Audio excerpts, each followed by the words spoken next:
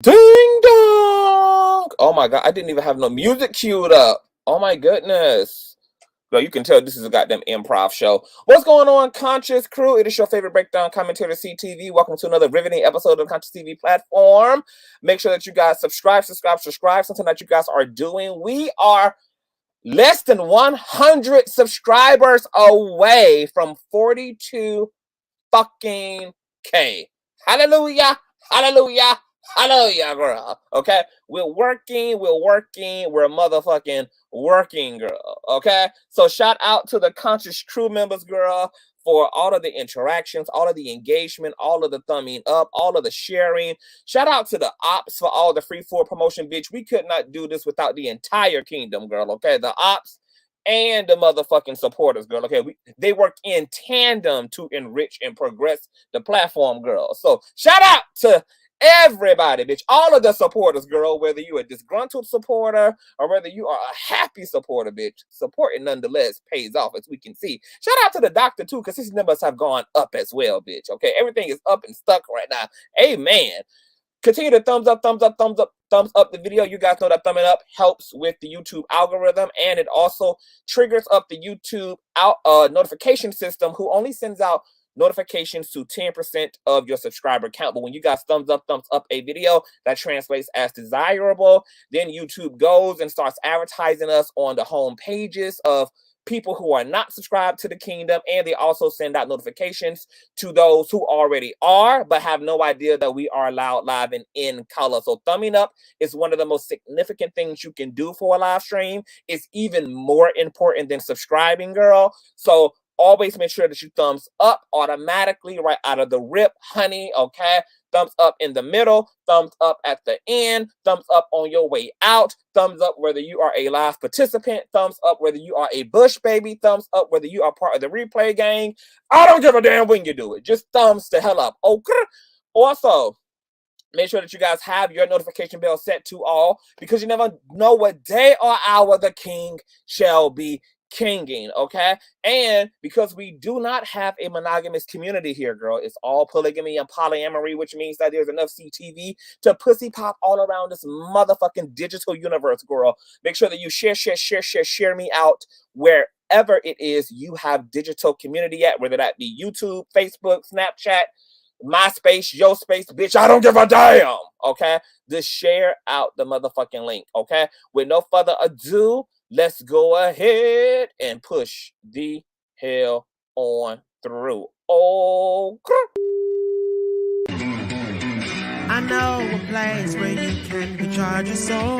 baby, that's Consciouztv. And in the midst of brokenness, he gon' see your asshole. Baby, that's Consciouztv. You gon' heal, you gon' laugh and catch a little shade. Ooh, girl. Y'all know he be slaying, y'all better stop playing. Come hear what he's saying. Ladies and gentlemen.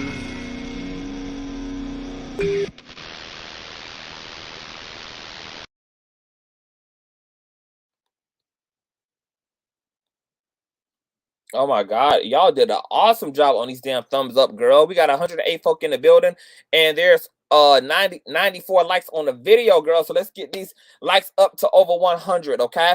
Now, so I'm starting to understand the connection between like good energy and co-creating.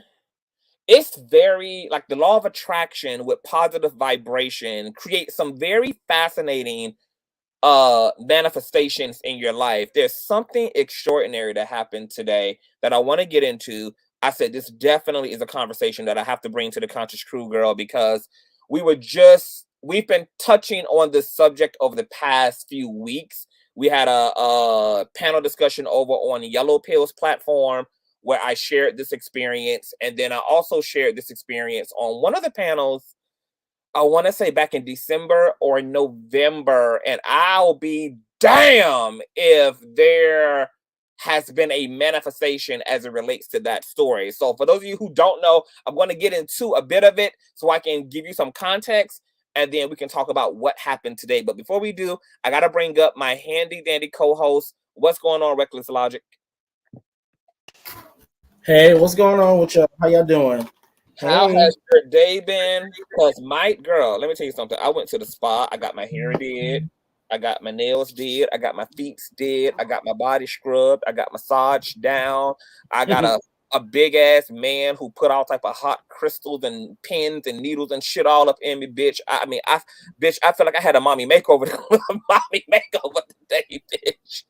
Like I feel lovely. I felt so lovely, bitch, that other people's husbands were loving on me today. Okay, but we're gonna get into that. How was your day?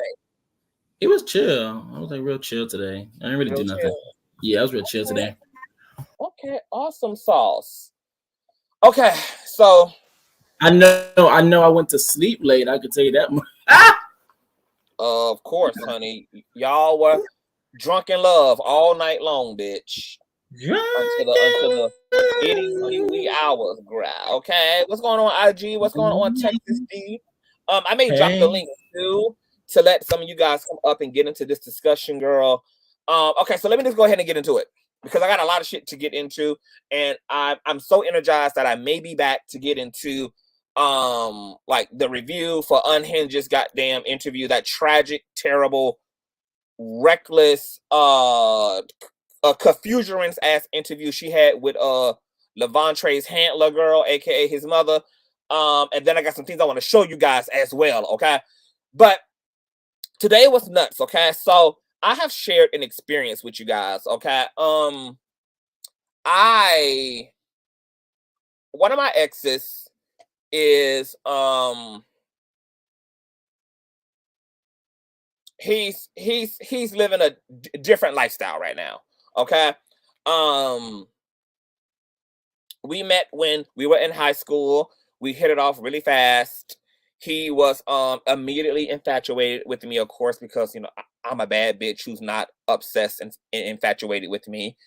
And it was like love at first sight for the both of us. This was the very first man that I ever kissed, and I experienced like butterflies. Like, no, this was this would have been the first man I kissed, because I've experienced butterflies 2 times in my life. And this particular individual is somebody who literally gave me Alicia Keys level butterflies. Like, I remember the first night that we had any type of like intimate connection. Matter of fact, I was a freshman in high school, he was a senior. And over the summer, over summer break, he would have been going off to college at this point. I would have been going into my sophomore year of high school. He invited me over, and things went, from one thing to another, from first base to second base. We didn't make third base, but from first to second. And the moment that we kissed, literally, I felt these like energetic explosions in my stomach, like literal butterflies, fireworks. The chemistry was redonkulous, okay? And we had already been courting, like, all year long on the download. Okay, of course, nobody knew about our relationship, nobody knew about our connection, etc. But it was amazing. It was an amazing download relationship. Okay, now fast forward, right? He goes off to college. That's the end of our love affair. We reconvene like maybe 5, maybe not even 5, maybe like a 3 or 4 years after high school. Okay, at this point, I want to say he had already graduated seminary. Maybe, I don't know. I don't know, girl. But nonetheless, we reconvene. Okay, I know I'm in my early 20s. And he is like on the last leg of college, etc., all of that. And at this point, he's still single, and so am I. So we pick back up where we left off. Okay, not quite got into a relationship, but we continue to definitely stay connected, definitely continue to build toward, a friendship. And of course, every now and again, we would touch off and do some grown folk things in the interim. Okay, so we stayed connected since then. Okay. Fast forward from there, okay? Probably about what? Because now I'm 37. We reconvened our high school romance in my early 20s. I'm now 37. So maybe about, so at this point, we done been reconnected for over a decade. It's been over a decade, obviously. Probably about the last 13 years, because my mom was still living too. Um, so yeah, probably about a good 13, 14 years now we've been connected. Now, along this timeline of us being connected, okay? Um, he So, okay, let me go back a little bit, okay? During our, like, when we were first starting to get to know each other in high school, he also had started dating another individual, a lady, okay? So he kind of had two high school sweethearts, okay? Myself and this woman. And they dated maybe for like a few months. And then, he and I was also dating, but nobody was exclusive, okay? Everybody, he was just dating her, dating me, etc. And then they kind of like fizzled out a few months after their little entanglement. And then he and her would go on to go into two different lives, go into two different parts of the country, and be completely removed from each other. And then he and I also went into our different lives after he graduated. Um So we reconvene and then we stay reconnected for the last 13, 14, 15 plus however fucking long years, right? Now, let me tell you how interesting and crazy the shit is, right? So a few years ago, guess who he runs into amidst us being reconnected? Now, mind you, we reconnected, but we're not together. We're just reconnected, okay? And we're just continuing to be friends, and we have a grown folk moment every now and again, etc. And all of that's happening. He also runs back into Miss High School sweetheart. Long story short, they end up getting engaged. They end up being and now they are married, right? So I was very supportive of the union, very supportive of their relationship and everything, all of that good jazz. And of course, like, he would still try to touch bases with me during the course of this situation, this relationship that he's in. And of course, that posed a big ass problem. And we've had to have a lot of conversations about those dynamics, because he's all tied up in Christianity, and now he's tied up in a union, and now there's a whole family that's been created, and there's all of this and all of that. Um,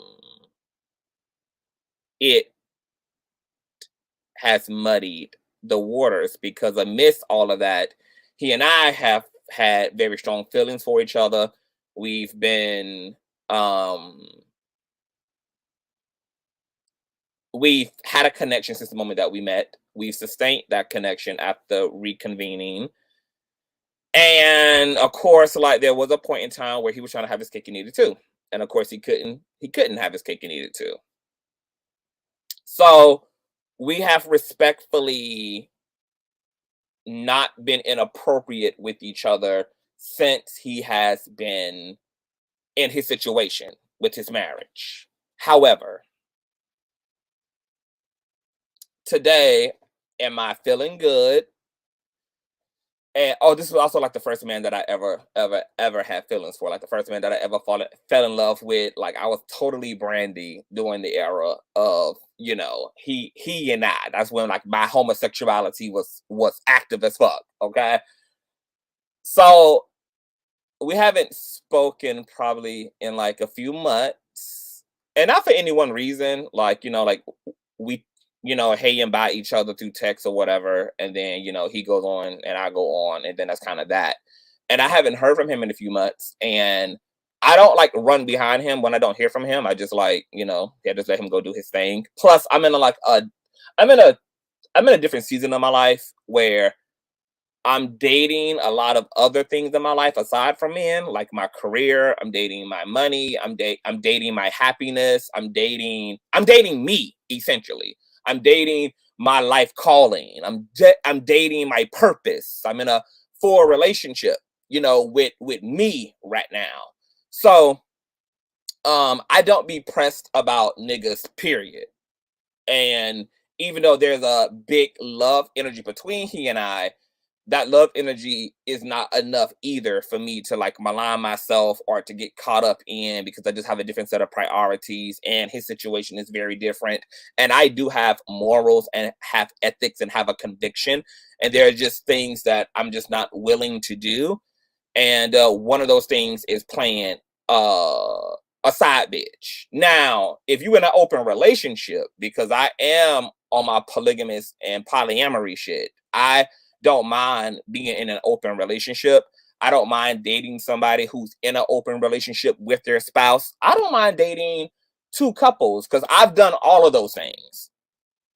But this ain't one of those situations, okay? this supposed to be a monogamous type of situation.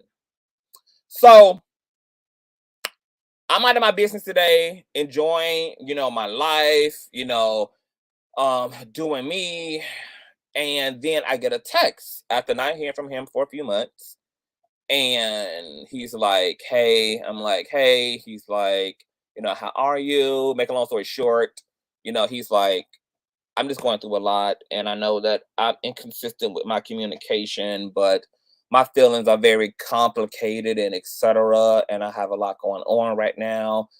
And, I just want to apologize for being inconsistent because you've been in my life longer than anybody that I know outside of my family.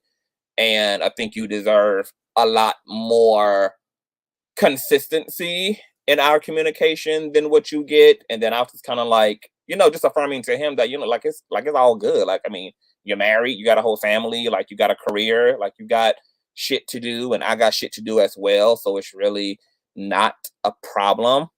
But he was just like, just still felt the need to just like apologize for however he felt he has been treating me, which is very interesting because I have not perceived necessarily mistreatment.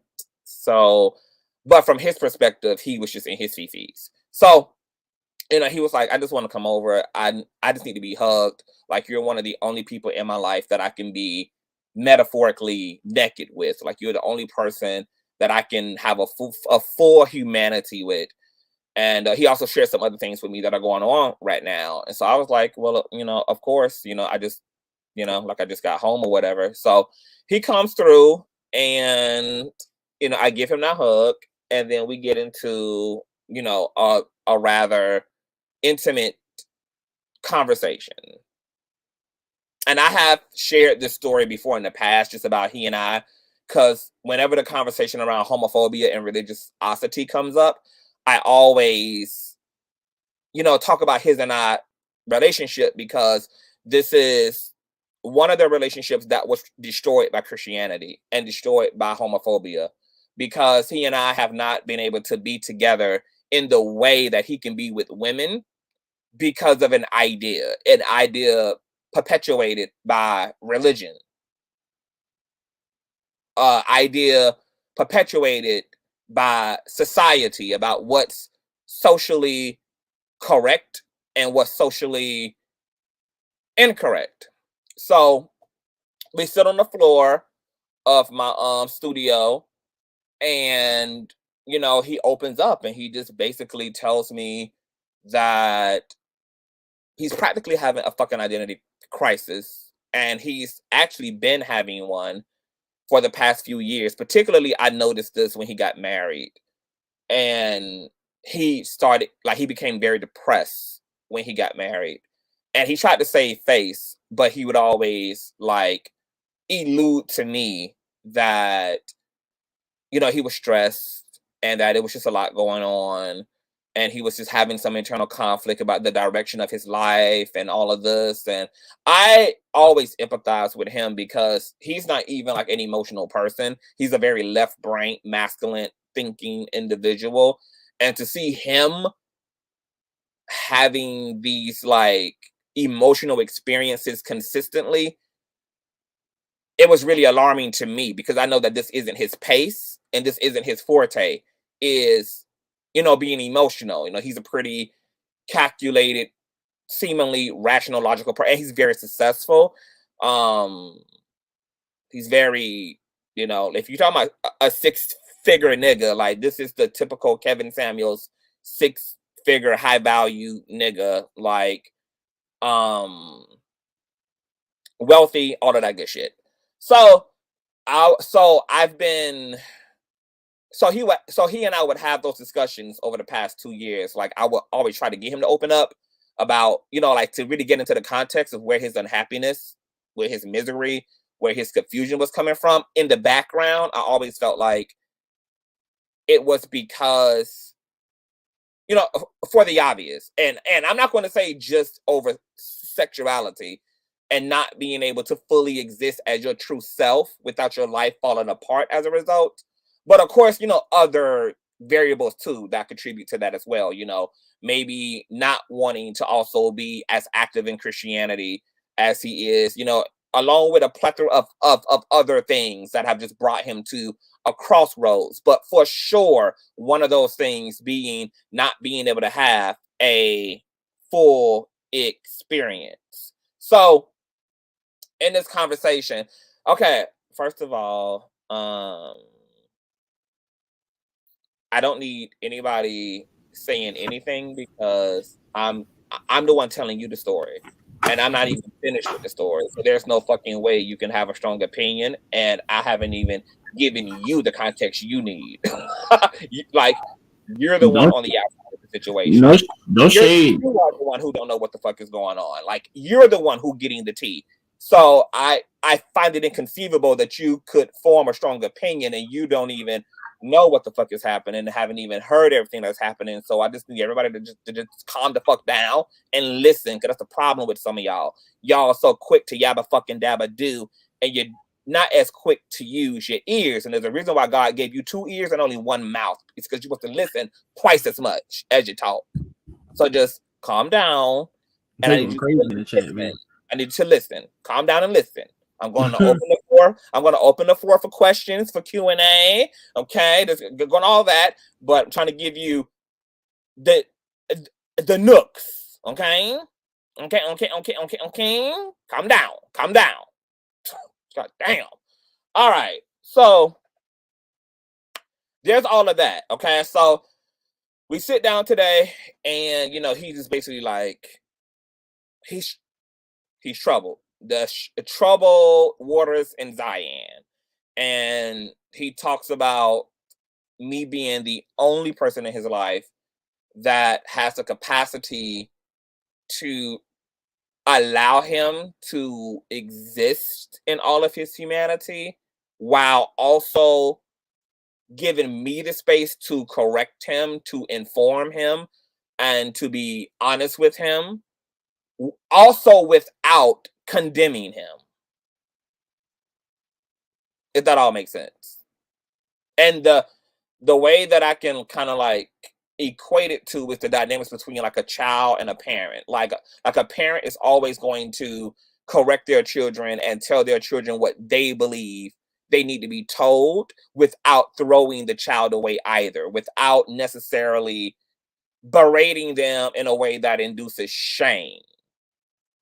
And that's kind of his and I dynamics. Like, we able to have very open, raw, honest, intimate exchanges. And I'm also still afforded to be able to say what I need to say and to correct him or chastise him even without also nailing him to the cross. Okay. So he's just talking about everything he's going through right now. He's talking about his feelings for me, complicated as fuck, because of his life circumstance. And obviously there's still desire from him to me. And there's still he wants me in his life, but everything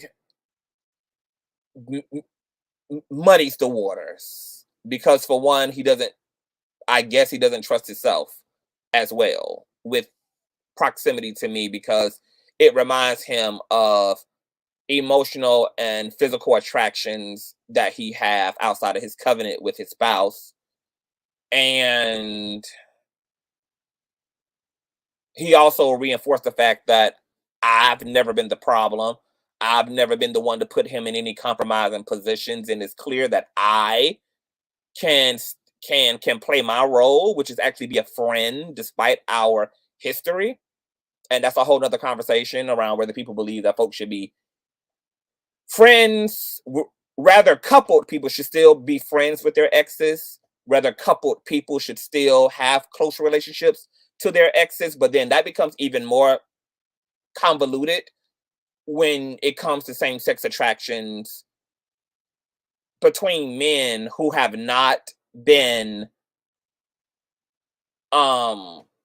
showing up socially as a bisexual or pansexual person, but has showed up heterosexual and have had these interactions and had these relationships in the secrecies and privacies of their life,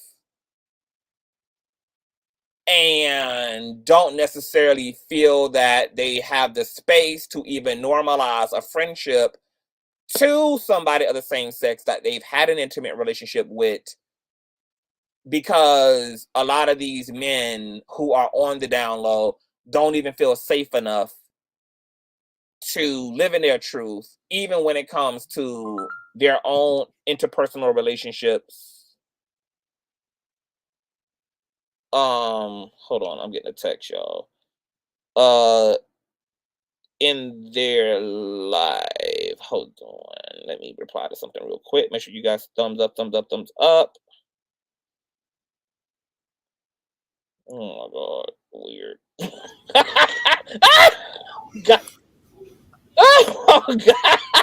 What the hell? Oh God. What's going on, y'all? Welcome to the Land of Reckless Logic. Please, guys, tap that like button, hit the subscribe button, and please smack that notification bell so do not miss any more posts from us.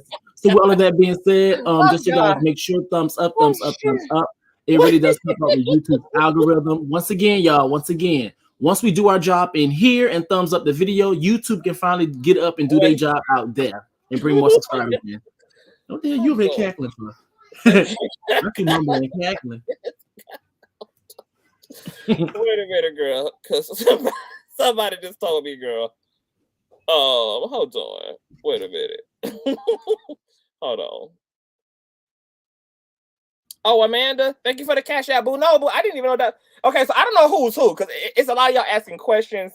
So please don't take my chastisement personally, okay? But it's just that people have a habit of like quick to already like start inserting their thoughts, and they ain't even like let a bitch finish their whole like, you know, dissertation for one. But I was cackling because one of my street committees just talked about just told me, girl, there's a narrative going around that I'm sleeping with a lot of gospel artists, girl. So why specifically a gospel artist, bitch? Like why? Like it's the literal genre for me. It's like not just sleeping with men, but specifically gospel artists, girl. So let me guess. Wait, let me guess. How is it that my ratchet ass would even be the type of a Kurt Franklin, of a who are some of the known male gospel artists? Diedrich Hatton, Marvin Sapp, Kurt Franklin, Fred Hamilton. Fred Hamilton. Who's some other notable male gospel artists, girl? Like how Ty Tribbett. I was just thinking about him.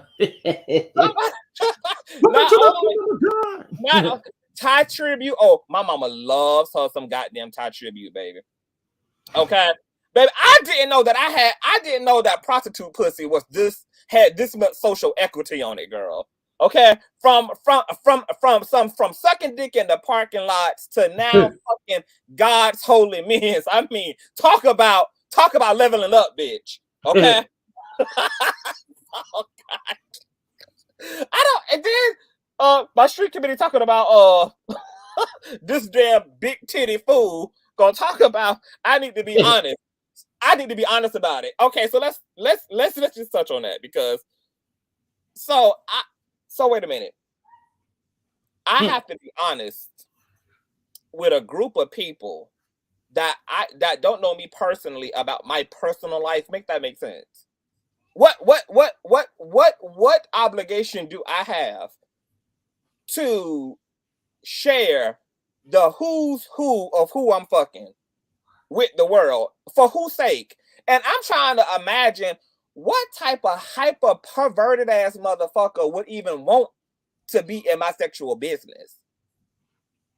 Not only is there a desire for a hyper perverted motherfucker to be in my sexual business, but they actually feel entitled to know what type of slutatious behavior goes on in my sexual life. That is some really weird, homoerotic, perverse shit.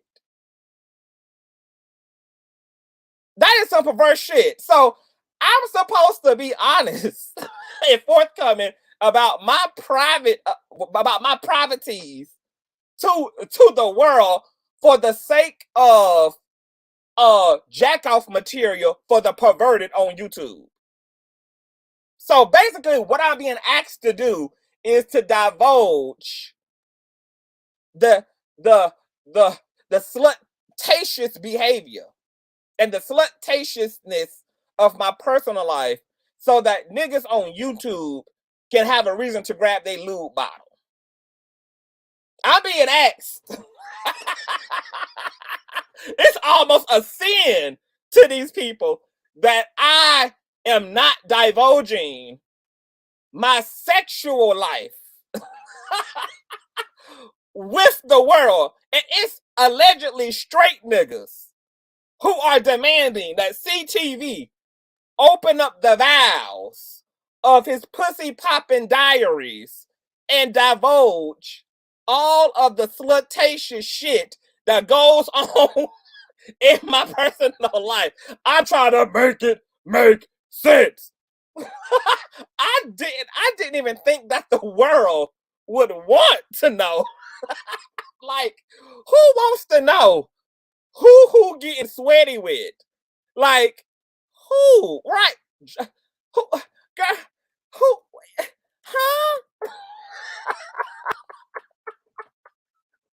And CTV is pussy popping for the gospel community, girl. I mean, god damn. Like, it's the creativity. I mean, you got to give it to these people for the creativity, at least, baby. Okay. But I do want to have a moment of silence, girl, for those who are upset, girl, because I'm not choosing to divulge the privacies of my pussy and the men that have access to that pussy with randoms on the internet. So for a brief moment of silence, girl, let's pay tribute, girl, to those who are crying aloud in the land right now over my privacies. My man loves me. He provides for me. He protects me. So tonight, I'm gonna drop it low just for him. Drop it low for Jesus. Keep the Lord in mind. your dirty wine, drop it for Jesus. In the club, shake it to the floor and show it love. I'm on the grind, cause for my sins he died.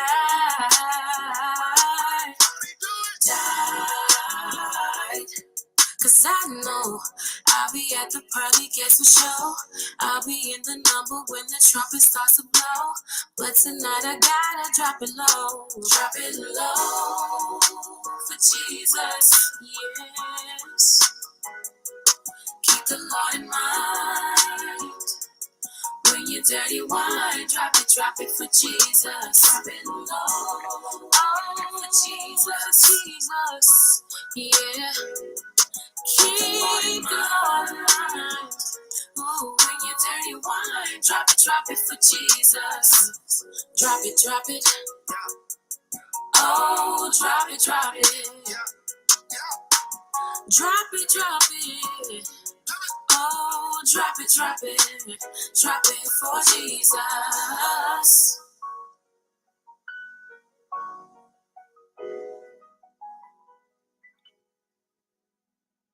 All right, we just needed a brief intermission, you guys. Okay, now back to business, baby. So there was all of that, and I shared all of that to say that we talk about homosexuality, we talk about religiosity, we talk about, homosexuality and homophobia in terms of like direct hate toward, minority people on the LGBT acronym. But we really never really get into the way that religiosity and homophobia has really devastated the fucking lives of real human beings. And while we know that homophobia has led plenty of same gender loving, pan, bisexual, trans and non-binary people to live a life that's not authentic to them, it's led them, and in living a life that's not authentic to them, some of our queer brothers and sisters have created an entire matrix, an entire simulation of lies in order to appease society, to appease their families, to appease their communities, to appease their church, or even this idea of appeasing God based upon these tenets of the religion's faith. But we don't oftentimes also talk about about how homophobia and religiosity have destroyed the love lives of queer people, have destroyed relationships between people who want to be together, who can be together, but won't be together because of an idea, because of an entire idea. And my ex situation is a perfect manifestation of the type of, like, the ills and the side effects of that world. Recently, when the DL have come up, I have kind of, I don't want to say defending the Downlow community, but I have been more empathetic toward the Downlow community, because the Downlow community is a product of the homophobic, patriarchal world of the dominant class. Like, the Downlow is the byproduct of the world that the dominant class put together. Here it is, you have men and women, same gender loving men and women, who cannot live in a fucking truth because the price of being honest is almost that of their very life. And that's unfucking fair. It's unfucking fair. You cannot create a system where you tell people that they're going to burn in hell, and a system where people get so fucking invested in other people's lives that those people around those same gender loving people are willing to punish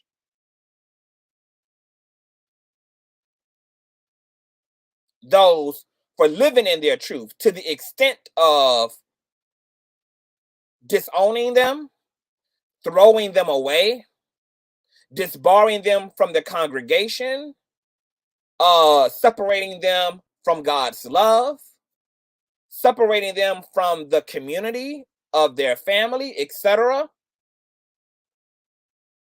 Moderators, airlift Michael Jackson. I don't know how Michael Jackson came back into the earth realm. He's supposed to be resting in damn peace. Somehow Michael Jackson done found his way into the live stream. So moderators, airlift Michael Jackson to a 30,000 feet altitude and drop his motherfucking ass off back into the spirit world, girl, where he been for the past 10 years, and close the vortex behind you when you do.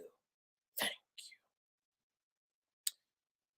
you. You cannot create that type of a system with that level of penalty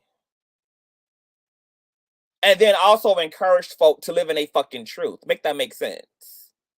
I mean, the position that queer people are in as it relates to being so-called honest, like it's the irrational expectation to expect a motherfucker to be honest when their job is at risk, when their position in the church is at risk, when they are at risk for losing their family, and sometimes at risk for losing their fucking life as a result of being honest about their trans identity or their same gender lovingness.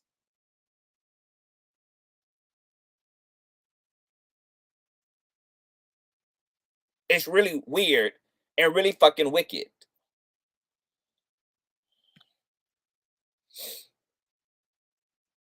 Now, there is a person trapped in a reality that he feels he can't get out of. And let's talk about that feeling. It is a feeling because at the end of the day, no matter how severe the consequences, right? A person has a choice for sure. Even if it is to let their choice cost them their life or their life as they know it to be. But nonetheless, still have a choice. But what I want to do, especially having first dib and firsthand experience now, because this is something that somebody in my life is going through currently, is to humanize this plight.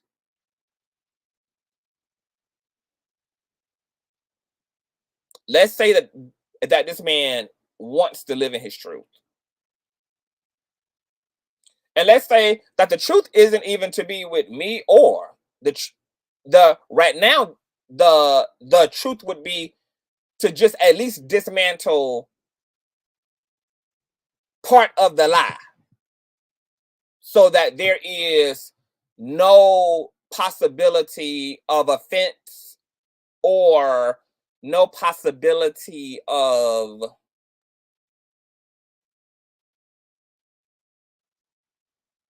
disrespect and violation, because he does have a covenant with an individual. So the living in the truth may be to live single until one can come to terms and come to clarity. But guess what? That same person that this society expects to be honest and integral is being asked to be integral in a system that's not integral, in a system that's abusive, that's menacing, and that witch hunts and wants to punish people based upon their reality and their identity. That is irrational and illogical. And the position that the queer people on the Downlow are in remind me of that situation that happened in Columbine when that black girl was asked by one of the shooters to either choose between God or remaining alive, and gave her an ultimatum that if she confessed to her faith in Christ, that he would take her life, or if she denounced her faith, he would let her live. And this woman stayed true to her faith, and her life was lost as a result. That's the exact same situation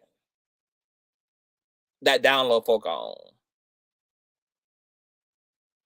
where you want people to be honest and you want them to be upfront and you want them to just let it all hang out.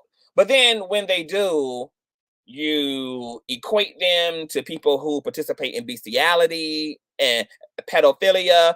You punish them by not allowing them to have access to their younger relatives because you don't want the gay and the queer to be contagious.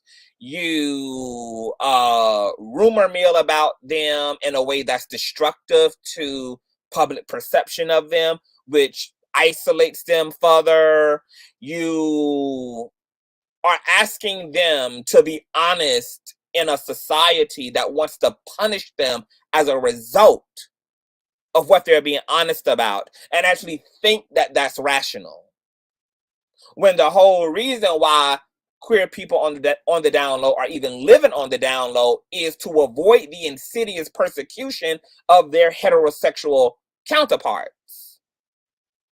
And that's why it always makes me cringe when straight folk are always so adamant about niggas needing to be honest and honest and honest and honest and honest, but yet do not consider the nuance of that honesty.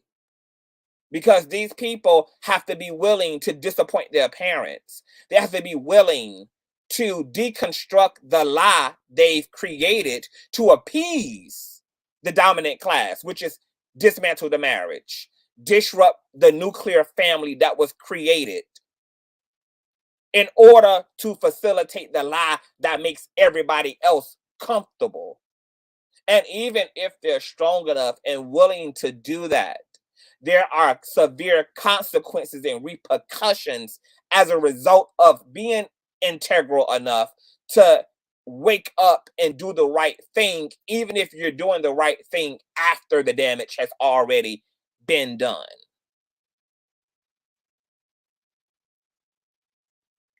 What's going to happen is society. The burden isn't just on the DL, to be honest. The burden is on society to be a better group of motherfucking people, too. That shit has to work in tandem, because you cannot make people deaf afraid to be who the fuck they are and then yet require them to do just that.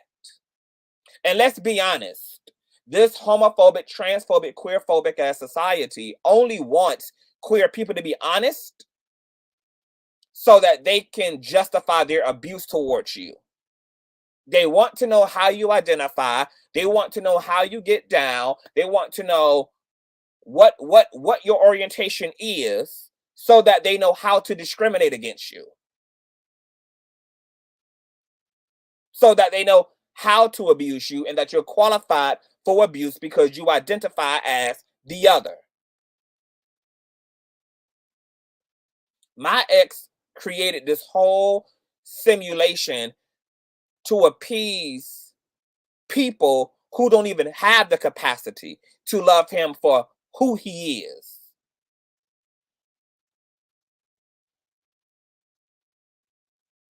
And now he's stuck between living in the truth that would now have to make him dismantle every fucking thing that he's created to make all of them happy, while he paid the cost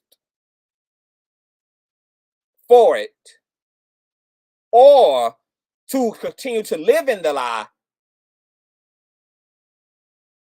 and partake in some experience of misery. just so that he can avoid the consequences and repercussions that will follow if he was to stand fully in his authentic self. His authentic self may not only be pansexual or bisexual, it may also be polygamy, it may also be polyamory, it may involve a few different controversial taboo intersections. And so everything that he's created would be completely opposite of this unconventional existence, which means that everything he's created would absolutely come under subjection and confrontation, and that essentially he will lose it. I think this society is asking queer people way too much for a whole lot of nothing. For a whole lot of nothing. Because y'all are asking queer people, to be honest, just for the sake of it, while the dominance of class certainly is not even doing that. And beyond the queer person just living in a truth, what are any of the other redemptive qualities to being openly queer? What are the, because it's not like I'm going to be queer and still be able to hold my position as the minister of music or as the assistant pastor or hold any of my religious titles. It's not that I'm going to be able to at least be afforded in the relationship I'm in to at least share what I am, even if I don't want to be with the people that I'm also attracted to generally, because this person has also, aka spouse, has not been trained to receive that truth without feeling threatened and insecure. So now I got to risk telling my wife something that I want to tell her because I just want to be able, I want her to be able to love who I am entirely. But if I tell her that I'm also attracted to men, I now have to risk her ass also wanting to divorce because she feels paranoid that that means I want to cheat. That means I want somebody other than her, because she also hasn't been well built to receive this confession and honesty from a man and still have her self-worth intact. Because patriarchy also doesn't allow women to have self-worth. It allows them to have codependency upon a man who lives and shows up and operates to a certain accordance. And if that accordance is also not adhered to, women fall apart accordingly and don't know who they are. That's why most women don't even want to date bisexual men. Because what a lot of straight women are really don't know that they're admitting is that I've been raised in a society that's actually made me grossly insecure. And I feel threatened by everything and every goddamn body. I feel threatened by other women. I feel threatened by my nigga being attracted to more than just women. I am threatened by everything, bitch. And that's on part of patriarchy that has diminished and reduced women's self-esteem. My heart went out to him because I'm the only person that he can talk to. I'm the only person that he can expose all of his truths to without being thrown into hellfire.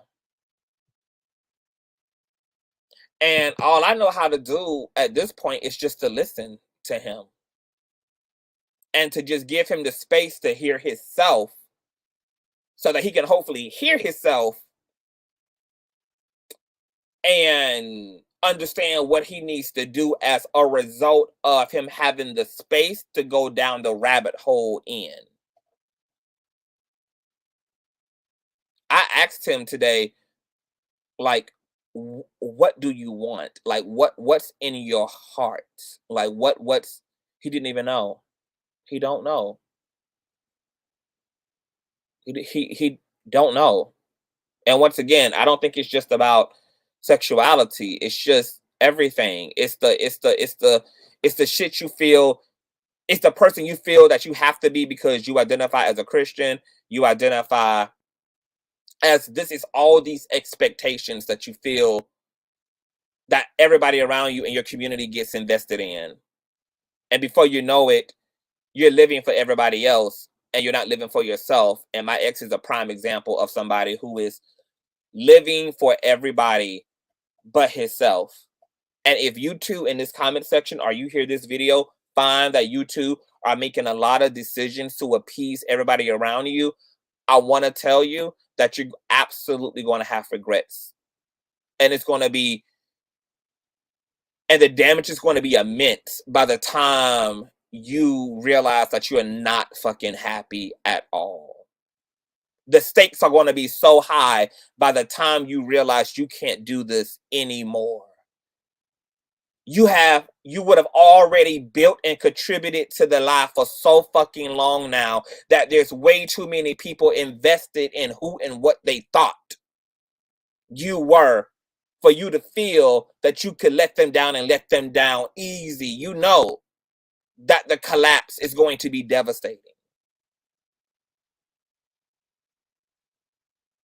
And oftentimes the down low person is the person who takes the bullet for the world that society created and for the wall that society put their backs up in.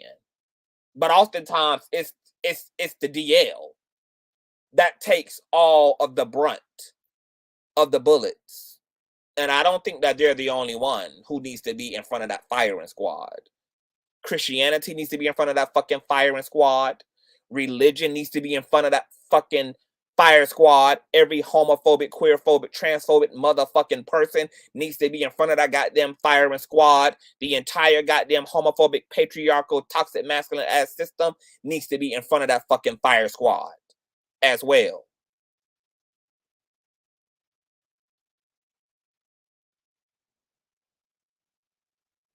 And what's even more gaslighting and narcissistic about this unaccountable, weak ass system of ours in America is that when communities that have been victimized by the American system speak out, they narcissistically abuse those communities back into obedience. They blame the communities for the position that they're in. They want us, not only as queer people, this same racist patriarchal system wants black people to do the same thing, which is take 100% accountability for the problems that we gave to y'all and clean it up without having to point a finger at us while you do it. Bitch, you got me fucked up.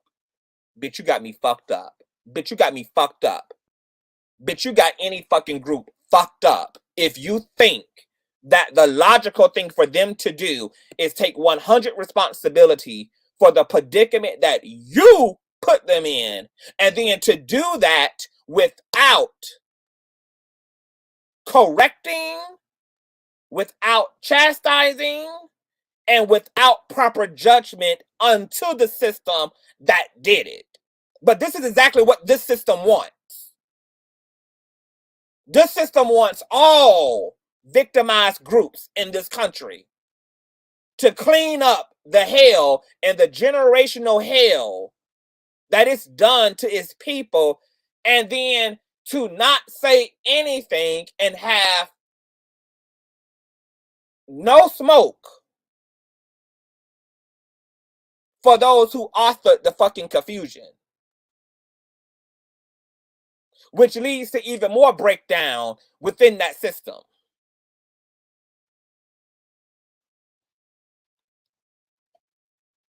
Men want women to clean up the shit that patriarchy has done without having to say anything about men.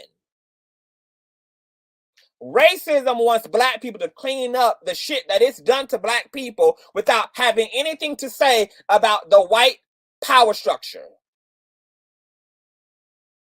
The black church and the black community want black queer people to clean up the shit that it did to them without having anything to fucking say about the church or about the homophobia and the transphobia and the queerphobia perpetuated in the community.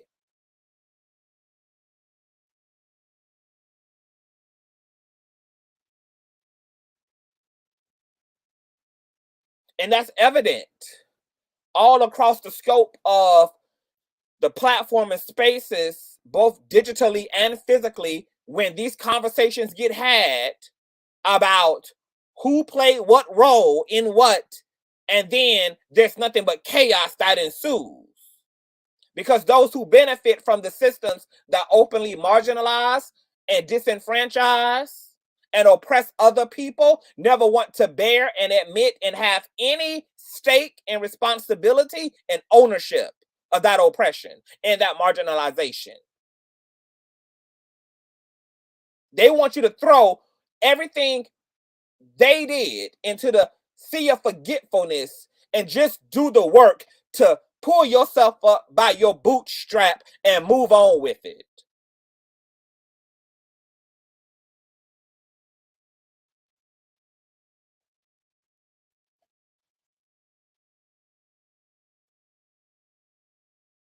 Matter of fact, I'm almost forced to believe that the dominant society gives the Downlow community a super bad name because it is a deflective tactic in and of itself. Because if we dehumanize these people, we can convince those who are observing that they are the villains and they did this to themselves, without ever realizing that there's a fourth wall and that there's a whole different set of producers outside of the actors on the stage that are responsible for the script that's being adhered to by the actors on the stage.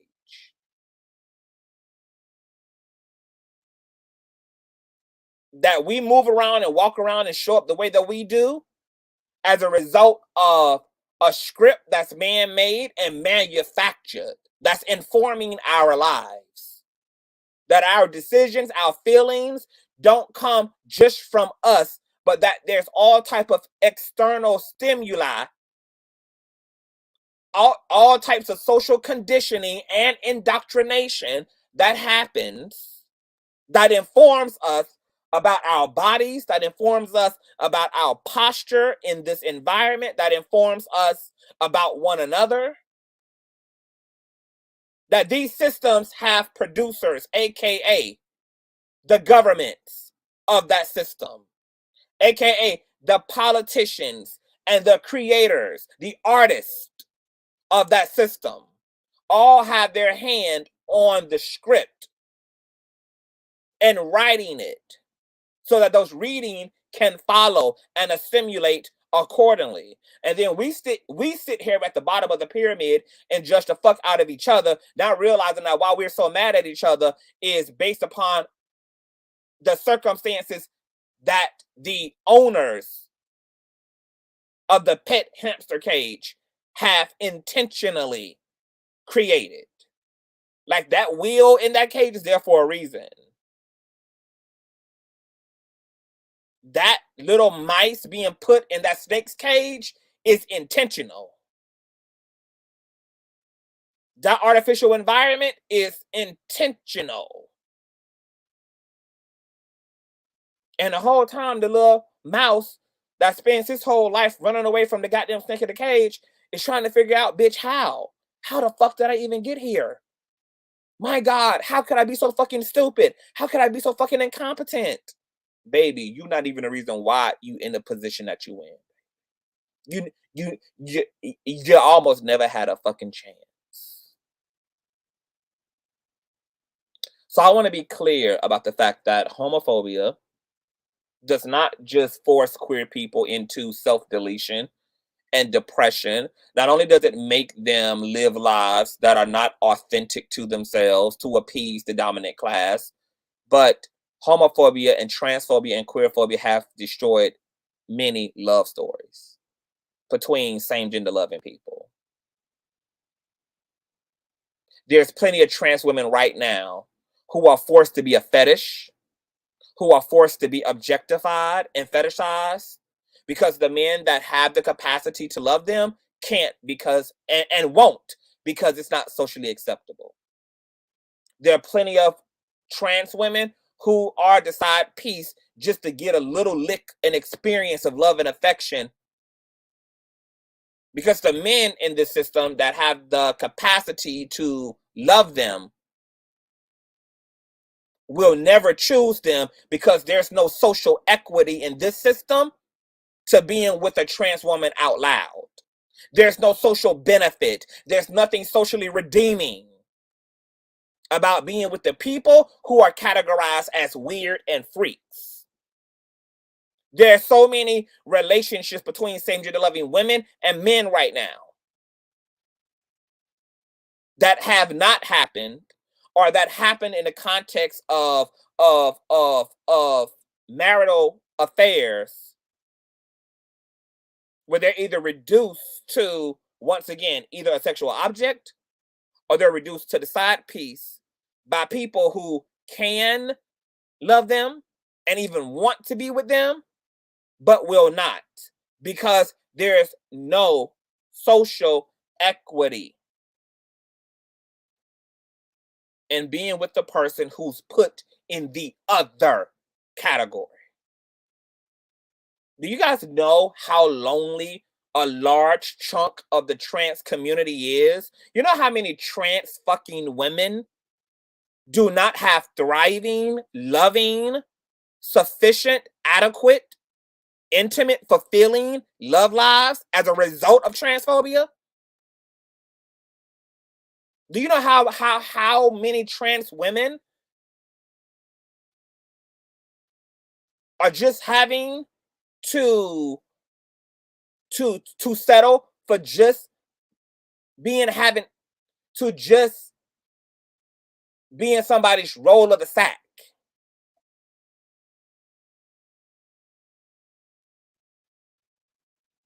But not anybody's wife.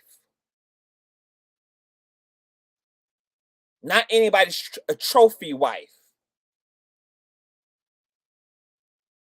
You know how many pan and bisexual ass people who in relationships to partners of the opposite sex who they have less feelings for than the same gender, than the people that they have a same gender loving attraction to? And this is not a predicament that queer people have put themselves in, bitch. This is a predicament that society has put queer people in. Queer people didn't do this to themselves. Overall, society has. And they used whatever they needed to use. Whether that was religion, whether that was Christianity, whether that was the Bible, they did what they had to do to control other people's motherfucking lives and dynamics. And it's fucked up.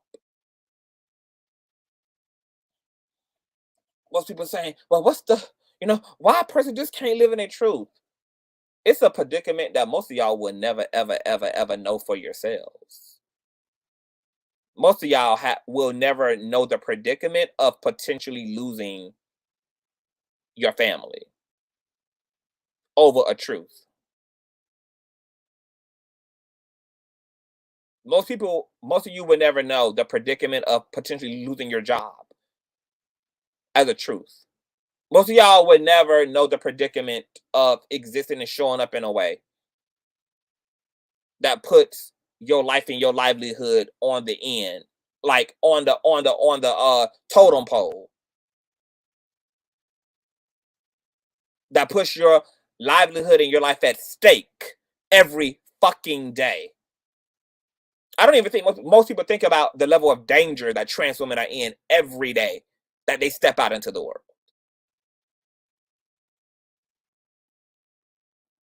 And I have hardly ever heard one truth by heterosexual people that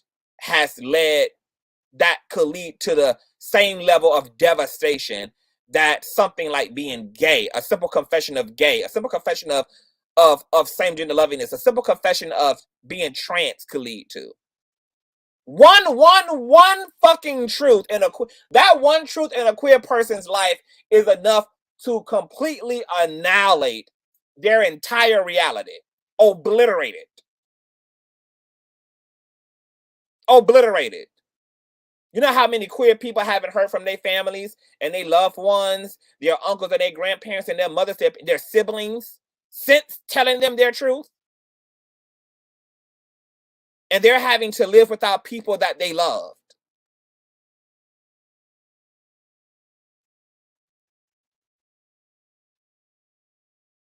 Do you know how many fucking hate crimes and how much bullying goes on in the life of open trans woman or trans man,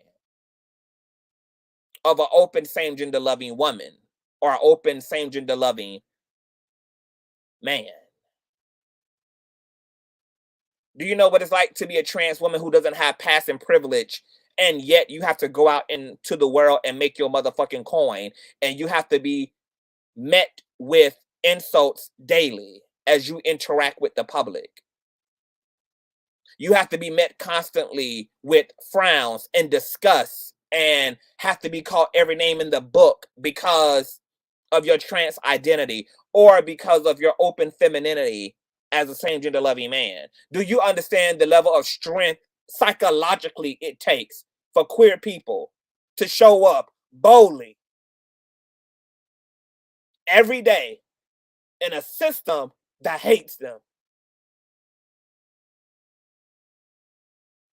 And then to make matters worse, y'all even hate those people too. As y'all scream, be honest, be honest, be honest, you openly discriminate against those who are completely unapologetic about their existence. Look at what Lil Nas X truth was met with. A fucking congressional hearing. A congressional fucking hearing. Because he had the nerve to do what y'all asked him to do, which is to live in your shit, nigga. Look at what Malik Yoga was met with when he admitted to being trans attracted and rallied behind trans women. How y'all ran that man into the fucking obscurities of fucking society. Because he did what y'all asked him to do, which is to be 100.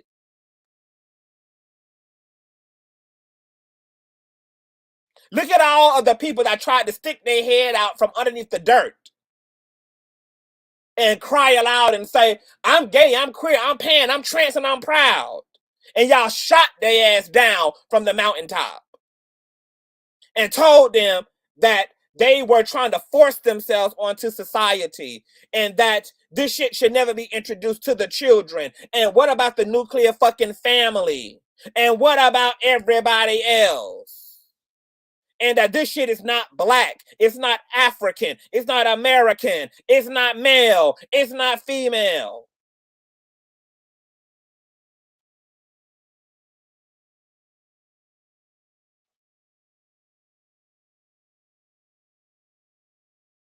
This is the schizophrenic, bipolar ass synergy of the dominant class who literally be speaking out of both sides of their fucking neck while also directly contributing to the issue.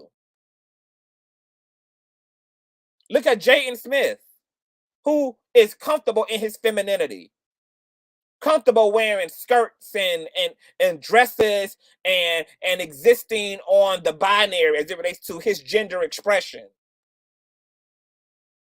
And how Will and Jada all of a sudden became horrible parents because their children were given the freedom and the space to self-actualize for themselves without being consumed and projected onto with a bunch of social constructs. Look at the shit y'all taking Gabrielle Union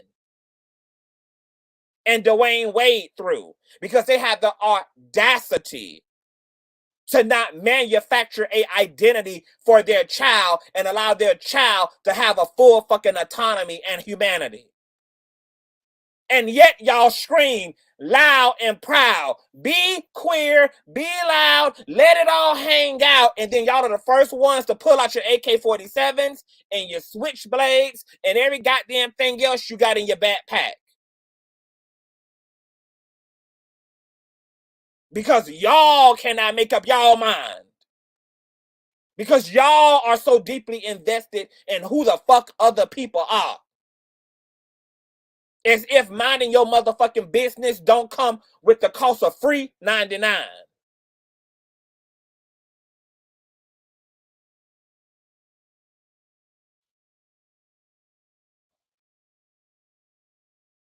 Y'all ain't do shit as the dominant society, but force y'all self on everybody else. Force y'all social norms on everybody. Force your motherfucking religion on everybody. Force your motherfucking ideas of femininity and masculinity and man and fucking woman on everybody. You wrote that shit up in the legislations. You wrote that shit up in the goddamn religions. You wrote that shit up in all of the social normalcy that we all operated in, and yet queer people are the ones who forcing something on y'all. Y'all forced homophobia on us, bitch. Y'all wrote about us in your books. Y'all slandered and libeled us in your history books, bitch. Y'all did that. Y'all perpetuated that shit. Y'all reinforced that shit. Y'all doubled down on that shit. I don't want to hear from no straight nigga about nothing. Because a straight nigga can't add nothing to this conversation. I done heard from straight niggas my whole fucking life. It's time to hear from some other men. I'm not interested in what the fuck a straight nigga got to say. I heard from the straight nigga as a pastor. I heard from the straight nigga as a father. I heard from the straight nigga as an uncle. I heard from the straight nigga as a brother. I heard from the straight nigga as a president. I heard from a straight nigga as a mayor. We ain't been doing nothing but hearing from goddamn niggas.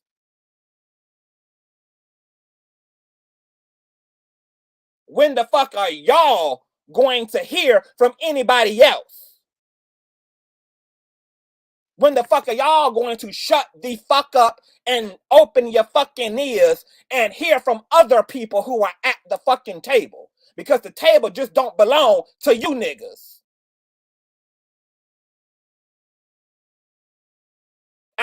Our whole fucking life, all we were forced to do is hear from goddamn straight people about their fucking ideas of community, their ideas of fucking marriage, their ideas of the fucking world, their ideas of sexuality. And even though y'all done took up all the space, still want to be a sounding board.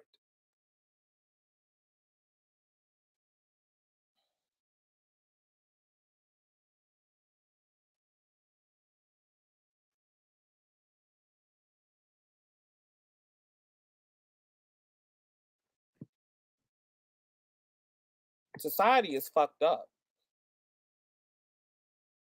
And that's why the system is crumbling, and you niggas cannot take it. You niggas cannot take it that black women are doing this shit without y'all, baby. Y'all can't take it because queer people are no longer largely asking for acceptance, baby. They're just doing them. And y'all can narrate that shit as the gay agenda and whatever the fuck y'all want to, bitch. It ain't gonna keep Lil Nas X from being in high thigh boots and grinding on a nigga on national TV. It ain't gonna stop fucking queer people, essentially, especially those who have the capacity to do them, from having their fucking babies, from having their lives and living their lives right in front of your fucking face. Mm-hmm. My hope is that for our DL counterparts, that they would take strength out of those of us who are operating in a level of I don't give a fuck that the rest of us are living in. Because it is miserable living on the other side. And these people will ask you to do for them what they will never do for you. They will ask you to hop, skip, and bounce to the beat of a tune that makes them comfortable, while they themselves do every fucking thing they want to do. Somebody airlift this fucking GFTZ zone motherfucker to a 30,000 feet, drop their motherfucking ass off into the abyss of Black Nation. Because I don't know why so-called straight niggas and women claim that they want queer people to leave them alone, but they be the ones in our space. Do you see me in the GFTV TV zone? Because even when we create a space like this, bitch, somehow the folk who want to be left alone find themselves meddling and trying to force themselves on those who doing just that, leaving their motherfucking ass alone. And are we over here trying to get into they fucking zone? No, bitch, but you want to be left alone. Y'all can't seem to leave queer people alone, baby. Y'all can't sing, baby. I'm not gonna exist on an island all by y'all fucking self. And this is the type of narcissistic raping of the dominant class that goes on. This is no different than Stonewall, where queer people created their own fucking spaces. And what did the dominant class do? Come into their space and rape them of their culture, rape them of their autonomy, rape them of their self-expression.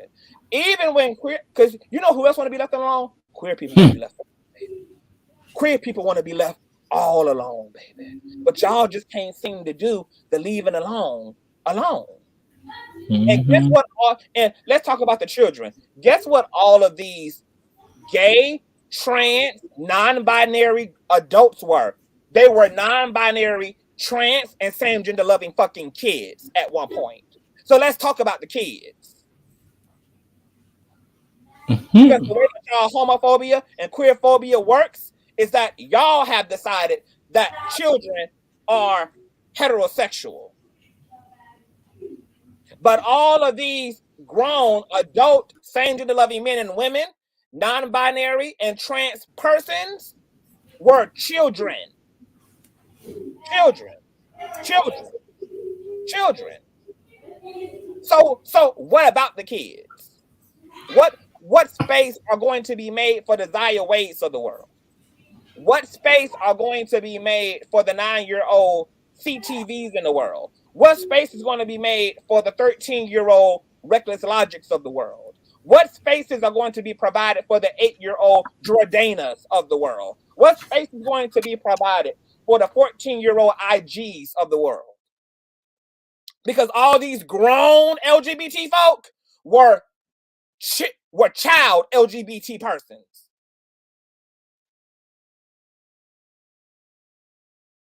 Were children too.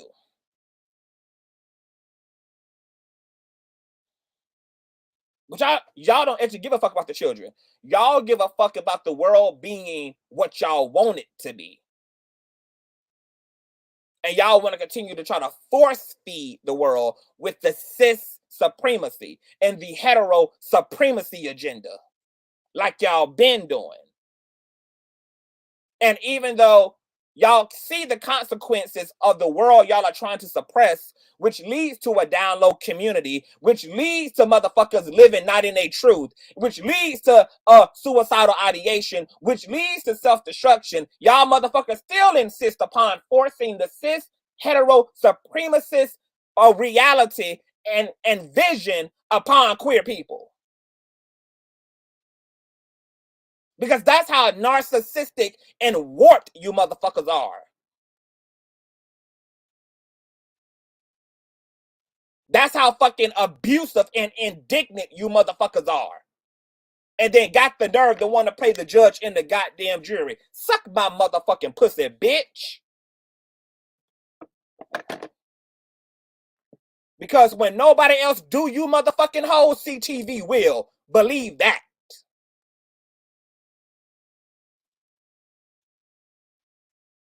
Reckless, I'm gonna let you get in on this conversation before I drop the motherfucking link.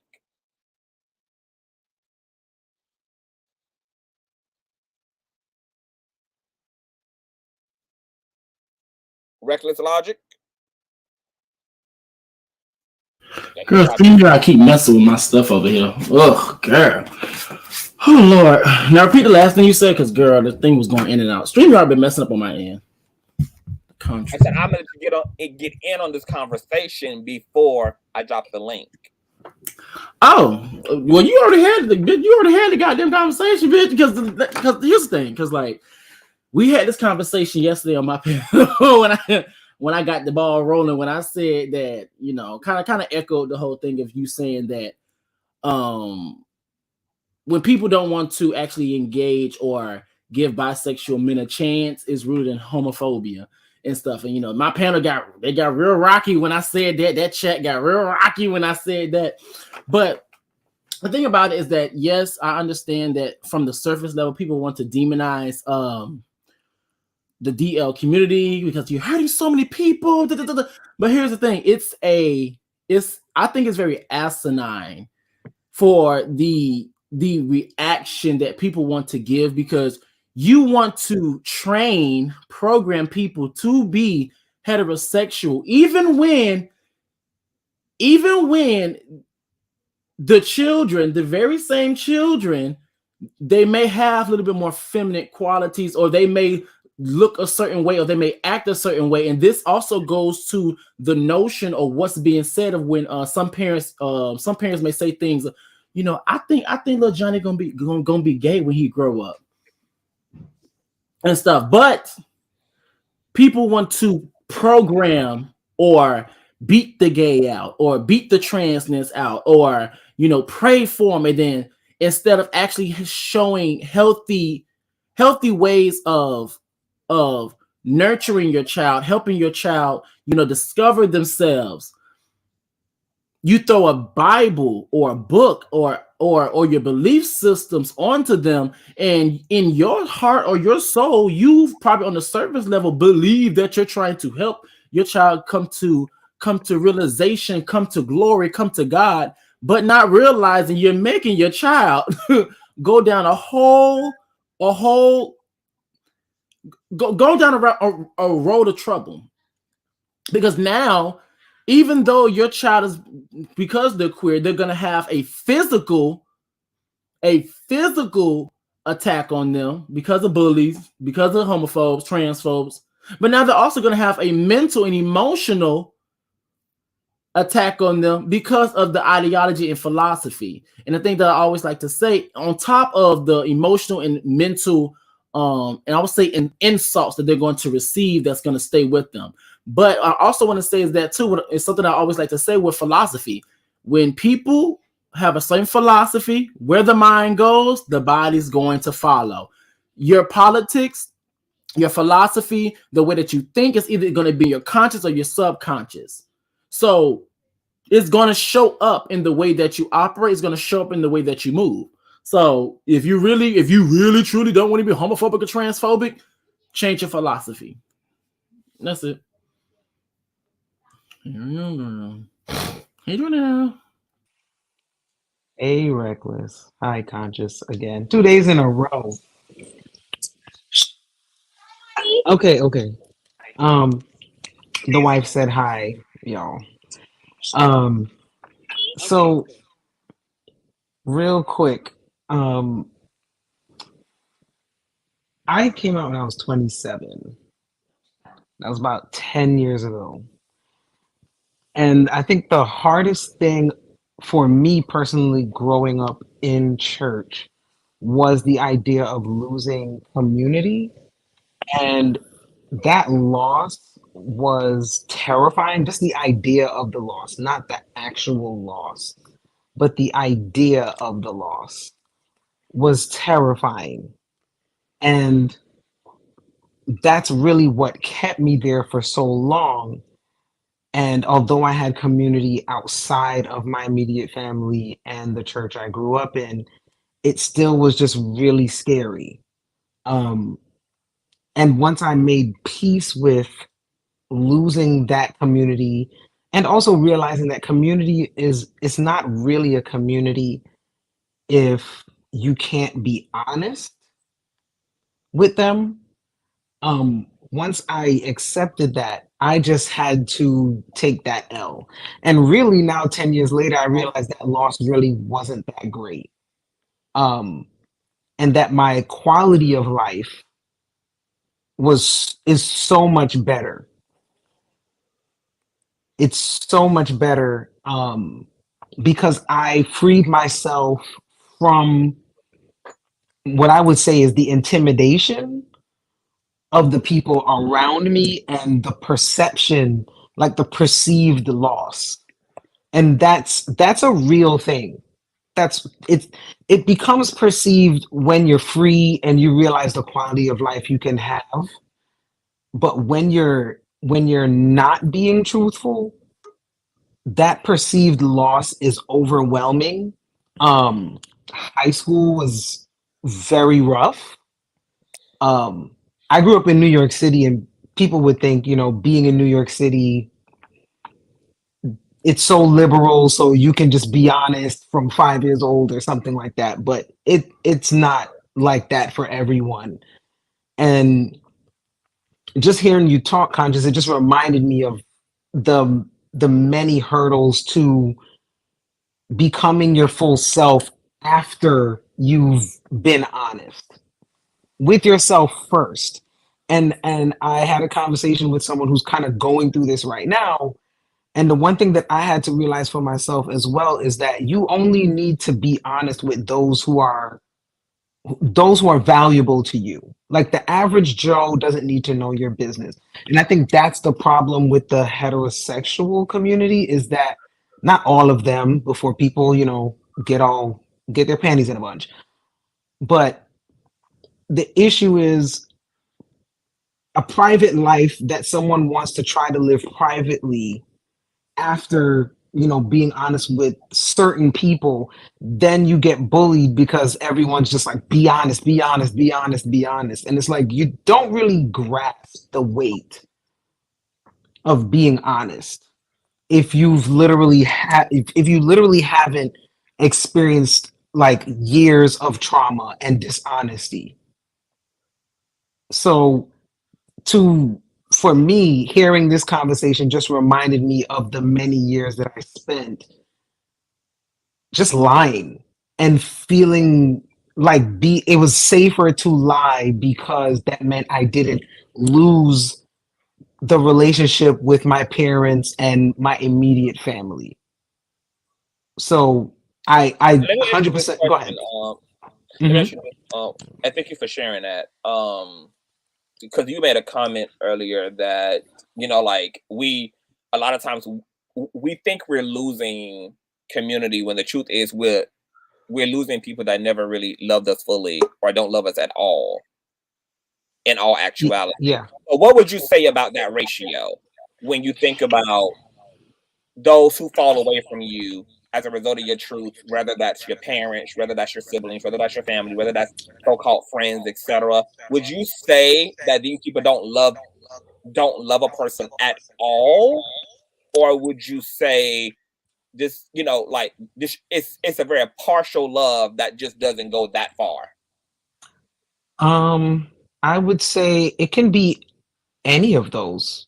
I don't think it's even absolute. Like, for example, Because um, and I just want to provide more context why I'm asking this. I'm mhm, asking this because you have queer people who, as far as I'm concerned, they are in a sunken place, in a sense, who want to still make it work and who have such value for those relationships to people who do not respect their humanity, who do not want to put no respect on their humanity. And you have some queer people, because I know like T.S. Madison, during her show on she was like reconciling with her father and all of that. And there was a big discussion between him and her. And T.S. Madison also has gotten like a lot of heat from her relationship to her mom, because some people felt like, at least initially, because Miss Mary has come a long way. And she's a lot more affirming and accepting from what I'm hearing now than maybe she was at some point in T.S. Madison's life.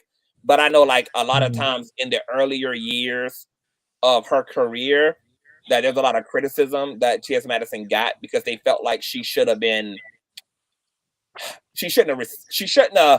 made such space for her mom to grow. And some queer people didn't like that she put up with certain things, even from her parent. And we do have those queer people that, even though your loved one is not making space for you, you're making space for them. You're making space for their homophobia. You're making space for their transphobia. You're making space for them to be able to openly resist or contest your humanity, while your humanity is affording you the luxury of, and I guess is what it can be called, the luxury of allowing their bullshit in. Like, what do you feel about those queer people? Do you feel like that's healthy for a queer person to accept anything less than respect from people that they love deeply, or not? I think that is a great question. And I think it's part of the process in determining who you are transparent with. I'm the type of person where if your parent is trash, they probably deserve to not be a part of your life, whether you come out or not. But for queer people, and I'll speak for myself specifically, boundaries is a very difficult thing to impose when you're closeted, because your idea of self-worth is completely off. So I think it goes hand in hand. When you accept yourself and you love yourself, then you can turn around and have boundaries with even your parents and even your family. So the ones who you decide to disclose yourself to, depending on their reaction, you can make a decision and say, you know what, we can't communicate right now. We can't have any type of connection because it's counterproductive to your self-exploration and self-acceptance, because it's kind of hard to believe that you're worth love and respect when you're hearing someone constantly disrespect you. Even if it's as simple as, if you're trans, they refuse to acknowledge your pronouns, or if you have a significant other and they continue to call them your friend when they know it's your significant other. For everyone, that varies. Some people are patient and can, ride the wave with that kind of disregard for an extended period of time. I personally, I do not live in the same state as my parents. So there's a level of disconnect that I can have. But before I moved, I just had to set very clear boundaries. And I'll give you a quick example. And I had to grow to this point. When I was respectful enough to tell my parents that I was going to propose to my now wife. And at that point, I was already out. So that was no surprise. Their response to me was the same. It had been pretty much my whole life. You know what the Bible says, and you know we can't support it. I said, I didn't ask you for your approval. I'm telling you because your church friends will come and tell you. That's it. I'm not asking for your approval. You said what you said. That's fine. I have a community. I don't need yours. So I left. A few months later, I went and got married. Now, I was living in the same home with my parents, and I got fully dressed, my brother and we went and I got married at the courthouse. I came back. I packed my things and I went on vacation because I actually got married on my birthday. I heard that my parents were upset with me about it. My brother got the silent treatment for supporting me. As Reckless would say, I tapped on my parents' box. And I said, you don't get to do that. You don't get to be mad at me for not telling you and not inviting you. You said what you said. So if your words say you deny me or my progress in life, I will respect that boundary and I'll hold mine. So my boundary is you don't get to know when I get married. You don't get to see wedding pictures. You don't get to know anything. Can I ask you a So question, brother? Can I ask you a question, brother? when I'm done, Okay. and at the end of the day, fast forward, that was like 2019, I got married. Now we're in 2023. My wife and I stay at my parents' home. My wife and I see them for holidays. My wife and I talk on the phone with them. They came here to see me when I had surgery. That's progress because the idea of not having a relationship with me at all was their biggest concern. Ultimately, I gave them the boundary, and either you fly or you can stay or you can go. Yeah. Yeah. Yeah, but my parents also aren't as disrespectful as I think a lot of parents can be with their queer children. I never worried about them making me homeless. So there's a level of like humanity that my parents have because they are Christian. They actually like try to live a good life. So there's certain things they wouldn't do. That's not the same for everyone, and I totally acknowledge that.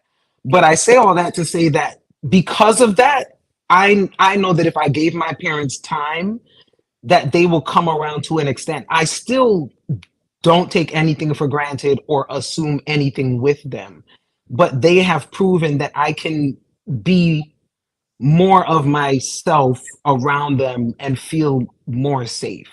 Yeah. But again, that's not going to be everybody's story.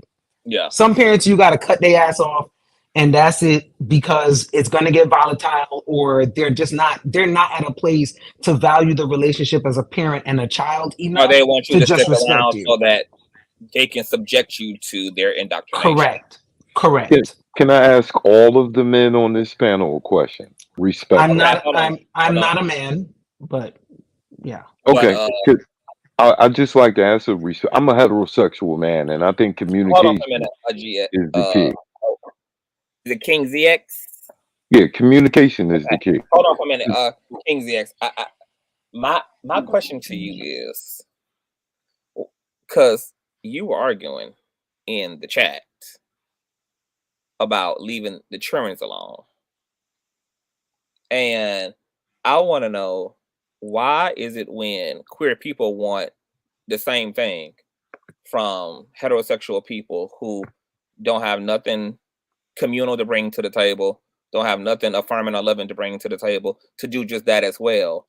Why y'all still want to be in queer spaces, a part of conversations with queer folk, and then y'all use hold on, and then y'all use the space to just reinforce the same shit that every queer person been told their whole life, which is y'all ain't doing the right thing, y'all on the wrong side of normalcy, stay the fuck away from everybody with your weird shit. Like what else original? What original low vibrational shit is it that you want to bring to the table? Well, Because we've already heard all of that our whole life. Well, I don't want to tell you anything that you've been told, but I think I actually have a channel myself, and I have a large channel, and I have a lot of viewers. And I had a conversation with a couple of gay men on my channel, and they had questions, and they felt as though if we had a conversation or respectful conversation, you may not like the truth that I give from my perspective opposed to yours, but you got to have a two-way street of understanding. You want to live, love, work. Okay, so okay, hold on. Before you go any Let me.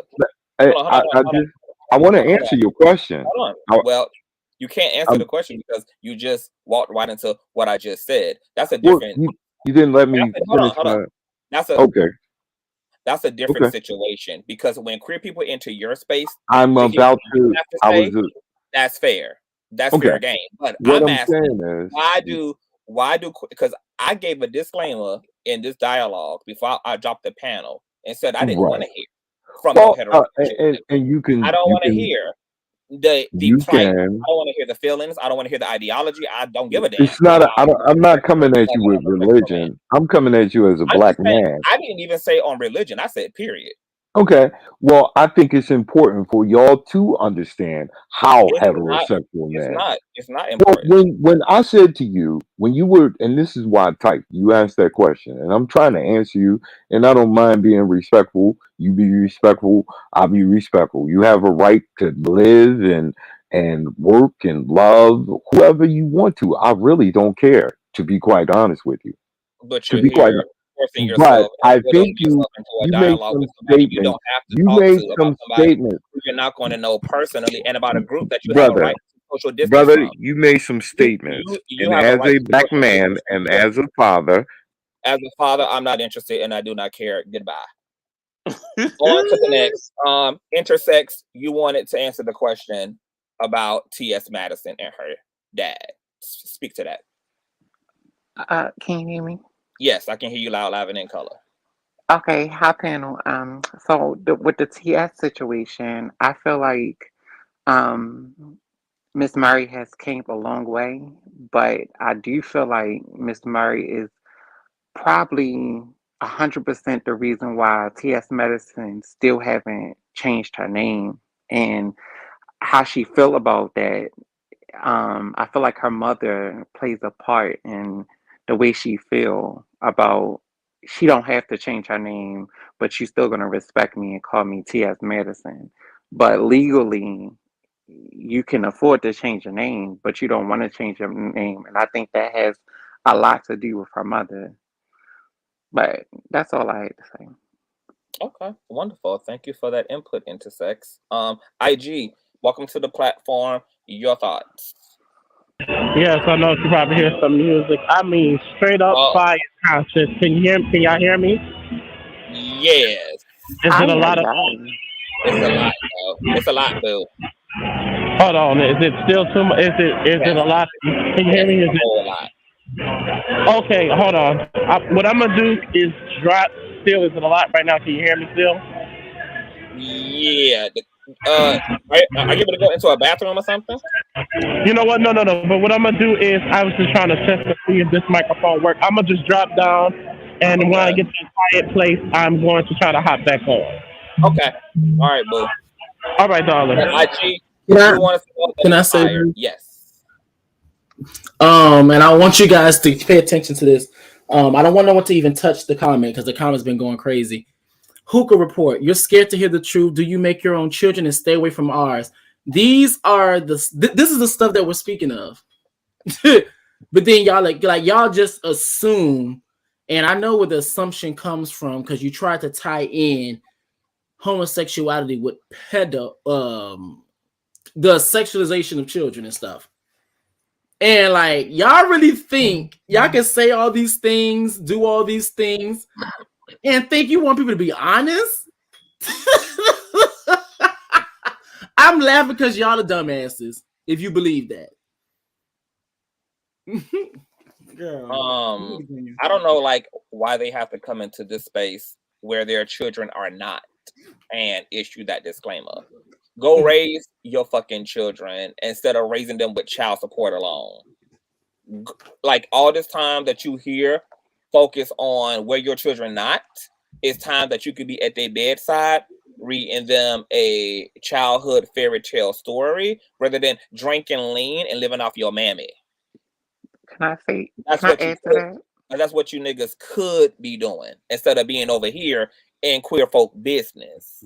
The reason why y'all can't raise these goddamn children and have their ass in the foster care system and being raised by their grandmother now is because y'all too motherfucking busy sweeping in front of other motherfuckers' dough instead of sweeping in front of your fucking own. That's the problem with you heathen ass niggas now.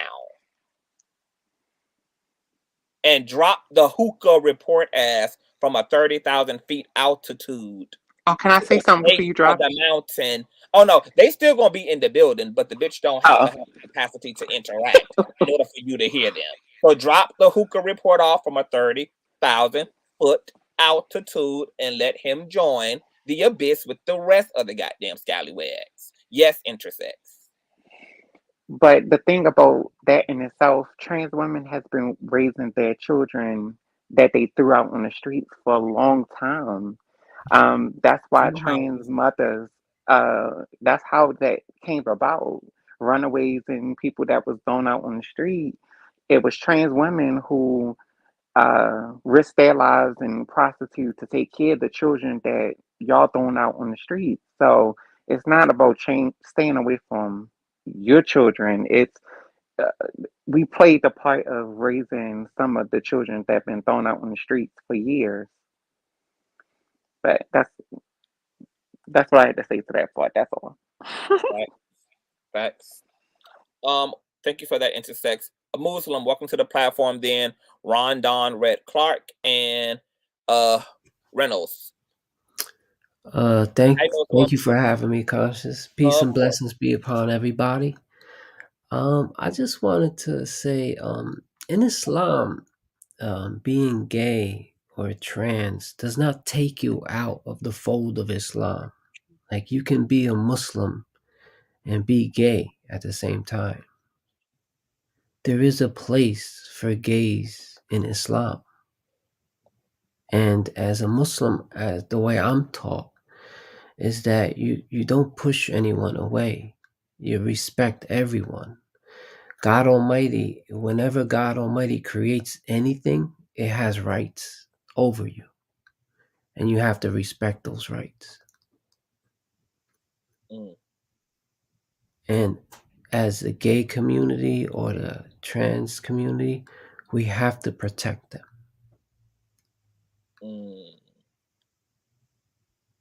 Now, I'll be lying if I say Muslim communities don't side eye to him, you know. There's a lot of ignorance everywhere. But my studying of Islam tells me that that action or being gay does not take you out of the fold of Islam. You can be a Muslim and you could be gay. Well, I'm still a practicing Christian, even though them fucking whores done told me that I can't be both. But here it is, I'm being both handed. Right. Well, Islam, you won't hear that from imams or scholars. So what does it do? Because I know that the Quran is also has a lot of the shared, seemingly homophobic tenets in it that the so-called Bible does. So what does it mean for that content to be there in the manual, but not necessarily, to your point, something that exiles you from the faith? Well, the only thing that exiles you from the faith is shirk, which means is to associate partners with God Almighty, like to worship stones or, you know, a figment of your imagination that you think is God, to worship it directly or along with God. That now, if you're not ignorant, if you are, you know, fully aware of what you're doing, that would take you out of the fold of Islam. And also believing that there's only but one God and rejecting the prophets, you know, all of them, Jesus, Moses, Prophet Muhammad, peace be upon all of them. This is the only things that'll take you out of the fold of Islam. But being gay, no. My mosque, when I used to pray next to a gay person. And he was one of us. Well, let me ask you this question, because are you getting some pushback, Muslim, from the chat? Someone named True Heart says that this caller is not telling the truth. There's no place in Islam for that. And being honest, I've heard about some really harsh executions of punishment unto queer people in the Islamic faith. Yes. So are you talking about like your particular local experience of the Islamic faith and its dealings with LGBT people it has proximity to, or is your statement about the collective? What I'm saying is that if I was to ask this person, produce your proof, he'll probably point me to CNN. You know, he'll probably point me to a country, right? A Muslim country that's owned outright by the US, like Pakistan. Their military is owned by the US. Saudi Arabia, their military is owned by the US. So you see, again, give me the source. Where you getting the source from? Because where I read in Islam, for me, everything that God Almighty creates has rights over you. And I'm talking about animals. I'm talking about the mountains, rivers, everything. A human being, especially a human being.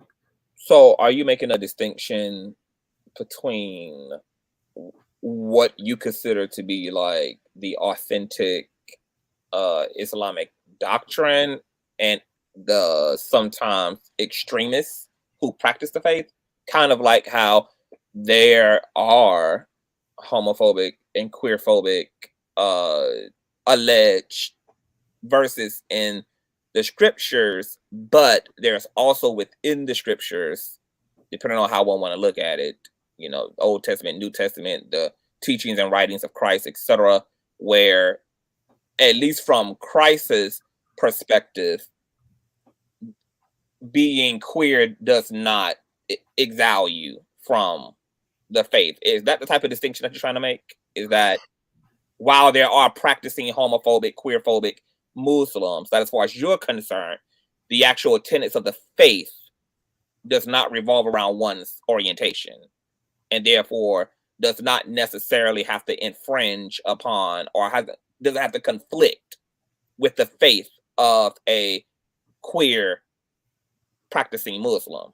I'm just trying to understand like what your position, like what you're actually like saying. You're right. There you go. You're hitting the nail on the head there. Right. You see, the majority of Muslims, right? There are many sects in Islam. Okay, you have Shiites, Sunnis, and Sunnis also divide in different sects. The first time me as a Muslim, 25 years I've been practicing Islam, the first time I've ever seen a person, a quote unquote gay person, being thrown off a roof was on CNN. I've never read it in the Quran. I've never read it in any hadiths. The Prophet Muhammad never said anything about it, peace be upon him. It's nowhere in the Quran. But isn't that still important? Is even though the scriptures might be not homophobic or queerphobic to your point, but if the collective interprets anything like that within the scriptures and then are executing improper judgment upon said person, what they're doing is taking scripture out of context and using it to their political end. For sure. Right. Which then still does not remove the fact that practicing Muslims are painting the same way that practicing Christians are painting a false, slanderous narrative about the Christian and Islamic faith, that it's inherently homophobic. Because people ultimately want to practice whatever the culture practice. So even though the scriptures may say one thing, if the people who adhere to those scriptures are operating in their own capacity, then people want to navigate around that. Right. Because good question. those people have to live in systems and spaces and communities and families with the practicing people. So the scriptures don't save them from the persecution, when, to your point, those scriptures, whatever's being interpreted as anti-queer from the scriptures is being reinforced by those who practice the scriptures. Right. And we will call these heretics, right? And plus you have different Muslim countries that have different cultures, Muslim cultures, you know what I mean? Like you have Iran, which is very tolerant. Then you have Pakistan, which is horrible, and Saudi Arabia, which is horrible. You know what I mean?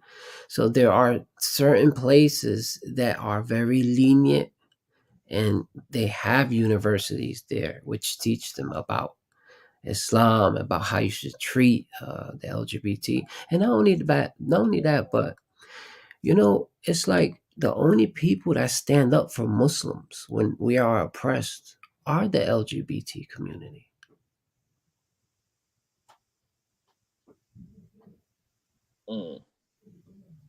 I mean, when people say, "Oh, are you an ally?" Of course, I'm an ally. That's a no-brainer. So let me ask you this question: as a practicing Muslim who is not queer phobic and you don't reinforce any of that, how do you combat the perpetuated queer phobia in the faith? Education. I got to teach them what the Quran, what the Prophet Muhammad, peace be upon him, taught us. Like you see here, Islam teaches that every life is sacred. Allah subhanahu wa ta'ala says in the Quran, if you murder one person, it's like you murdered all of mankind. You have no right to take a person's life because they chose to live this lifestyle. That's okay, fine. I can't force my way of life on anybody. Can I say to you, Conscious, you have to pray 5 times a day now? You have to not eat pork. You have to do this, you have to do that. No, I can't force that upon you. Okay, so let me ask you a question because people really want me to be a devil's advocate right now. So the Quran. Let's I'm gonna cite these things to you, and you tell me, especially in lieu of what you are saying, what that means to you. Homosexuality is this is coming from Gworlll.info. Homosexuality is rejected a number of places in the Quran. A few examples are chapter 4, verse 16. And for those among your wives who are guilty of fornication, call up 4 of you as witnesses against her. And if they testify, lock her up in her house until her death or until your God gives her and if 2 of you are guilty of this, punish them both. And if they repent and improve, then leave them alone. For Allah accepts repentance and is full of grace. And then parentheses, this verse is about zina, who is generally interpreted as a prohibition against any sex outside of marriage and does not relate to 2 women.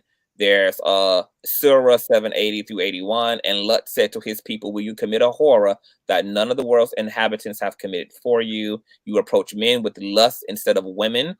No, you are a people who go beyond the limits. We, as in Allah, let rain fall on them. Look how that was the end of the wrongdoers. They answered you, know that we are not entitled to your daughters, and you know what we want.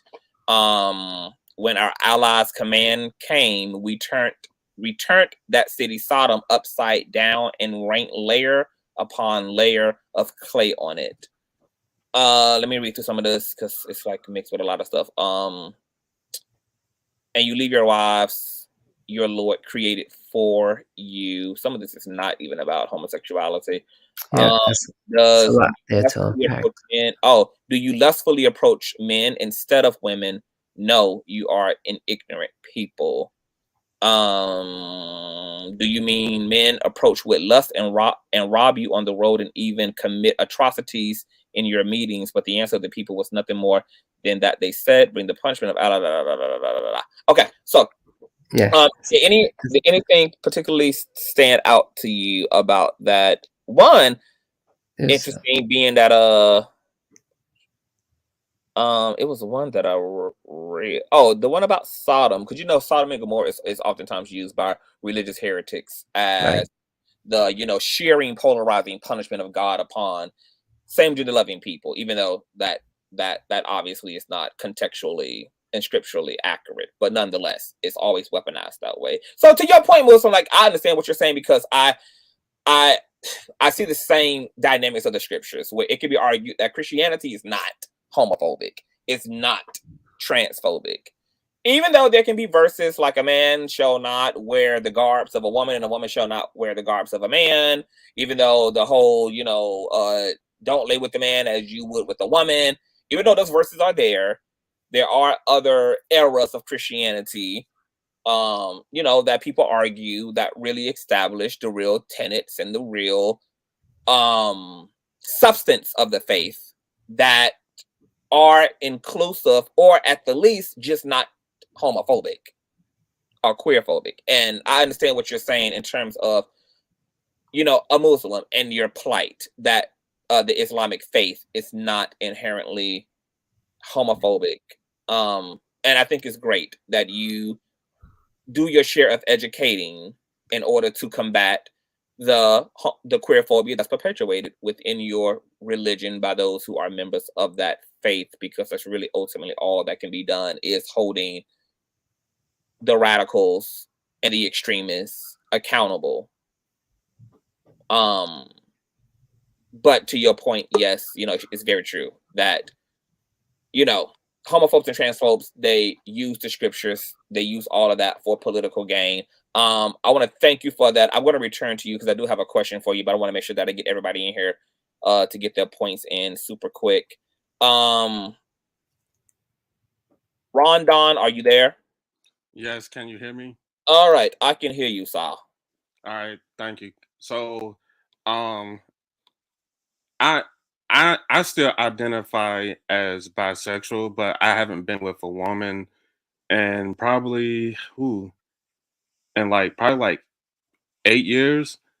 But I say this to say this because I used to be in the military, so like I grew up in that whole fraternity straight lifestyle, if you want to call it that, because I had joined when I was 17 and I got out probably like 4 years ago. So I somewhat had to like skirt the fields when it comes to stuff like that because well, at one point in time you can be gay in the military because you would get thrown out. So um I've been the dynamics of being, coming out to certain people, and then some people, distance themselves away from me, and then also certain family members has, talked bad about me, that sort of thing. So I kind of just isolate myself with certain people. Um, and it's just that I can understand why people wouldn't want to come out, why people live on a down low, because it's like you can't win for losing. Losing, yeah. So, and some of the stuff that was said is pretty interesting, So, Such as, like, what were some of those things? so, well, to the brother who was just talking, the Muslim brother who was just talking, because it's ironically funny. He was talking about being gay and Muslim and stuff like that. So when I deployed to Afghanistan, right, obviously the majority of the population, they practice Islam, and like that were people who would practice, well, in gay sex out there.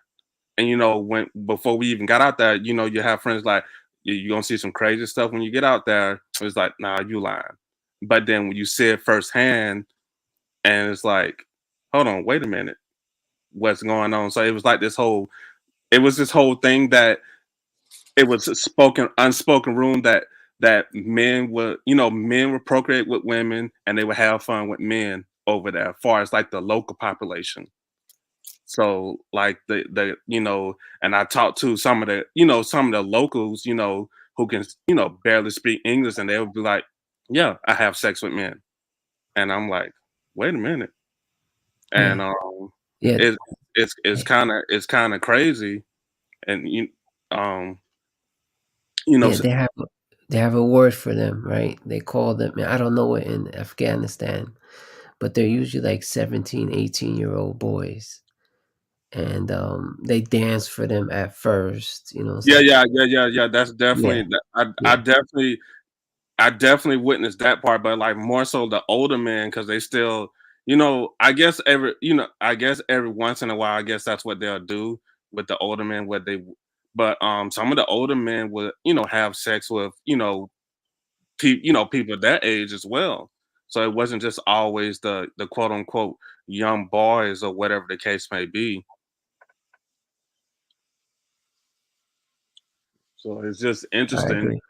It's just interesting that you're just saying about the whole Muslim thing, because then obviously you hear what's going on, on the news of how Iran, is kind of going a little crazy with the human rights in regards to that particular, same sex, gender loving people, and how they're killing them over there. But then you have like certain places, obviously like Afghanistan, where it's like it's not frowned upon. It's just that, I guess, out of sight, out of mind, or you just don't talk about it, or whatever the case may be. Ron, but you see the thing with Iran is that the United States is constantly trying to overthrow that regime. Yeah, So they used that woman that was incarcerated, that fainted and died. They had the Iranian government released the footage. She fainted and they didn't get to her in time and she died. And they used that, and with the NGOs there that are supposed to be non-government organizations, is NED, National Endowment for Democracy, which is based here. So they spend millions of dollars over there to try to overthrow the Ayatollahs, the people who came in and overthrew British Petroleum, Exxon, Chevron, who owned the country under the Shah. Yeah, I said, but I agree with. I agree with some. Hold on. Okay. Because that's like the whole like Muslim thing. It's like a whole nother conversation. I don't want to deviate too far away from the conversation around homophobia in the West and the way that shit dismorphs the lives of queer people on the spectrum. But I would love to have that conversation. If you want to respond to what he just said, a super quick, and then we get back on. No, we can get back on. We can get back on topic, because like how I was originally saying, it's just that how can we really fix the community? Far as So I was going to ask you this around Don. So considering sometimes the grave nature of the penalties that can be associated with living in your truth, do you think it's rational for queer people to come out of the closet as trans, or come out of the closet in any way, considering how dangerous it is emotionally, spiritually, and sometimes socially and physically it can be? Or do you still encourage queer people to come out even in unsafe families, unsafe communities, unsafe spaces?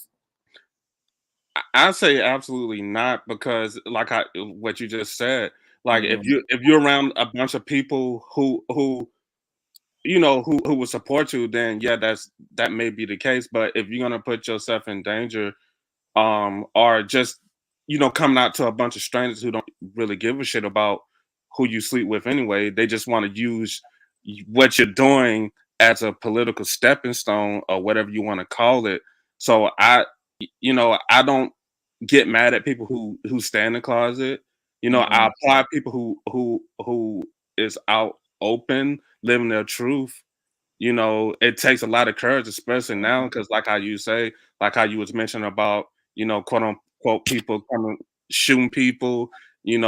Not even too long ago, what happened in Colorado, and then obviously the stuff that happened back in Miami or Florida or whatever. So it's like, you look at these type of things, and it's like, why would I want to come out, or even not even coming out? Because think about it, these people is in a quote unquote safe environment, in a space where only gay people are supposed to be at, and they getting shot up. And look at how even on the digital space, like we over here as LGBT folk, and we here with our allies, and then you have literal people who are oppositional somehow finding the space and wanting to intrude upon this space, even though we're over here minding our business. We're not over there minding theirs. Yeah, exactly.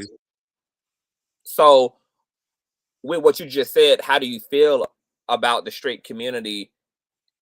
Every time there's a hint that a guy could be on the down low or whatever the case may be, that they scream, "Come out, come out, come out! It's 2022. It's come out, come out! It's no need to hide." Are you offended by that sentiment, or?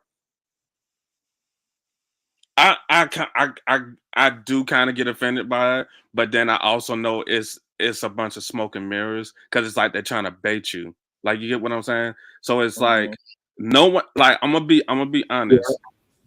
It's cool, you know, it's trendy to be, you know, it's trendy to come out the closet, you know. Well, let me not say that. People like to think that it's trendy to come out the closet, so they'll try to bait you, like, oh, you know, we've come a long way since the 70s. No, we haven't. So it's like one of those things, like they'll try to bait you into things like that, but then it's like you got to be careful depending on who you surround yourself with, because then not everyone is your ally. Because you got some deep-rooted people who would put harm to us. Let's just get it out there. Like, this is not being paranoid. Like, you don't hear about a lot of stuff on the news. You hear about the stuff that trends on the news, but like, I guarantee you tonight or this weekend, somebody gonna get beat up, killed, coming from the bar or something like that.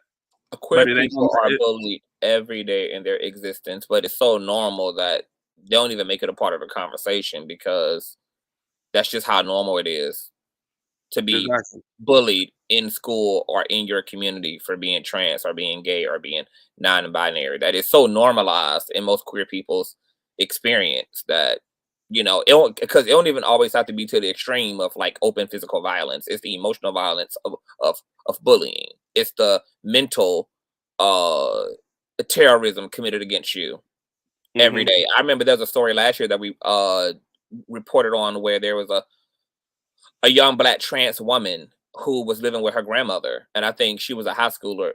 I forgot her name, but her assault was captured on camera, where these guys from her community came to her grandmother's house. They presented themselves as friends. The trans woman was familiar with the guys, obviously from the neighborhood, and they had a conversation. The grandma is rather protective because she's already been bullied one time before in school. And you know, so the grandmom isn't, you know, she's not too open about, you know, her you know, being out there with people that she don't know, etc., because of fear out of what happened. But these guys presented themselves as friends. They wanted to hang out with her, and there was like a little local park that was like in the community that they went to. They lured this young trans woman there, and they jumped her and beat her and recorded it and humiliated her. I used to live in that area. And I forgot why I brought that up. I brought that up to of how queer people be minding their business and people just go out of their way. Oh yeah, how talking about Post nightclub or the Colorado shooting, or you know, all the instances in which queer people are just existing, and their very existence invites harm upon them. It's not that they even have to be doing anything other than simply being, and gravitationally attract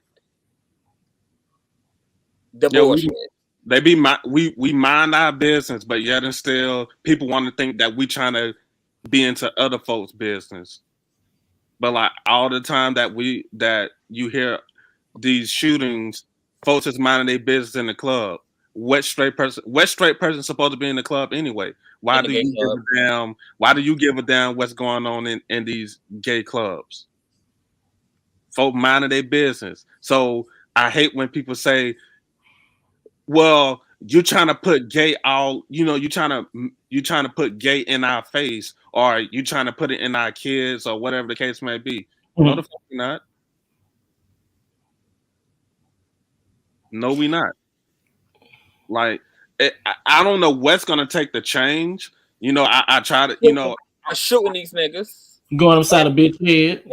SHOOTING. Now let me say. Now let me nigga free. Now let me say this. I am a concealed carry person, so I definitely don't fuck around when it comes to me walking in certain spaces. So I have, you know, I'm legally armed, so I wish a motherfucker would try, but that's on that. Yeah. And let me say this: I advise. I'm not trying to advocate for anything, but like, if you feel like you want to arm yourself to protect yourself, then you need to do that, because these straight niggas is coming for us. So why the fuck do we need to wait for the police to defend us, which we know that's not gonna happen? It's definitely okay to advocate for. That's not true though. Yeah, definitely. Hold on. It's definitely okay to advocate for self-defense, because me and Jocelyn Hernandez got the same motherfucking mentality. I go everywhere prepared to fight, everywhere. So I'm always strapped and loaded, always armed and dangerous everywhere I go, because I'm very clear that America does not give a fuck about black and brown, same gender loving, LGBT, queer, trans, non-binary persons. Does not give a fuck. I'm very clear that I am prey living amongst predator. I'm very clear that I am a lamb amongst a bunch of wolves. Like, I do not allow whatever that shit is that happens in the celebrity world, whatever so-called happens at the White House, yielding up rainbow flags to convince me that my space is not dangerous, because it is. And more queer people need to raise their level of self-preservation and need to deal in the reality that, especially if you are existing and living out loud, that you are vulnerable. If you're living out loud, you are vulnerable. And you need to not trust this culture, because these people don't trust you. And you catch any of these people on the wrong day, or you end up in the wrong place at the wrong time, there may be nothing keeping your ass alive but what you carrying in that backpack, in that in that book bag, in that pocketbook, in that satchel, in that whatever. Like, I do not allow my guard to come down. Absolutely. At all in this culture. I don't give a fuck what Obama say. I don't give a damn if Lil Nas X is invited to BET, bitch. I don't live on the BET red carpet. I don't live on the MTV stage, bitch. I live in the real world amongst real folk that I have to do business with and I have to coexist with. Where there's a mass shooting every day. Where there's violence, where there's sexual assault, where there's burglary, where there's robbery, where there's DV, where there's everything under the goddamn sun that goes on. My reality is not amongst the rich and the fucking famous, where I'm shielded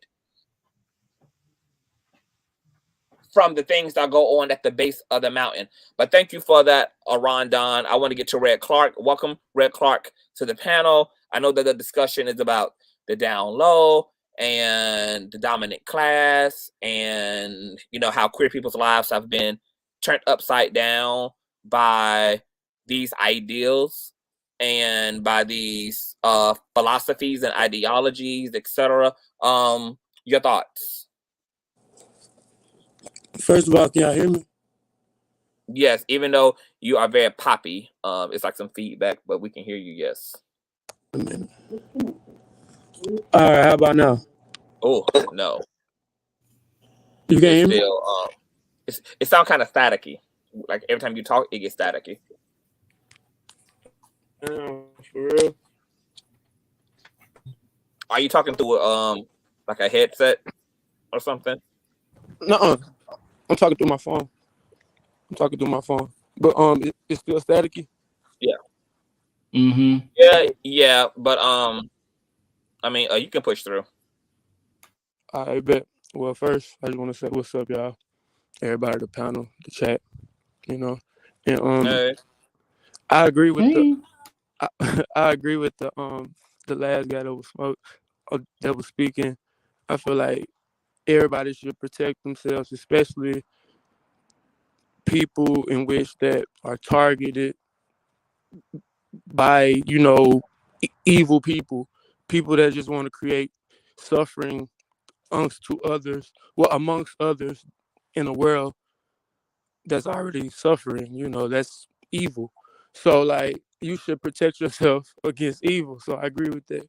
And I do also agree with the fact that um like religion and other notions like that do fuck up queer people lives. I've seen it just firsthand, and also it fucks up not only queer people lives but a lot of people lives, because the people that practice this, they're taking it too far, or they are reading it. Like, I respect the brother, like the Muslim brother. I can tell that you know he's he's not lost in what he believes in, and that's admirable. But it's a lot of people that we were speaking of that follow certain things that take things too far. Like, oh, Christianity, and we don't believe in same sex, like whatever. And people take it too far without seeing the underlying. It's like a contradiction. Thou shalt not judge is in your commandments. However, with this type of condemnation, type of vibe spirit that you're giving these people, that's like you're judging. So within that shows me that whatever you're following isn't true. Like, you're lost. So I pity these people, and I know it's hard for like queer people to like look at the other, look at people that treat them wrong in a in a not a resentful way. But I would just say, like, forgive people. They know not what they do, man. And whatever it be, underlying things within people that Can make. I forgive them as I shoot their fucking face off? Yeah, like, if you gotta shoot them, like, hey, look, I'm not saying that hey, like, you gotta do what you gotta do. That's why I preface this was like, get you a pistol, preferably a compact, Yeah. I carry about that. I easily carry concealed. Get your conceal and carry if you in a state that allows that. Get that and learn the or laws, don't. and do what you. And if you're not in one, just keep it concealed. Don't tell nobody, not even your sister.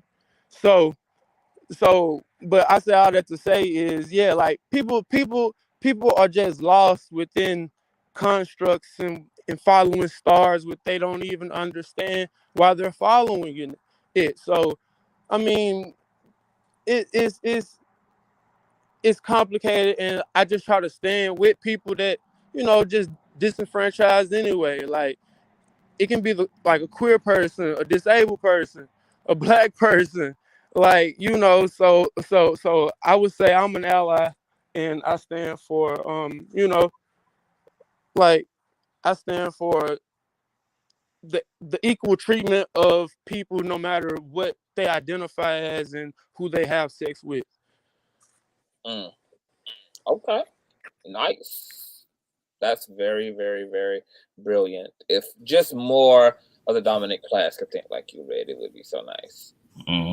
Poetic Flacco, welcome to the platform. I know you're about to trigger everybody up. Oh no! Nah, man, not. You're prepared to get cussed out, so go ahead. Nah, because I feel like, right, and we agree on like most things, right? You feel me? But so first off, I just want to address the religion aspect, right? I don't think that any religion, I guess the major ones, right, or homophobic. Definitely not Christianity. Definitely not Islam.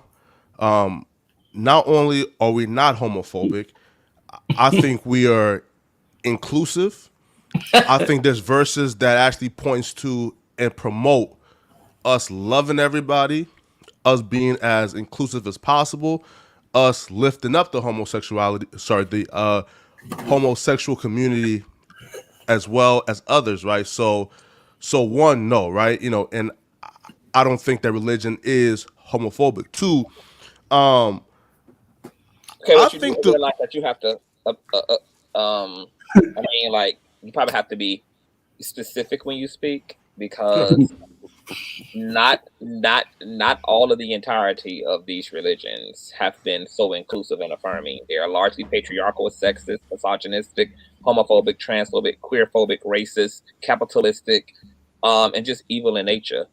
Even if you look at the punishments of like for women who like violated their covenants with their husbands, like having hot oil put between their legs or um being sentenced to death, while the men who commit those infidelities adhere to no punishment. Matter of fact, there's an instance in scriptures where they brought a woman who was caught in the act of adulteress with her male lover to be prosecuted, and Jesus spared her. But one of the most shocking parts of that incident is that the man was nowhere to even be found, who also participated in that adulterous act. Yeah, It was they only the brought. woman who was brought in to be persecuted, and so you got to be clear, Flocko. Like, what part of the faith are you talking about? Isn't because I mean, sure, sure, you ain't talking about the sure. whole. No. Right here, right. So again, like the very basic and fabrics of, again, I can only probably speak for Christianity and Islam. I haven't read, the Jewish Bible, right? But for Christianity and like Islam, it's actually a sin, right?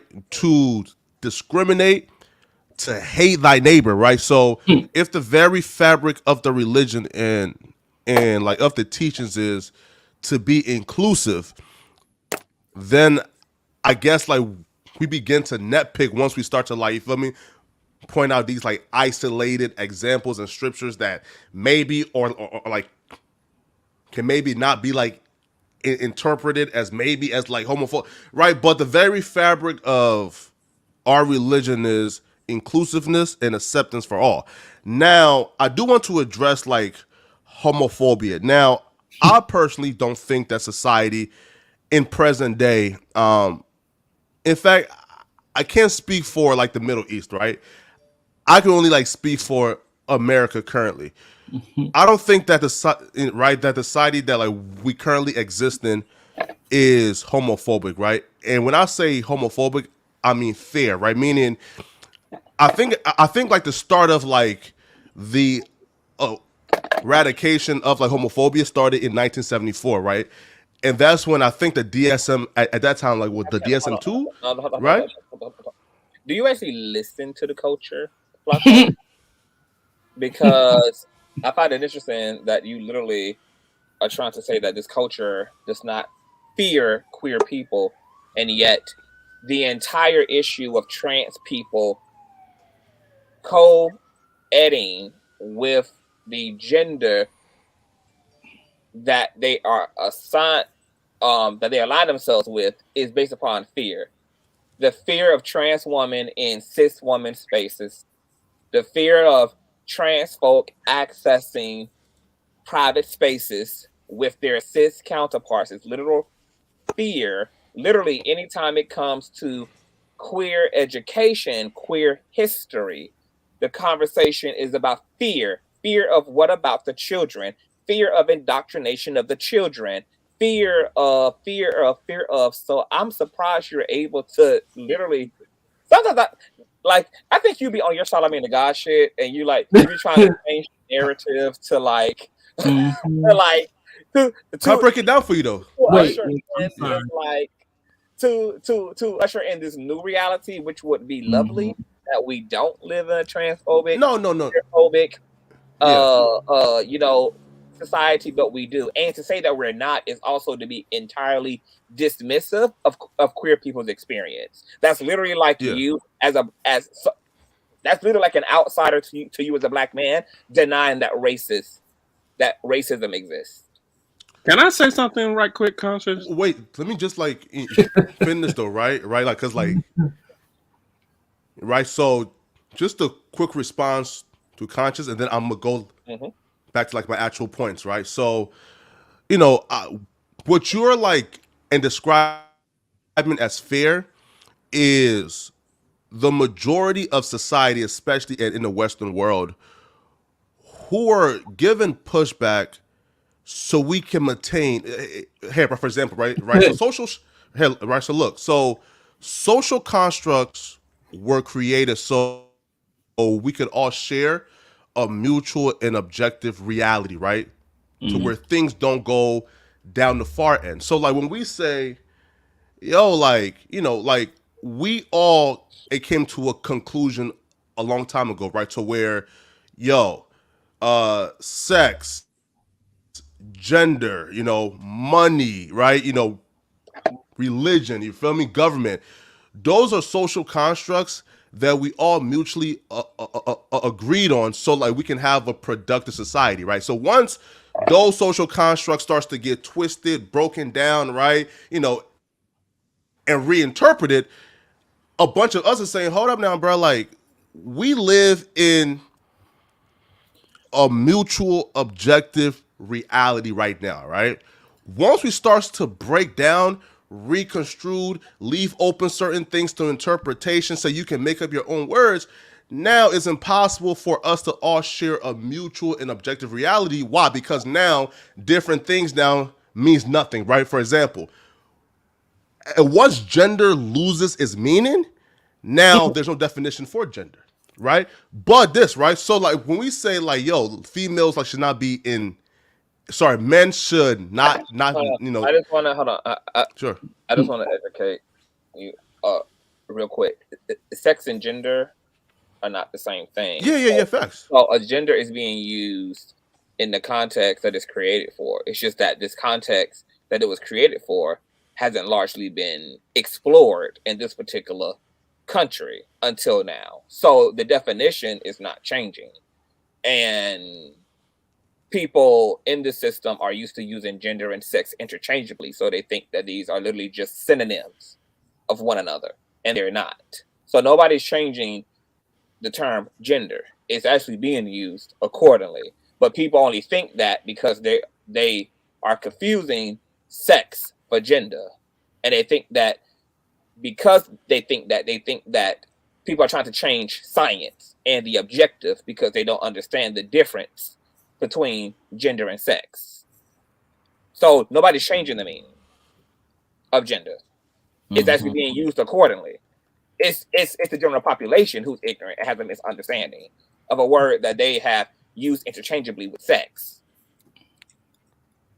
No, right here, right? So look though, right? So again, I think it was, I'm not sure if it was 1980 or 70s, right?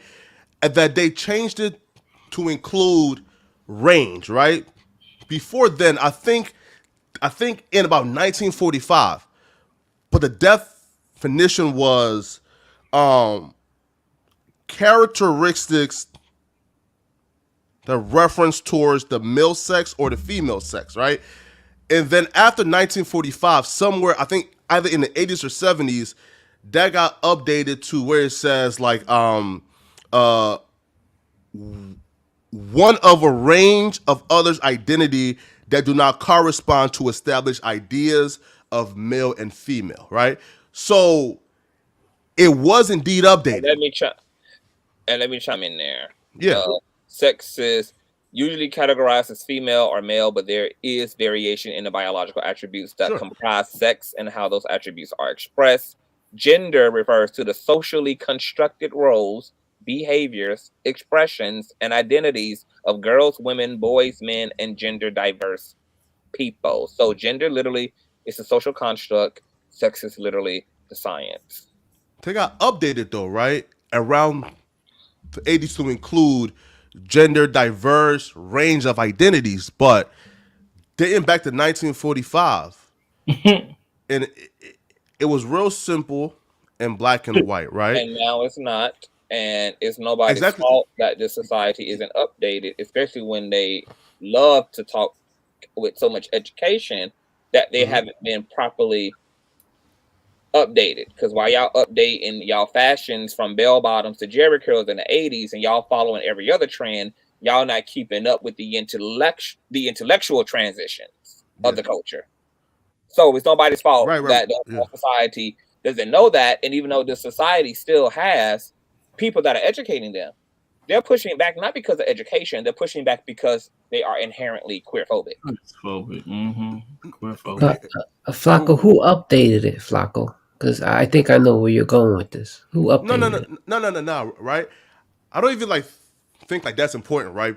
Because like we Yeah. all like conceded, all right, cool, we can bend, right, in on gender. But once we now like start to like bend and interpret other like social constructs and say, yo, maybe age is fluid, you know, right?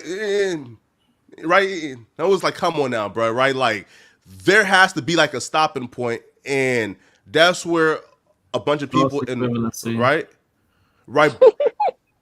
But my thing is this though, right? So like back to just like homophobia. I think that we stopped being in homophobic in general probably around 2013, right? Because that's when, you know, I guess like homosexuality like stopped being classified as a mental illness altogether, was around the DSM-5, right? Right? Before then, though, people thought that homosexuality was contagious, that it was a And mental now they illness, know that that it's not. Like, we don't have to go through the whole era of the caveman. Like, we have long transcended that. We now know that gay people can sit next to a straight person in class, and that doesn't convert the straight person. We now know that straight people are having queer children. Queer people are coming out of straight people. Straight people are procreating queer children. exactly my point, though, right? Straight folk are bringing forth same gender loving trans persons. Like, we now know all these antiquated, archaic ass things are now myths that have been debunked. The same myths that you can contract HIV from drinking behind somebody, that you can catch HIV from kissing, that you can catch HIV from swapping spit and all of that. Like, all those things have now been dispelled. Like, we are properly educated, living a common sense reality. But yet, the reason why it's not enough for even the reality to curve queer phobia is because people are inherently queer phobic. They don't care that it's not contagious anymore. They My don't give a point damn is simple, that right, bro? Can I it's say something? like Okay. wildfire. They don't give a damn that like, they don't give a damn about any of that. Like, they are just inherently socially conditioned to be homophobic. And you know what? And I have to be somewhat compassionate because, you know, when you've been raised to see normal as one thing your whole life, and then the whole system around you reinforce that sense of normalcy, it must be very difficult to give that up in order to make room for reality versus the fanciful ideal bubble that most Americans are living in as it relates to the queer people. But that's nonetheless what they the hell gonna have to give up, because anything else is being intellectually dishonest. Here, Russia, let me just finish this though, right? So one, you know, and that's why I don't think that we are still currently a homophobic society, because again, like a bunch of like the quote unquote like and homophobic concept and like ideologies got like How can you say eradicated and done with, right? I'm called Yeah. an F word every week in my comment section by some scraggler. I mean, like, what are Sure. you saying? Like, One more thing though, right? So like when the dude, right, like gave like in his proof as to no, I want you to really sit sure before you Yeah, go further, sure because I think the problem with you, Flacco, is that you are a professional troll for one, and for two, you are a man, and unfortunately, that defaults you to being ignorant. But you have to like have a heart experience for once in these conversations, and Yeah, of not a course. head and not a head experience, not a mental. You actually have to have a heart experience. I want you to know that it is profoundly insensitive, disrespectful, and absolutely insane of you to say homophobia doesn't exist when you literally just experienced a panel of queer people who have talked about the homophobia and the queer phobia in their actual lives. And to your reality, I know you have seen the bullying and trolling of queer people even online. I know you've seen trans women misgendered Isolated incidents, though. intentionally. I know you've seen your queer peers be called the F-bomb Yeah, of course. and being So mistreated for their femininity, their orientation, etc. So How can you I still don't say know that? how I don't know how you can sit in the yeah. face of and this is the problem with straight folk, is that like the privilege is so disgusting that you're so privileged that you can like literally sit before queer people who tell you their experience and deny it, like deny their experience No, to wait though. their face, because that's how But I blind. acknowledge that though, right? That's No, That's you no, what I was about to no, say. but it's not a No, no. I'm. You are Can I? not. Let me wait. You are not Yeah. acknowledge. You cannot say I honor and I agree that there is assault happening on all levels when it comes to same gender loving people, and in the same breath say homophobia, transphobia, queerphobia doesn't exist. No, I'm saying right again. Like those isolated incidents do exist, right? But society currently, like we are not a homophobic. For example, right? Violence against homosexuals, What bro. you mean? But the greatest factor. BET almost had to strap the Lil Nas X performance because of the backlash from the public about him kissing a man on the BET stage. And can I say something right quick, But I was even. Yeah. sir? That is completely wrong. Okay. You still have the police department that categorize homosexuals as no humans involved in their police report. So And to say just because it was written in the psychology books is not now a defect does not mean that society adopted it. You can write something all day long, but until it's adopted and enforced and people's minds have changed, It's there's just still a bias. legislation. They also said that black people were supposed to have equal rights, right? We're still fighting for that. Yeah, But that's law. That's a law. But that's why I don't, and that's why racism is such a perfect. But gays attack gays, right? Blacks attack. What? What they got to do with homophobia, Flacco? Gays attack gays more than any other contributing factor. We're not about to do this. But look, black Same-sex people attack black people. relationships are the greatest factor for violence against homosexuals. When was the last? That's just a fact. Like my thing is this: you literally get in these spaces and you start speaking for other people when we trying to tell your ignorant ass what the fuck is going on.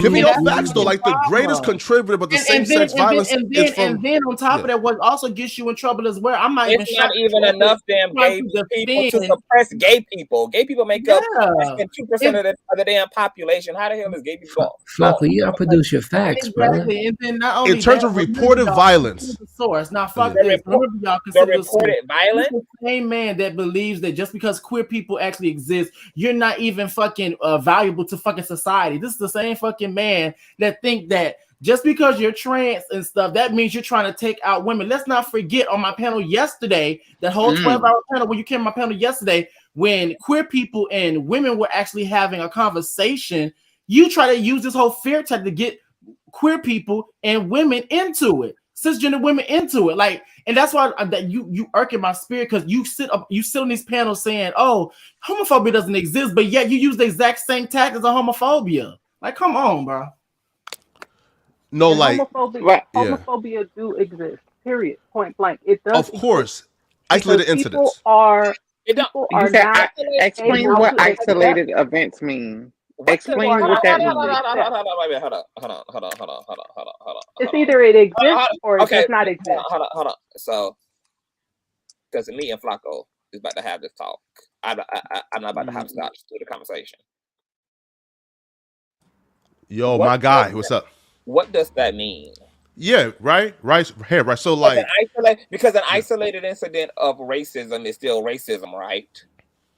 And it still means that racism exists, right? Now, yes. I think it's interesting that you're saying that you're trying to because it's the reductionism for me. So now you're trying to reduce homophobia on a quantifiable level. Well, it's there, but not really. It happens in these little isolated ways. Once again, it doesn't, because there's a congressional hearing against BET for the Lil Nas X performance. Years before that, in this same inclusive society as you would have us believe, BET also hired B. Scott, who is a openly gender fluid, same gender loving individual. And well, I can't even say gender fluid, same gender loving, a gender fluid individual. Do you know that they hired this man to be B. Scott, and then made him masculinize his attire for the red carpet when he wanted to present as B. Scott? But because he was going to be on syndicated television, the same network that is being performative in their allyship, which was nothing but a money grab to have Lil Nas X perform because he's hot tamale at that time, was the same fucking network in this so-called inclusive society that you say is inclusive, that also tried to make a gender fluid individual bend to their will. You also remember the congressional hearing, since we're talking about the dominant class and not these isolated incidences, where Obama came forward and legalized same gender loving marriage. But then what did the Trump administration do right afterwards? Try to openly combat all of that. You know why? Because there's still a general consensus in this country you're trying to make us believe is not queer phobic, who still agrees that queer people should be snuffed out and oppressed. And there are legislative and governmental powers, just like in his camp and the camp now, that have tried to double down and eradicate all of the spaces and provisions that Obama's administration put in place to preserve queer people. So what are you talking about on a micro or macro level? The queer phobia exists on a micro and a macro. We can demonstrate homophobia in network, in television, in the government, in legislation still, and talk about it on an antidotal level in terms of our own individual experiences.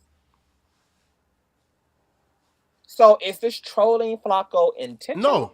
Or No. are you Okay, go ahead. Or are you for real delusional?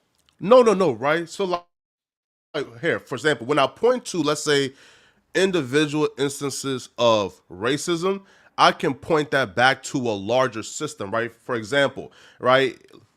The larger Redlining. system that You feel me? queer people talk about, because you just got finished talking about how even in America's psychiatric community that there was anti-queer rhetoric. And that's been eradicated. You talked about this same country, right? Since you want to go back in history. Sure. You talking about the Book of Medicine and Psychology having to revise itself because not too far back, to your point, homosexuality was considered a mental disease and a mental illness, and queer people were forced to undergo electric shock therapy, etc., as a way to remedy homosexuality, put into conversion camps, put into psychiatric wards, etc., which are also still things that go on. You literally had the Bishop Eddie Long, who's notable for his preaching and teaching directly contributing to the division between Southern queer people and their parents. Literally, parents were literally exiling their queer children to the streets as a result of the type of convictions that Bishop Eddie Long was able to reinforce into the community. You're talking about church and the Black church largely still being homophobic, an institution. You're talking about the religious community, the Christian faith that is largely homophobic still. You're talking about a country that still doesn't know whether it's coming or going when it comes to queer folk inclusion or anti-queer folk, we'll wave a white flag on the White House lawn depending on who the hell is president, whether we have a homophobic president or a non-homophobic president, because Obama waved it, Trump shunned it, never waved the queer flag. It was very clear. My question for you, very right? clear. Every time in this country, it comes down to informing and raising the awareness and including queer people in the history books when it comes to conversations in this country about the birds and the bees, girls and boys, talking about gender nuance, etc. There's pushback. Where's that pushback coming from? Where are the droves and bundles of people who are pushing against the inclusion of queer folk, being included in academia, that are being included in history books, if this country is so fucking homophobic? But more importantly, fuck all that. If queer people tell you that they are experiencing homophobia, we don't even need any of that. Homophobia exists, and homophobia is terrorizing people's lives. And you're not going to be able to argue that away, because people are going to trade in their experience for your fantasy of the culture. Educate me, right? Because like my question is, again, like I definitely get that, right? So maybe I'm not informed, right? So again, like outside of like the sodomy laws that probably exist in about like I don't know, like 16 or probably like 10 states, right? Wait, right? So again, right? I'm just asking to be educated, right? Like tell me. You're not. You are telling us what you already present yourself as being educated on. I don't understand why you didn't come on open to. It's a new question though. But you came on telling us that homophobia don't exist, that it only exists on an antidotal level, that this country has already done away with queerphobia, etc. You did not come on as some humble student who wanted to hear the experiences and the plight of a marginalized, oppressed group of fucking people who are still dealing with the pussy popping of an ignorant ass culture. You presented yourself as a man bearing much knowledge who we need to listen to instead. And that's why, right? I'm trying to ask you this last question, right? Feel me? Right? Because as far as I know, that there were no laws currently that were discriminatory. But the laws is not changing people's experience, Flacco. Like you keep trying to dismiss what's happening to queer people by looking at laws or looking at the DSM, looking at queer people are telling you in their actual experience, they are experiencing violence of all kinds. Like there's no. I believe them. Well, if you believe them, what is all this other extra buffoonery that you're talking? Yes, because I was trying to distinguish between. But everything that you're saying is not changing the fact that some queer person has a homophobic dad right now who hasn't talked to him in 10 years.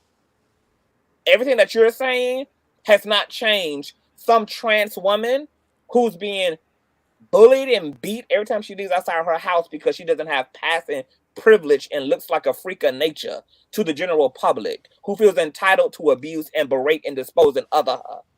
Everything that you're saying in argument that homophobia and queerphobia doesn't exist has not changed the homophobia and queerphobia perpetuated in the lives of queer people.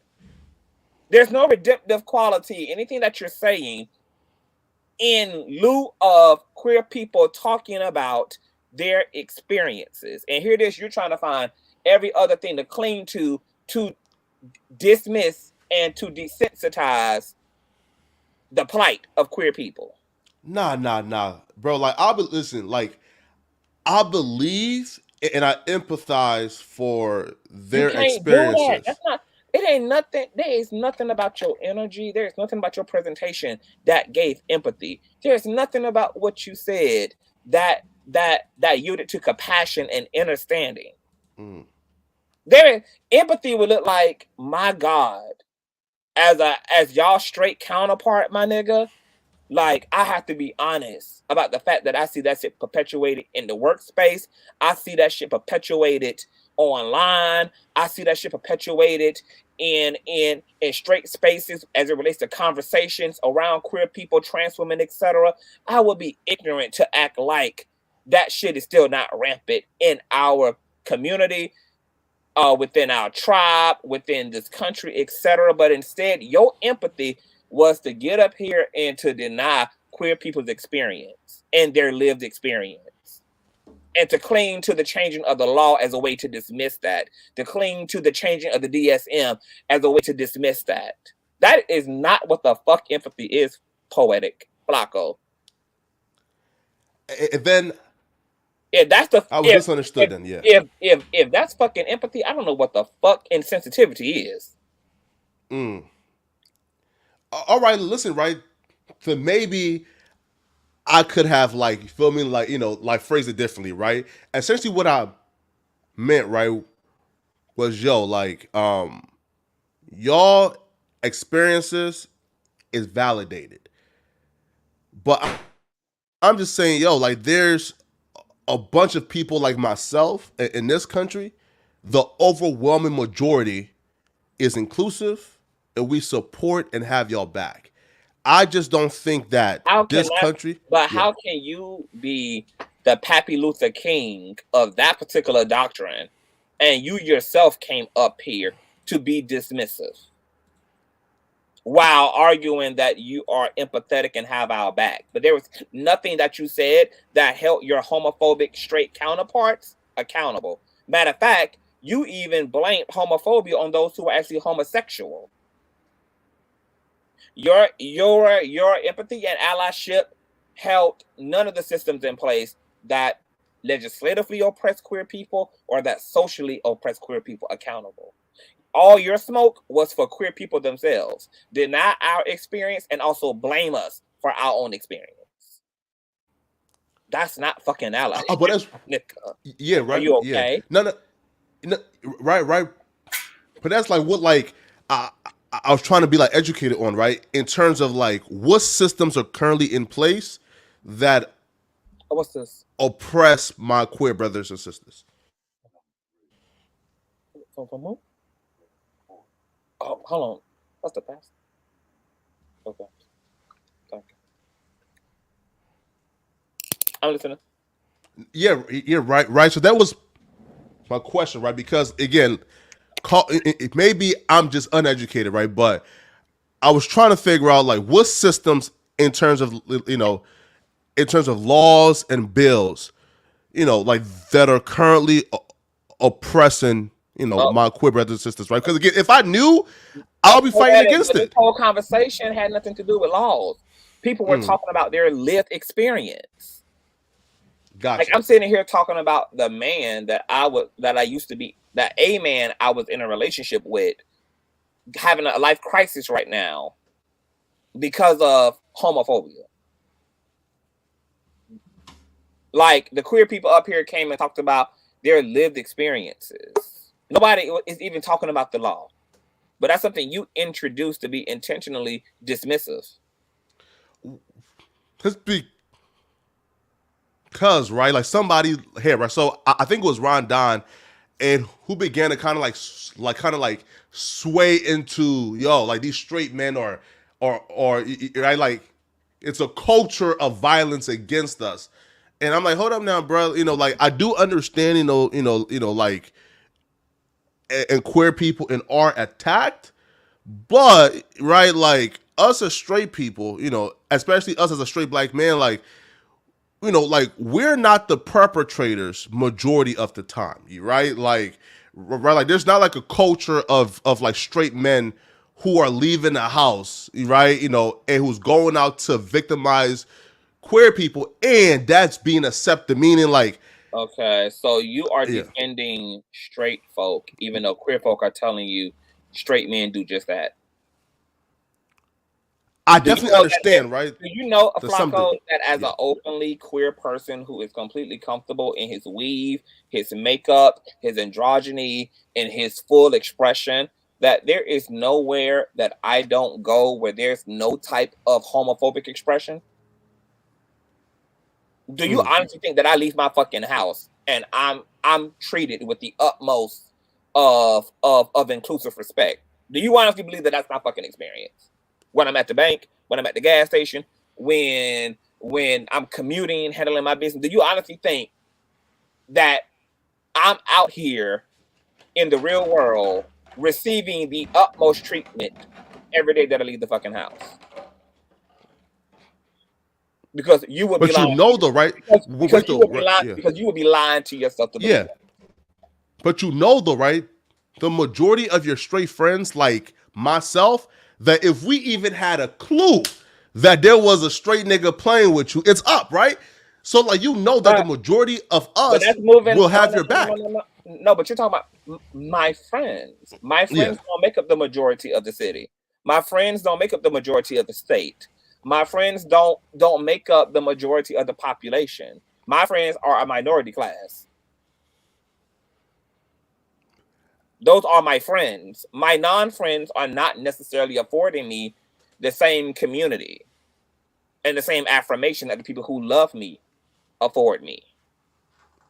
And there is hardly no trans woman or no openly queer androgynous person who's like naked to the eye, obvious to the eye, who is having a full-on inclusive experience in their communities. None. You are going to hear the F word at least once a day. If you out there in your glory, pussy popping, living your life fully, there's going to be some type of manifestation of queerphobia. Whether it's somebody rolling their eyes, whether it's somebody in their body language showing that they're uncomfortable with you in their presence, whether it's something that's verbalized, there's going to be some type of resistance that manifests in your daily experience if you are living out loud. Last question, right? And then we can Okay, hold bring on. back. And before that question, I want you to look at something, because you said that straight men are not galvanizing, to suppress, queer people, etc. But I want you to take a good look and listen at this. You might have heard this story, honey. The Philadelphia man who dies by self-deletion after being bullied for dating a trans woman. Yes. Yeah. I heard this black man had an open relationship to this here black trans woman. And he eventually took his life because he was very troubled. He went through a lot. He was addicted. He was also in a controversial relationship, and that came with a lot of hell and goddamn high water. And this is him with your openly inclusive straight male counterparts. Listen to this, Poetic Flacco. You say, keep it a beat. You fuck what? You fuck what?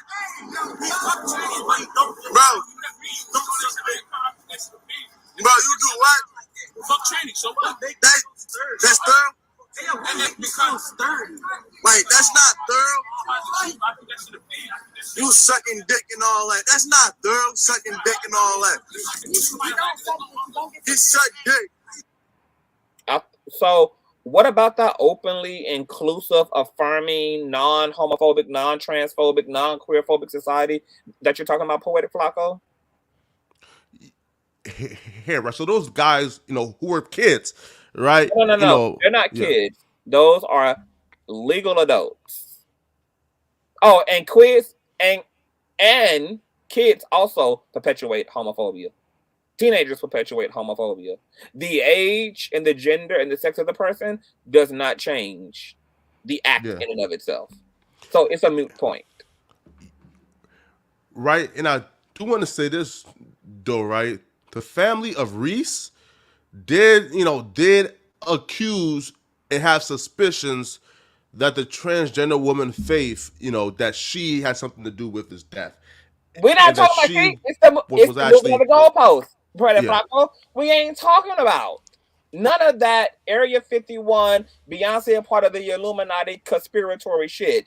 Yeah. I literally just provided you an instance of the society that you said is inclusive and affirming. That was wrong. Yeah, of course. And allow you to see your very affirming, non-homophobic, straight male counterparts being affirming. Because your argument is that this society is not. This society chose to circle around a man who's minding his fucking business and putting his dick wherever the fuck he sees fit inside of a goddamn circle jerk with folk with their phones as they bully this man because he's in a relationship to a trans woman. Oh, yeah, bro, trust me. That was fucked up. And they shout and tout queer slurs and gay slurs. Now, if that's the experience of a masculine presenting man, what Yes. the fuck you think my experience is?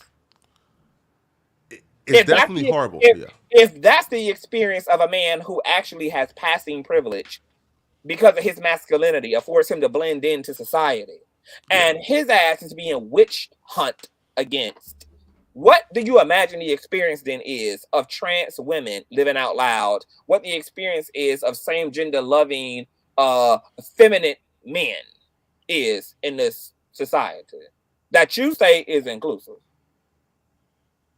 Where is the inclusion? Oh, and then if you look at the comment section, where every place that video is uploaded to, that inclusive society that you're talking about is 100% expressing homophobia in the comment section. Every time that there's a conversation about Zaya Wade and a conversation about Lil Nas X and y'all's leader, Lil Boosie, comes forward, guess what the comment section represents from that same inclusive, open society that you're trying to convince us exists? Nothing but homophobia perpetuated in the comment section. But my question, right, man, is that, like, if 71% of Americans support same-sex marriage, then wouldn't that show, like, that the tides are changing and that the overwhelming majority of us support and love our, like, for example, right, bro? If I was there, and I truly believe that most straight people that like, Conscious, if they were there, most and they heard, that I know, honestly, Poetic Flacco are homophobic. And I talk about exceptionalism all the time, where I have straight people in my life who accept me, but who do not accept other queer people. They don't give a fuck about my femininity. They don't give a fuck about my same gender lovingness, but they do not fuck with other queer people. They fuck with me because of proximity. I'm the exception to the rule. But just like the racist people who have token black friends who still hold racist ideology and have racist politics and will argue that they're not racist because of their one token gay friend. Yeah. Tokenism and exceptionalism exist. So just because one gay person's mom accepts him doesn't mean that she is inclusive of all queer people. I had gay friends growing up whose mothers accepted them, but they were not open still to homosexuality. And they were not supportive of homosexuality generally. Yo, would you say, though, right, that, again, 70 to 71% of Americans support same-sex marriage? So that shows that there's been a change in tide to where the overwhelming majority of Americans are not homophobic. Who makes up the majority of those voters? A black demographic or a white one? Because black same-gender loving people, exactly. Black same-gender loving people live amongst black people, not white America. Okay. Black folks live in black families, go to black schools, exist in black neighborhoods around their own people. They are not a part of the collective mayonnaise experience and therefore are able to benefit from inclusiveness. That's true. There is an issue of homophobia in the black experience. I can argue that then, right? Again, right? If you're saying that in the black community that there's an overwhelming homophobia, then I agree. But I'm just saying in terms of the totality of America, whites and blacks combined, 71% of us love our same. No. It's not a totality because there's nuance in that.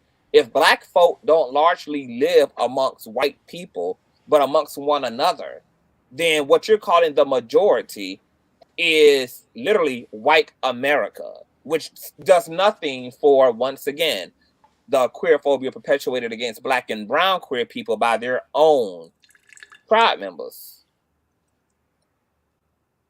I'll show you something. I'm gonna show you something. Boosie thinks. Let me share my screen here because I'd rather show you than Vlad has a video 1 year ago. Lil Boosie thinks Lil Nas X F your kids remark was towards him. Now, matter of fact, no, let's go to Boosie goes in on Lil Nas X gay movement. Mad about IG, okay? This was brutal. Yeah, and I don't even want to play it. I'm interested in the comment section because that represents the community. Here's a member of your community. This man, this homophobic ass nigga, doesn't even know how many people he is speaking facts to from all walks of life. Another one of your peers, Boosie speaking facts. Another one of your peers, I'm not the biggest rap fan, but I fuck with this dude heavy. Another one of your peers, Mr. Boosie, for sure, you collect 100%. Good job, Boosie. Another one of your peers, I agree with you. It is so disrespectful. Another one of your peers, this is so powerful, he doesn't even realize it. I'm not a fan of his music, but I am a fan of him. It takes balls this day and age to speak up against the woke mob. And there's nothing but positive affirmation when Lil Boosie goes to talk his homophobic shit, using Lil Nas X or Zaya Wade as his talking points, as his launching points. Nothing. So true, bro. I'ma earn $1 million, etc. For real, bro.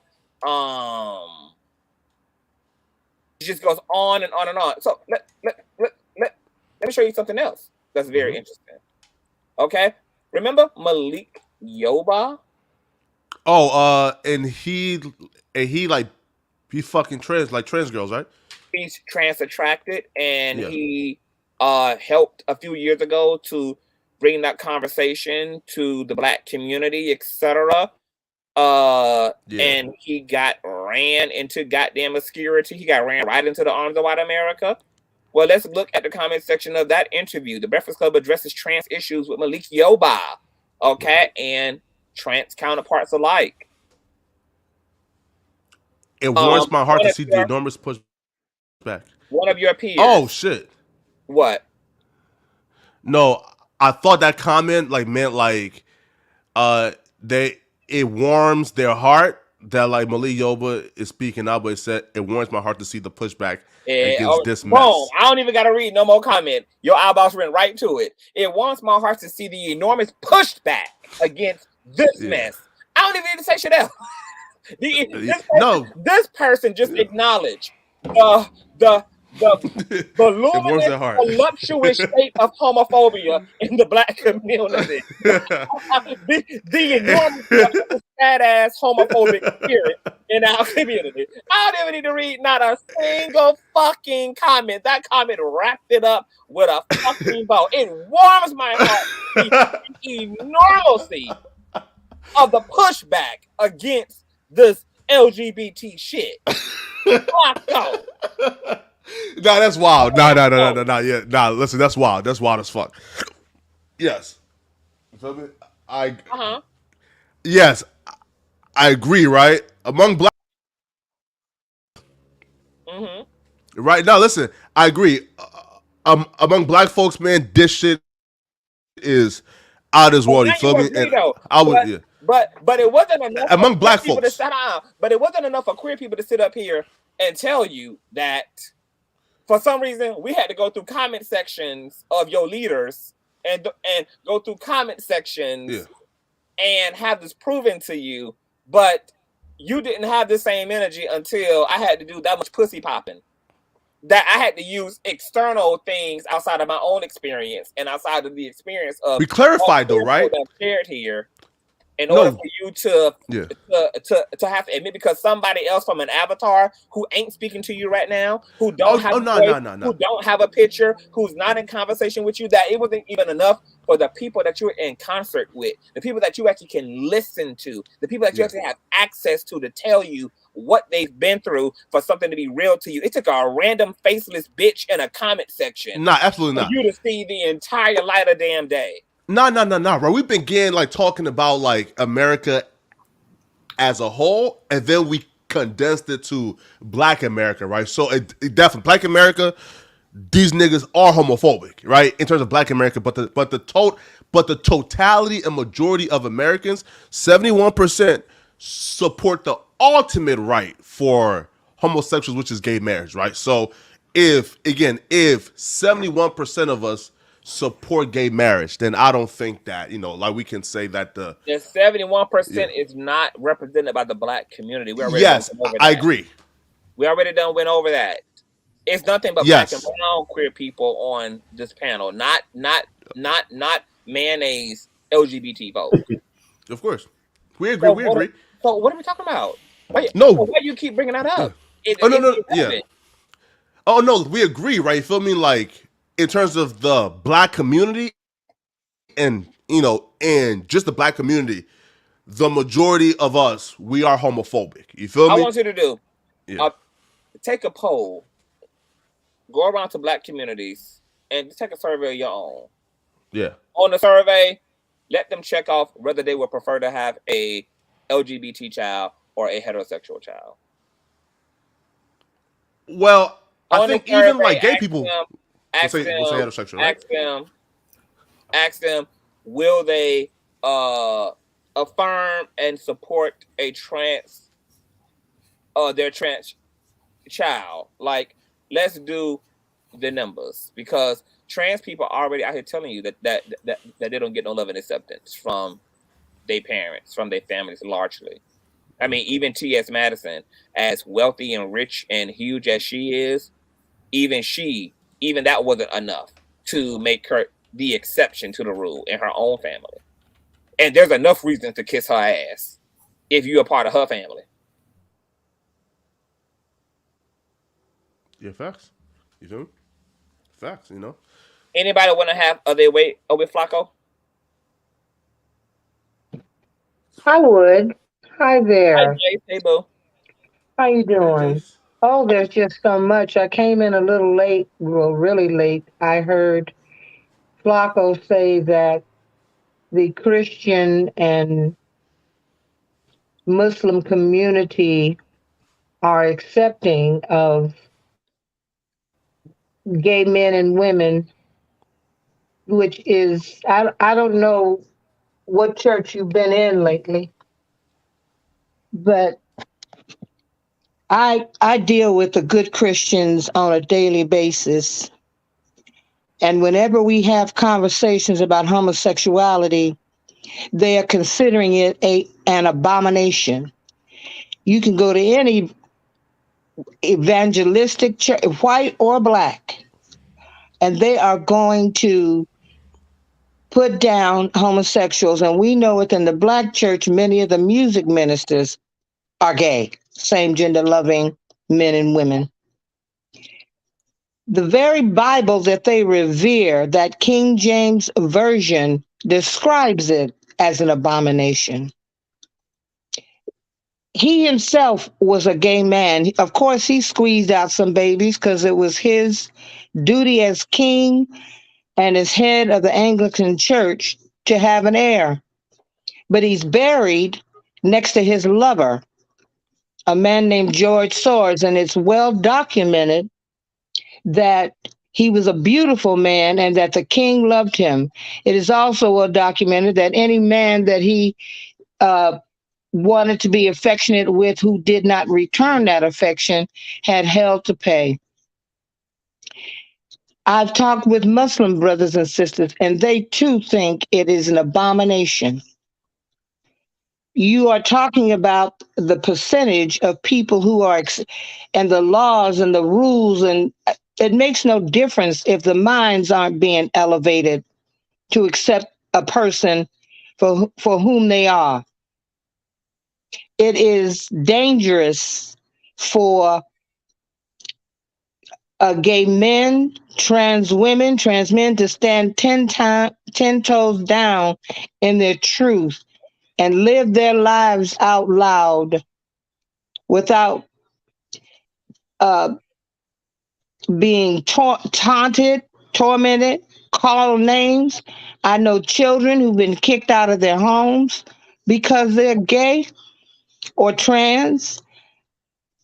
I don't know how you can say. Now, we know the basis of all of these religions are supposed to be the basis of love. The church is wild about saying, Yeshua, love you one another as I have loved you, and yet they love with condition. I had a recent experience with some women who were calling homosexuality a demon that could be prayed out of a person. And they knew that I was upset. They knew when I don't say anything, they know I'm upset. And I was so upset that when I got off the phone, the leader of this group called me up and said these words. She said, I don't hate them because I have some in my family, but I'm not going to go against God's word. We have preachers who stand up in the pulpit putting down and condemning homosexuals who are themselves having homosexual relationships behind the scenes. Preach. In a perfect world, the religious would embrace what they say, but they are not doing that. And the church has wrecked more and hurt more people. There's a church here in Atlanta that is predominantly a gay church. There are a couple of them. And the reason they attend those churches is because they're not welcomed in other churches. They have to hide who they are because they are not accepted. So while you may be operating from the premise that these religions are based in love, they are not demonstrating it at all. And when and within the gay community, I mean, you want to talk about the there are white gays who are racist against black gays. That's why they have a black gay pride and a white one, because they weren't seeing themselves represented in the whole. It's a shame that you refuse to accept that what everyone on this panel has tried to patiently explain to you, that we are not accepted within our own communities, that we have people like Lil Boozy who would have a prostitute come and give his children, his young boys, blowjobs, and yet have so much to say about Lil Nas X. I don't, and the one thing that really bothers me about Christians is that they are far too fucking preoccupied with who's sleeping with whom. It's none of your fucking business if you're not invited to a party. I've been among these hypocrites, and I stand tall and loud and let them know who I am, and that I'm going to stand for my other brothers and sisters who are gay, who are part of the LGBTQIA community. I just can't believe that you find that so difficult when you hear it out of the mouths of these people, of these men and women on this panel, when they are talking to you about what their experience. These are not isolated incidents. This shit goes on daily. That's it. Yo, so one, and that was very profound. I really appreciate that, right? So I'm just here, here to just say this. In terms of Christianity, now, I believe, again, I can't speak for your church, right? But I do believe, like, the church that, and you probably and have been I've been to, to many, or her, Flacco. It's not just yeah. my church. I've been to Let me many. finish though, right? Yeah, right. So, like, the church that you have attended, I'm sure they've also stated that adulterers, fornication, that those are also abominations, right? So they can, I guess, declare certain things that are presented in the Bible as abominations, but that don't mean that they do not believe that fornicators and adulterers should be able to like come to church, and that don't mean and they're pro persecuting fornicators and adulterers. Same thing with homosexuality, right? And even Adultery though is that there's not certain things that could be, classified as an abomination, darling. It's not every church that I've been classified to, as it's not talked about as an abomination.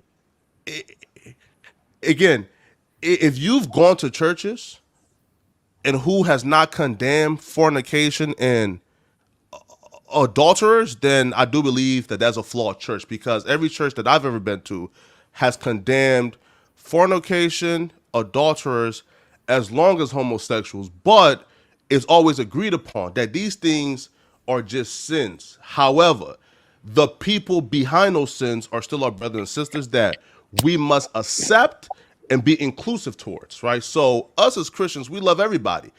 It's just certain actions, like for example, Allegedly. homosexuality, cheating, right? A sex, sex like before marriage, gluttony, et cetera, et cetera. It can even fat people, right? But the They talk action, about the churches. The message is the mhm. same. I mean, you're acting as if I don't that the churches I have been to aren't speaking about adultery and fornication and incest and all of that. The only quote sin end quote that they call an abomination is uh, homosexuality, and they rely on a scripture.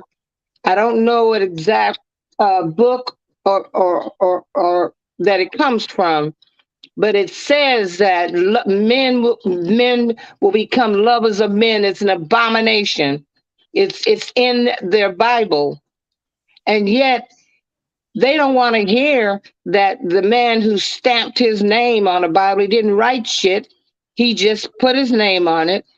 They don't want to accept that that very man was the same gender loving man.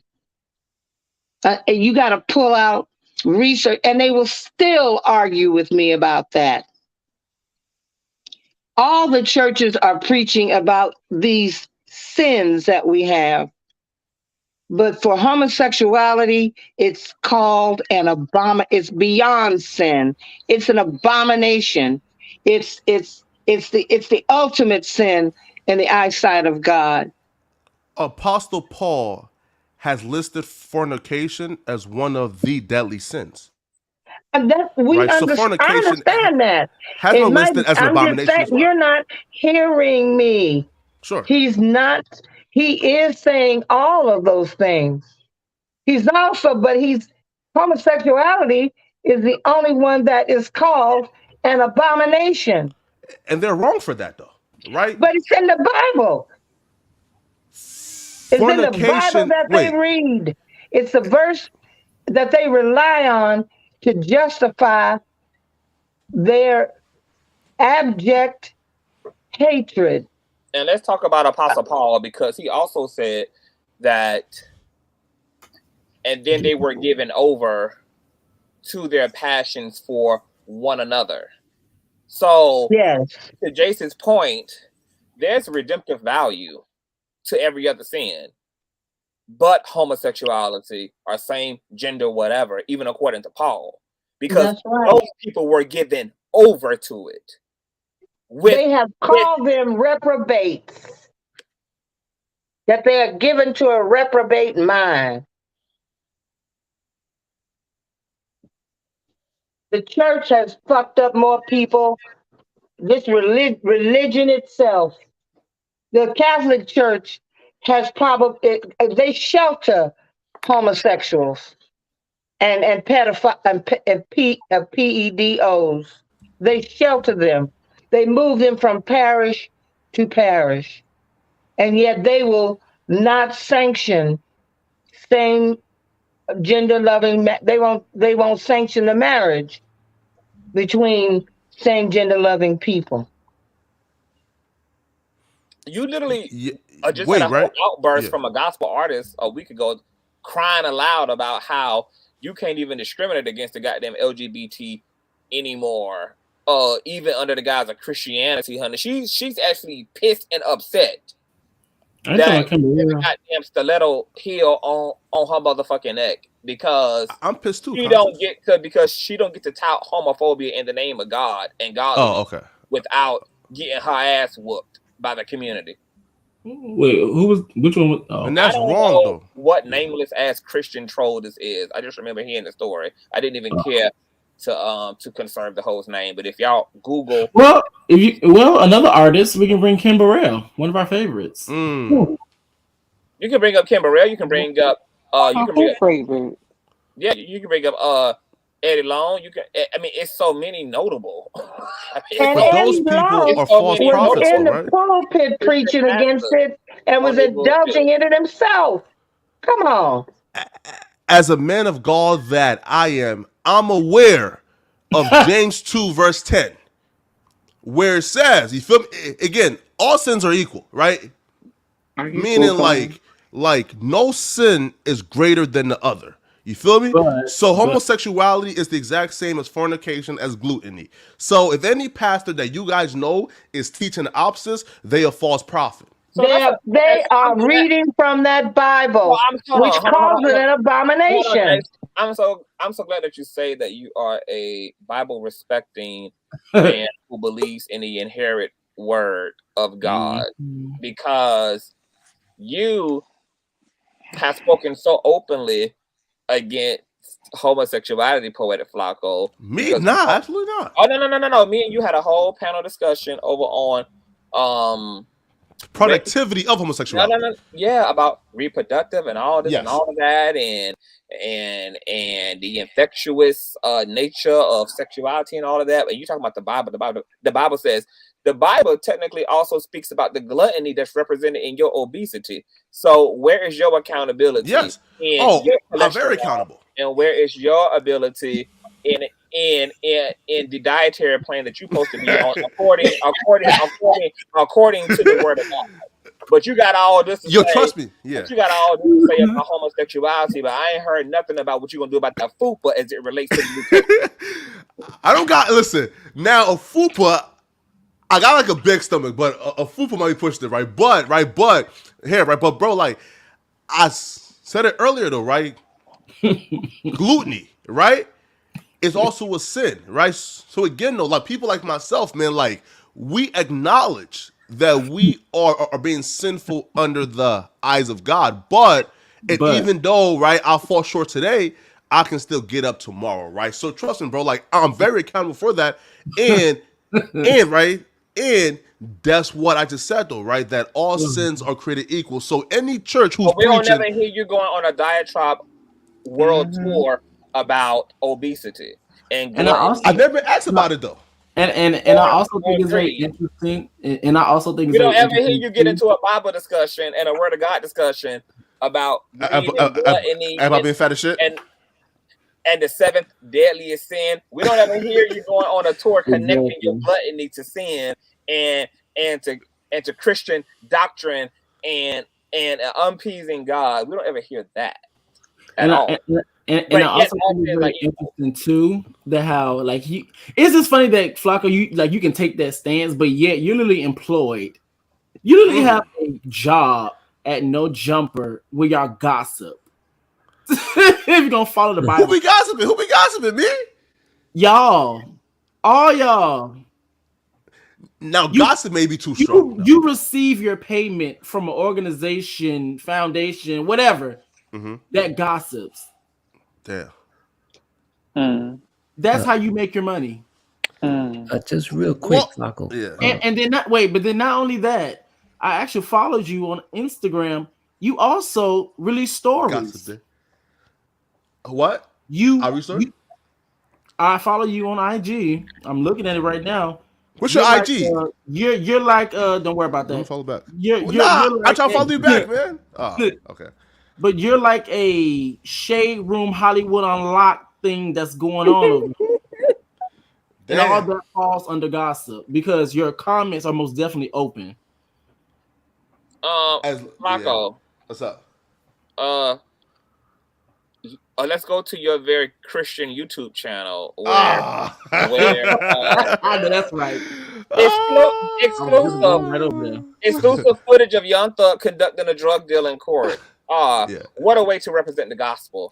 Krishan Rock gets dragged out of No Jumper. What a way to teach the folk about the Messiah. The crazy reason Celluis or whoever the fuck his name is has to pay Flow Rider $82 million. What a way to help people work out their soul salvation.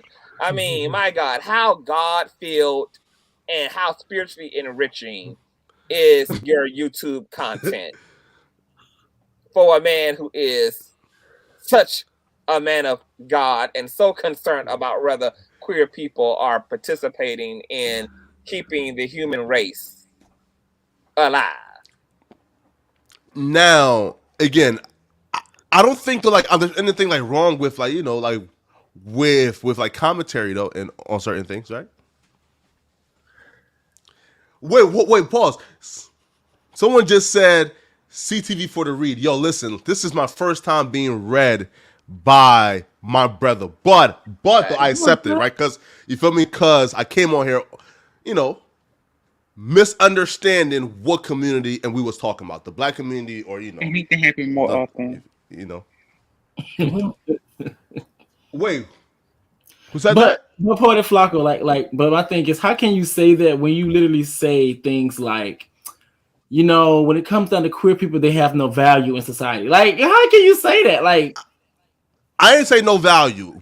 Okay, so what did you say? What I said, was okay. As society, right, we must pay very close attention to, sometimes outlaw and bar and ban things that are detrimental factors to us. And one of those things may be people not having kids or people choosing to engage in certain activities that may, lead to a lifestyle that's voidless of having kids and reproduction, right? So I believe that's what I was saying. I never said no value, But if queer people are doing those things, what redemptive value would we have if we use your logic? That's a good question, right? Mm-hmm. I honestly feel like I'll probably have to sit back, right? Because you guys definitely, right, and have redeeming factors in terms of culture, in terms of fashion, music, beauty, right? Hold up. I'm gonna have to stop you there. No, I'm gonna have to stop you there. Redeeming factor? Give me a break. Because when we had that conversation before on Yellow Pill, I think it was the Yellow Pills panel and stuff, we had to bring that up. You weren't even talking about the redemptive value of what queer people actually bring besides only children, even though we also have children as well. Bisexual people do exist, pansexual people do exist, queer people also, gay people also have their children as well. Trans talks about the gender identity, doesn't always talk about the actual sexual orientation. Gays have kids. Queer people do have children. I also just want to point out the fact that even what you just said, as lovely as it may sound, is also deeply objectifying and exploitative, because a human being actually doesn't have to have a redeeming quality. The only right that any motherfucking sentient entity has is to just simply fucking exist. If a human being wanted to sit on a couch and live 76 years in the basement watching reruns of Martin, they could do just that and still be afforded a dignified experience. Human beings do not have an obligation to commit to culture, to influence the culture, to do anything monumental in life. And there's no objective to the living experience other than to just have the fucking experience. So human beings don't have to placate to respectability politics, which is really what you're saying, because you're saying that a people have to contribute in a meaningful way in order to even be seen as valuable and human, and they actually do not. They can actually do nothing I'm and yeah. still be afforded a dignified experience. To a certain point, though, right? Because when we exist in society and we agree that ethics is more important than our individual moralities, right? It can mean this, right? Right now, and you have the freedom to sit down, eat Cheetos all day, and play video games, and don't go outside and don't have kids, right? It don't work. However, once too many people start doing that, and once that starts to have a negative impact on our society, in terms of people aren't working no more, aren't having kids no more, and then there's going to be bills crafted very quickly to counter that and take away that right. So you have a right up until that right starts to have a negative impact on society. So yes, it's cool and dandy right now, right, to sit on your couch all day and eat Cheetos, et cetera, et cetera. But once too many people start engaging in that, once that become a super trend to where the majority of society right now is sitting down, not going outside, not working, eating It's never Cheetos. going to be a super Yeah. trend, and that statement was made in lieu of taking exploitation out of the book and removing respectability politics. I am not somebody who agrees that people should have to earn respect. People should be given a respect because respect and the treatment of others is a reflection of you, not the person that you're treating in a dignified way. So so what that looks like is that if I see a girl bouncing down the street in her Daisy Dukes and her crop top twerking, that I'm still going to treat her like a fucking lady rather than use her attire to treat her like a hoe, because that's a reflection of my ethics of my approach to participating in community. I'm not going to use, if I'm walking past a group of girls and I hear them having a kiki amongst each other and calling each other bitches in an endearing way, that doesn't give me the right to then also call her a bitch. I'm still going to refer to her by her name. Right. I don't know her enough to disrespect her. I don't have a reason to disrespect her. And you can't, and it makes no sense to disrespect folk just for the hell of it. People don't have to earn respect. Respect is a reflection of the giver, not the receiver. But in this particular country, this particular system, even to what you said, you had to list off all these ways that queer people contribute in order to humanize queer people. Oh, because we've contributed to fashion, contributed to culture, contributed to da da da da da da da da da da da da da da. I'm saying that if none of that was the fucking case, it wouldn't justify homophobia. It wouldn't justify queerphobia. It wouldn't justify transphobia, even if queer people didn't do a goddamn thing for the culture. I agree with that. But I do think that evil prevails when good people do nothing. I don't want what I'm saying to be misconstrued because I'm saying it very fucking well. Like, what I'm saying is that people do not have to be performative. It should not have to be performative in order to warrant proper treatment. I'm going to treat the nigga on the couch with a bloated stomach and his Hennessy can the same way that I'm going to treat the CEO of the Fortune 500 company. I was not raised to disregard and dehumanize and to dismiss people because of the way they show up, or even because of the choices that they make, especially when their choices don't have any inherent impact on me or the fucking community. I'm talking about people who are living non-criminal lifestyles, but are not also necessarily going out of their way to be quote unquote somebody in the world. And the spirit that's in the room is that people have to be going out of their way to earn respect in order to receive respect. And that's exactly why we got this fucked up, lopsided ass Western system that we do today that placates to respectability politics. That's what I'm saying. What I'm saying is that, do I have a right to disrespect you, Muslim, because you work at McDonald's and you make $7 an hour and you're not somebody in the world? Do I get to determine that you're not somebody and then treat you like you're not somebody because you don't show up in a way that makes me believe that you are valuable to the community or to the overall system? No, of course Okay, not. yeah, I don't. And yet, y'all acting like y'all don't know what the fuck I'm talking about, even though y'all are the same people who talk about a elitist attitude in the workplace. Y'all are the same people who talk about the mistreatment of people who are working beneath the power structure. And their superficial, materialistic, elitist respectability politicking as behavior unto employees who work at the base of the mountain. Mm-hmm. People do not have to do anything to warrant fucking respect. Respect is a reflection of you, not the other person. Mm-hmm. I agree. My mama whipped me and my brother's ass if we unnecessarily inserted ourselves in mistreating other people for no reason. If she felt like we were looking at somebody weird in a grocery store, poppity pop pop pop.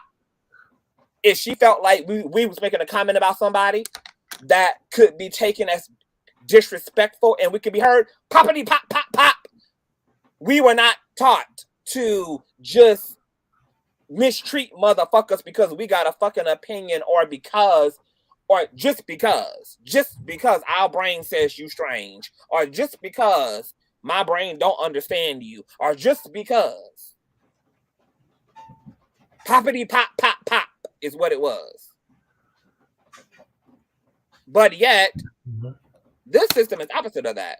This system says, oh, you don't understand queer people? Disrespect them. Oh, you don't understand women? Disrespect them. Oh, you don't understand black people? Disrespect them. Oh, you don't understand Muslims? Disrespect them. Mm-hmm. Oh, you don't understand atheists? Disrespect them. Mm-hmm. Just because they don't pussy pop to your respectability politic bullshit. Mm-hmm. I agree. I definitely agree. The system is going to make sure that enough of y'all don't sit on y'all ass because y'all got bills to fucking pay. So there would never be. So the majority would never be in their mama's basement sipping on Pepsi and Hennessy with their stomach hanging out of their goddamn t-shirt in front of the television. That'll never be the majority.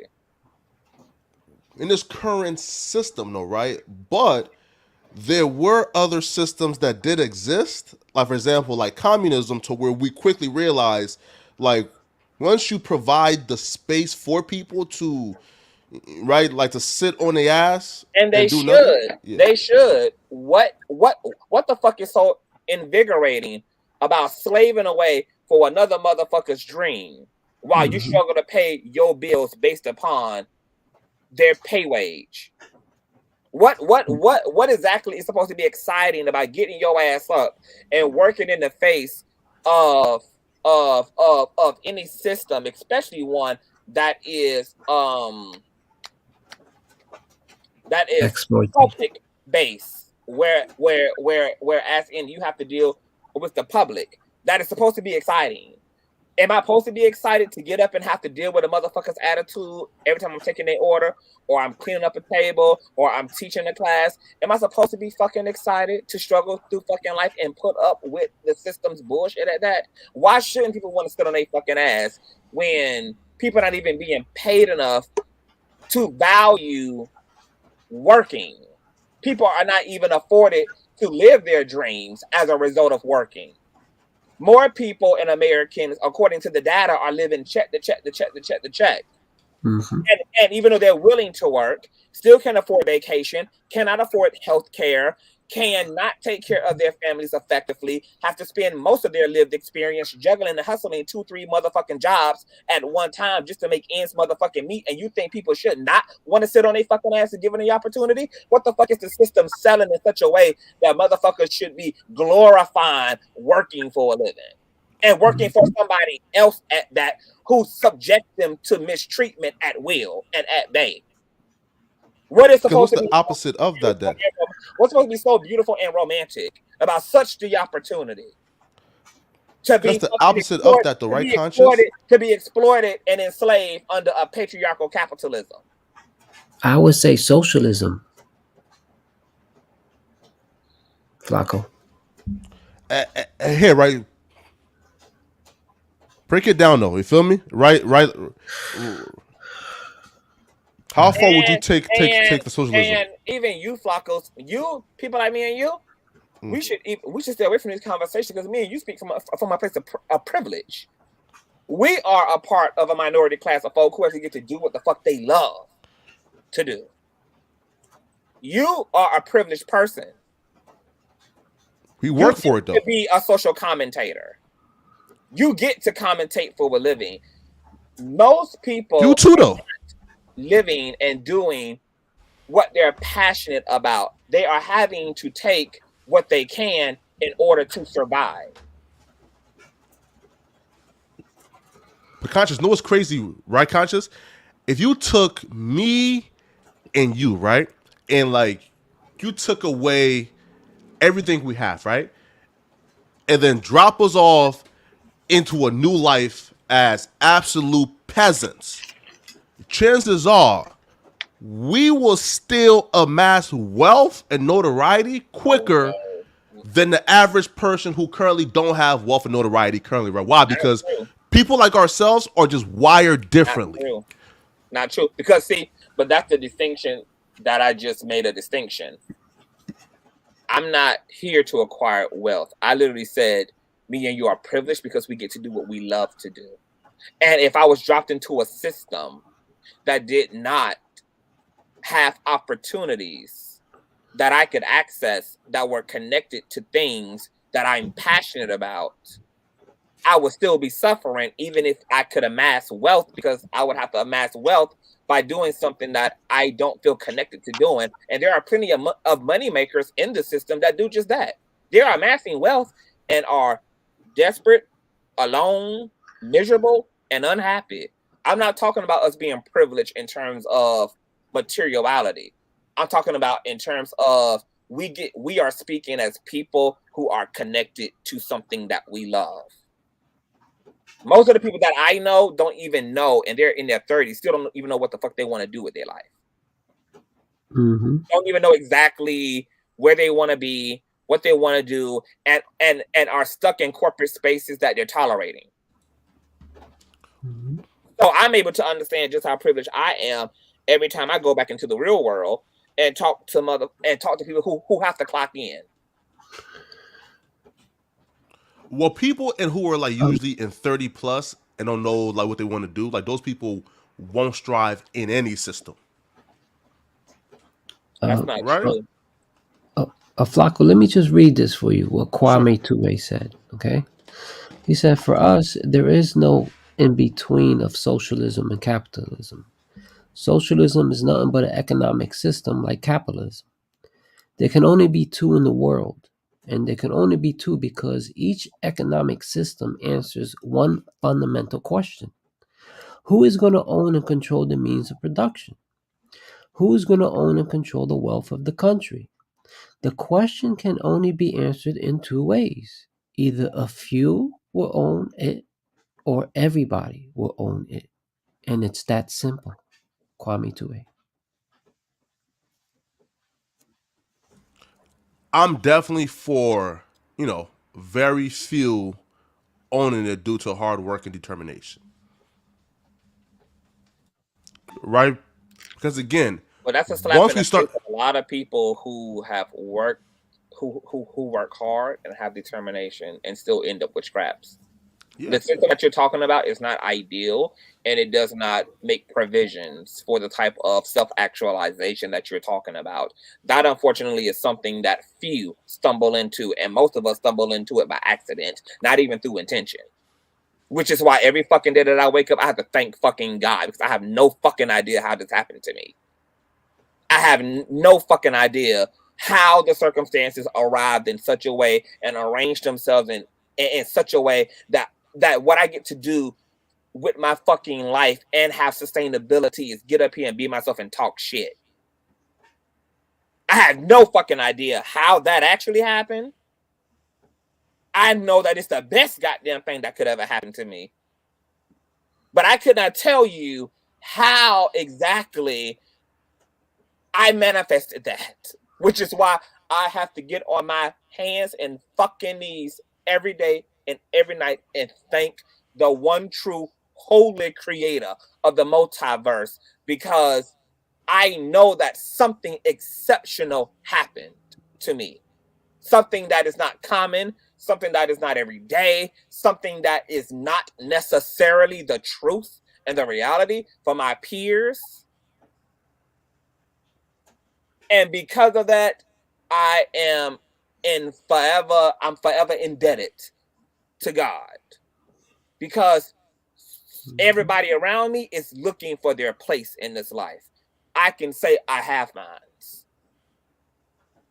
So many people do not. And they're not there and don't have that reality because they're not working hard and they're lazy.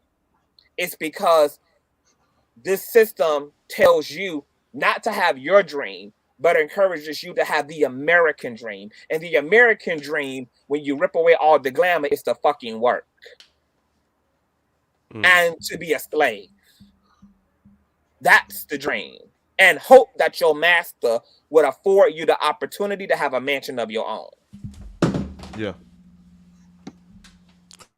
America is dishonest. And that's why so many good, working, competent, talented people are trapped in fucking oppressive systems without the opportunity to become, without the opportunity to fucking arrive. Not because of any fault on their own, but because of the deceptive and manipulative nature of the American system and any other world system at that.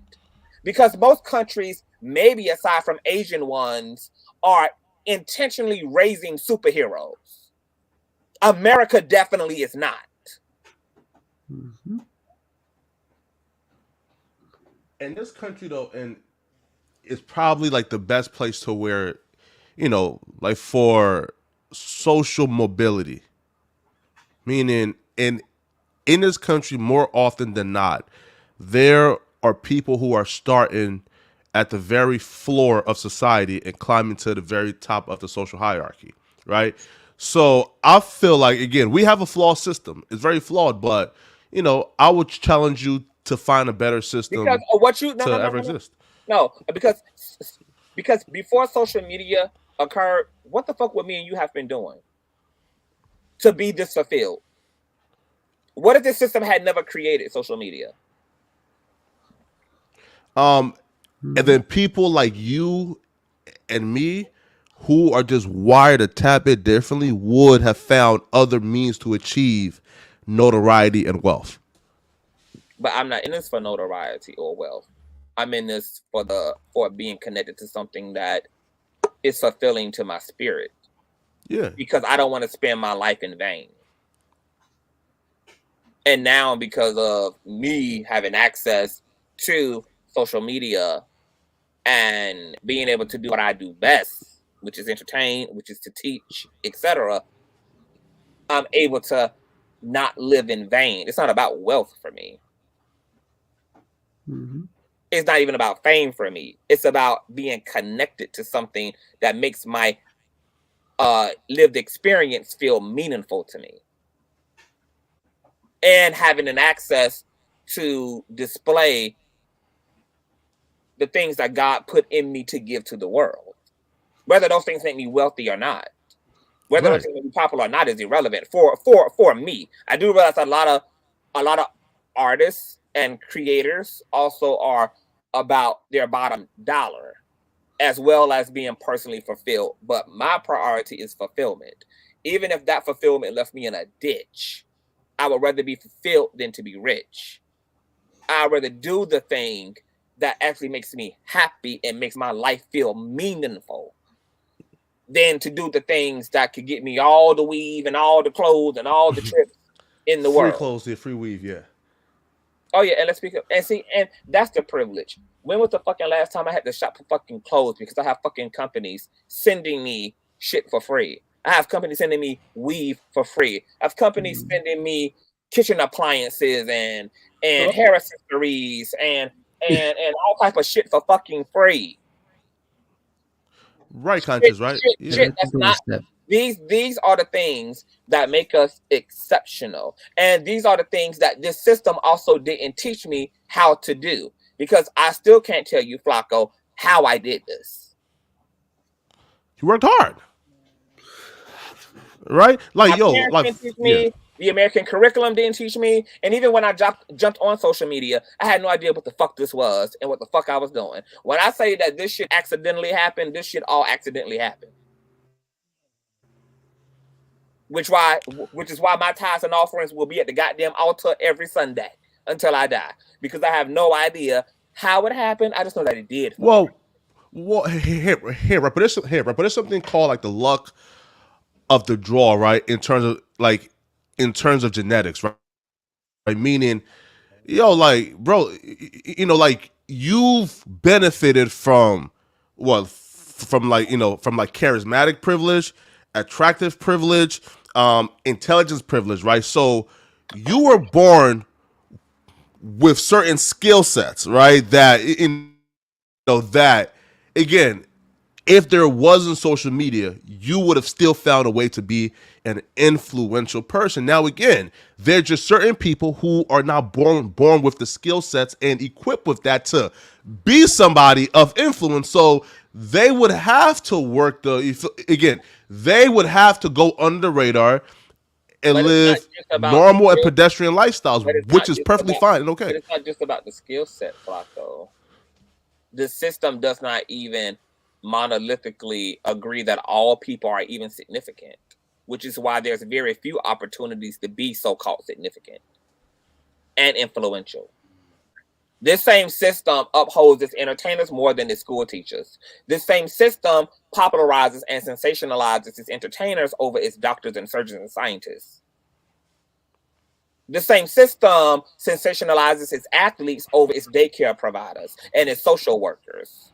Those are really all the people who should be in our place and are not. Mm-hmm. And I don't give a fuck that I'm a part of the system that affords me what it affords me, because it's the truth. Mm-hmm. Yeah, it glorifies violence too. Well, I don't think that that like daycare providers and teachers should be. Do you honestly think that entertainers and social media commentators should make fucking more than our educators do? In terms of like the athletes, right? Yeah, absolutely, right. Because again, if LeBron James, I said, do you believe that our entertainers and social media commentators should be making more than our educators? Absolutely, right. Why? And here's why, right? So if you like take a look at, let's say, like the YouTubers, they are making money from AdSense, right? AdSense, donations, etc., etc. And if that entertainer can command an audience of millions who are gonna watch him frequently enough and donate enough to him, then I do believe that that person deserves to make more than the person who's. So you believe that an entertainer or a commentator should make a teacher's salary in one gig? What teachers earn a year is what some entertainers and social media influencers make with one gig. Yeah, 30,000 a day.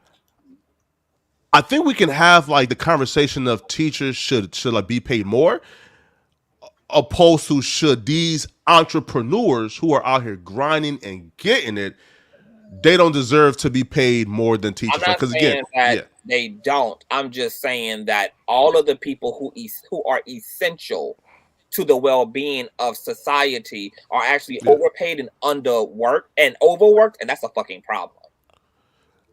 Wait, but I know why that is, because just that establishes the priority in the heart of America, capitalistic and low fucking vibrational, that we escalate and pedestal our entertainers over the people that actually glue and maintain the infrastructure of the society, like our teachers, like our social workers, like our doctors, like our scientists, like our educators, etc.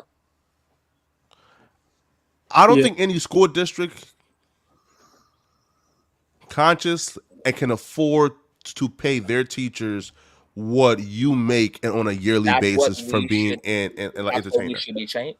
That's Can I what's about the can I system. say something? So Yeah. when you talk about people being like people not significant, etc., this system don't even give a fuck to make people significant.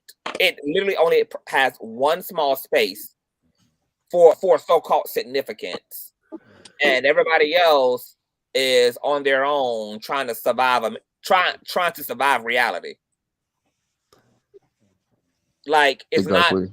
I'm just what I'm refuting is that people are not largely at fault for not being so-called significant or not being seen as significant to society. That is the system that has created that dynamic, not people. Not the people who that system doesn't benefit. And this system only look, this is why we got fat phobia. This is why we got homophobia. This is why we got xenophobia. This is why we got sexism. Like the system is not in the business of respecting all persons and honoring all persons. This is why we have beauty standards, etc. This is why we have classism in this country. You have to earn it.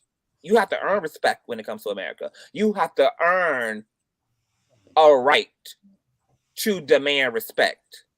America actually thinks its posture is to disregard, be capitalistic in nature, be dehumanizing, and only by way of you forcing me to see you, then should you be afforded my humanity. Then should you be afforded a humane experience. Mm-hmm. All these people who have worked their whole lives at corporations and then been cut off.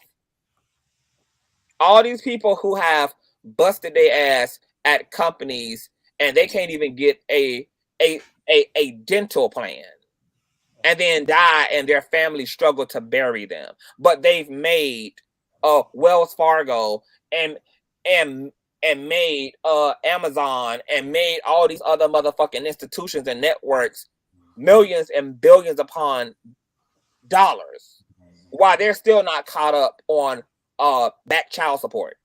Mm-hmm. Mm-hmm. Or Why they still sue. don't even have the means to actually experience a trauma and need proper time off by these same reptilian ass systems that make their ass come to work despite their grief, despite their loss. We're talking about these very dehumanizing, mechanical ass, heartless fucking systems. Yeah. That enslaves everyday people every fucking day and leaves you even without the space to contemplate that you're even in a barrel, yet alone how to transcend that motherfucker. Because you got to focus on surviving this bitch. Being raised up in the black community, I can't tell you that I saw too many people getting out of the system as much as I did seeing black and brown people surviving the barrel. Mm-hmm. And just trying to find a space in the barrel that didn't feel as fucked up. Nobody knew how to get out, because if the majority did, everybody would be out. Because nobody wants in. I ain't met one person that wanted in to poverty. I ain't met one person who wanted in to lack. I ain't met one person who wanted into these things. There are whole fucking boycotts. There are whole fucking union meetings going on to contest the dehumanizing nature of the system that we all inherit. You come into this world, and they put your ass to fucking work. And you ain't nobody unless you can fucking learn the cheat codes of the fucking system and then happen to get your ass into the marvelous light. And then they will resurrect a statue in your name. And then they will engrave you into the Rock and Roll Hall of Fame. And then they will make you some fucking body. If you accidentally get your ass to the promised land without a proper GPS at that. And that's why the system is also so rewarding on the back end, because it knows that it gives you no advantage to get to the promised land from the jump. It knows that it gives you no proper blueprint to self-actualize from the jump. It knows that it doesn't give you a clear pathway to wealth from the jump. So if you accidentally do you know how many successful entrepreneurs who still don't know shit about taxes, who don't know shit about business? They don't have a proper education on any of the paperwork and administrative aspect of running a business. They're running literally off of talent. Mm-hmm. And this is why so many entrepreneurs get caught up in tax evasion and all type of shit. Because nobody ever taught them that shit. The system is designed to disadvantage you from the jump. Yep. From the jump. That's why it rewards you with so much when you finally hit the finish line. Because how could it not? My God, what a fucking journey. What a fucking journey. Do you know how many successful entrepreneurs who almost unanimously talk about how, because of the nature of the system, you have to learn through error, not learn through wisdom. They learn by going bankrupt several times, trying to be successful. They learn by failing over and over and over and over and over again, because the system is not fucking designed to give you that shit at free lunch.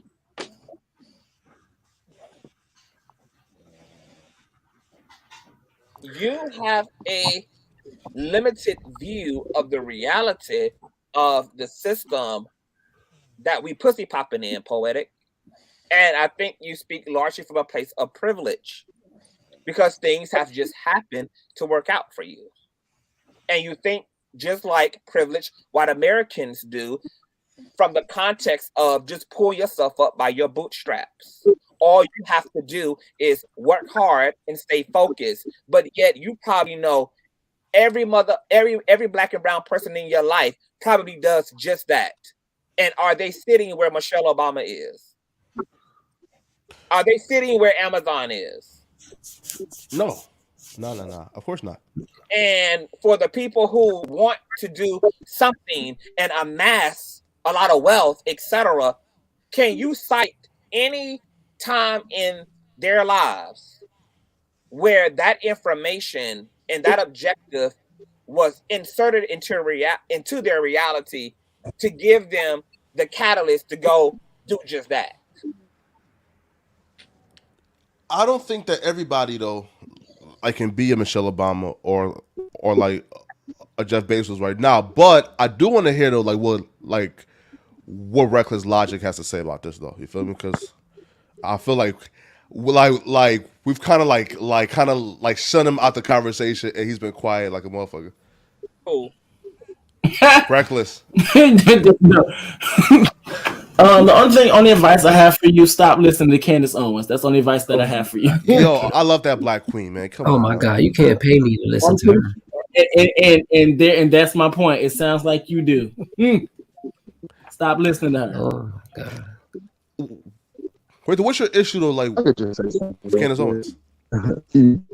First and foremost, if you go to my page and you look up her name on my page, you're gonna find out my issue with her. But however, can we? I low-key want to get back to the DL and religion, because he purposely just fuck I know what he be doing. He try to get people triggered up.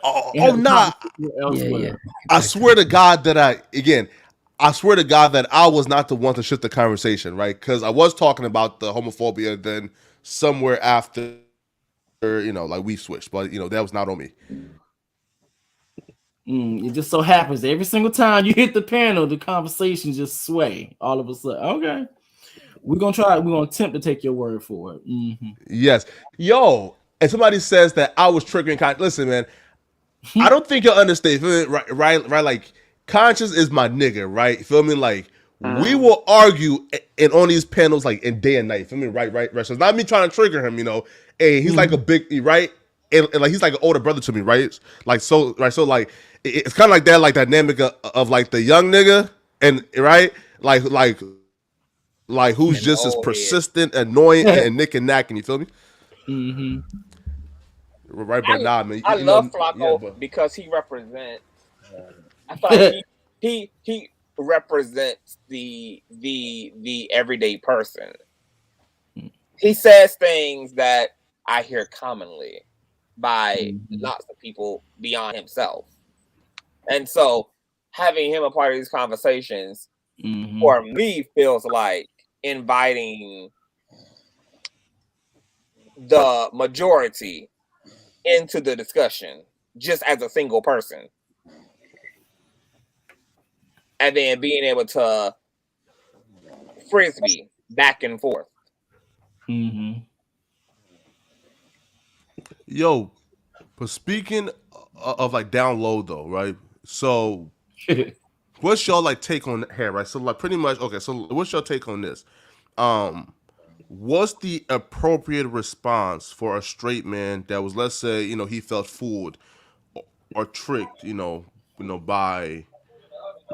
by a transgender woman? And we got food in the oven. I don't know if you forgot. What's the appropriate response? Yeah, like for example, if he wants, let's say, get back. Get back? Yeah. It's called move the fuck on with your life. Okay, hold on. Say that situation again, Flacco. So, like, for example, right?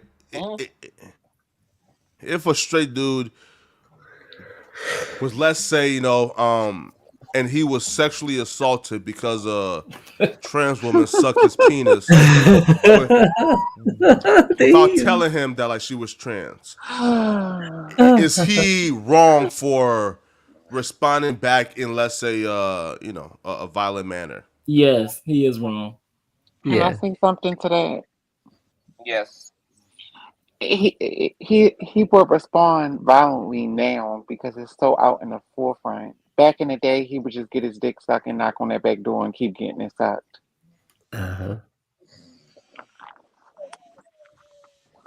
Yeah. Should So I there be have a a consequence question. though? So I have a question. So why do you believe that all these men are getting tricked? Because Poetic Flacco is inherently transphobic and wants to justify violence upon trans people for any reason. He's just trying to. Hell no! Listen, he just trying to make the violence make sense. Oh well, through deception or she tricked them. It's just a way to justify the extermination of trans people. Do you think that the man who is in a relationship and having sex on the side with a trans woman deserves to be unalived by his cis romantic partner? So me personally, Do you that's think that man who proposes or who comes into covenant with the woman under the guise that he's going to be faithful and then turns out not to be faithful and deceive that woman deserves to be unalived by his partner because he deceived her? No. Oh. Why not? Why? Flacco? Why not? Well, again, I don't believe that trans women should be unalived. I'm just saying, they're. So what's your point? Yeah, right. So look. But okay, so with your question that you asked me earlier, sure. So what do you believe? Yeah, right. Response for as in your words for get back. Yeah. If unaliving is not an option, then what's your definition of get back? Again, just Getting me. the hell out of her until she is barely alive. No. So if they've been married, Flacco, for 10 years, I'm going to the police. Thank you.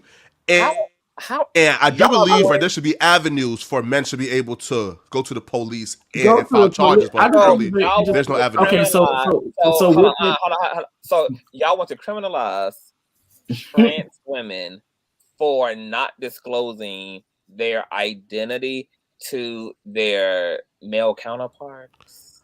That should be It's sexual assault. I just think okay. Hold on. But I just asked you: should infidelity on behalf of a cis hetero man unto a cis hetero woman be criminalized because it's deception and he's also putting his cis partner at risk for his infidelity? And you said no, even though I there are voted different yes. consequences like STIs, STDs. Also, the fact that somebody got some feedback.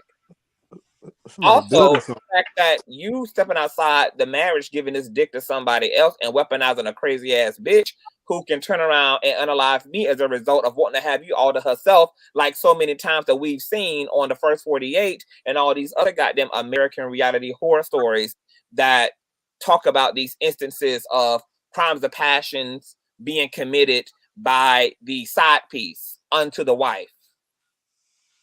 So what about, so you telling me that as polarizing as the consequences of infidelity should be, that there shouldn't be no criminalizing of that, but a trans woman, not this, I mean, should you lying about your dick also be criminalized? Because that's deception. Yes. I said no. Should you lying But about? Red Clark has an explanation though, so let Red Clark. I just feel like yeah. I just feel like both should be like reprimanded. Like I don't know, should it be policing? I don't know, should it be both should be penalized. And I agree that if I am a straight man who is thinking this other person is a woman, unknowingly she's not disclosing this information to me, and I have this notion in my head, I feel like me not knowing that is like, and oh, you just lied, like you lied. So I should just go on Okay, about but my everybody life lied. after a So person. what's the, I can't consent if I don't know. But you deceived me. Hold on, Flacco. You See, and deceived me. I'm that be deceived now. that be my fucking issue with Just let queer me phobia know. at its, hold on. That be my issue with queer phobia at its heart, is that y'all always make the excuse for queer people. Y'all can lie all fucking day about how many baby mamas you don't have, about the marriage you not in while you at the club trying to pick up another bitch at the bar. Y'all can lie. The baby mama Look can me in lie my about the face and child. say I Hold love on, you, knowing that you don't. hello. The baby mama can lie about the child being yours and it's not. Y'all can do all of the insidious fucking lying y'all want to do. Y'all can lie about, oh yeah, this really your daddy. Y'all do all the lying in the fucking world, and all of a sudden, trans women need to be criminalized for the lies they tell. And those lies are also fucking nuanced as well. Because it's not just about lying for the hell of lying, but I just think that it's funny keeping the conversation simple, that the dominant class can participate in all the goddamn buffoonery, and there's never a fucking conversation around criminalizing the goddamn pussy popping, the goddamn horani ho games that y'all play amongst each other, and yet trans women need to literally have a criminal record as a result of participating in the same line ass shit that the rest of y'all do. Make it make sense. Why the hell should the trans woman's lie be any different than your damn lie? Like, why should you be able to have a baby outside of the marriage and that not be criminalized because you deceived this woman under monogamy? Why in the hell should you not be criminalized if you pass your partner STD? Should you not have a fucking record? And I'm gonna tell you why the country ain't gonna never criminalize it, because it's actually your responsibility, and your responsibility solely to vet your partners. And if you didn't get a goddamn Carfax on the women that you picking up, if you didn't do your proper goddamn research, and you didn't get on Google and dox a bitch and see how they been living and see who the fuck they was, that's all your responsibility. The government don't got shit to do with the people you decide to go be sexual with. If you think so, you supposed to be able to just So you think it's proper to run off and go just fuck anybody, but then the country should hold the motherfuckers you fuck who deceived you accountable criminally for deceiving you. Oh, okay. But I also think it's very interesting too because it's something called stealthing. Girl, my tongue. It says when a partner secretly removes a condom during sex without the other person's consent. And so I also looked up as well. I said, is it like, is that considered a crime? And now it says here is not considered a crime, or you can't get in trouble in the United States, even though that person consented to protection during sex, but however, they were deceived once the condom came off. So should they be, held accountable? I'm not gonna play with Yes. y'all. That is Yes. all of that But whole the shit. thing about it is like All of that whole shit is some we know y'all don't bullshit keep the same when it energy. comes to trans women, because the reason why y'all want it criminalized, the reason why y'all want such a severe fucking penalty for being fucking deceived is not only because y'all own masculinity and heterosexuality is hanging on by a goddamn thin thread, but really the bigger part of the fucking issue is because y'all do not want to admit that y'all do not see trans women as human beings. Yeah. No, they don't want to admit that they're attracted to trans women. Hold on. Because to criminalize a trans woman, a trans human being, for not telling you that she's trans is to literally equate her to something so other than a human being that you laid down with. To equate her to something so fucking foreign, so fucking non-human, that it is deserving of the same penalty of somebody slipping you a dog in intercourse, and sleeping you a cow in intercourse. And I think that Ron is asleep. I think he's snoring. And don't forget, some of these men know that they're dealing with trans women. I'm hold on for a minute. Okay. Rondon, are you there? I think he's asleep. He's the one who sleeps. Yeah. He's not there. Okay. All right. So hold on. Red Clark. So what like you slept with a human being. Why should that person have to go to jail? I'm not because saying, you didn't spend time. I'm not saying to go to jail. Hold on. Because you didn't spend time vetting your sexual partners. Why should the criminal justice system get involved and create legislation that criminalizes trans women for not saying up front who they were before y'all possibly lay down with them? Because y'all didn't take the time to vet y'all partners. You wanted to run off and spend an hour in the bar to choose a partner, but you didn't want to take the same time to properly vet your partners, and the country are supposed to go out of their way to criminalize the buffoonery of it all. I'm not saying go to the police, do it. I just said that. That's what it means to criminalize it. Somebody gonna have to go to the police, right? No. I just said that as a. I said that loosely as a just the sense of some type of. I feel like just for all wrong, even the flipping the condom off, even like I don't want to hear all that because y'all I'm don't not have saying. that conversation. I'm saying all of that is wrong. I don't know. I don't want to hear that because y'all don't have the criminal conversation about none of that shit independently and in isolated incidences. Y'all all of a sudden want to be an all sins matter when it comes to trans women. Now all of a sudden, where it's all wrong, but y'all don't hold these panels and participate in these conversations around criminalizing taking the condom off and criminalizing infidelity and criminalizing none of that shit. Y'all only do that to make it seem like y'all not being transphobic by saying, well, all wrongdoing, but y'all don't have that same energy when those conversations are being had about just that. And all the years that Maury being on TV where women have accused men of being the fathers of children that are not theirs, there has never been a conversation around criminalizing false identification or criminalizing infidelity, etc. And all the years of Jerry Springer, where people brought on their side pieces to participate in low vibrational buffoonery, there was never a conversation around that shit being criminalized. But y'all do that type of pussy popping when it comes to the conversation around trans persons. And then, in order to make it look like y'all not being transphobic, y'all want to be a all wrongdoing matters type of an individual. Conscious, can I ask you a question? That's convenient pussy popping. Yeah. Let me ask you a question, right? I don't believe in criminalizing. That's hideous. But if if a man, okay, he's suspecting something and he asks her, hey, and she lies to him, what do you think about that? I'm sorry, say that again. Like, should a trans woman disclose it to her They husband? do. To Excuse me? disclose what?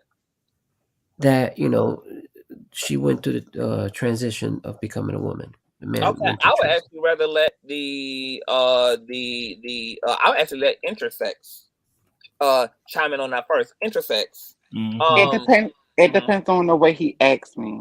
If a guy has been communicating with a trans woman and he asks me, "Are you a man?" Absolutely, I'm not going to tell him.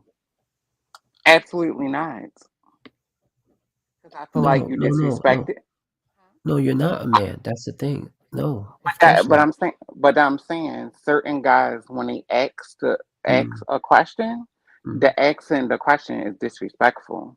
Number mm. one, the asking the question is clearly you know what a transsexual is because you asked me, "Am I that?" But you are asking me, "Am I a man?" Well, how about if the question is, were you ever a male and you transitioned to a female? Like, All right, so when a guy asks me that question, I already know that he already had experience with trans women. okay, all right, all right.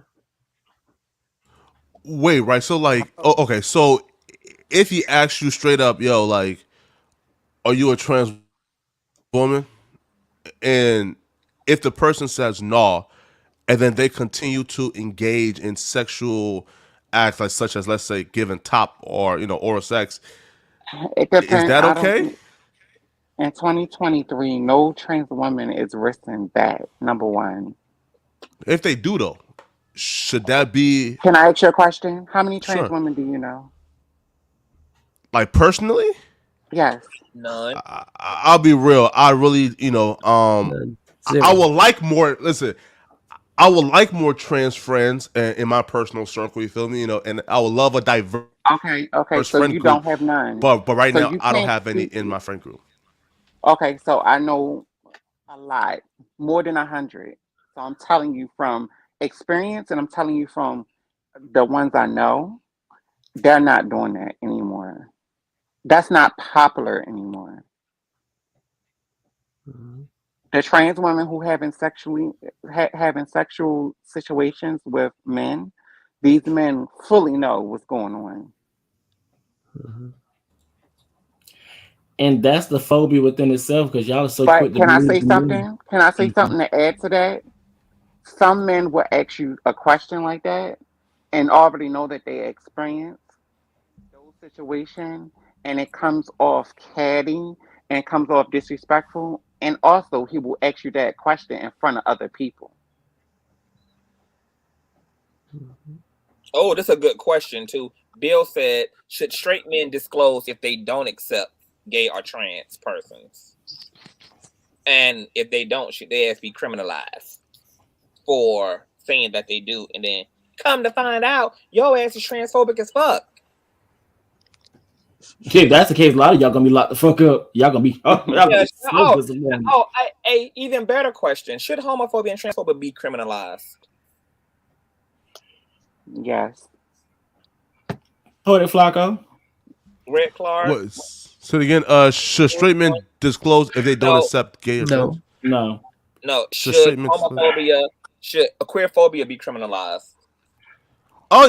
Oh, well, I don't think like hate towards anybody is That's a criminalized, yes right? or Oh, no. yeah, the Okay, let's Yes fucking see or what way. no. Flacco It first. should be As penalized. quick It as should be y'all were to say penalized, not yes to the criminalized. criminalization of Nope. trans women, No. I need No, an easy yes or no.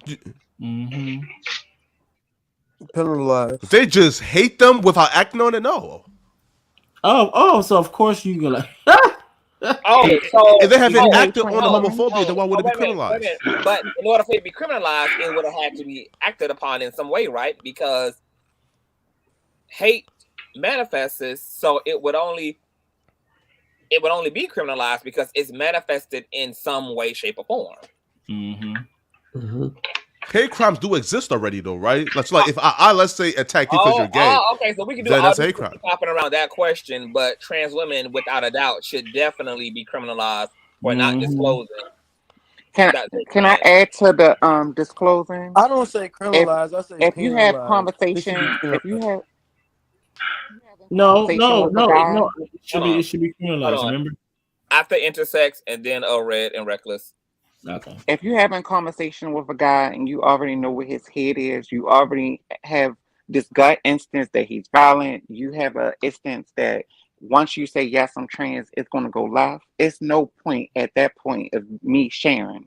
Now I'm gonna say no, and then I'm gonna go about my business. I'm gonna block your number. I'm not going to talk to you anymore if I feel like that. But if you feel like that, I'm not going to be friends with you after. It's not going to be a positive. It's going to be so negative. I'm not sharing. If I know my life in jeopardy, I'm not sharing the situation. Now I'm going to delete him out of my life afterwards. Okay. Red Clark. After sucking his dick and taking his man. I can. I don't never have sexual contact. I don't have sexual situations. But not you. You just in general. Yeah. But Just you're speaking on, but you're saying that, and you don't know no trans women. You don't know trans women, so why you keep saying that? Actually, no, I think that's very interesting because literally on No Jumper, one of your co-hosts just got exposed for it, but he knew. So stop running with this damn narrative because you guys literally had an example in house, and he was very much aware.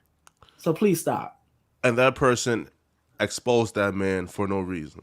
For no reason, sir. Do you not know? According to who, it was for no reason. Because we discussed on Reckless's panel that when you join somebody else in their life experience, that experience becomes theirs too. So, for instance, Flacco, if I went and sat on your fucking face because you secretly were down low and I let you eat my damn ass.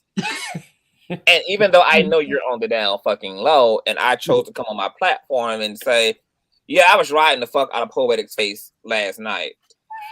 I mean, of course, from your vantage point, that was completely unnecessary. But my context is I'm just being transparent and sharing my sexual escapades. Telling the world that I ate ass is crazy. Which I have a right to do. They gonna clip that and put that music for No Jumper. No, right. For example, if we let's say because y'all didn't have none of this to say, right? When the baby outed the fact that he fucked Megan Thee Stallion, who's currently in a relationship. Y'all didn't have nothing to say when Tory Lanez outed the fact that he fucked Megan Thee Stallion. They never even though she's now in a relationship. Everybody else, once again, y'all participate in outing each other for no fucking reason at all. Y'all participate in sharing y'all escapades freely. So why the fuck does a trans woman have to withhold whose dick she sucked, who sucked her dick, who she fucked on, who fucked on her? Y'all don't reserve the right to close y'all fucking mouth. And I think it's also interesting too because another perfect example would be Irv Gotti when it came to Ashanti. Wait, come on, bro. Irv Gotti got a lot of flack. We're talking about the exact example. So when you guys go to expose, because what you're gonna do, you're gonna talk about the example, then we're gonna move to something else. I want to keep the goalpost right here. Answer this.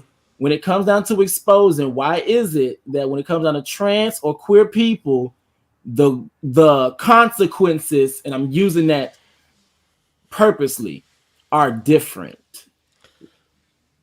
It's more damaging, right? So it's because more damaging than who? What we're doing, like, for example, right? So like the actions, like for example, like the things that we're talking about in terms of sexual assault, in terms of outing somebody's secret lifestyle. It's not sexual. For example, right? You willfully laid down with a woman that you were attracted to, and she willfully laid down with a man she was attracted to. If you did not do your due diligence to research this woman effectively to find out what type of woman you're doing that, is this bitch connected to ISIS? has this bitch ever been locked up for child abuse? If you refuse to do any lead work to vet the partners you lay down with, that is not the responsibility of the state to hold people accountable because you made a choice that you can't live with. I mean, how many fucking women would be running to the police department to report all the niggas they gave pussy to that they now regret? And they do. How many of you niggas would be locked the fuck up?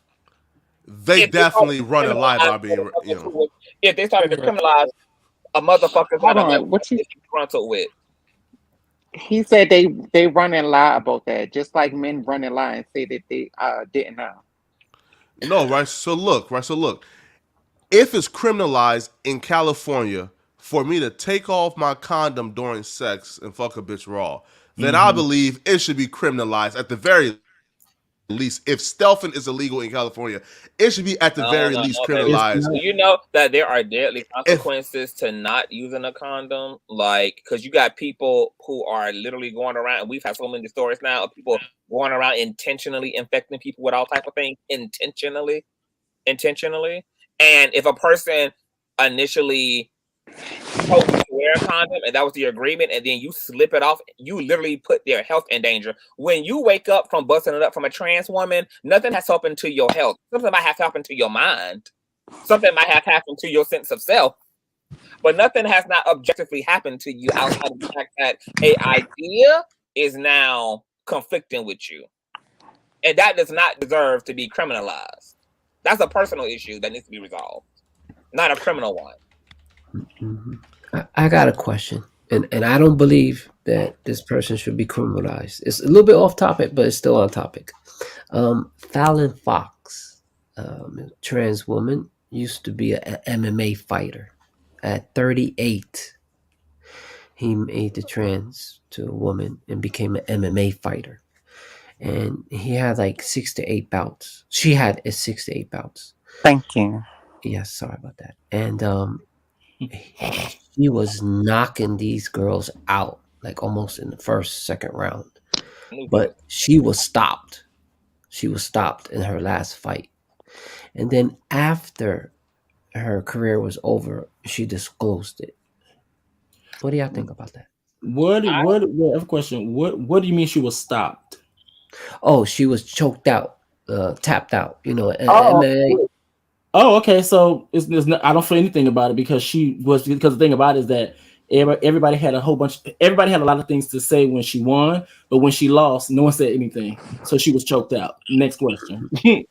She was breaking female skulls, bro. Like she was like legit breaking, like whole skulls and shit. She was legit causing the severe same type damage. of damage that female fighters can cause upon each other, that cis fighters cause upon each other. Yeah, exactly. There are female fighters that skulls, break arms, rib cages, break teeth. Susceptible to the same fucking level of fucking injury by participating in a purely violent sport.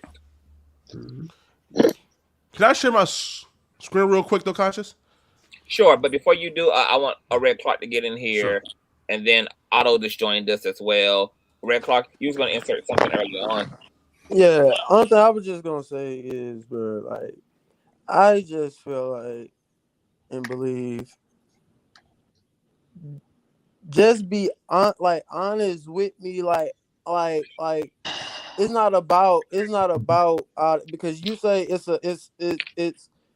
it's something within me that I would have to work within myself. Okay, granted, but wouldn't I can argue and say it would be something within that person to not be able to disclose that if that's a part of their truth. Hold on, wait a minute. Red Clark, have you ever asked any trans woman why trans women are reluctant to disclose? Like, do you even know what the reasons for disclosure is? I mean, for non-disclosure is? No, and I would like to know okay, so that's the problem. So that's also a part of the problem is the lack of education and understanding around, and it's really an obvious one because we just had a whole conversation, at least in the top part of this conversation, around the fact that queer people are surviving hetero supremacy. queer people are surviving cis supremacy and hetero supremacy. So if transphobia didn't exist, there wouldn't be a reason why a trans woman would have to be strategic and meticulous in when she disclosed. But because she's surviving transphobia, no, she doesn't get to be flippant about her identity. And I would even say, even to put trans on even a dating app can be potentially dangerous, because Very people dangerous. who are hunting trans women can intentionally present themselves as someone who is genuinely interested in this trans woman just to get access to her, to bring harm to her. Because that's also a large part of trans women's experience. Straight men don't understand that because they don't give a fuck enough to understand it. They ain't asking no questions. They don't give a damn. They're only interested in their own plight and in this idea that because I slept with a trans woman, I'm essentially gay. It's their only focal point. Mm-hmm. Y'all don't realize that the people who are not disclosing are surviving a system that's largely perpetuated by the dominant class.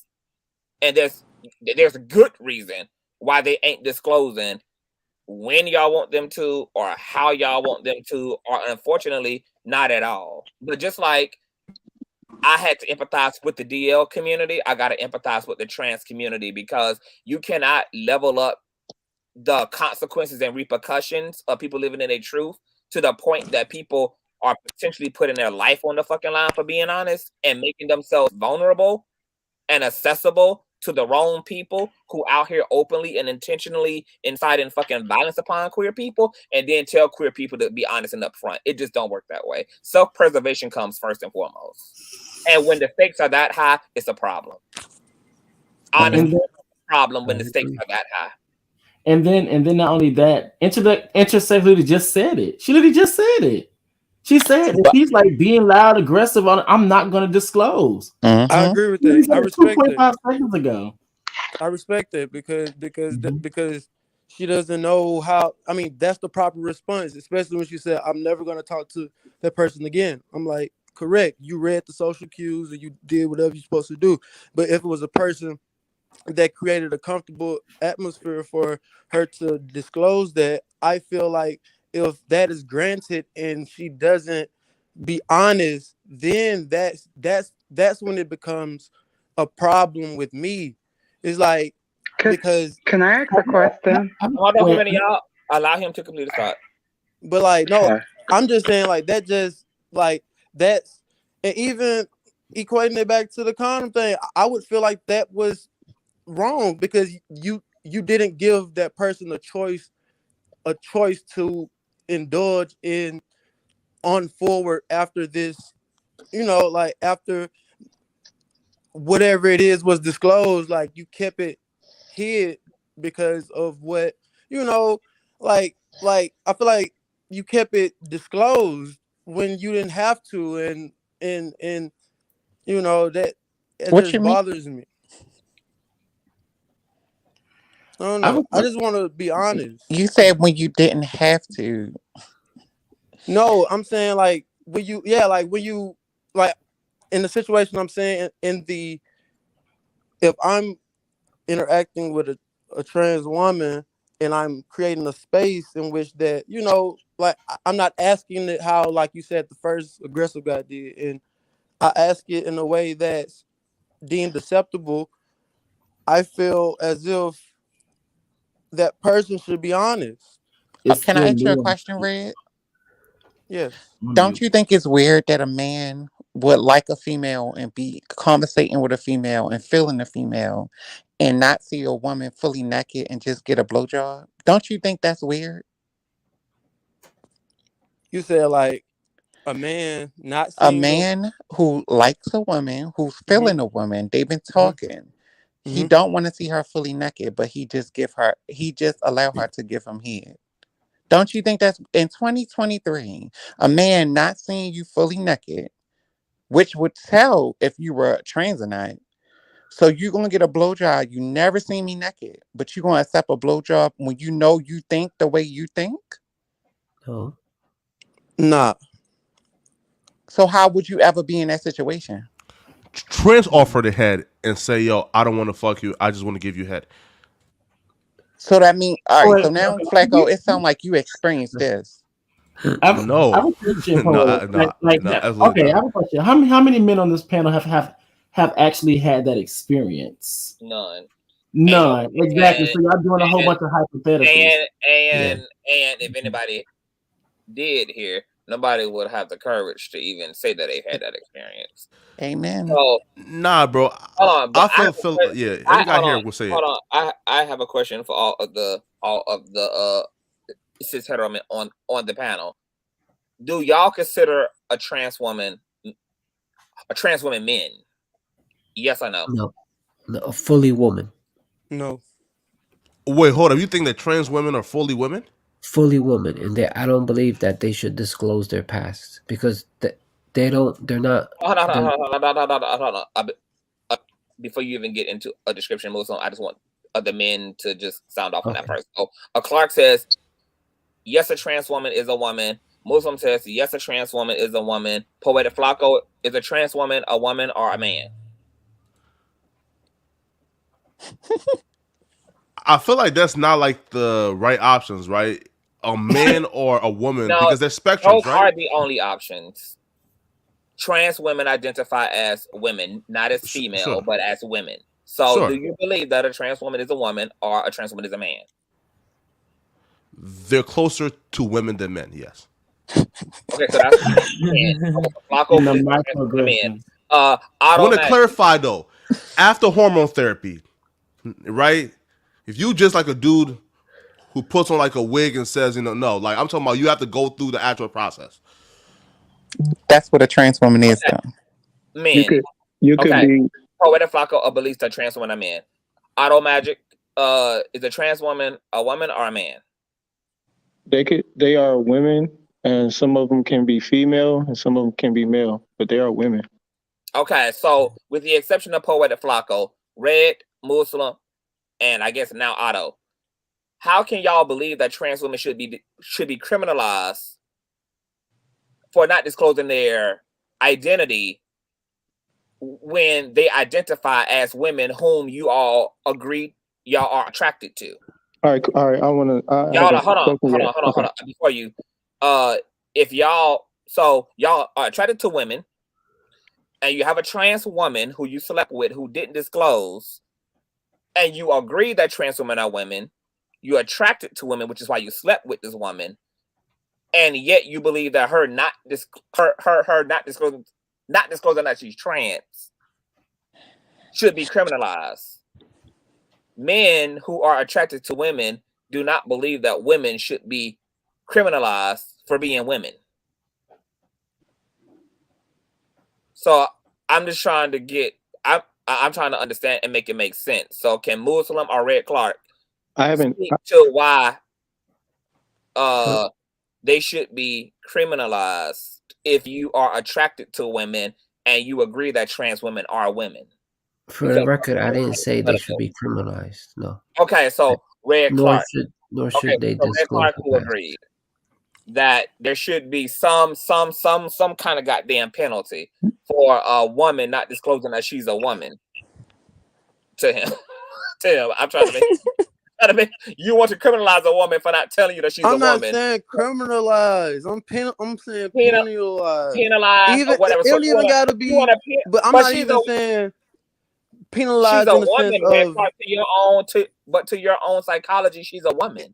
So what is it there would to be disclose? like and maybe me saying penalize like me saying penalize is like I'm not fucking with you. I understand, but I just made it super simple for you. If she's a woman and you agree trans women are women and you are attracted to women, what the hell does she need to disclose? Can I answer? You lay down with the woman. Where is the validation? My thing is like the born thing. Can I answer? The oh, that would be the differentiating factor. I mean, especially if I asked you and you lied, I'll treat it like any other like thing. I will cut you off. You know, I'm not gonna flash out. You know, beat you up or do nothing like that. I'm just gonna stop fucking with you and just move move forward. Like that's what I'm saying. Like I know it's not shouldn't be go to jail or whatever because you make great points of vetting the partner, but in the sense of if the person lied and didn't grant me the like didn't was honest about that when I asked that. If I asked that specific question and you wasn't truthful about it, it's like, damn. Even if I'm with a one like like a woman that was born a woman and she lied, I will just cut it off. You see what I'm saying? So like that, like that's all I'm saying. Like I'm sure though that you is have that not. that So I'm sure, Red Clark, that you have not cut off every woman who did not show up perfectly in your experience. I'm sure no, that you I'm not have. saying perfectly. I'm not saying perfectly, but I'm saying lying. Like if it's lying I'm about, sure like there are say like people in your life right now who have done their fair share of lying, and you still are connected to them in friendship or in family or romantically, etc. I'm saying I wouldn't fuck with them in that manner. And you Like wouldn't fuck with them in that manner because you don't want to be with a trans woman specifically, even though she's a woman. I didn't know. I didn't choose to be. Well, now I'm asking you because essentially you don't If want to I be with a chose trans to woman, be, right? if that was disclosed and I chose to carry on, No, I'm I, not asking you that in a hypothetical now. I'm saying uh-huh. the blanketed general truth is you don't want to be with a trans woman.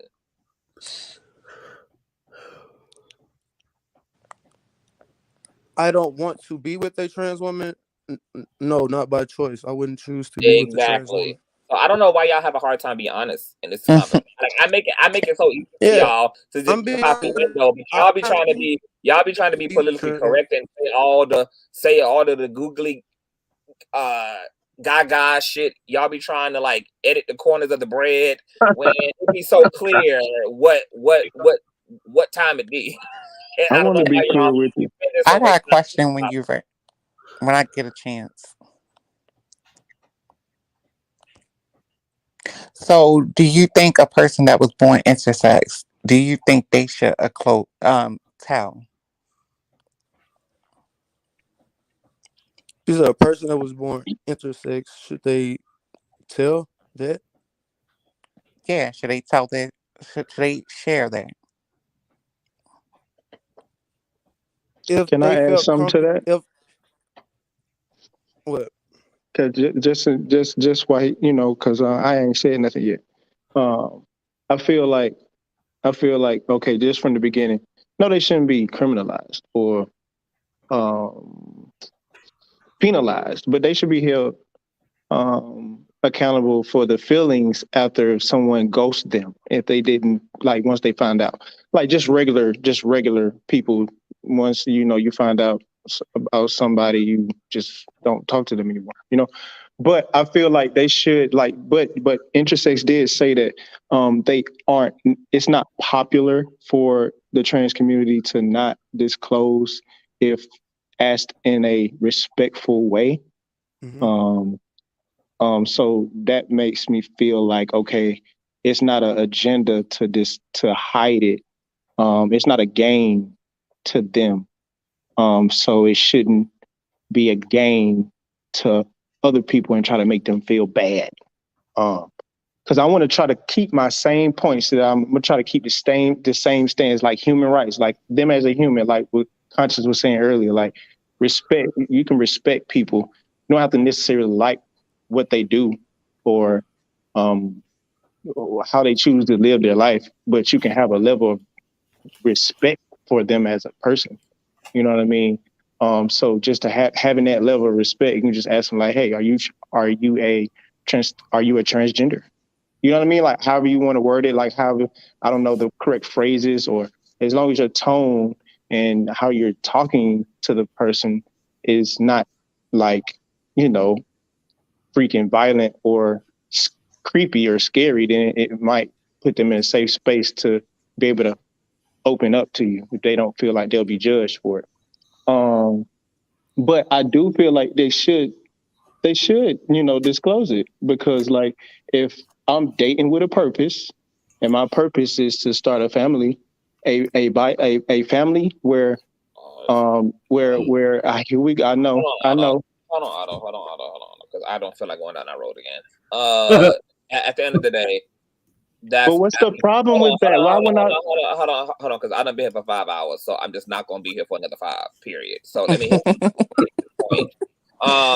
What you're saying is applicable to heterosexual relationships as well. So you can start off intending to have children with a woman, and that woman have issues conceiving, or for whatever reason not be able to facilitate her own personal pregnancy. That's not something that's exceptional to trans women. Okay, I will let that go. I will let that go for that for that point you just brought up. But what about the fact that there was a transition too? That is important also, because a trans man would have to disclose that to a cis female. So it works the other way around. Like, that transition is important.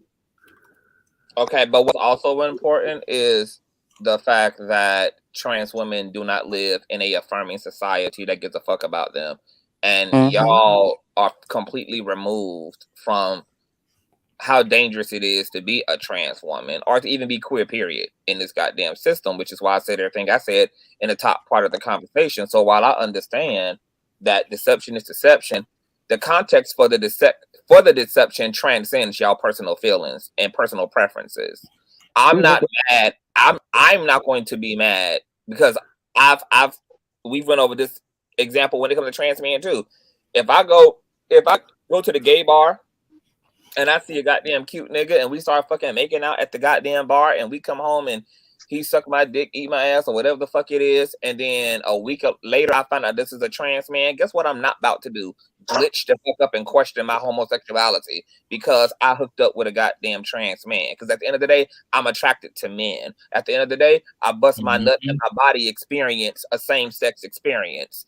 Now that I know that this was somebody who transitioned, it's just that, a person who transitioned. I don't have any incentive to pick up a gun. I don't have any incentive to commit harm. I don't have any incentive to think any different about myself just because of my experience, because I had the experience of a man. It's not fair that you bring that up with me though, because I don't have that view. Like, if that happened to me, it wouldn't question my, because okay, if I'm at a club, I'm at a bar, and somebody is talking to me, they might find me attractive. So the fact that they're talking to me, whether it's a man or a woman, I'm not finna question myself because they decided to talk to me. I just look attractive to them. So I'm not finna be all upset that I got hit on. That's you, but that's not the majority of men. Yeah, like y'all be talking antidotally. We're talking about the overall system. And when I'm trying to tell you, when I tell you about the overall system, like on a person that might think like me, that it's not about the trickery is in with. If y'all don't want trans women withholding, y'all need to combat transphobia effectively, because what y'all do is y'all will burden trans women with disclosing, but allow your homeboys and your uncles and the overall community to perpetuate transphobia. And it just, y'all cannot have y'all cake and eat it fucking too. If y'all are going to allow the space to be dangerous and insidious and violent and problematic for trans people, then you don't get a right to also tell trans people how to fucking navigate that violence and how to navigate those threats and how to navigate that discomfort and that dis-ease that the overall community allows. You just don't get to do that. You just don't. I can agree with that, but I'm just saying. And so if the price for cis men is they ass get laid down by a trans woman who don't disclose, charge it to the fucking game. That's not fair though. No. Transphobia is more non-fair But guess Then what? that Not trans all woman, men are then that transphobic, so trans it's not woman fair not for the then that Not non-transphobic all trans men to woman, be. transphobic. then that trans woman not Oh, it's disclosing easy. to you her trans identity. Mm-hmm. But it's not fair for Those men are that are not those are transphobic those to are be. false those are false equivalencies because this woman is actually in danger. Nothing changes about you because you slept with her. But if I ask her a Nothing question, changes. if we're talking, It's a false we're, equivalency. I already acknowledged that while it may hurt your feelings and you may have a problem with it, that it's not a bigger issue than the transphobia that trans women exist in. no, but I'm saying if I It's ask not her a a bigger. It's question and I not a provide a bigger safe issue. space and I It's say, not. "Hey, are It's you not a. transgender?" It's not a and bigger. It's not a bigger issue than your hurt feelings over something that you No, can it's not live about my with. hurt feelings. I'm asking you a question right now. So like if I create a safe space and I say, "Hey," All the and I straight ask that men. question, No. See, that's a problem with men. You think you get to decide that the space is safe. no, I'm saying if It's not. It's when not. you talk to people, you get That's to know safe. them. You ask them That's what's their safe. favorite That's color. safe. You ask That's them safe. That's where they that's from. You that's ask safe them space. things, and you create a That's safe safe space space. within You that don't get place, to and then you determine ask if them a question. look. It's a lot of niggas who hit this fucking panel claiming that they ain't homophobic. I don't feel that they aren't homophobic. I don't feel safe. and and and and and and y'all don't get to determine that I should feel safe. I decide when the fuck I feel safe. I decide when it's not homophobic. Okay, I don't think I'll ever be able to get my point across because I don't think you listening to what Y'all I'm don't have a saying. point because y'all prioritize y'all fucking feelings over actual endangered species. There is no point. So anybody else have a point they want to make on the panel? I do, actually. If y'all can hear me. Yes, we can hear you. I feel like the straight men are kind of dancing around the topic, excuse me, of the lack of respect they have for the queer community, period. The lack of respect is what doesn't allow you to see a trans woman as a woman, which they are women, trans women are women, period. But because you don't respect us on that level, not that I'm trans, I'm queer, but the fact you don't respect queer people, period, it allows for that nuance to go over your head. You see a beautiful woman come to you in the bar, approaching you, saying how gorgeous you look, and your first response is, "Oh, damn, are you trans?" Like, why would it cross your mind to ask that if that wasn't something that you were worried about, something that you were checking for?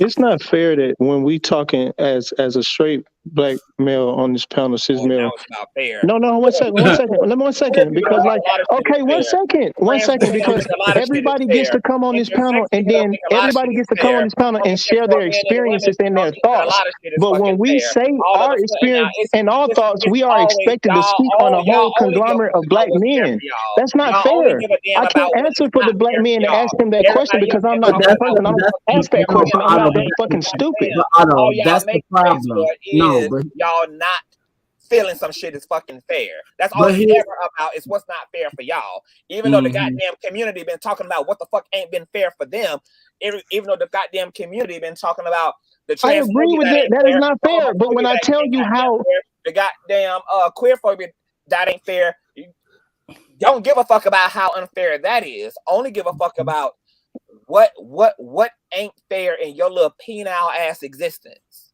listen, I'm not saying that it's not fair. What I'm saying is it's unfair that let me finish, let me land. Just give me 1 minute. I only need 60 seconds. I don't need that long. That plane ain't even off the ground. It already done landed. But this is what I'm saying. Okay, like everyone can come on and say their experiences and their thoughts, and they're speaking on themselves. But when we give a rebuttal or we give or when we answer questions, we're expected to speak on the whole community of black men. But I don't identify. I don't have the same thoughts as all the other black men that you have and that's encountered. So it's and unfair for you to dismiss what I'm saying and say that I'm dancing around a point, not you, Conscious, but him, and say I'm dancing or we're dancing when we're just literally telling you how we feel. But you're not listening to what we're saying. And then what we're saying is similar to what a lot of the people that you have come across say, but it's a little different, but you don't realize the differences in it, and you don't go with what we're saying right now, and then and continue the conversation. No, Instead, but we go back to what other men do, not you, but what other men do. So what can you do to change what they do as a whole? How can you make a change for everybody? I can't. What I can do is tell you how I feel. Red Pill can tell you how he feels. Flacco can tell you how he feels. Anybody Reckless and everybody else can tell you how they feel, and then you just go with the conversation from there. No, the thing is that I understand what you're trying to say, but let's just say the whole narrative about you're not one of them. Cool, but you're the minority. Okay, I understand that. So if that's the case, it's more than likely that experience of having someone that's quote unquote just might be cool with it, or just might not trip, or it just might not be violent, is very slim to none.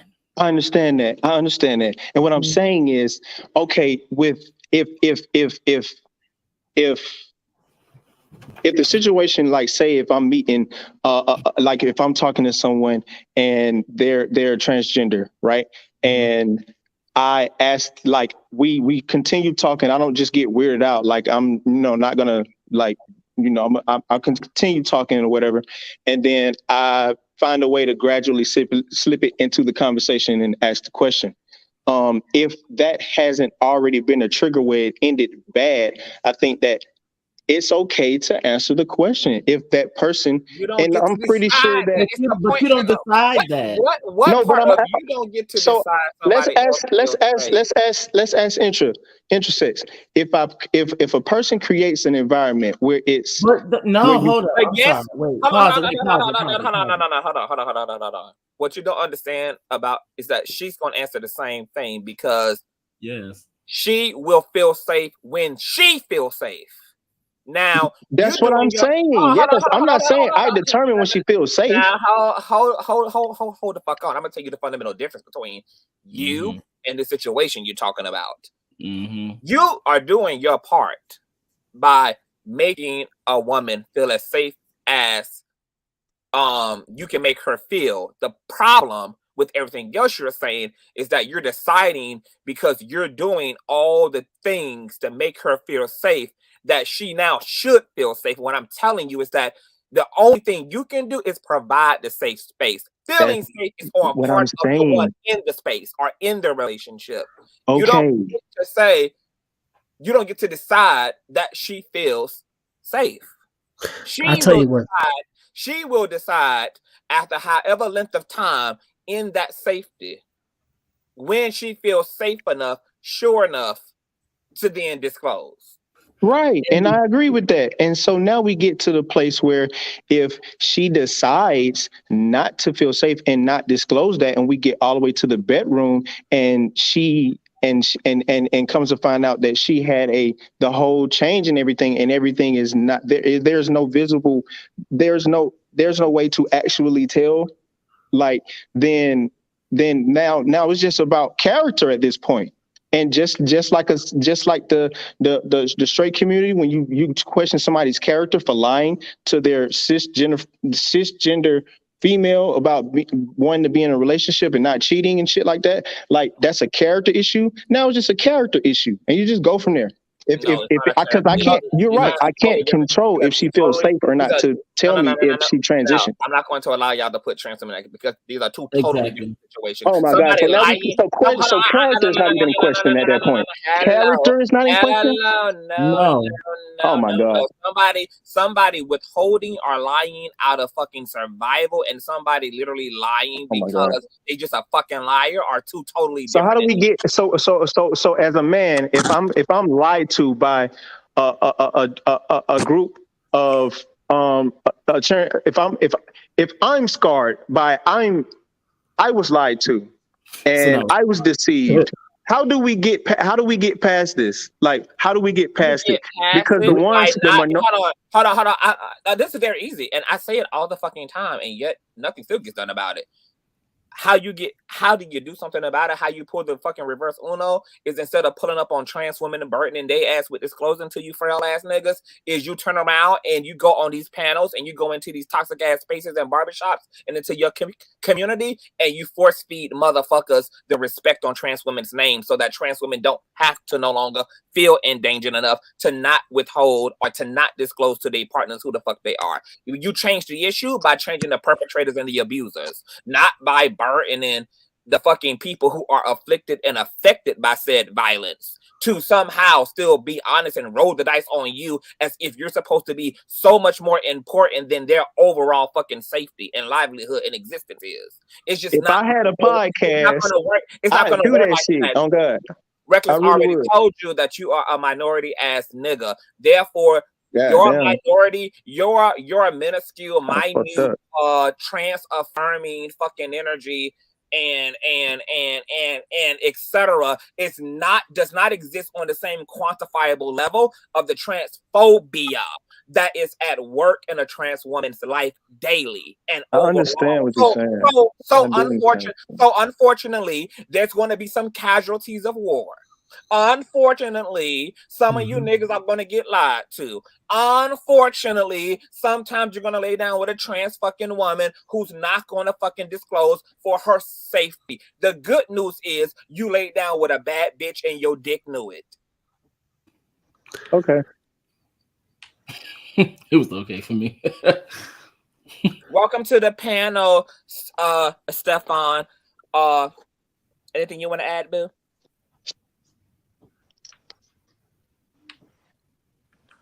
Can you hear me, Stefan? Hello? Can you hear me? Okay. Jace, I think that you wanted to jump in here too, Boo.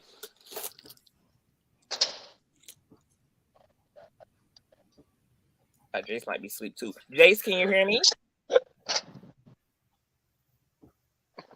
Child, the queen is queen, girl. Okay, TST. Oh, TST, you're fucking here. What do you have to say about some of the things that that the cis men are concerned about and feel about disclosure? I have to say thank you to you and Reckless because I mean you two, your passion, your energy, the time that you devote to teaching and constantly just doing the work. So thanks to you guys. I've heard it. I'm kind of exhausted. I feel for the men on here. You know, I feel that they I love that they're so vulnerable to be open enough to say how they feel, but in the same breath, every trans person, you know, I used to be the type of person to say, well, I'm going to always disclose, always, forever. Oh God, I want to cry about this. I'm going to always disclose, always. And I would be the trans person tell another trans person, you can't do that. You know?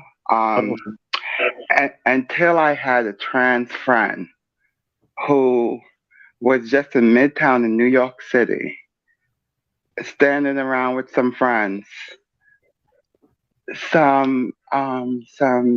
This guy who was having words with her back and forth, he decided she didn't disclose to him. He wasn't trying to pick her up. They was just all in a group conversation. And so someone else decided to tell him, because you can't really tell with her voice, everything. You can't tell.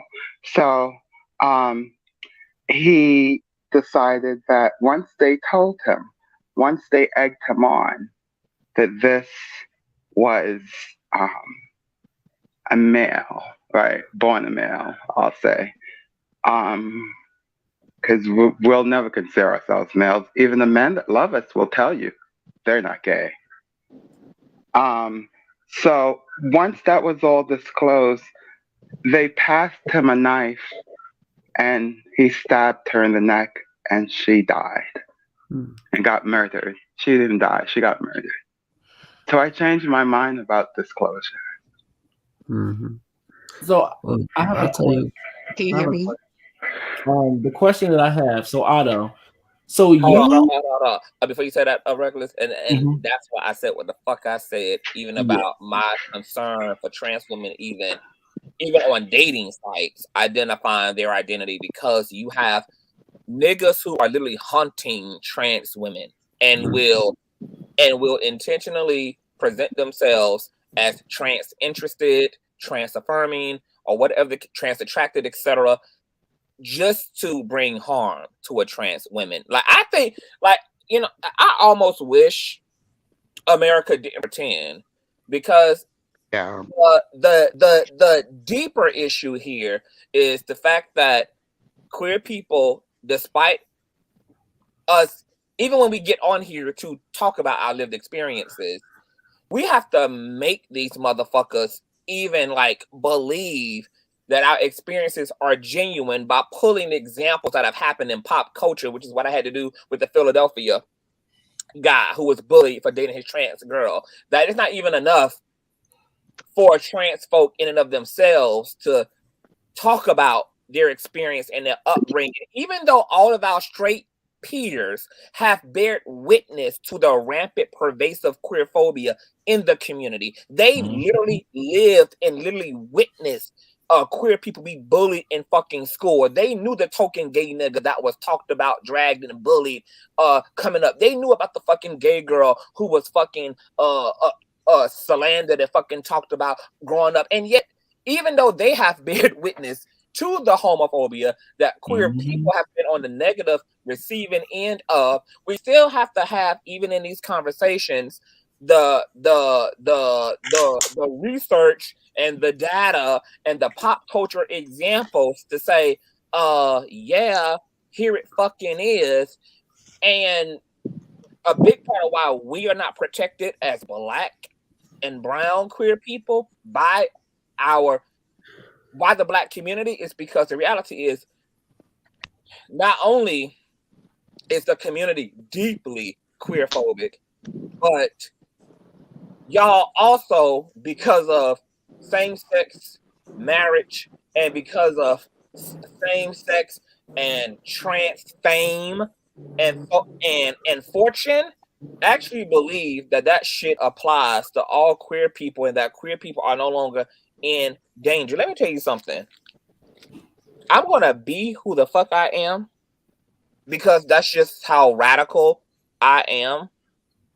But there has not been a day since I have been aware that I am same gender loving that I have felt safe in this country. Not a fucking day has went by where I do not contemplate whether I'm going to make it home alive. There is not one fucking day that goes on where my Beretta does not go with me out into the public space.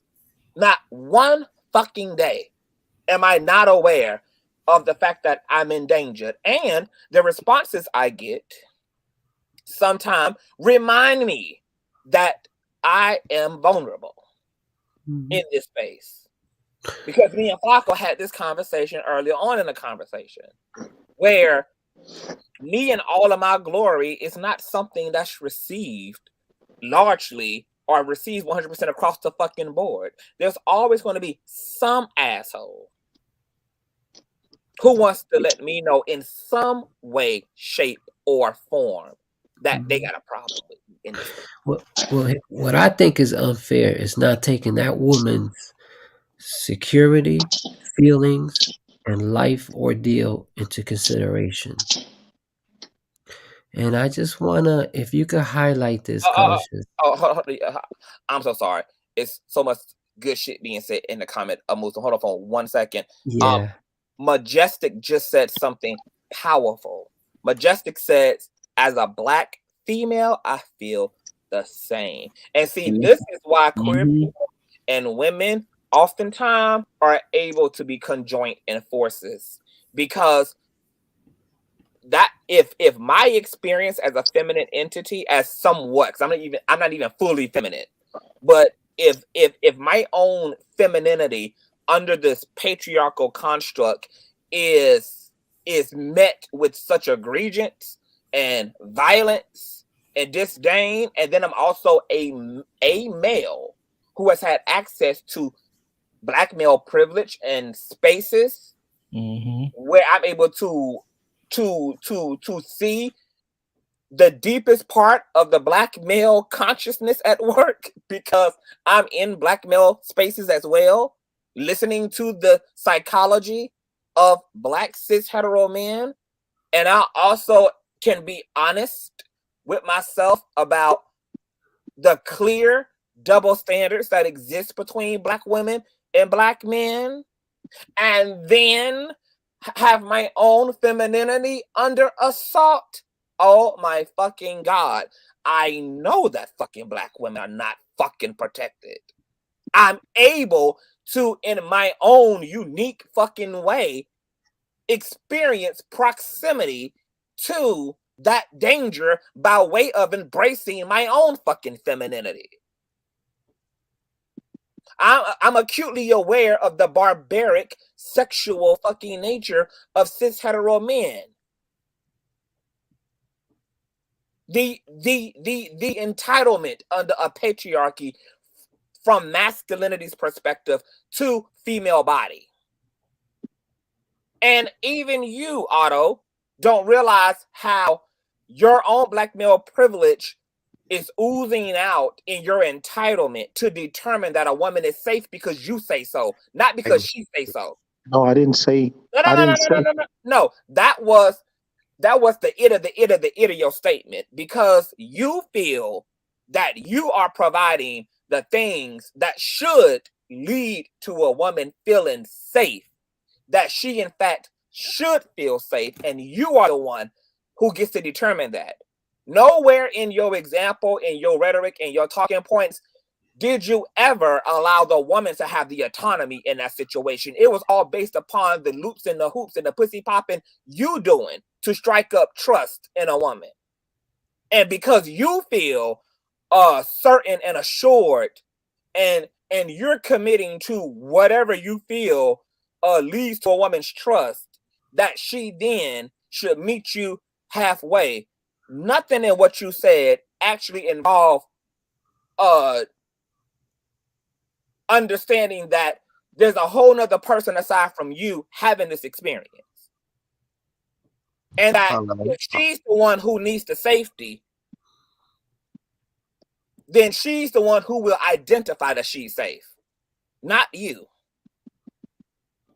And as a man, you don't even really fucking know what a fucking woman needs to feel fucking safe, which is why women have to decide that they're safe.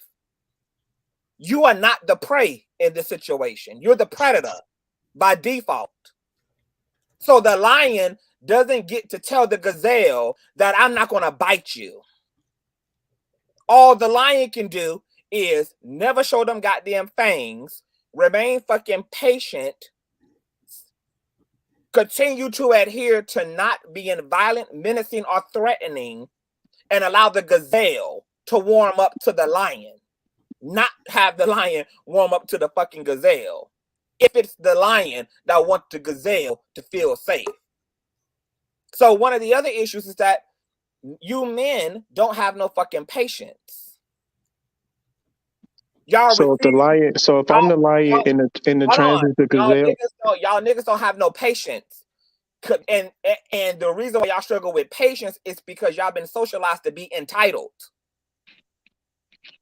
what I'm saying is, and y'all entitlement affords y'all to decide when, what, who, and fucking how.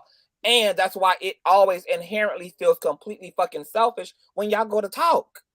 Because y'all talk as if y'all exist in a fucking vacuum and that the world revolves around y'all. And to some extent, y'all have we've watched white men have the world revolve around white male privilege. And because that's the system that black men are borrowing from, they too expect the fucking world to revolve around them. And then the fact that our community gave cis hetero black men the space to be the leaders, the space to be the nucleus that the rest of the fucking universe revolved around in, which is really what it means to be the head of the household. That's what it means to be the civil rights leader. That's what it means to be the pastor, is to be the fucking nucleus that the whole fucking universe and community revolved around, to be the center of goddamn attention, to be able to be the goddamn decider, to be the leader. This what even a desire into leadership really is about for men largely, is power and entitlement and convenience and luxury. So you couldn't even conceive in your mind that a woman don't get to decide. It's all about, wait a minute, I ain't pressuring her. I'm talking real kind to her. You can even conceive that even in all of the lowercase I you doing, that there's still a separate person who's having an experience, who's going to decide for themselves that they now feel unguarded and can let their guard down. I didn't say I needed the answer, and I need the answer now. Whenever she felt comfortable to say that, she can say that. And you could not conceive of that because your own polarizing, blinding, radical black male privilege. No, I never rushed this. I said if I create this space, not saying that the space needed to be, it needs to be confirmed by her. I'm saying that if I create the space where if I come at her respectful and I'm being respectful while I'm getting to know this person, right? Say I meet somebody is totally passable and there's no way I could know. And we talking for 2-3 days and then I asked the question because maybe it might be on my mind, and then I decide to ask the question within like 2 or 3 days. I'm just basically saying if the space feels safe, which I think they agree that if the space feels safe for them, they'll disclose that.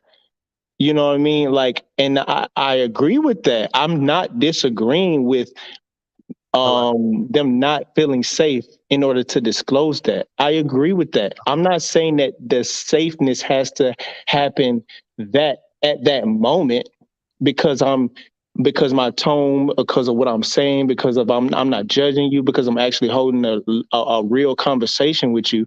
I'm just saying if it's there, it can be that can be disclosed and you can carry on and still have some level of a friend. You can still move on and have a friendship. It doesn't have to always lead to sex or a relationship. You can just be another friend that you have. Just because y'all don't align on that, because I'm dating with a purpose, I don't want to date, but I will be friends with you. I will be a really good friend with you, but as far as dating, that might not be where I'm at. Can I ask one question? What would be a safe place for you? What do you mean a safe place for me? I'm not the person that needs to feel safe. Well, you're the person that needs the answers. But I'm not the person that needs to feel safe, though. But it's about catering to you, though. No, it's not. It's about catering to you so you feel safe. And so you can feel like I won't judge you. I won't hurt you. I won't demean you as a person. I don't know how it's going over your head. You're the one deciding not only to try to make her feel safe, but you're the one who's deciding that she does feel safe because you're trying. But you have to rephrase what's a safe place for me. I don't understand that question. The safe place for me is to know that whether the answer is yes, you transition, or no, you transition, it won't change the fact that I have respect for you as a person. That's the safe place for me. That's why I can ask the question and not and be okay with either answer. It just helps me determine in what step in where the relationship will be, what type of relationship we'll have depending on the answer. That's the safe place for me. The safe place for her, I'm thinking, I'm not projecting, I'm thinking it would be that she feels respected, unjudged, and to be treated with respect regardless of the answer. And where's that world for her? Where's that world exist?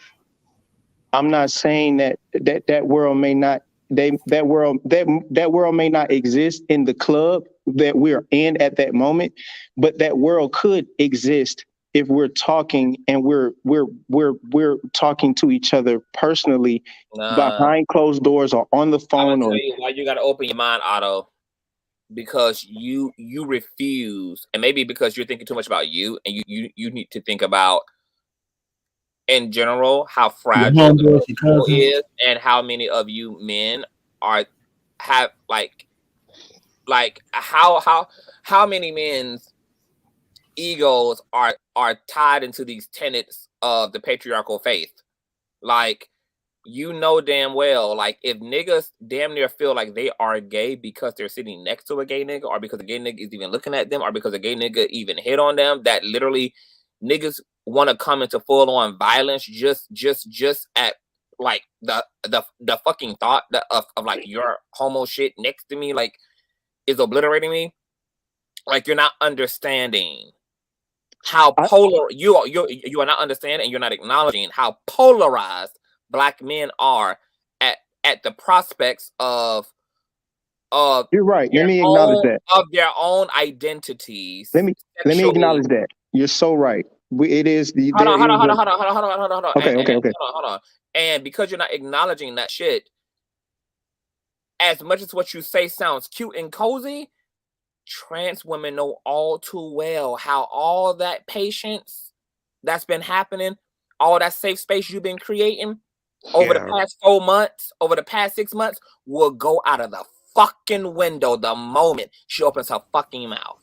She knows that you will turn into a fucking monster, and all of that Christian shit, all of that minister of music shit, all of that goddamn evangelizing shit, all of that goddamn protect Black women shit, all of that nice guy pay for all the dates and shit will go completely out of the motherfucking window, and you will turn into a soulless goddamn creature and do God knows what to her as a result of that truth. Therefore, trans women will never be able to fully feel safe until Black men overcome themselves.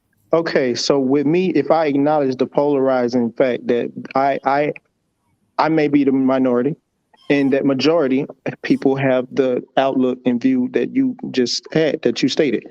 So I'm speaking to TST. So if I got two questions. One question is, we know about the stories that ended bad, I know you have stories that didn't end so well when you actually you actually disclosed that the transition. So like, okay, have you ever disclosed that yes, I have transitioned to someone you were talking to, and it didn't change?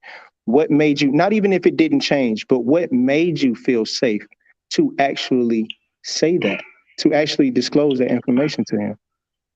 I mean, I've had a guy's tongue down my mouth that didn't even know. I understand that. I know that exists. I'm asking you, when you did, you ever disclosed that to someone? I always disclose, a matter of fact, always. Okay, so what makes you feel safe to do that? Like, give me an example would it be like if I come at you and I'll go ahead, I'm gonna let you speak. It might not even be that she feels safe. It may be because she just chooses to be that honest. But let her speak. I want to hear her answer. And she's going to speak, TS. Okay. There is nothing that actually makes me feel safe. At all points, it's 911 with you. What do you mean? Emergency. I always have to look at, there could be a problem with you. I don't know what button could be pressed. Okay, so it's an emergency. Nothing really makes you feel safe. Okay, so we're talking. No, that's not what I said. Not with you, the male, the heterosexual male. That's what I mean. That's what I'm talking about. You disclose it to the heterosexual male that you're dating, that you're talking to. So, okay, right. so what I mean, okay, so now. that she's just making an executive decision to be that honest. It's not that Right. she She's just feels making safe. that decision to It's be that not honest. that any nigga can make her feel safe, because she's always going to be aware of how fucking unsafe she is with so-called men. But Right. it's And just, I commend you for always. and it's the same reason. Hold on, Otto. It's the same reason why any queer person lives openly despite knowing the dangers and the reality of homophobia and transphobia. It's the reason why I still live loud, live, and in color. Not because I'm safe, but just because I wish any of you niggas would. Okay, so what I'm saying is, okay, so if we're talking and I say, and we're talking, and I may have an inkling and I may have a thought in my mind, and I just want to satisfy that thought in my mind. So we're talking. I say, before I ask you this question, I'm not judgmental. I'm not any kind of, I don't have any phobias when it comes to anybody's sexual preference or sexual orientation. Like I'm not anti-gay, I'm not anti-trans or anything like that. Regardless of your answer, we can be cool because I done vibe with you for a couple of days. I like your views on stuff. We talk a lot. And I just want to know, are you transitioned? Have you transitioned to a woman? And where are we at this point? We've been talking for like 2 days. 2 days. I'm gonna give you 2 days. We not give you 2 days, but in this example, let me rephrase that because I don't want y'all to twist it.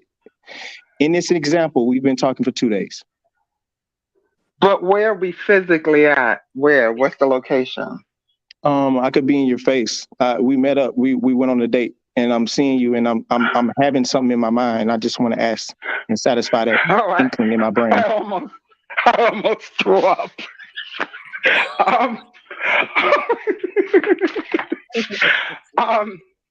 I was trying to be patient, and I'm not good with being patient.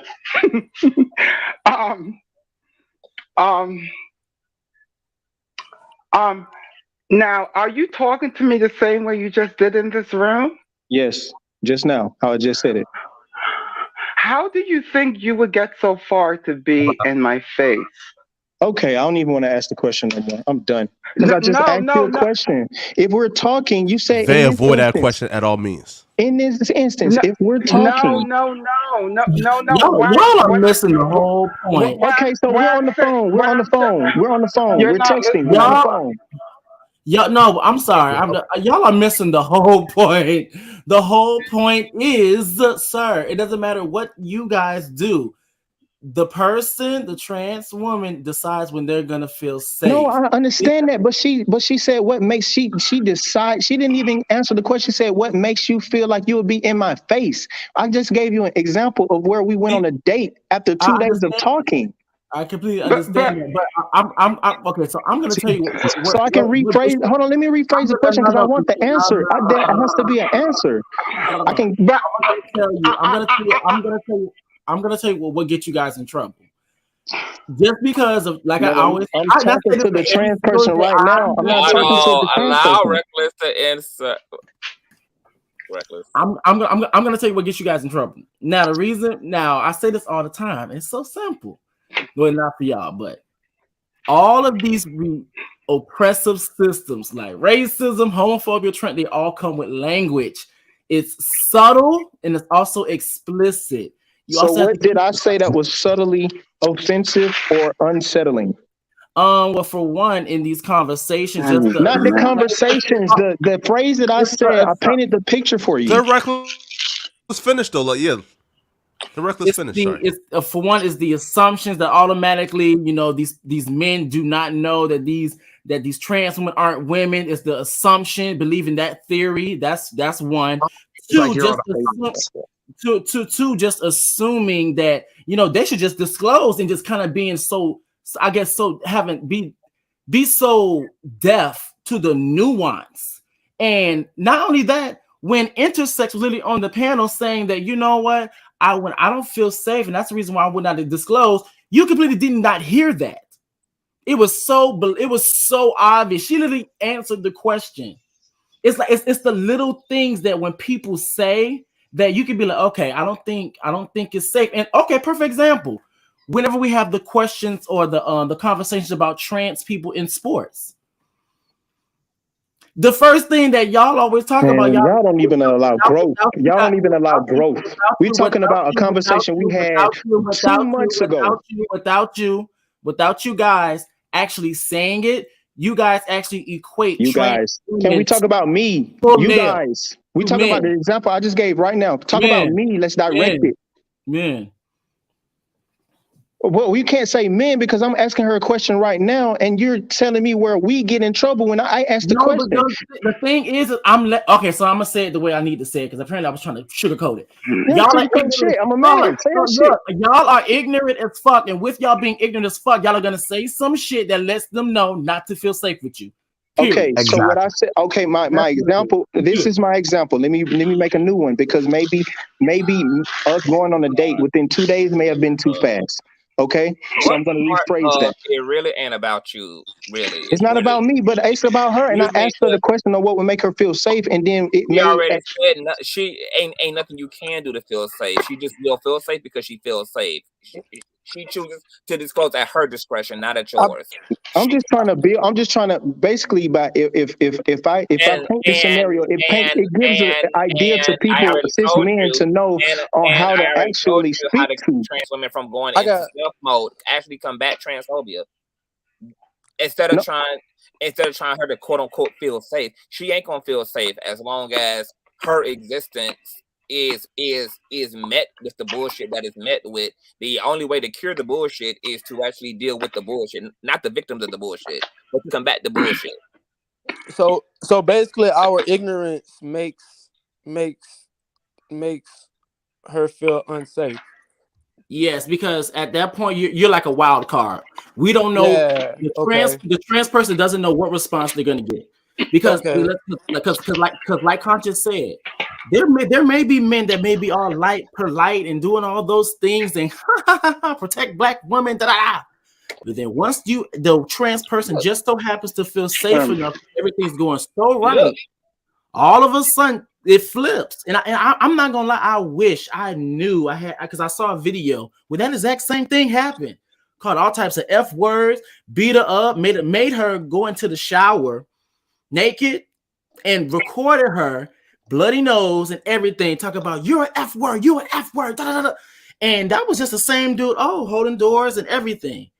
Yeah. So maybe we the only way to solve it. Hold on, I need to insert something first, in tandem with what Reckless is saying, because we have a perfect public example of this, and I covered this story as well. It would be the former VA Tech football player found not guilty in beating death of a gay man. Let's read this. The defense lawyer said the victim tricked 18-year-old into having sex. A Montgomery County VA jury on May 27th acquitted a former Virginia Tech football player of second-degree murder for the May 2021 beating death of a gay man who was dressed in women's clothes when the two men engaged in sex after meeting through the online dating site Tinder. At the time of his arrest last year, Mr. Atut, 19 years of age, who was 18 at the time of the incident, told police he acted in self-defense after learning the victim, Jerry Paul Smith, 40 years of age, tricked him into thinking he was a woman when he allowed Smith to perform oral sex on him at Smith's Blacksburg, Virginia apartment on April 10th of 2021. Atut told police he returned to Smith's apartment in May of that year to determine whether Smith was a man or a woman, according to the Roanoke Times. The newspaper reports that Atut testified at his trial that a confrontation broke out inside of Smith's apartment after Atut saw that Smith was a man. He testified at his 3-day trial last week that he began punching Smith after Smith appeared to be reaching for a weapon under the mattress of his bed, possibly a gun. Police discovered a knife under the mattress at the time they found Smith's badly beaten body on the bedroom floor. Prosecutions presented a witness from the county medical examiner's office who testified that most of the bones in Smith's face were broken. He had bleeding and swelling in his brain and had multiple teeth knocked out. The Associated Press reports that the assistant state's attorney, Patrick Jensen, argued at the trial that the injuries suffered by Smith indicated Atut acted with malice.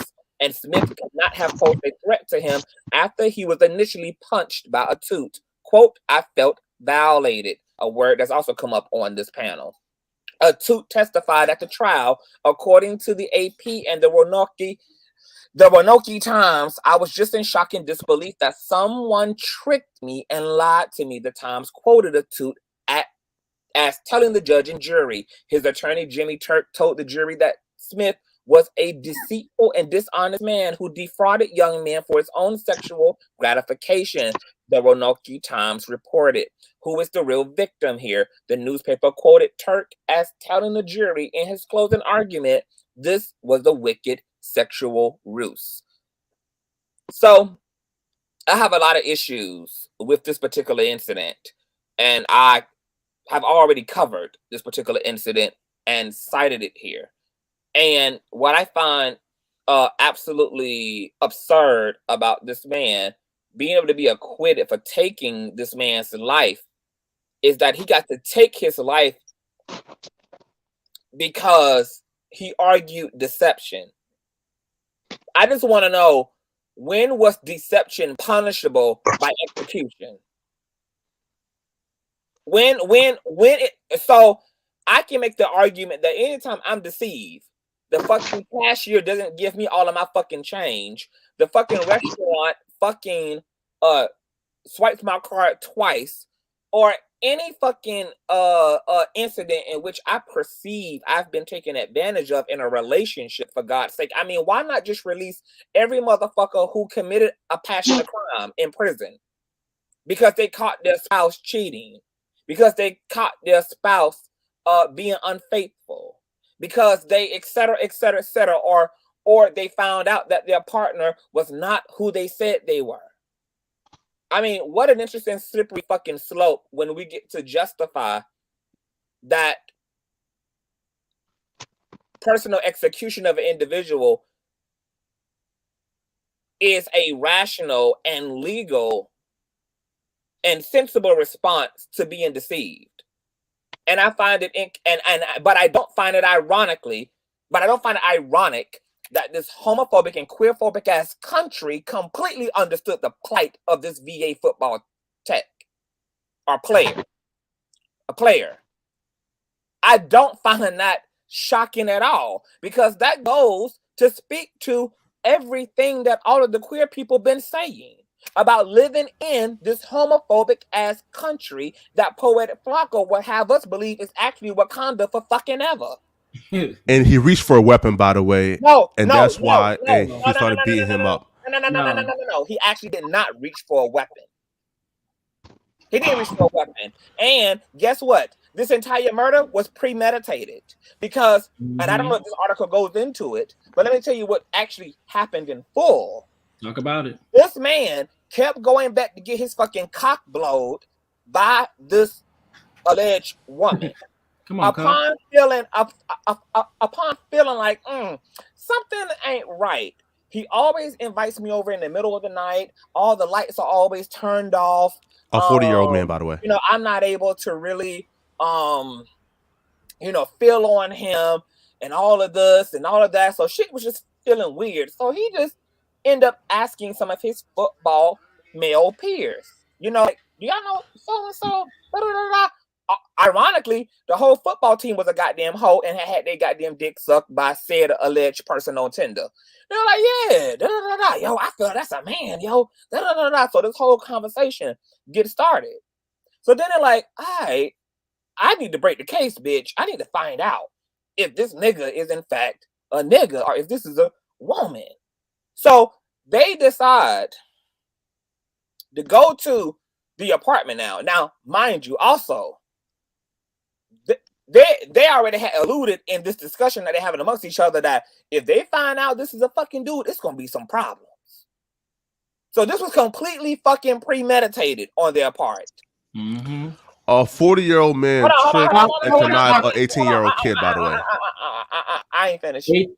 18-year-old is legal. So after they premeditate to go confront this person, what you doing? To go put on this person. It's live thing. I'm gonna have to mute yourself on. I think you I'm talking to somebody in the background. So they all decide, okay, we're going to go and figure out who this is. We're going to confront him. That's completely premeditated. If we find out that this ain't a woman, it's going to be some motherfucking problems. So they have video footage of these niggas going to this person's apartment, etc. All of that. Okay. The boys wait outside. Old boy also sends a text. He deceives the 40-year-old into thinking he's coming over just to talk, etc. So, of course, he lets him in. There's a conversation. They go to the bedroom. I think he turns on the light, or he snatches the 40-year-old's hoodie or something, or snatches his pants down. Something happens. And then there's big dun, dun, dun, dun, dun, dun, dun.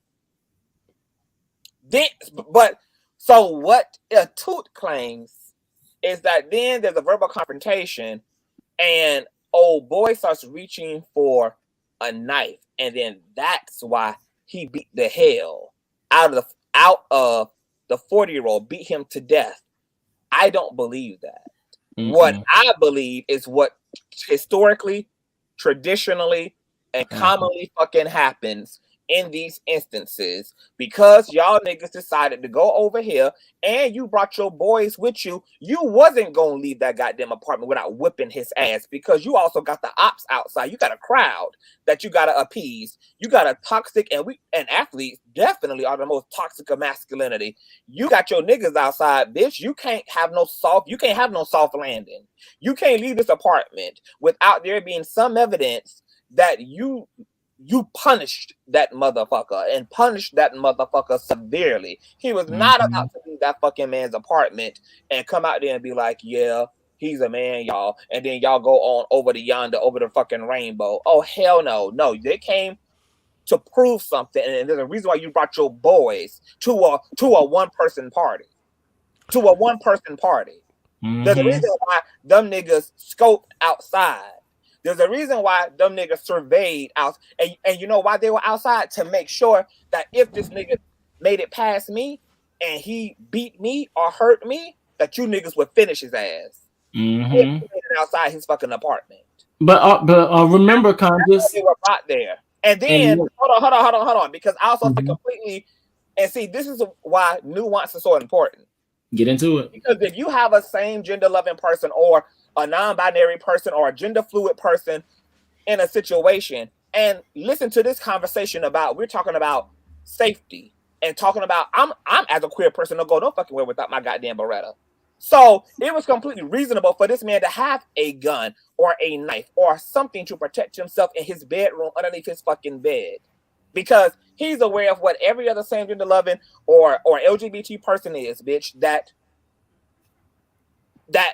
we're in danger. On top of that, this queer person lives alone. Why should he not have a goddamn knife under his bed? Why should he not have a goddamn gun under his mattress? Why should he not have some fucking weapon in the space that he dwells in intimately at fucking night, in case there's a burglary, or in case somebody follows him home, or in case whatever. But the defense or the court don't even consider or argue the context for any of that. And you know why they didn't give a damn, and it only took 3 motherfucking days to acquit this fucking man? It's because they don't give a fuck about LGBT people's lives, and most of the fucking country believes exactly what Poetic Flacco believes, and what the other straight men here believe, which is that there should be some criminalization or some fucking punishment met when niggas under this patriarchy, black or fucking white, are deceived at the hands of the people that this country have turned and narrated as fucking monsters. And Conscious, and don't forget, remember, because Todd just reminded me, the queer person, the 40-year-old, he was paying the guy $50. Is that part? And 18-year-old or two was a goddamn trick. He was the goddamn trick. He was being paid money to get his fucking dick sucked. And this is where you don't see that shit, but you didn't see that shit being criminalized either. So you can rationalize being a prostitute, but not getting your dick sucked by somebody who might have been of the same gender. But see, Hello. and this is exactly why that's why we're saying everything that we're saying about trans women. This a suit guy never had a criminal arrest record before. Perfectly normal dude. Imagine had a trans woman not disclosed her identity to Mr. Atoot. There couldn't have been enough, to your point, Otto, to convince her that you don't have that level of evil in you to the point that it would drive you to hurt and harm her, even if you pull out all the red carpet shit, even if your credit score checks out, even if your criminal arrest record checks out, even if your manners check out, that none of that shit don't mean that you won't hurt her. None of that shit don't mean that you won't hurt her. Okay, so I just think in the end, basically, the whole thing just won't be. We just have to fix, like you said, we just have to fix the outlook on remove transphobia, like the phobic of being talked to by or talking to one. Like, just remove that before we can even move forward, because there is no level of safety that anybody can provide someone when it comes to how they feel that their life may be in danger. You don't know anybody's triggers. You don't know what it is they've been through or seen or witnessed. So all you can do is just go off your instincts and just, move accordingly. There's nothing you can do. But Poetic Flacco, let me just say something. Okay, so here's the thing, and this is the reason why we say we do not trust y'all to make decisions. We don't trust y'all when it comes to that shit. Because wait, do me a favor, please put that comment back up from Poetic Flacco. It's because it's this. You said that the 40-year-old white man traumatized, preyed on, and violated a young 18-year-old black boy. So here's the thing, and this is where the nuance and really having the critical thinking comes into effect. So y'all let me know, for heterosexual men, let me tell you, what woman that you go to that every time you meet her, it's in the dark. Every time you meet her, you don't know what she looks like. And every time you get your dick sucked, she gives you $50. Man, they was on some glory hole shit. They know what they was doing. That's a fact. We all know that. Is that a common thing? No, we don't all know that. He was an 18-year-old boy, young and experienced. I didn't ask that. Is that a common thing within? They know what they was doing. They know what they was doing. It's not common, no. Yeah, exactly. Okay. It's not common. So they know what they was doing. Like, it's not common.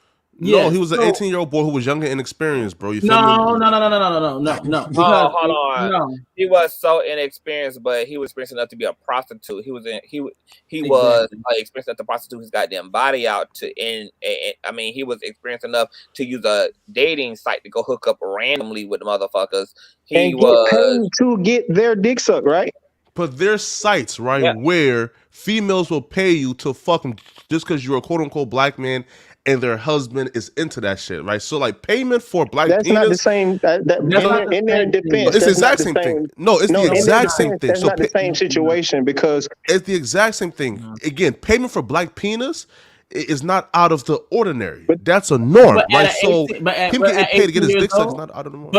But to your point, he's 18. He's a child. So how would he know how to do those things?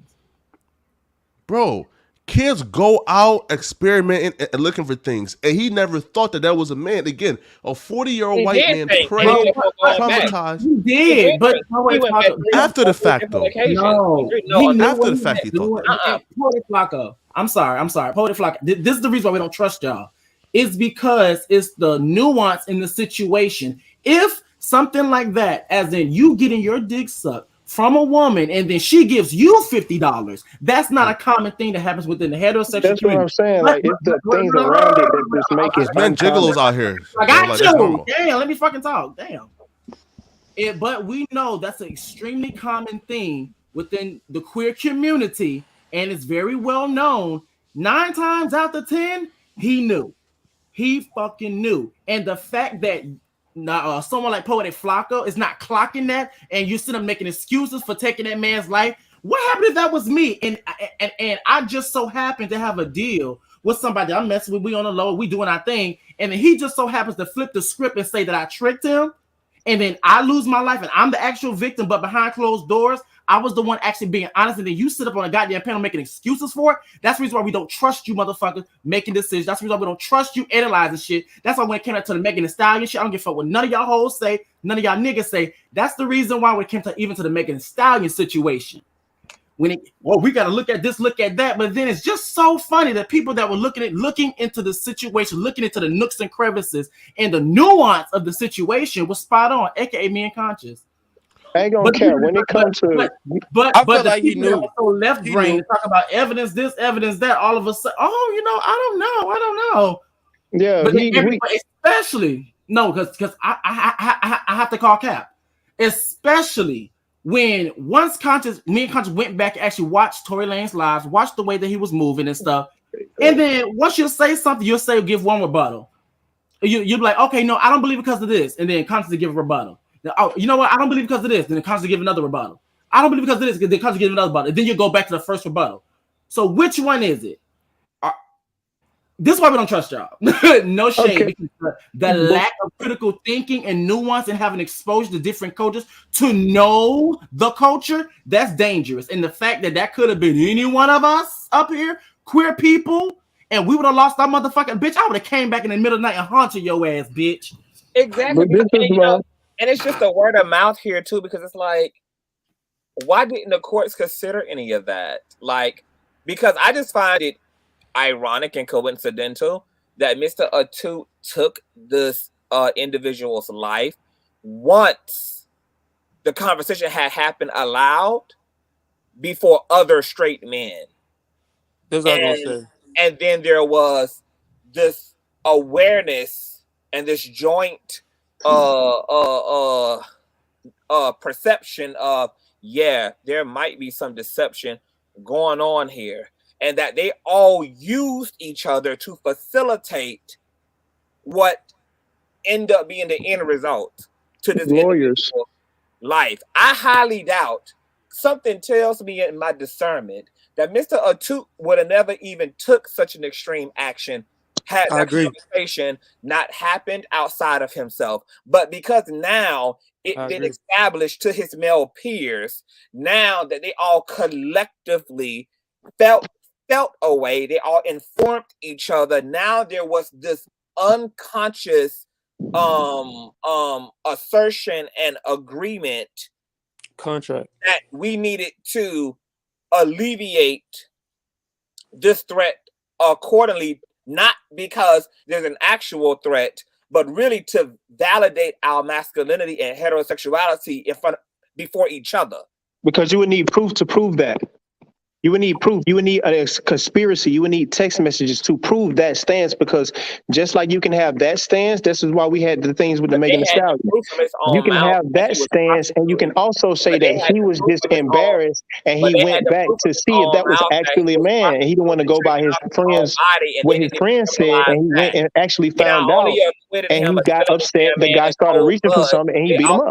Acquitted this goddamn man and never even charged him for prostitution, for whatever should have fallen under the crime of that. I mean, this man got off completely scot-free because it just goes to show how when you kill one of us, nothing else matters. When you bring harm to one of us, you can be a prostitute.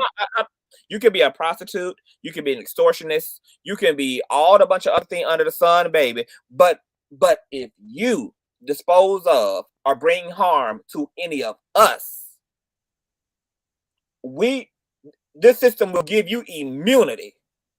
And we saw that in Mr. Atu's situation, because that's how much this system hates queer people. A beautiful black boy got molested, man. Like, come on, man. Like, that beautiful black boy got taken advantage of, traumatized, molested, and preyed on by a grown 40-year-old man, man. Can we, like, it's not the same. Flacco, when I enter into the No Jumper studio, square up.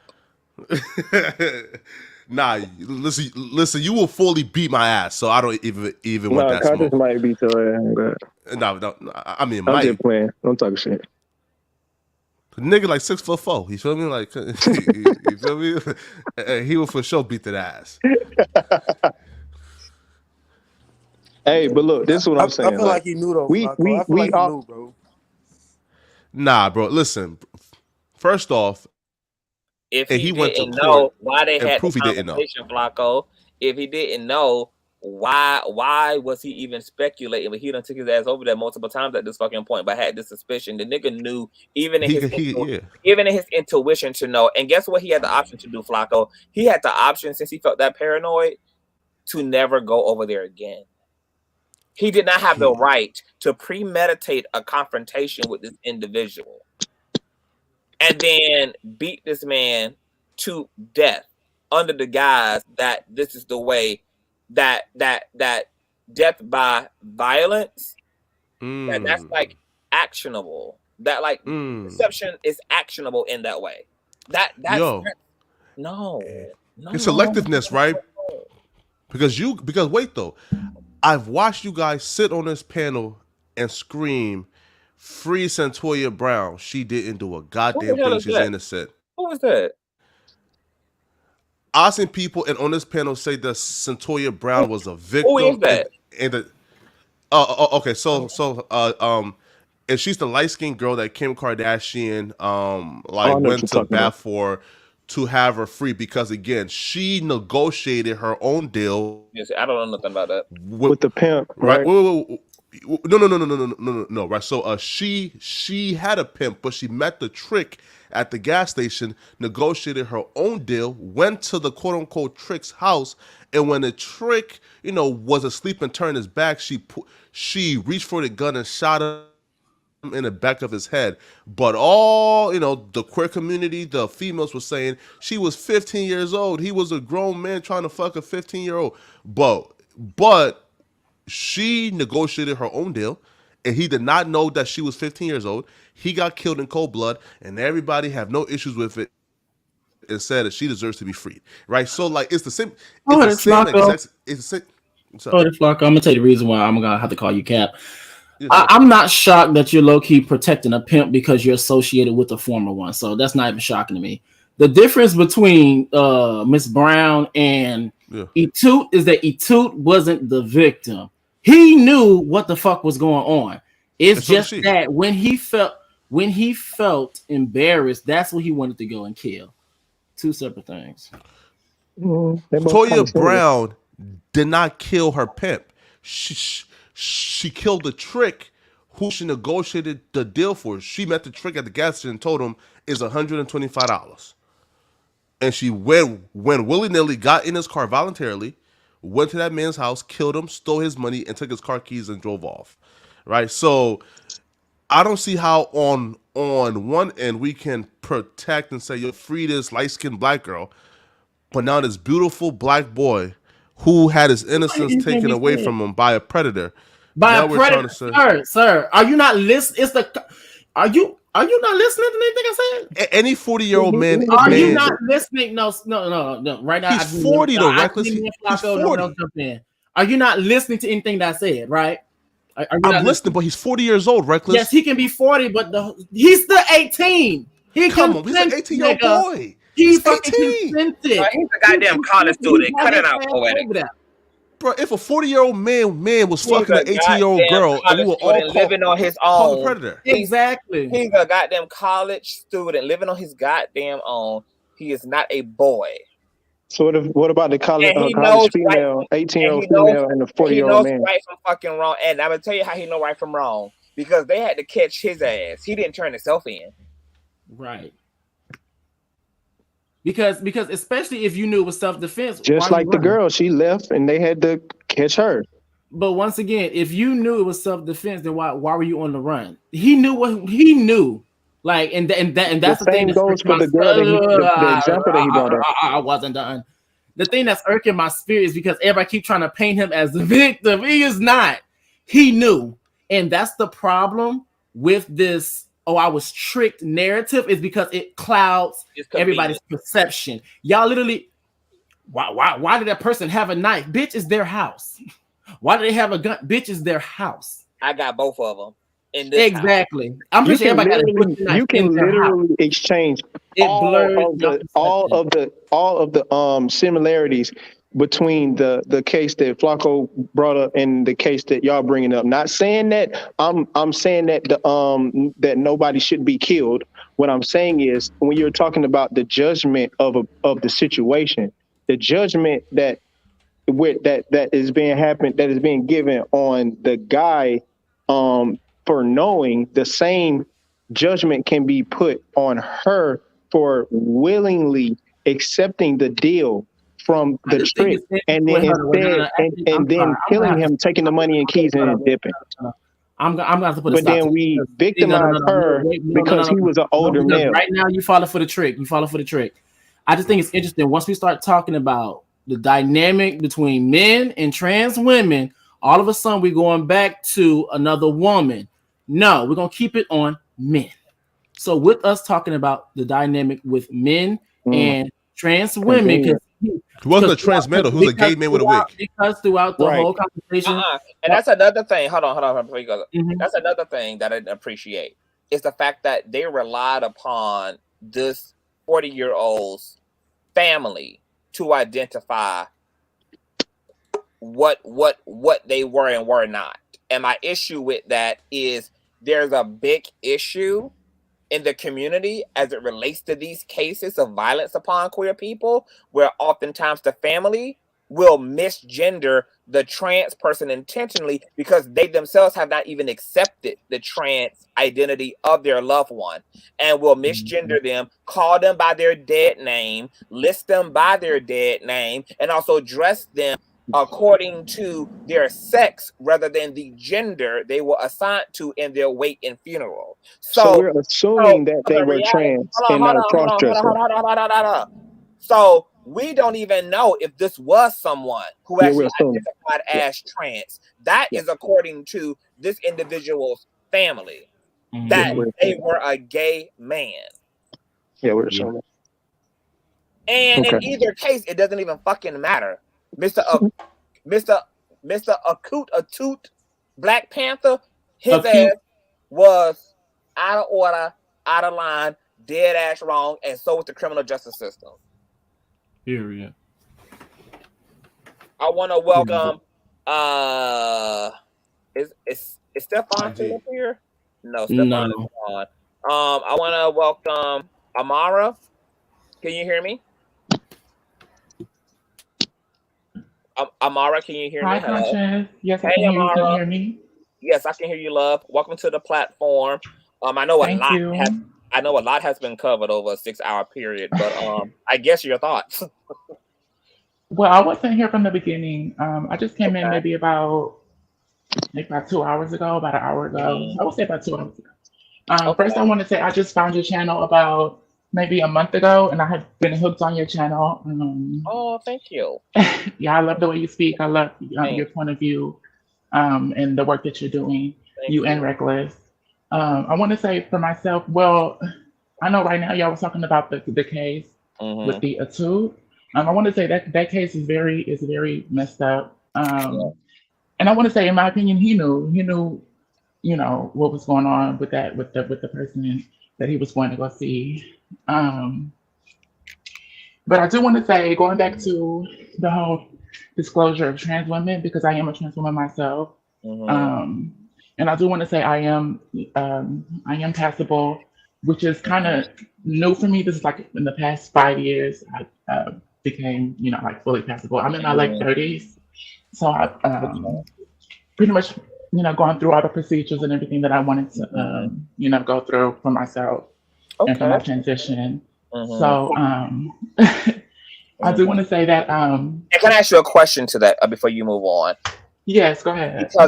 Because I have a large, mostly cis hetero based audience. Can you talk about the existence of passing, like of having to pass, where that came from, why some trans women feel the need to pass, and what that also means for trans women who cannot, who don't have access to the things for them to have so-called, you know, passing privilege. Yes. Well, I will say, like I said, I have been before my procedures that I went through, I would say I was always, I was always pretty. I was always a pretty girl and everything, but there was different things about me that I felt like didn't make me 100% passable.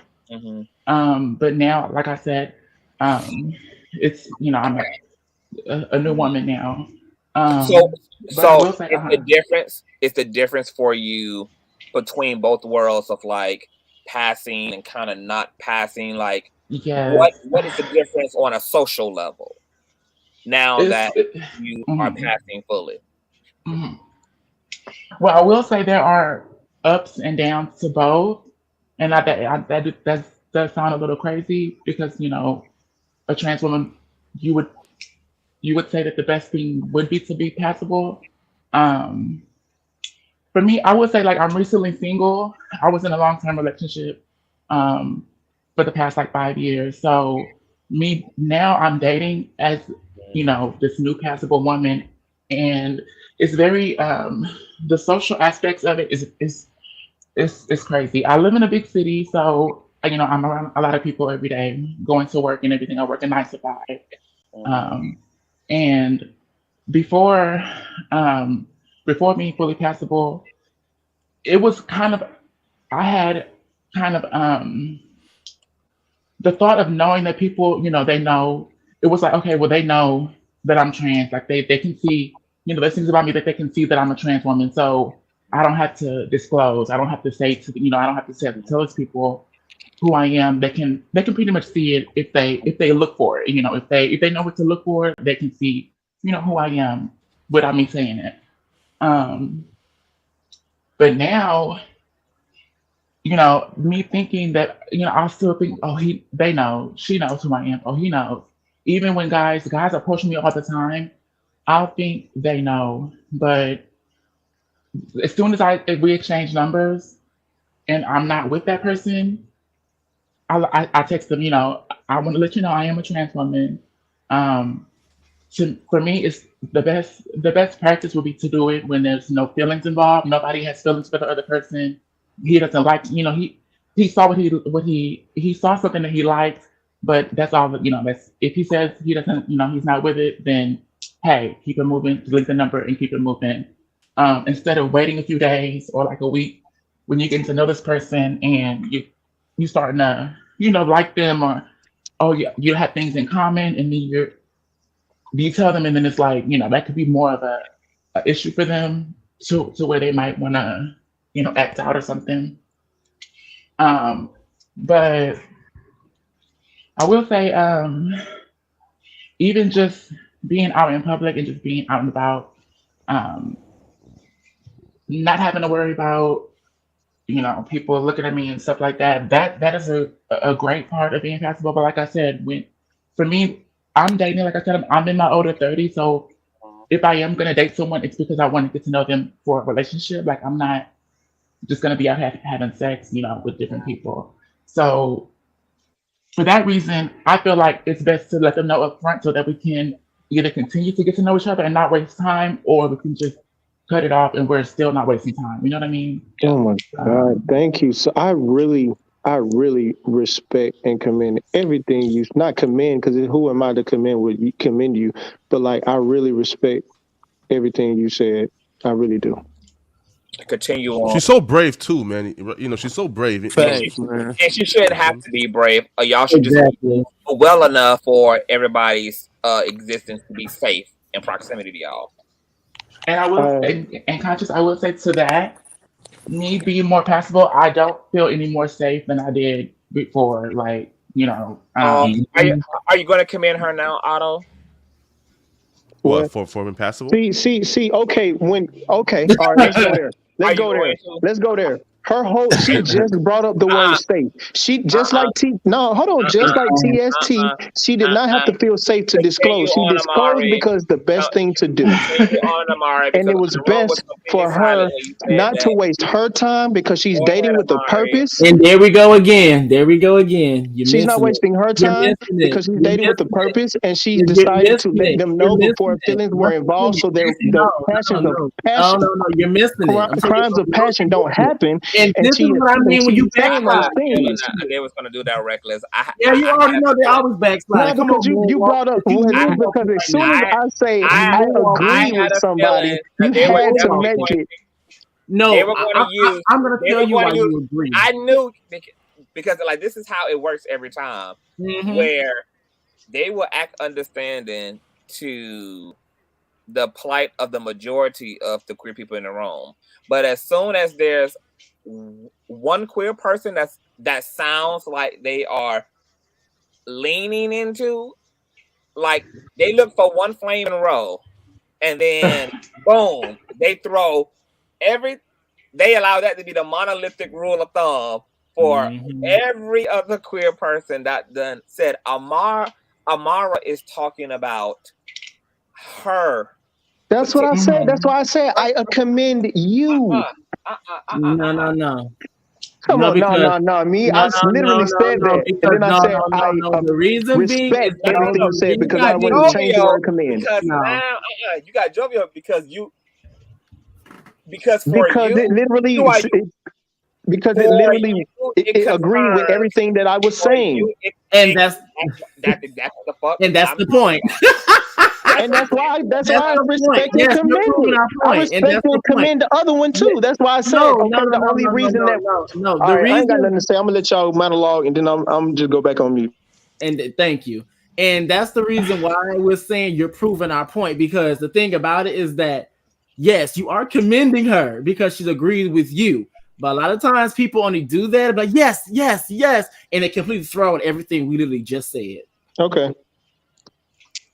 Literally. Yeah. Well, hey, I am agreeing with her because I believe that that disclosing. Poet Flacco, you don't believe anything, but Poet Flacco, Just give it up, Flacco. You ain't gonna win. Lace up, because Poet Flacco. The reason why I can't do you is because you're not holding context, and on top of that, you lack nuance in conversation. So, please don't. You feel me? Nah, man. Yo, listen, man. She's a warrior. I truly admire somebody who have enough empathy. Something you lack. Hey, listen, man. I have extreme empathy for my queer brothers and sisters. No, you don't, because 2.5 hours ago, you literally tried to blame and put the weight of transphobia on trans people to fix, even though heterosexual and cisgender people are the people that perpetuate transphobia. Yeah. And this is the reason I can't do you, is because you're literally surrounded by it. You go to work right next to it, and you try to look at trans people to clean it up when you literally are right next to it, sir. Make it make sense. And meanwhile, you sit right next to a newspaper, aka Sharp Ass. How distal, right? And I was approached this morning, actually, right? Because there's a really popular LA rapper we posted a video about this person, and one of the trans girls quote tweeted in my tweet and says, "Oh, look at my LA trick," right?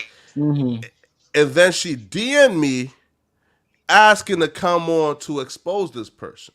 Now, I could have been messy and said, "Oh yeah, come on," you feel me? Expose the person, right? But because of the empathy and respect I have for that community, I said, "Yo, bro, like, look."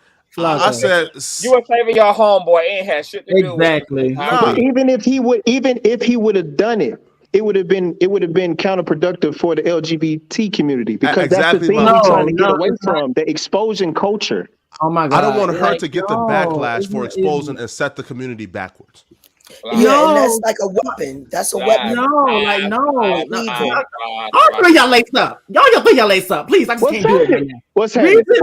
Reason being is because Flacco is lying right now. Like, please do not. Flacco, stop. But listen. But the fact that he did not do it in our faces and lack empathy when it comes. You literally try to minimize the the experiences of other queer people. No, And I then did now you not. sit up Stop and doing that. I excuse me, did I am not talking to minimize Flacco. I am anything talking of to any kind Flacco. of I am experience of talking any. to Flacco. When I'm speaking to Flacco, I don't need your mouth flying open. If I want to talk to him, I'm gonna talk to him. It's not when I talk to him, your mouth fly open. If that's the case, I'm gonna talk to you so he can talk. Please. All So right, but poetic when I'm Flacco, talking to TST, Intersex, or Mara, I don't want your mouth to fly open. How about that? Poetic Flacco. Okay, That's so right. Poetic Flacco. Here's the thing. Auto magic. But here's the thing, Poetic Flacco, is that you can't sit up here and have lack of empathy in our faces and then think that we trust you, that you're gonna have empathy for us behind the scenes. Let's be very clear. That's like me in your face and being like, you know what? I love you and I give you a hug, but then right after I give you the hug, I stab you right in your back. Do you think you can trust me? Yes or no? No, but I never exactly. stabbed. My point exactly. So we don't trust it. But do we think that that's healthy as a community? Do you think that's healthy that she would want to expose her LA trip? No, once again, we are talking to Poetic Flacco because that's not what the fuck we know Poetic the Flacco did it for. Poetic Flacco didn't want to do that shit to protect his friend. He had shit to fucking do to protect the goddamn community. Exactly. You might be no. Okay. Hey, it's 3 in the motherfucking morning. I ain't gonna do it. You might not know Poetic. We do. Okay, you the one who went to the party. So read the room. That ain't why the fuck Poetic did not allow or was not going to facilitate that shit. For one, I believe that could have been hella content, and that might not even be his friend. So I get what you're saying, but what I'm saying is, I just wanted to know: do y'all think? Do y'all agree that that's not? You know, I'm glad you walked me right on into it. We already done discussed this. A trans woman has no more of an obligation to spare her cis hetero partners the way that you don't have an obligation to spare the name of any woman you've had sextivities with. And if you choose to divulge that information in a book, in a tell-all, on a podcast, it might be at the expense of embarrassing that fucking woman, but that's her personal fucking issue, because that history is now yours, and you can tell her how the fuck you want to tell it. You can share it. You can tell it to the goddamn world. You do not have a moral fucking obligation to not talk about your sexcapades or your relationship. So you're not mad at the people talking about having sex with Megan Thee Stallion? Are you not mad at Superhead? You're not mad at these women. You're not mad at these people. Yeah, no, but that's the point. I didn't have anything to say. A chance to talk. But that's also what I think is so funny is that y'all don't. So you didn't think Megan was a victim when everybody? I'm not going to talk over you, and you like not on my own shit. Matter of fact, I ain't talking over none of y'all. Just to let all y'all know. For one, y'all didn't have that. That's to my point. I never made a fucking issue about them outing her. But what was fucking funny is that it was okay for the baby to out the fact that he was fucking Meg. And it was okay for the defense to out all the fucking bodies of Kelsey and Meg. It was okay for Tori to out Meg as a fucking body. But yet, y'all have this double standard when it comes to trans fucking women who, for whatever reason, have to protect niggas. I want to say the reason if I can. So what I'm asking is that keep that same fucking energy when these cis women get out here and slap an address on it, and you cis hetero men get out here and slap an address on it. Trans fucking women have the right to slap a motherfucking address on anybody who laid down with her ass. I'm glad the trans women in this panel don't agree with Reckless and CTV. Can I speak? Hold on. Who said they don't? So if anybody, if TST, Intersex, and Amara, if come to find out somebody that you was dating was gonna be a famous rapper, and would you just hit up any podcast and be like, hey, I got some. I had sex with this person. I want to out. That's the bias. No, Miss Barbara, I'm your whistle. For 2, I'm going to ask the trans women. Do y'all have the right to talk freely about y'all sex lives and y'all sexual partners the way that everybody else in the system does? Or do y'all not have that right? In my opinion, I feel like my slogan is, if you are ashamed of something that you're doing and you don't want it to be out, then you shouldn't probably be doing it.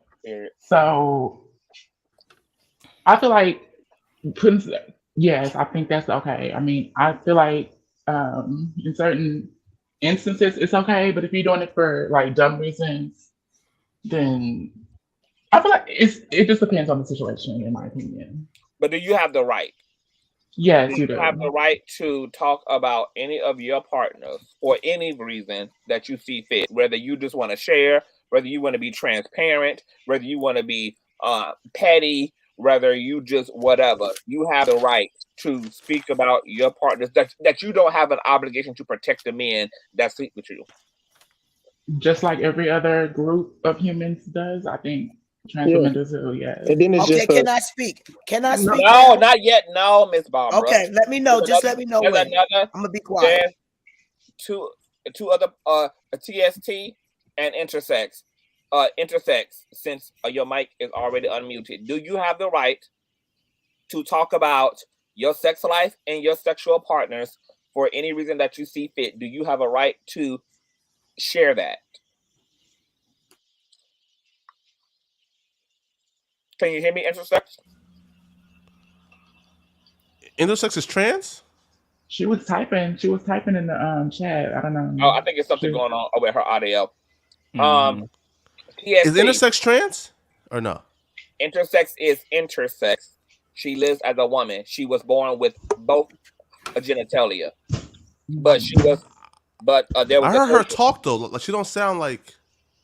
She is intersex. She was born physically with both genitalia. Got you. Okay. The doctors decided, the doctors decided that they would sever the male genitalia, and she's been living as a female. Oh yeah, she's not trans. Then. Like she's a woman. Okay. She's on the spectrum with trans women, bio women, cis women. So I'm asking her because intersex people are openly discriminated against and lumped into the same category by a transphobic ass society as trans women are. Conscious, it's doing that thing again where it drops the person. Intersex is in the comments. Said the link, please. So even though she's on here, she's still in the comments. Since I've found a little window Why y'all space, didn't drop the link? I got mine. Can I get my? No, Can I get my thought in?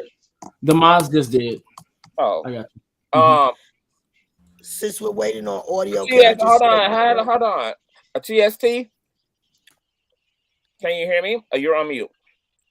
Yeah, I can hear you. Okay. Do you or do you not have the right to talk freely about your sex life and your sexual partners? Or do you not have that right? I do have that right, but I am very biased with who I tell that to. Okay, because I'm not asking for anything other than a right. You have the right to. We all know we have the right. Yes, of course I have the right, yes. If you have the right to do whatever you want to do. Then of course that's your preference, but you don't have an obligation to protect the identities of the men that are with you and that lay down with you. Mm-hmm. Let's speak about as a community. Do you think that as a community? Let me talk. Let somebody else No, talk for a second. CTV, no one's protected under my watch. No one's protected under my watch. No one. No one. CTV, let me spell it out for you. When I date men, I take IDs, I take birth certificates, I take socials. Shit, I take copies of those things. Well, goddamn. Okay. Let me. Hold on. Hey, Miss Barbara, allow me. I will direct the conversation. I will insert all of y'all when I see fit to insert y'all. Y'all don't have to worry about me calling on all y'all. I've been doing this longer than y'all been here. So please calm down and let me do this. Intersex, welcome back to the platform. Do you or do you not have a right to speak freely and openly about your sex life and the men that lay down with you? Yes, I do. Do you have an obligation to protect the identities of any of the men that are with you relationally or sexually? No, especially if they're not protecting me. So my question to Otto is: Who the fuck category? Who disagreed with Reckless and Conscious again? That's some toxic ass. I do agree. I disagree. Toxic ass trans. Hold on, transculinity. How about that? Automatic. Can something? somebody else explain their part after this No, lady does? he just asked me a question. I just answered it. It's toxic transculinity. When is it my How turn to speak? is that toxic transfeminine? Conscious, when is it my turn to speak? Girl, Because oh my gosh. Because you asking them questions where we know they have a right, just like females have a right to expose who they're with, or men have the right to expose who they're with. Doesn't mean that it doesn't go against their character. It goes against their character as a man when you go out here and you say, "Oh yeah, I fuck." Oh, you just go out here and say to the world, "Oh yeah, I fuck." No. I'm gonna tell you why patriarchy is gonna shut the fuck up. And I done said it 100 times. Because you niggas didn't have that same fucking smoke for these niggas who out at fucking Megan Thee Stallion. That's why I don't want to hear no shit from y'all. Because when the baby said he fucked up for no reason, and he took his ass on the Breakfast Club, or he took his ass online, and did I clap and hooray for that? No, I didn't give a fuck. I kept scrolling. I didn't give a fuck. I don't want to hear none of that bullshit because you niggas didn't have no standard for your straight counterparts for putting a name on who the fuck they speak with. So I don't want to hear shit about trans fucking women saying what the fuck they want about the niggas who they with them. Well, I want to explain why it's wrong. Can I say something? No, I want to. Okay, after you, darling, please. Okay, I never said that I would do it. I'm saying that I have a right to do it. Yeah, that's what I'm saying. Yeah, that's why I say you do have a right, and it questions the character if you choose to do it. How is it a bad character? Just like a man. No. No. I say it's wrong to do. I don't say it's a bad character. Can I explain? The baby a hoe for that. I was not a fucking character. Can we not agree on that? I'm not saying bad character. So the baby was totally justified and within his right to say he fucked Megan Thee Stallion. He was a hoe for that. Yeah, no. Because the reason why y'all even saying it now is because we brought it up. Like y'all start that shit. Y'all I don't care about that shit. I did not subscribe to that shit. Like all of y'all was on the panel when we had that discussion, and y'all didn't have none of that fucking smoke for the baby. No, I want to talk about the entire fucking trial. So please stop. Stop the bullshit. And to be completely honest, when we talk about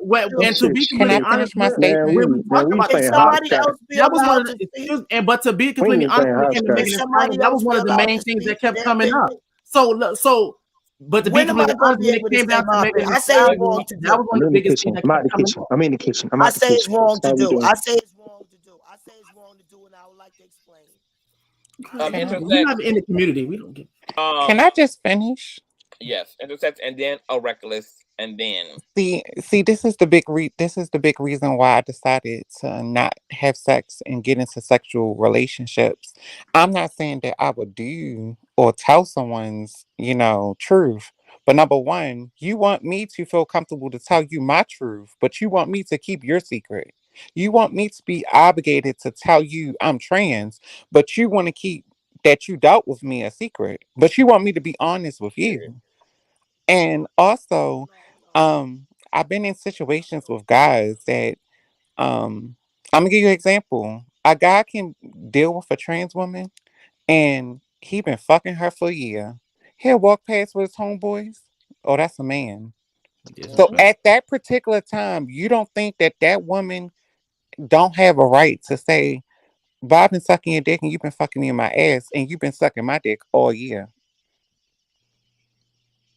Let me tell you something. And in fucking high school, them niggas would be on our asses as gay niggas behind the fucking doors on the phone with us, dating us, courting us the whole nine, and then we'll sit in our face publicly and act homophobic. Bitch, that's to throw me, bitch. Oh, bitch, we fighting. It's perfect right now. So no, I don't agree with doing it, but I do feel like a trans woman have that right to out a guy, and you don't know the situation.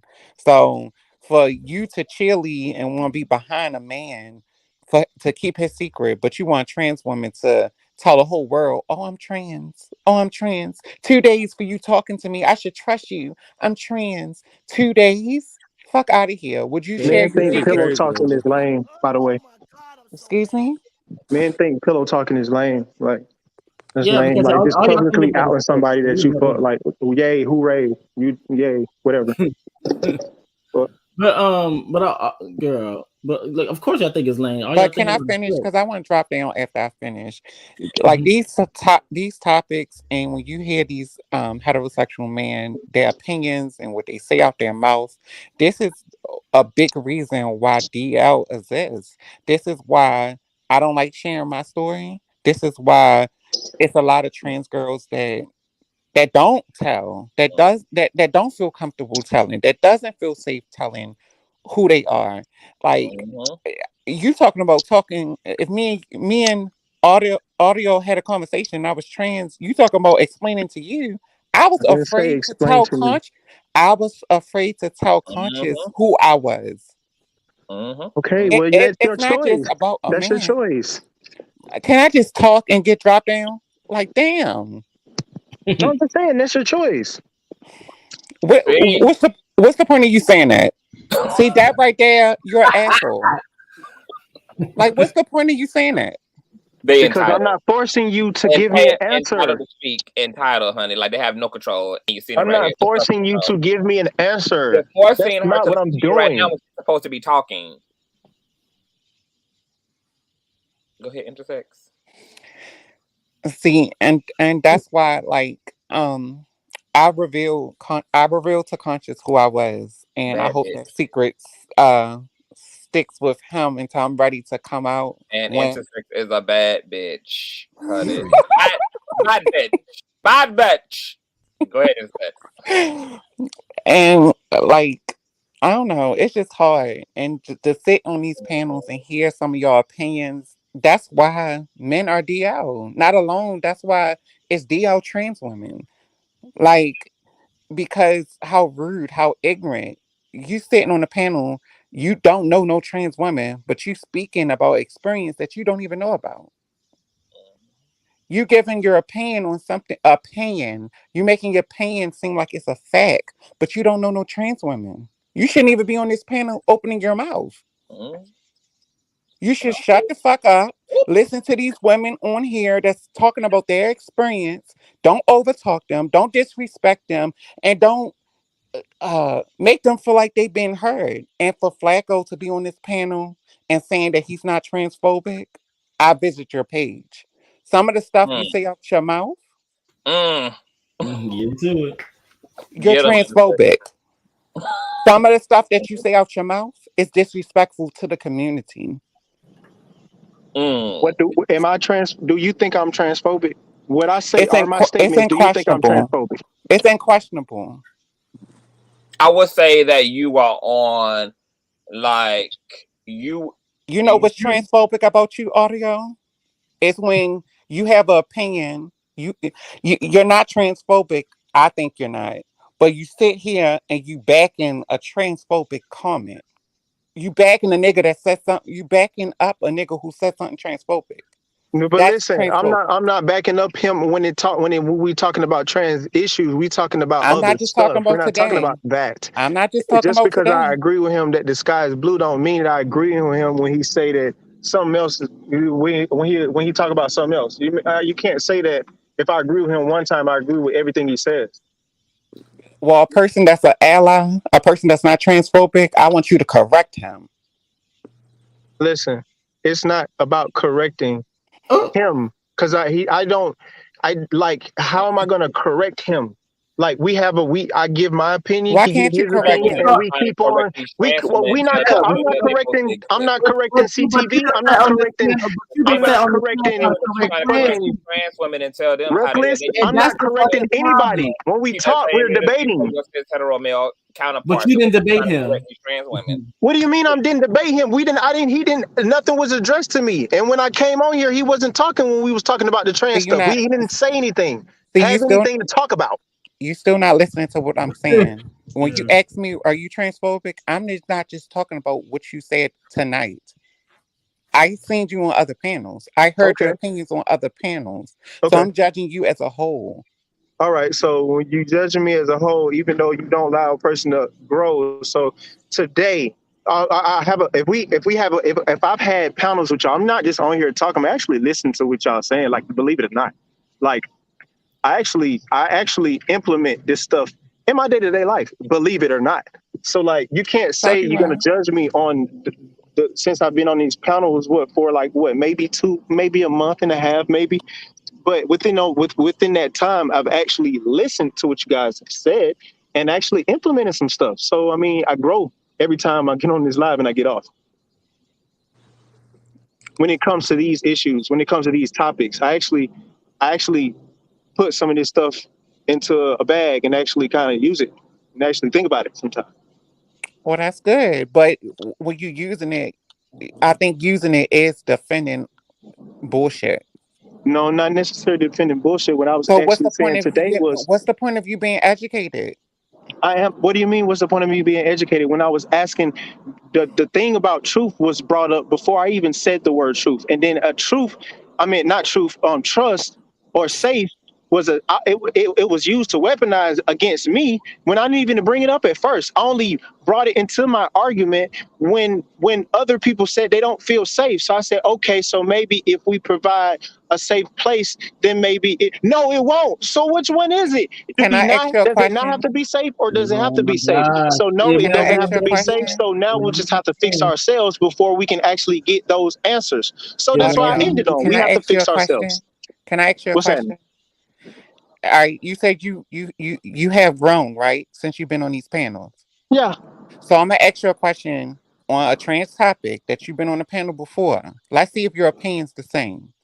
Do Okay. you think a fully developed trans woman who been on hormones for 10 years that she have the right to play sports with a woman?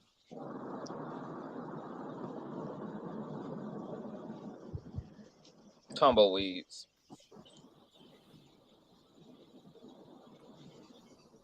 Hello? Thinking. Yeah, I'm that's a no. thinking. I'm It's gonna getting say good. yes. Oh, I'm that's why gonna it's say time for yes. That's Emily. a I'm gonna no. say yes. I'm gonna say yes. Do you want to know why I want to say yes? I'm listening. Because if I don't give you a reason why, you're just gonna say cap, reckless. So I'm gonna say, I'm okay, coming. when a baby is born, well, like as a baby, yes, you do have an extra chromosome, or the chromosome thing when you're a male or a female, but you do also have the equal amount of estrogen and testosterone, whether you're a male or a female. But as you grow up and you hit your puberty, those the percentages change, and you come into you know your woman or your manhood. And if you once you transition and you change that balance, that percentage of estrogen and testosterone, yes, you basically reverse the process of becoming of your body chemicals and your muscle tone and all of that stuff will start to change and be more so if you were as a woman. So I will say yes. Okay. I have a question to the trans women on the panel, and then I'm gonna drop down. So remember that. So don't say just like you remember all the bad stuff, because as a people, we always remember the bad stuff people But say. listen, I already said that I don't think that you're transphobic, but I said it's questionable because I hear you back transphobic statements and behavior. Like I feel like me, what a person does sexually has nothing to do with me if I don't involve with them sexually. As a person, I can respect a person as a person, a man or a woman, a gay man or a gay woman, a trans woman or a trans man, a cis, well, not a cis man and this fucking cis female, like a queer woman or a queer man. It doesn't matter. Like as a person, if you're cool, All right, I if have I a can have a point. I have conversation a with you, point. if we can talk, Hold we on. cool. Like I I ain't have got a nothing against nothing, none of that shit. You know what I'm saying? Like that's what I'm trying to say. Like, and if that's why I asked the question, because if that's not what's coming off, I might have to re-articulate some things, because maybe I might be saying it in a way where I think I'm not being homophobic or transphobic, but actually I'm not. So maybe I have to think about it myself again so I can reassess my answer, so I can better articulate what I mean to say, like what I'm trying to say. Okay, I got a point. Okay, so to the trans women on the panel, this is kind of a personal question. You can answer if you like. Do you know your testosterone level? That's Hello? I don't know mine. Okay. Have you ever got yours tested, like being transitioned? Okay, let's say the first 2 years when you got tested for your testosterone level. Do you remember that number?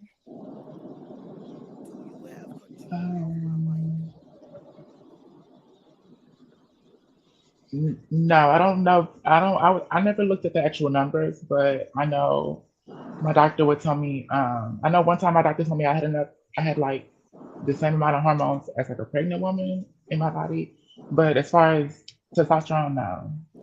Okay, TS, do you would you like to share your if you know your testosterone level? I do know it, but I'm not going to share it. That's not Okay. something I most respect that. transsexuals would answer. But Yeah, yeah, I I respect you. respect I that. respect your question, though. I respect that. I respect that. That's why I said it was a personal question, but I respect that. And the reason you were asking that was to So okay, so to explain explain my situation, I think you already explained it a little bit. Um I think in 2-3 years, my when I got tested for my testosterone level, the testosterone level was at 8. now is that high? No, that's low. That's Is that low. pretty high? 8. It's pretty low. 8%. Yeah, that's low. Okay. Oh, Also, 8%. Okay, okay. is it 8 out of 100? Like, is that the Right, right. I thought scale? it was like 8 out of No, 10. it could be that your testosterone level can be thousands. Oh, okay. Oh, So that's extremely low then. So that's damn near non-existent on an 8. Right. So yeah, that's what I was saying. Like you can, as you take the hormone therapy, well, not therapy. I don't know what it is, but as you take the hormone, it changes the percentage of the balance of But testosterone. the thing is, it fluctuates just like blood work does. It Right. fluctuates just It like anything else. fluctuates, but if you know, like So what's the average amount of testosterone in a woman? I mean, in cis women, because I know cis women have testosterone as well. Damn, I knew that answer. You can probably look it up too. Let me see if I can look it up. So I have a question about the sports. Do they? So when it comes to 350?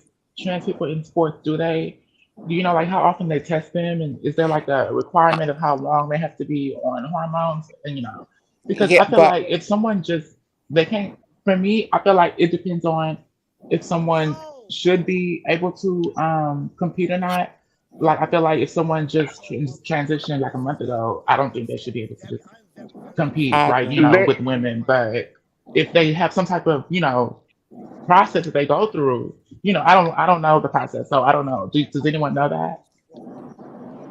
I think that's kind of like tricky area to because you'll be to everybody's like think about it like somebody like Layla Ali's testosterone level might be different from freaking a gymnast. You know what I mean? Like just I'm just saying like that level might be hard to actually get a safe range where testosterone what the testosterone should be because there are some men that have low testosterone and if you test them they ask for fucking what do you call it qualify. I think it's more so like a time on how long you've been on the hormones that might actually be a better like what do you call it Audio like has a lot of education. And audio, I don't think you're homophobic at all. I think you are thirsty for information, just like Flacco, just like Okay, Red Clark. I mean, wait, TS, I'm sorry. You said like I who? mean, I don't know. I haven't been here a long time. Man. But see what and I've this is the heard. thing this is why I ain't even mad at Miss Wait. I will allow. Reckless, could you please tell me? Because I don't know. You don't have you can go on your own understanding and what you think. You ain't gotta listen to what the hell Reckless got to talk about because when y'all Can I? talking, I asked him not to open his mouth because he asked me not to open his mouth when Flacco talks. So I'm just asking that same courtesy. But TS, the only thing I'm gonna say, and I'll be quiet and I'll follow directions. Consider the source. That's all I'm gonna be quiet about. What is the source? Her is the No, source. Is her consider, mind, no, not what I'm you, saying is Sam. consider the You're person not the that source. she's trying She's to the compare source you of with. her own mind and what Consider she the person thinks, trying to not. compare you with. You said poetic Flocko. This is the same motherfucking man that basically said on my panel yesterday, and it's documented, women are not women, and he also used fear-mongering tactics to basically He's make a not talking divide about between Flocko queer right people and now. I women. got the answer to the question. And then poetic Flocko is also the same person that he literally says queer people are not productive to society, sir. We're not talking about Flocko right now, bro. Reckless. But that's what I'm referring to. I was talking No, about not you. I'm referring to referring Flocko. I said I'm referring to you when you said I didn't ask you to talk when I'm talking to Flocko. And I said, okay, since you don't want me to speak when you're talking to Flocko, I don't want you to speak when I'm talking to But the difference, anybody of the Otto, trans is that community. but Because the I'm trying to difference is, learn hold here. on. No, the difference is TS directed the question to Reckless about you. Can I and can then I on top of that, I wasn't even talking to you. I was talking to her. I was telling my her phone's about to die. Can I just answer the numbers for the testosterone? Oh yeah. Okay, so the testosterone, let me not say percentage. It was 8-9G. Okay, so testosterone level normal for male is 300 to 1,000. For a female, it's 15 to 70. 15 to 70? Yes. Yeah. Okay. Wow. So 70 must, well, I guess facial hair is not necessarily a testosterone thing then. And it says age range 10 to 11, 7 to 40, 17 to 18, 20 to 75, 19 plus is 8 to 60. And also, testosterone isn't just about physical attributes. It's also internal. It has internal qualities. For instance, testosterone is a. Because I'm reading something here. Testosterone is a male sex hormone in androgen produced in a woman's ovaries in small amounts. Combined with estrogen, the female sex hormone testosterone helps with the growth, maintenance, and repair of a woman's reproductive tissues, bone mass, and human behaviors, etc. So when we And what think what does estrogen do for males? the same thing. I don't know. I didn't know that was funny. Testosterone is a sex hormone that plays important roles in the body. In men, is thought to regulate sex drive, aka libido, bone mass, fat distribution, muscle mass and strength, and the production of red blood cells and sperm. A small amount of circulating testosterone is converted to estradiol, a form of estrogen. So both men and women both have testosterone levels and estrogen levels that vary from person to person to person, but both sexes have both estrogen and testosterone.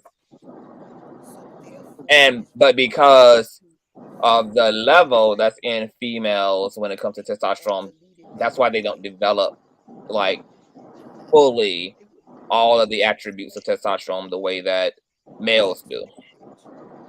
To your point, Otto, facial hair, all of that shit, broad Yeah, like shoulders, muscle all of that density, type of stuff like that.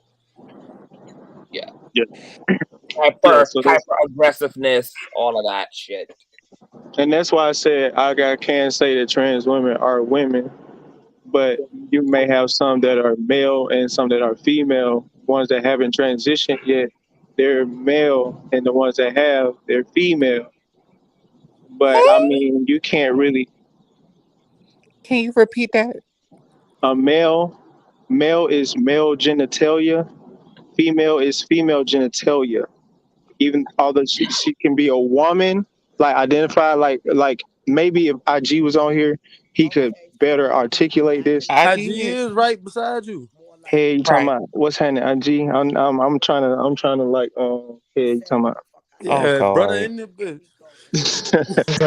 Do you understand what I'm trying? Because I think he may understand what I'm trying to say, and I might be wrong. but like how he classifies different things like orientation, sexuality, gender, and sex. Like I think that's actually I think that's actually usable because But like that I will tell you that doesn't when I'm saying that doesn't apply to testosterone versus estrogen. That doesn't apply to genitalia. It up in a sense of just genitalia, in a sense of relationships between people, okay, so what not makes a dating. male and a female versus a woman and a male in your on your idea, like how like Well, I how mean, it. I'm basically kind of of the similar of everyone else when it comes to gender. I separate it into a social construct. When I deal with sex as an anatomy, like what you're born, I use the terms male and female, but I don't exclusively. I don't make that the final say so of gender. You know what I'm saying? So I still do separate it, but I don't base it off of testosterone like you were going into earlier. I don't base it off of testosterone or estrogen. What I would say when I have the terms of saying, okay, same gender loving and same sexual loving, I'm denoting the type of relationships as it pertains to relationships between gender and sexuality. It's not between yeah, I'm not denoting someone's sexual preference or their gender expression.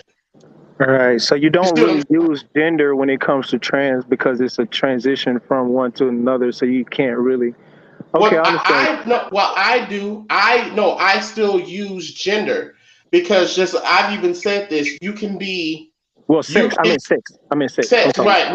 right. Because you can be, like I said, because it still applies. You can be transsexually loving. You could be transsexual, active loving, but you're not transsexual loving. You're not transgender loving, meaning that yes, you can engage with sex with transsexuals and trans people, but you're not in love with the whole total construct of the ideal of their being, of their orientation. Same thing. It doesn't just apply with trans. I break it down the same way. You can be a homo. You can engage in homosexuality, but you are not necessarily same gender loving, meaning that you're not necessarily engaged fully romantically with another man. And definitely most of the world, it's not opposite gender loving. Yes, a lot of the cis hetero men, y'all are very much opposite sexual loving. That denotes the sexual attractions in the relationship what goes on between sex of the opposite genders. However, outside of just the sexual act, a lot of y'all are not opposite gender loving because you're not loving the female or the feminine entity person outside of just the sexual function, the other parts of the gender, of the sex, the psychology, the expression. That most men, unfortunately, I'm going to say, most heterosexual men, yeah, y'all are heterosexual, but you're not opposite gender loving, and you're not opposite sex loving. You're opposite sexual loving too. Because see, if we were opposite sex loving, then you would just love the female not just for the gonads. The total part of what makes her sex isn't just her genitalia. There's other parts about a female or a trans or a person's that's feminine's body that's outside of their gonads that denotes the difference of that hormonal difference. Okay. Okay. So I was referring to when I said male and female, as well as being a woman. I was basically denoting that pre-op and post-op. So I guess you just pre-op and post-op and don't necessarily try to use the sex terms to um, differentiate or be specific on. Yeah. Yeah. Because that has nothing. Because when you say, because you're going to more biological, scientific terms when you start talking about things about hormones and stuff like that. Mostly, what I'm talking about is the sociological effect of how we treat biology, how we compartmentalize biology and sex, and then what type of genders do we assign people based off of the biology of sex. You see what I'm saying? Because that's why, part of me, it's easy for me to break down and not, while I'm from New Orleans, first of all, and I grew up, so seeing gender non-binary, that's not new to me personally. But I can also see where the gender is a construct, because I'm like, well, hold on. I didn't understand as a little boy. Well, hold on. This young girl is just as athletic, if not as more athletic than I. So you're saying simply because of the difference of, despite her other physical prowessness, you're saying because of a gender ideal that she can't race, she shouldn't climb trees? That never made sense to me, because when I watched the animal kingdom, everything else that is born female and feminine isn't just submissive and weak. That there are other sides of femininity, and that's when I start to realize that is a construct that's made by humanoids. That's not nature. Right. Okay. I feel that. I think what I also be actually where we get confused at, like say for instance, the restrooms and like job applications. Like instead of it saying what's your sex, male and female, I think it'll be better. It'll be better when it comes to like say like you saying how you orientate, like how you're orientating yourself, like how you're presenting yourself. It should just say man or woman instead of male or female. I agree, but because there are some places that are to a certain degree, because you can be, but that's not as inclusive. I work, okay, for example, the plantation. I just left my AKA for a job as a bouncer security doorman at this job. Yeah, I just left my club. slave ship myself. Yeah. Yeah, you know what I'm saying? Yeah, I just left my plantation. But one thing I will say, this company is extremely, when I did this application, it was so refreshing to see what they asked so many specifics. Okay, what do you identify as? What is your pronouns? What do you identify your sex is? What do you identify your gender? And they asked those questions, they had so many options. So that way, whoever's applying doesn't have to feel like, oh, fuck, you're forcing me to say I'm just this based off of such construct that's already built. So, it's not, I don't think we need to get rid of any of the other labels. We're just adding on more labels. It doesn't take the other stuff that we're using to describe us as what we call cis gendered people. It's just making more room to, yes, be inclusive of the recognition, which I don't think no one should have a problem with, because what does the other person identify as have to do with how the fuck you identify? You see what I'm saying? Right. So yeah, like the only time it should be like say you going to a doctor, like they should know your sex. You know what I'm saying, for medical and biological reasons. But like when you're going for a job as a call center, I mean, you don't need to know my my biological. You don't have to know that, but you do want to. They basically want to know, like, how do you identify pretty much in this time. Like, it just seems like everybody wants to know: are you him, her? Are you? I hate that. You him, his, or her, she, that? Yeah. Mm-hmm. One thing I want to say while I got the flow, because I just want to speak. Conscious, baby, you was on motherfucking fire when we first got on here. I loved it. I felt the passion and the energy, and especially when you were talking about earlier the religious effect. Oh my God, I wish I wasn't at my plantation. I just want to say this, is that when people say, and I said this in the chat, people have to be careful when you make this statement. I don't have a heaven and a hell to put you in. I know you fucking lying when you say that, because as we just discussed, right? Religious people like to say that. No, sweetheart, you do have a heaven and a hell, because see, regardless if I believe in what you believe in it or not, it's instituted. What you believe isn't just because it's mystical. No, it's instituted in your government. It's instituted in your law. So yes, you have got to make me, I can say for myself, when I was under symbiotic, cannibalistic, blood magic, ritualism, aka Christianity, I did feel like I was in a hell. I did feel like I was living in hell. I did feel like I was not only going to go to hell, the people around me outside of my household was able to treat me. So that's one thing I have a big, big issue when it comes to people with these religions that have this thing where this forgiveness thing, you know, that's a dangerous thing, sweetheart, because all you're doing is telling people, I can do very degenerate things. And according to the Bible, when Jesus, disciples asked Jesus, how many times should you forgive your brother? And he answered them 7 times 7, which is quantified or a product, a multiple of an unlimited number. That sets you up to where you're telling people that I can do something fucked up to you, and as long as God the Father and the Son forgive me, I'm going to continue to do this. It's a very dangerous spell. So from my standpoint, I just want to kind of speak on that. People are lying to you when they tell you that they do not have a heaven and hell to put you in. That's so they don't have to deal with karmatic death, and I'm going to put that over there. Amen. Agreed.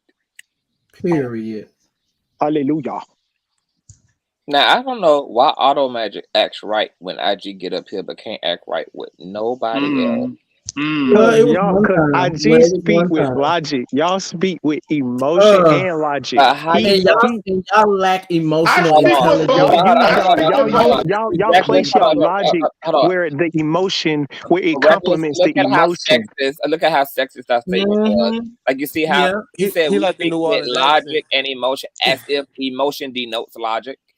And logically, when me and Intersex had our conversation, logically, when she said that her logical stance on what she thought that my statements were based around transphobic ideas, and once I logically talked, I personally enjoy yelling at you niggas.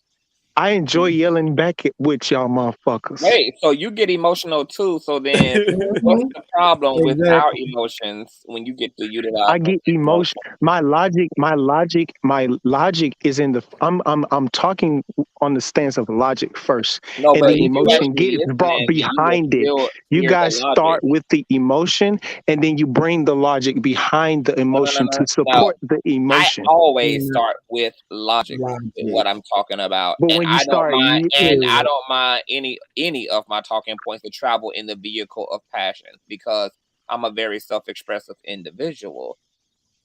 The only people and the only people who get hung up on passion or emotions are emotionally dead individuals like yourself. But notice once you get to your point, once you make your point with your passion, I concede the argument. I just let it go because I can't make you adopt my logic, and I'm not expecting you to, and you're not trying to force your logic on me. You're just saying how you feel with your logic. So I just let it go. Now I want to say something to all of the cis hetero men, right? Right, just this is something I've observed as a man, right? Not even just as a male. One thing with black men fails to trick on is that we so quick to equivocate the emotionalism of weakness. But want me to give you a news flash? The white man, the Caucasoid genophenotype man that oppresses everyone, regardless if this person decides to become trans, despite if this is, guess what? Their emotionalism, the passion that was behind them to go around and go on crusades and do world domination, baby, that took logic, that took emotion, that took passion, that took a feeling. The reason why he makes sure that his woman is never in a position of being dogged out by anyone except for him, because he has an emotional investment in how his family is seen. He has an emotional investment in how he's seen in the world, so much that he will ignore and deny other people's emotions. So his emotions helps to drive him to be on top. His emotions, despite all of the funny, fruity, frugal shit that y'all say that they do, guess what, my nigga? It's not stopping his fruity ass from conquering and dominating everyone here. So the emotionals and the logic part is something that perhaps we need to integrate in our logic, the emotion part, because that seems to work for all of the other men who hold a certain standard from their respective nationality and tribe. And all I want to say is thank you so very much, IG, for saying it, because that's exactly what I was about to say when he was talking about the emotional. And I'm glad that Conscious used the more appropriate terminology, aka passion. I think that's the issue with a lot of heterosexual cisgender men is that y'all like to get into different conversations and like to be on the front lines, but yet you guys don't have the passion behind it. So if you don't have the passion behind it, you might as well get your ass in the back, and that's something that y'all been doing. So. Yeah, passion. I might not have a passion in something if it's new to me. I'm talking to you. You have the passion. I don't have the passion in it, but I do have passion in what I'm saying. What emotion, if you want to change it, and if I'm not being heard or I'm not being understood because your logic is your emotion or your passion is blocking my logic, then my passion might come and try to drive my point, which will make me yell or change my tone, but the passion and the emotion are there on both sides. But what I'm saying is it's on yours is led by passion because you actually think about it a lot and you actually developed a stance, an emotional stance on it. I don't have an emotional stance on it. So I'm just asking, I'm coming at you with just logic. And if your stance of emotion is not receiving that. You have a false perception of it. No, you have a false perception of yourself for one. What really triggers up the emotions is the fact that you come with statements and then your questions are even generated to reinforce what you already believe. They're not genuine in terms logical. It's all logical. I'm just asking you a question. And see, this is the stuff, and see, and then it's the inability to speak when like to speak your turn that also drives people to jump out the window. And then, like a true narcissist, what you do is you do all of that gaslighting, triggering shit, and then want to sit back and act victimized by somebody's emotions. All right.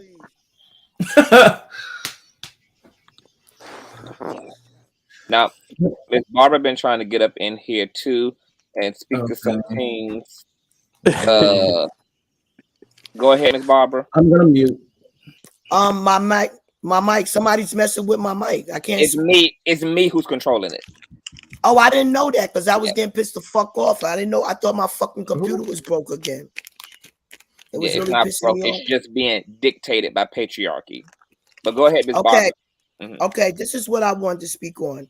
If you got wicked ass churches and you got wicked ass teachers and you got wicked ass families and you got wicked ass morals of people, religions teaching against trans people, it is very dangerous for them to identify even themselves or who they sleeping with. Because the facts of the matter is, on this earth, the laws, people have lost their jobs, people have got deleted off this earth, all kinds of, the facts is the facts. Okay, so for a young generation to go into this world and think it's liberal to them is dangerous. We must inform them about the truth. And I know people don't believe in my Holy Spirit and don't like me talking about it. This is why you go on Larry Reed page. He was speaking of a prophet, and this prophet told him that the new churches are going to be on the internet. So if you don't believe in my Holy Spirit, go over there. Where? But let me tell you something about the seed. So no, that would be changing the subject. But anyway, let me just stay on the subject. Okay, it's dangerous. It's dangerous because if people don't have respect for people as human beings, it's dangerous. They are taught this way. They are ignorant. They don't know no better. They go home. Oh, hate this person. You know that. So you can't be telling people that it's okay. It's just no. It's not the same thing, and that's just the bottom line. You understand? What are you referring to? I'm referring to a trans revealing who they have sex with. They can't do that. They can't do that because they will get somebody deleted. The person will lose their reputation because churches and countries and peoples and parents teach against trans people. That's why. And that's why. But that goes back to conscious in my point. That's the reason why we must keep our foot on the oppressors, not the victims of the oppressed, of that oppressive system. You keep your foot on the oppressors because no, you separate from evil. You separate from evil. You don't have to walk through that damnation. But you separate from evil. No, because I'm trying to tell you something. This is why churches are closing because what they did, they scorned people. Some people that was trans or gay, virgins, okay? They get scorned and tore up, and that's why them churches are closed, my man. I It's not a joke. understand that. I understand that, but Miss Barbara, is this for me? It's like, because I know we just got back on good terms, but it's kind of weird that you're saying that about trans women, quote unquote, exposing. But you literally get on this panel and say that the like hoes and sluts will be exposed. That's your stance. You also operate from You know what? Okay, foundation there of you go. Can I exposure. say something before my old ass forget? Let me say Okay. something.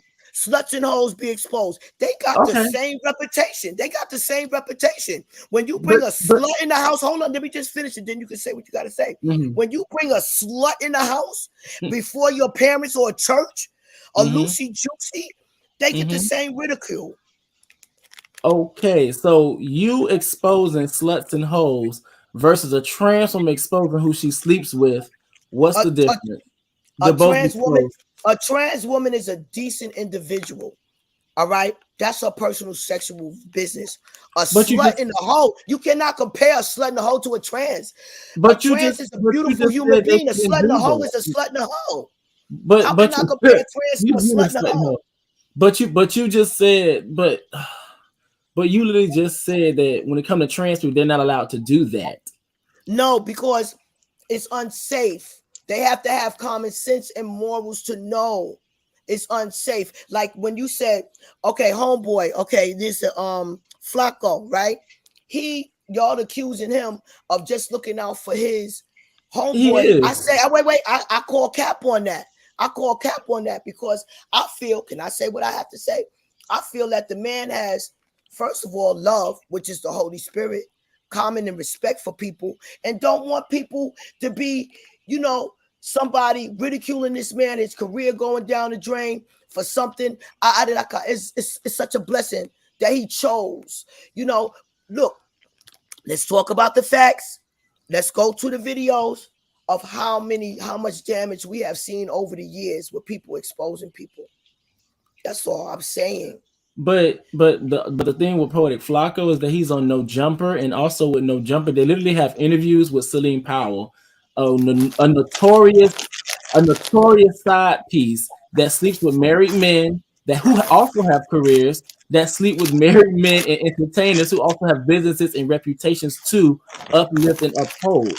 So if you're gonna have that stance throughout. Don't quote unquote all of a sudden try to have a stance when it comes to queer people, and that's cool. But the reason why we question those things is because the rhetoric that he spits and the different times he's been on Conscious panel and the different times he's actually been on my panel and also in my chat. And so that's like me, and I'm gonna use this example again. If I talk to you, Miss Barbara, right, and I smile in your face, but however I stab you in your back, which representation are you going to believe? Are you going to believe me smiling in your face, or are you going to believe me stabbing you in your back? In a moment of a second, a person could change their life. So I don't judge people. You understand what I'm saying? In a moment of a second, you have to allow a person redemption. Hold on. You have to allow a person redemption. And what I'm trying to say is, okay, hold on. If Flacco say some dumb shit one day, and then the next minute he's saying some smart shit. Oh, he done got growth right there. Allow and know that a person. Same way the slut and the hoe is also a mother, and it's also a sister, and it's also doing good things. And a demon. Don't forget demon. And while getting a slut on. Don't forget demon. I have a question for Miss Barbara. Queen Barbara. Yes, so you're saying that people. So what you're saying is that someone could do you wrong, and what are you gonna do? Oh, if someone they're gonna keep doing you wrong, and you're not gonna. What's gonna be your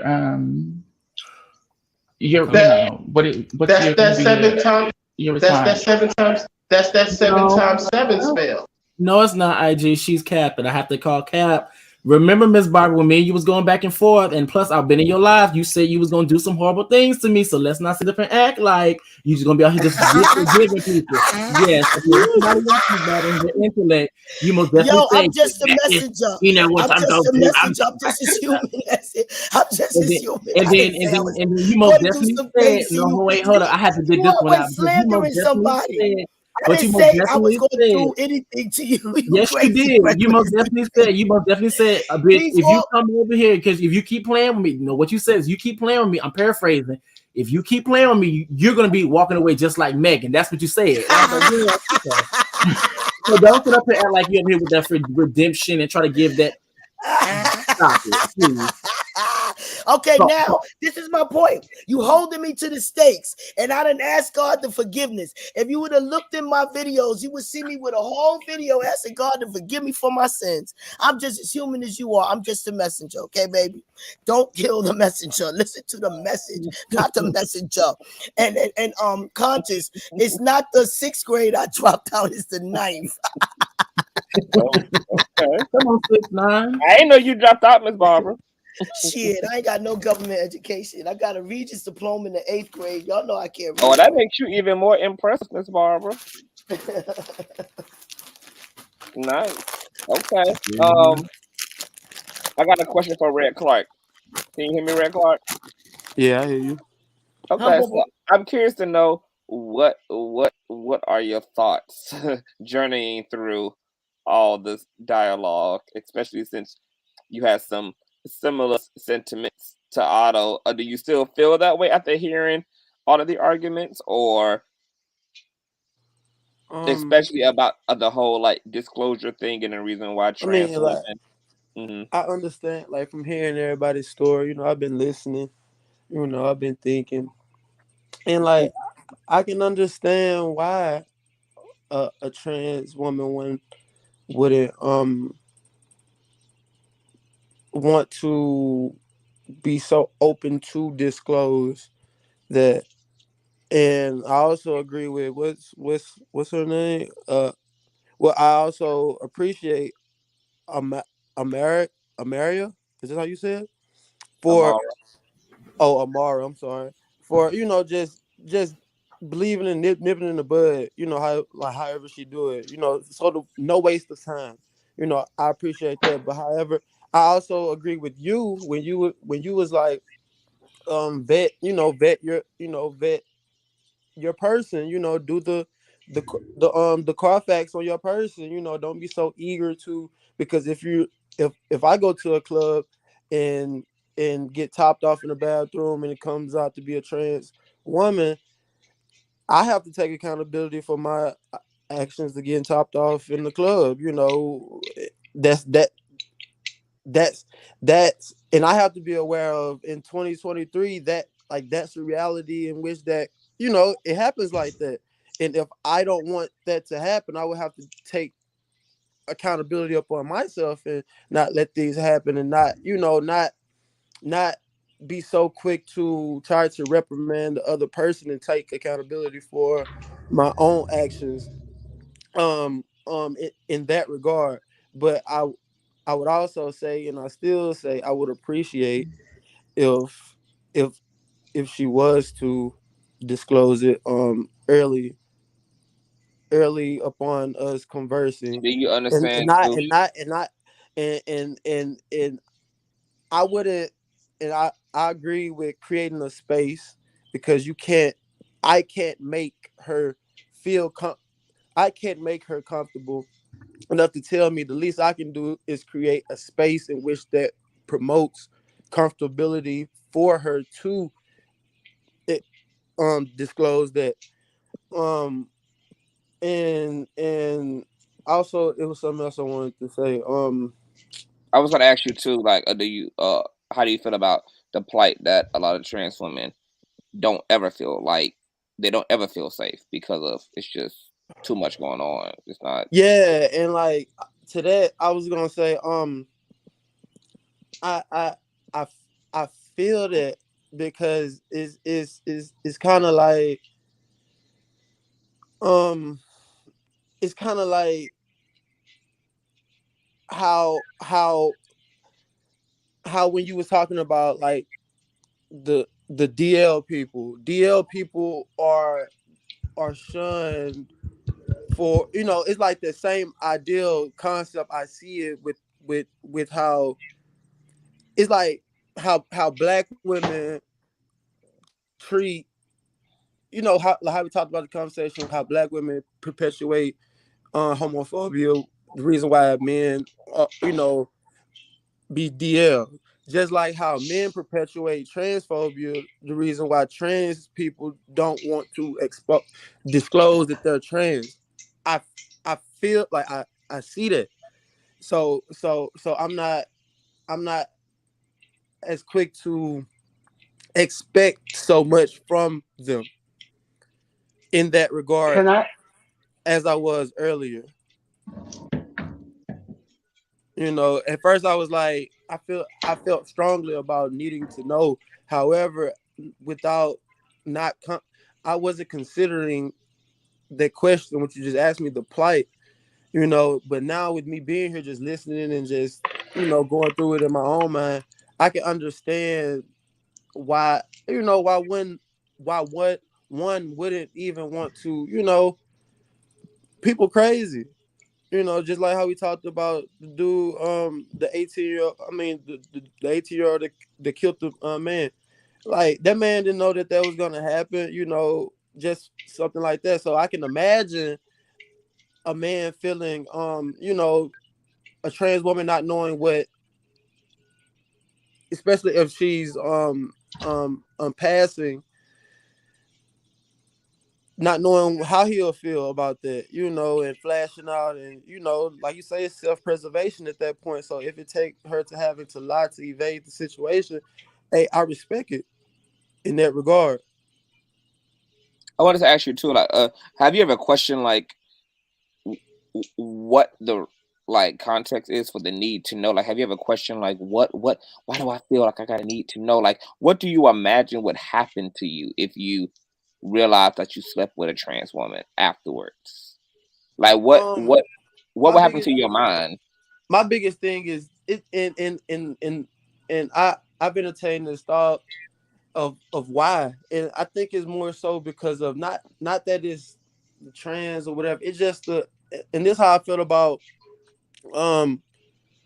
like, it's like the not having the choice to indulge. Just like if I'm dealing with a woman, a cis woman, and she lies about having other partners, and I alone having other partners, I'm gonna feel like, dang, like you didn't give me the choice to fuck with you, even if you you don't know if I was gonna fuck with you, even with like even knowing that you had other partners.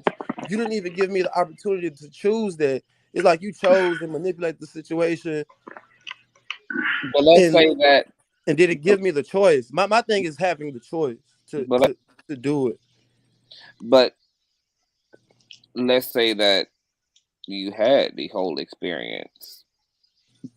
Pussy wet, ass clapping, titties being sucked, all I mean, y'all, you indulged. You got your nut. Mm-hmm. Y'all had a blast. You find out this is a trans woman. And this is a trans woman that you met under the context of a hookup. Like a one-off on Tinder, a one-off on Plenty of Fish, a one-off, you know, at the bar. If you nor her are obligated to disclose anything to each other, and y'all's goal is just to have sex, and as far as your body is concerned, this is woman. As far as your body is concerned, you are man, and y'all hook up on the basis of that and have a good time.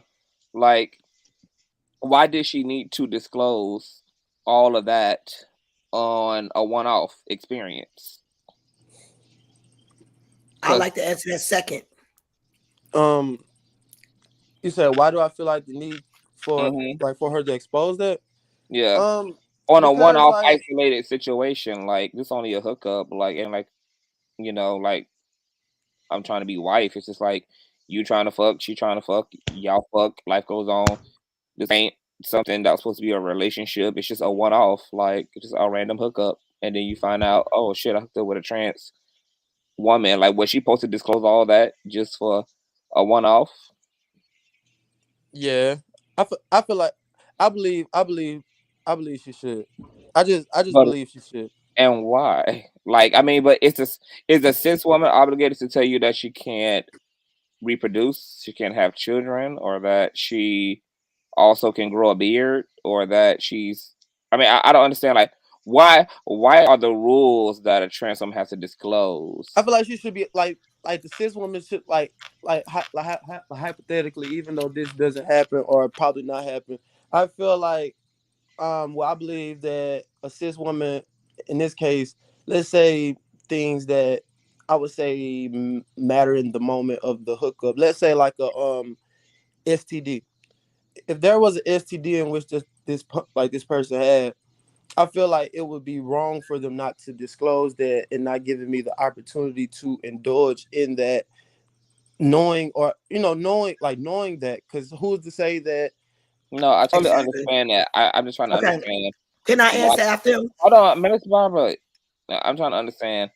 Like, I get all that, but you're talking about like something that objectively happens to you. But there isn't nothing that objectively happens to you for hooking up with another human being, or a trans woman in this case. Like, it's like your life wasn't put in danger, your body not in danger. You had a great time. Your body couldn't tell the difference between the experience sexually with the trans woman versus that with the cis woman, which is why you had a great time. Everything is great. You find out she's trans. What is that supposed to mean, if anything? And it's and with me thinking it's because if it's because I'm thinking to myself, if it's a trans woman that's passing for a woman,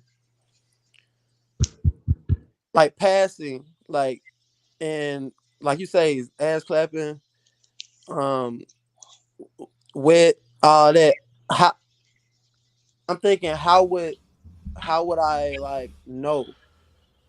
Because I always, and I'm glad you said that, because that's what's so funny to me is that because well, we haven't even touched on this tonight, but there's like Get T.S. into it. Madison always touches on this whole like how the mammies of the community be caping for cis hetero man when it comes to trans women, and like if a cis hetero man makes a claim that he didn't know, cis woman will run to the ends of the earth, like behind him, supporting him, that man was deceived. But yet cis women be the same women who feel they can always clock a trans woman. And the notion be, well, if you can tell cis, then you know that man could tell. If you knew that was a trans woman, then you know damn well he knew it was a damn trans woman. Nope. But yet, when men act like they've been deceived, or they use that to deflect from the fact that they genuinely are trans attracted, and hide behind the fact that they've been tricked, now that they've been caught red-handed by their community, they weaponize the whole "I was deceived and didn't know" situation. And I was having a conversation with Yellow Pill on a panel a while ago, and we was also talking about the same discussion too. And he was like, because I asked him like, would you date a trans woman, or would you willfully like choose a trans woman as a sexual partner? He was like, no. And I said, why? He really couldn't answer it. And I was like, your body had the same experience with that trans woman as it had with any other cis woman. And I feel like the need to know is because y'all can't tell the difference. Y'all wouldn't know the difference, especially if this was a trans woman that y'all were attracted to. And you take home, accordingly. There's nothing that can distinguish the experience from a cis experience.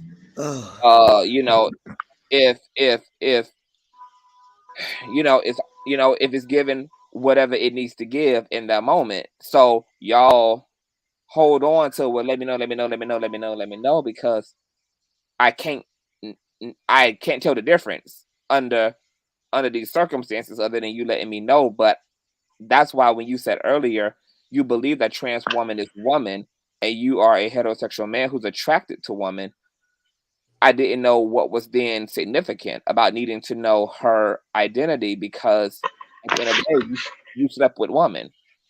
Okay. And you're attracted to women. How long I'm talking to Red, and you slept with women. So I still don't get I don't understand.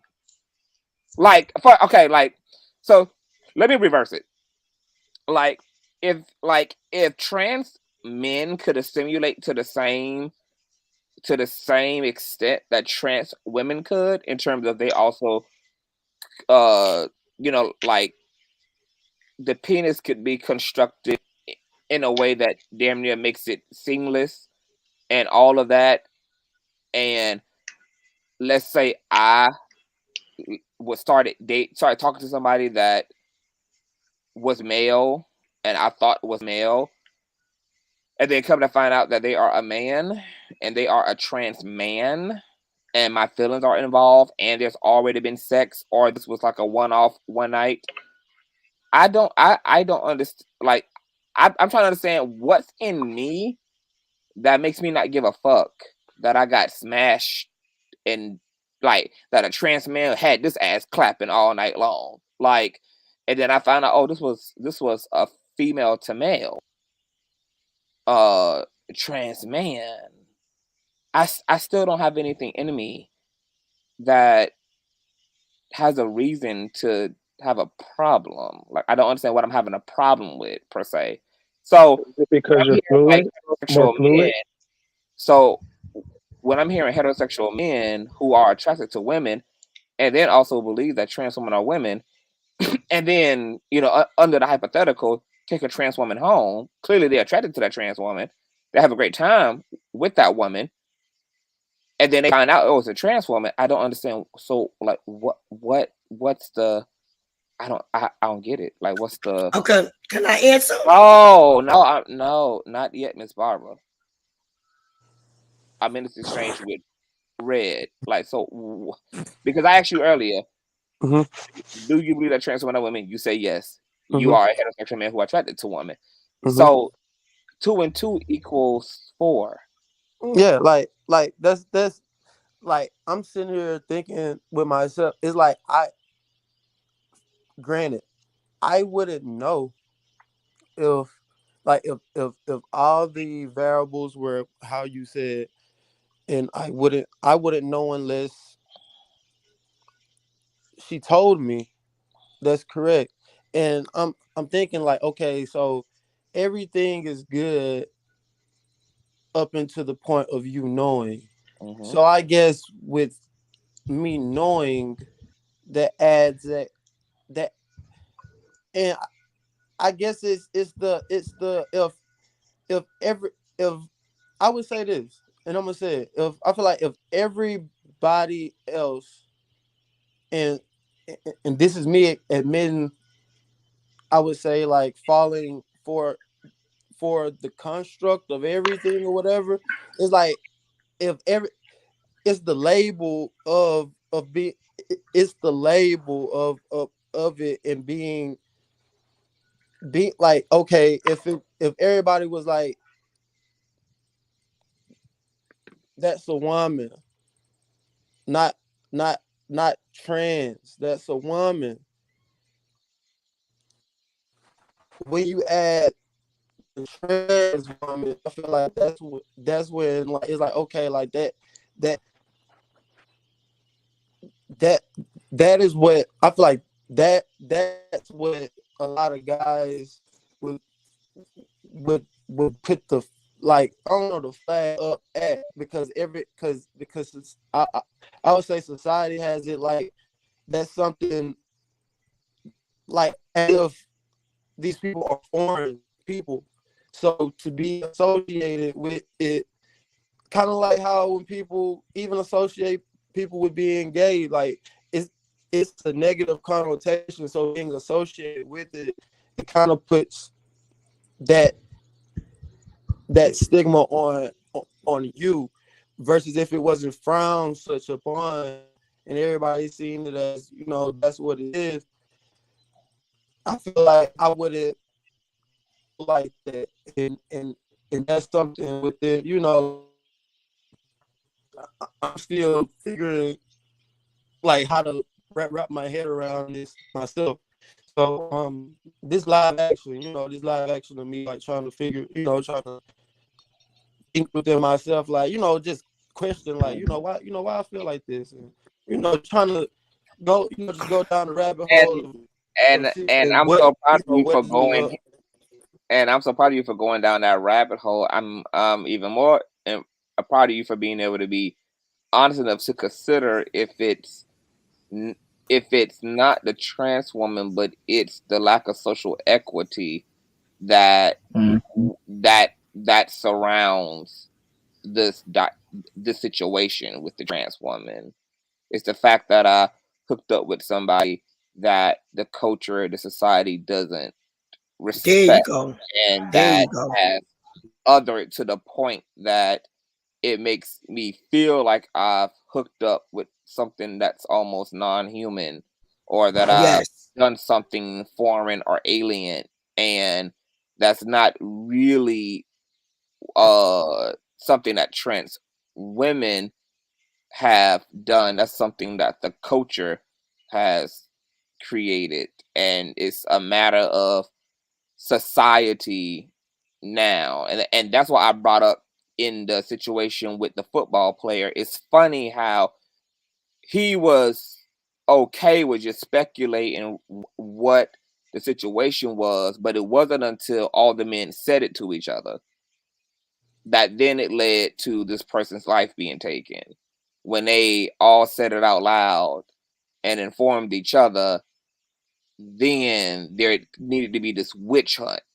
But on a personal level, this was a situation this person was okay with being like, I don't know, but I'm gonna continue to get my dicks up for $60 every night. But now that I done told my boys, I know they won't let me live this down. They also done had an experience with this person, so they also looking at it like, I know these niggas not gonna let me live this down. So now there's a unanimous decision for everybody to go prove how manly they is, and how straight they is, and how masculine they is, and how non-gay they is. So And now, where they taught this, right in the church. so now there needs to be this confrontation, and there's so many other examples of trans women being killed because they outed or the situation was exposed to the community in some way, and it's that then leads to the deaths and etc. Yeah. So I think that's good shit, Clark. And it's probably got a lot going on. I want to invite Pat. Can you hear me? Yes, I can hear you. All right, welcome to the platform, Pat. Your thoughts? Thanks for having me. I enjoy following your platform, and I have usually when you're live, rather, this is the time that I'm heading to work. I wanted to email you to have somewhat of a conversation just like this, because I feel like I am a lesbian, and I feel like in my community, in our community, I should say, sometimes we invite so many posers in who seem to represent us, and they're not properly representing us, because there's a fine line between the LGBTQIA community being fetishized and people actually being able to confidently identify themselves in that way and be able to date and pursue any one of us in this particular community, because they're like when I'm at work, there are so many women who talk to me and they're like, well, I don't know, but I had thought about it, but I'm not sure. But I'm just like, well, look, just like how as a Black woman, and here we struggle for, or we want so much to be accepted by other races. If you're not sure and if you don't like us, the bottom line is respect us, and that's all that I ask for. I don't want you to be curious. I want you to be aware of our plights to help support us as far as safety, and to stand up for us if we're being abused in any way. And there are so many men like that Exactly. feel like, well, if I should have known this and that. But I feel like, as you're saying, if it's a one-off in your you identified a person that piqued your interest and that you were interested in, and you had a moment, now if you're not planning on making this a long-term situation, there's no need for you to integrate yourself in who this person is. If it's just, I'm having a quickie and it's a moment, because there are plenty of guys who still try to talk to me, and I'm just like, oh no, thank you. I'm not disclosing my whole history to you. The reason why I'm not talking to you is just because I'm not interested in. Yes, I am a lesbian, but I'm not gonna sit here and give you my life story because um I'm not interested in you.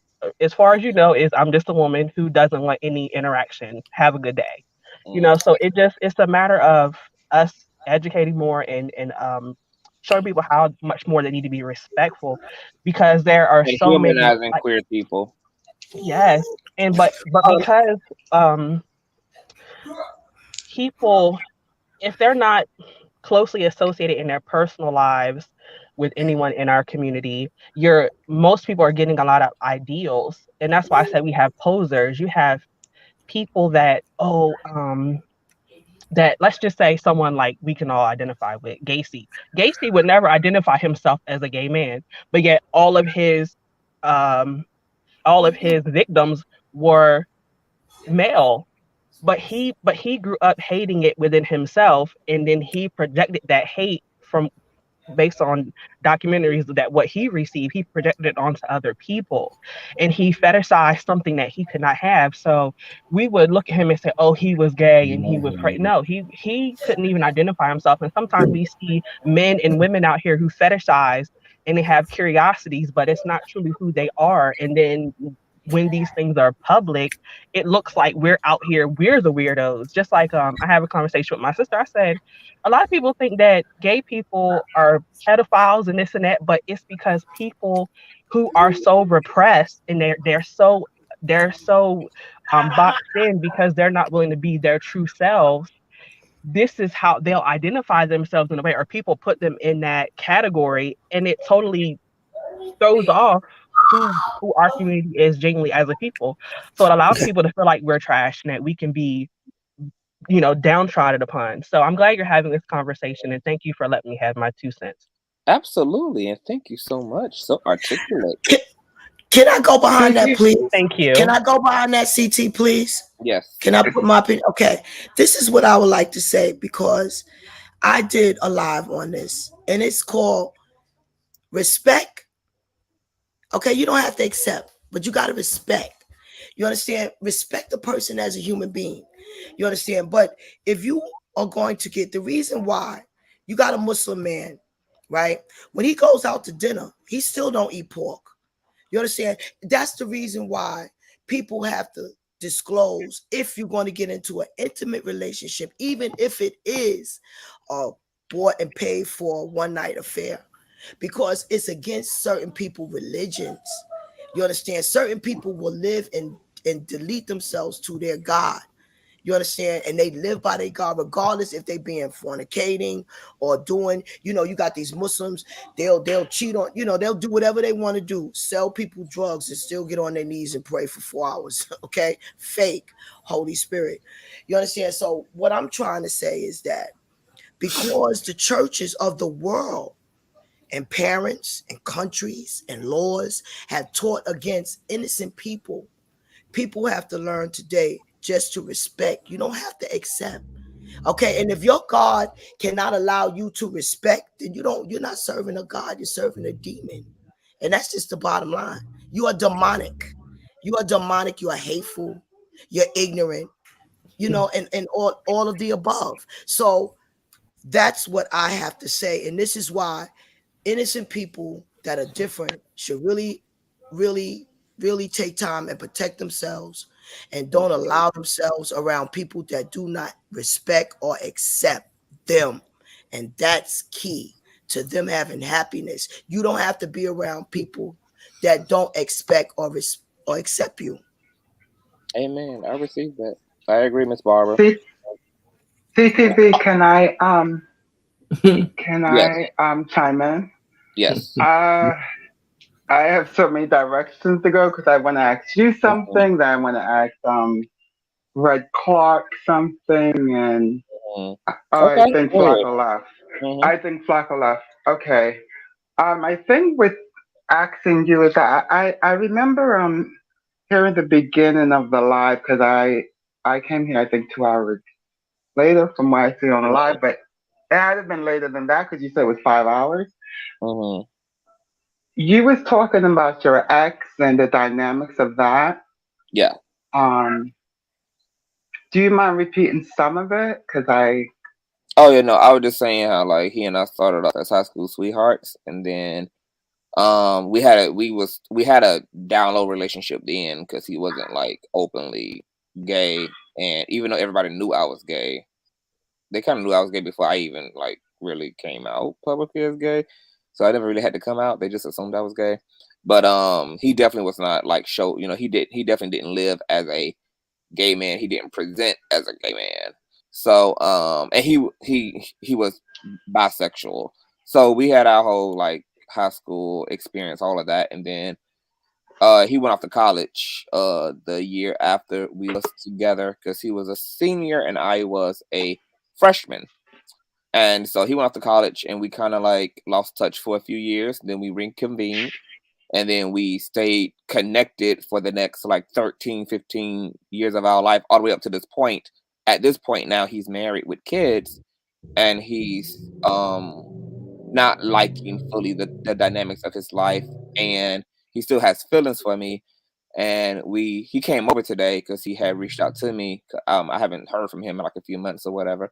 And he came and he just opened up about his sadness because it's just a lot, and he just has a lot of conflicted feelings, and his feelings for me are very complex. And um he's just not sure if the life he chose is the life he wants, but the life he has, the stakes are too high to undo because there's a whole marriage, there's kids involved, and he's also a practicing Christian, and there's all of that expectation, and it's his family, and it's just blah blah blah blah blah, and he just doesn't know a lot of what's going on. And so he had opened that up to me today, and he kind of been in this weird place ever since he got married. He was like fine when they were just engaged, but like when they got married, it's like he always alluded to just kind of feeling a little lost, and he's not typically somebody who is lost or who's kind of on the emotional scale. He kind of is a very like stable person, so he's been kind of like weird over the past 2 years, and that led me to having a conversation about the Downlow community and how homophobia and religiosity really destroyed the love lives of a lot of people, because he and I could have been together ever since we were first together in high school. We could have been married. We could have had a family. We could have been living happily ever after if it wasn't for these ideals and these ideas perpetuated by the culture and religion. And I know a lot of times we have conversations around transphobia and queerphobia as it relates to like suicidal ideation, and as it relates to just like depression and violence upon queer people, but we never really talk about how many love stories queerphobia destroyed, how many love stories that homophobia destroyed, how many relationships and companionships and love stories didn't get to fully play out or happen at all because of the issue of homophobia and religiosity. And so yeah, I just kind of opened up about that, and it kind of just led into eventually this? Because I've heard the story. I've sort of heard you told part of the story before somewhere, and it hit such a core with me because I've dated someone. It wasn't exactly closet in the way it was. What I mean by that is, I never thought I would date this type of person. He was Muslim.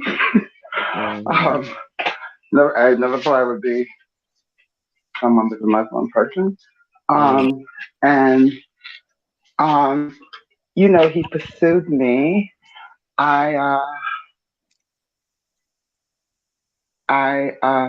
We had a relationship. We had an independence. He had his own place. I had my own place. But then he's very family orientated. He's very much into his religion, his traditions, and different things, right? So much so that he got me to kind of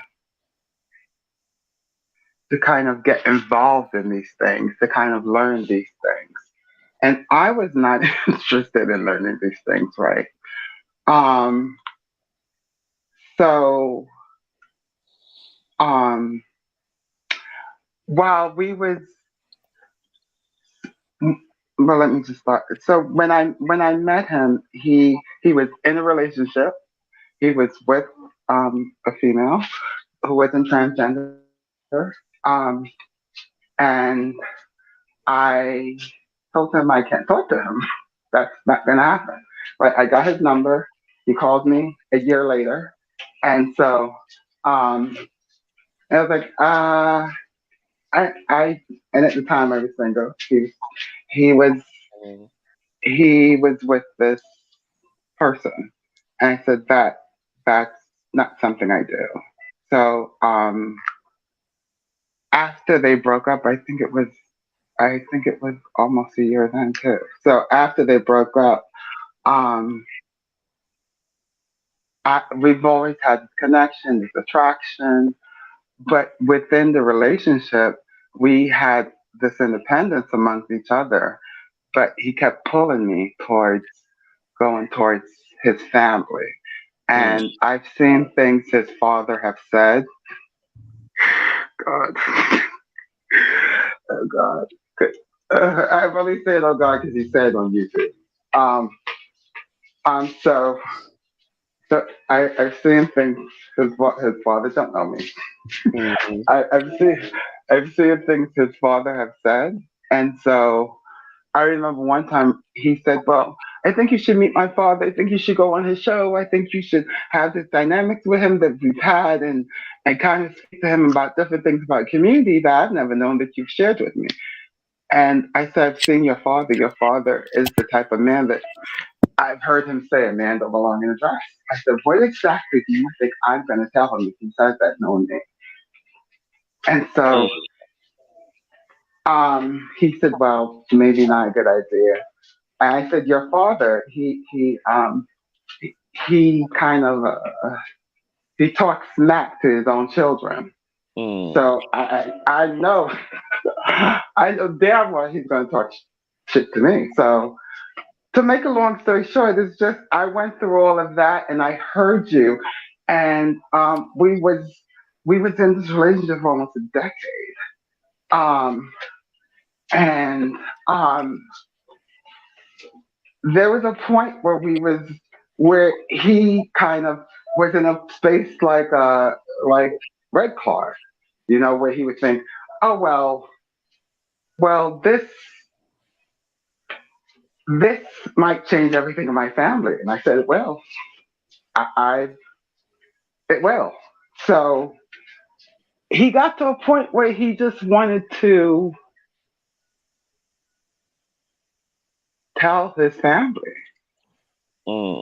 And I didn't know. That's not good. And at a certain point, I just decided to remove myself. And then after that, years later, I called him. And I remember him telling me about his fiance. And Um, he actually got married, and we would still talk through text throughout the years, but I would never see him. Um,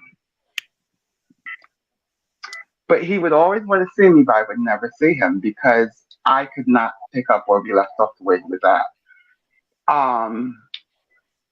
So one day I actually called him, and I guess his his now wife saw the call and saw my name, and she said, "Who is that?" And he literally told her everything. And my thing was, why would you do that? Because men that date us, they they are vulnerable. They're very vulnerable. Like when I hear Red and I hear Otto and I hear even Flacco, they're very vulnerable. And when their backs against the wall, and let's say, like when Red Clark was talking, when their backs against the wall, let's say they're in a club. Let's say they're in the club and there's a whole bunch of men around them. And something did happen with that person, right? And those men are saying, "Oh my God, it's a man. What you gonna do? What you gonna do?" A lot of men don't resist that violence when it's pressured. I don't know if any male in here are like that. So just I told that story to say that when you told your story, it totally took me completely back. Yeah. And there are so many stories like ours, and so many variations of that. Like there are so many queer people who are stuck in relationships with beards and gave up living their authentic lives.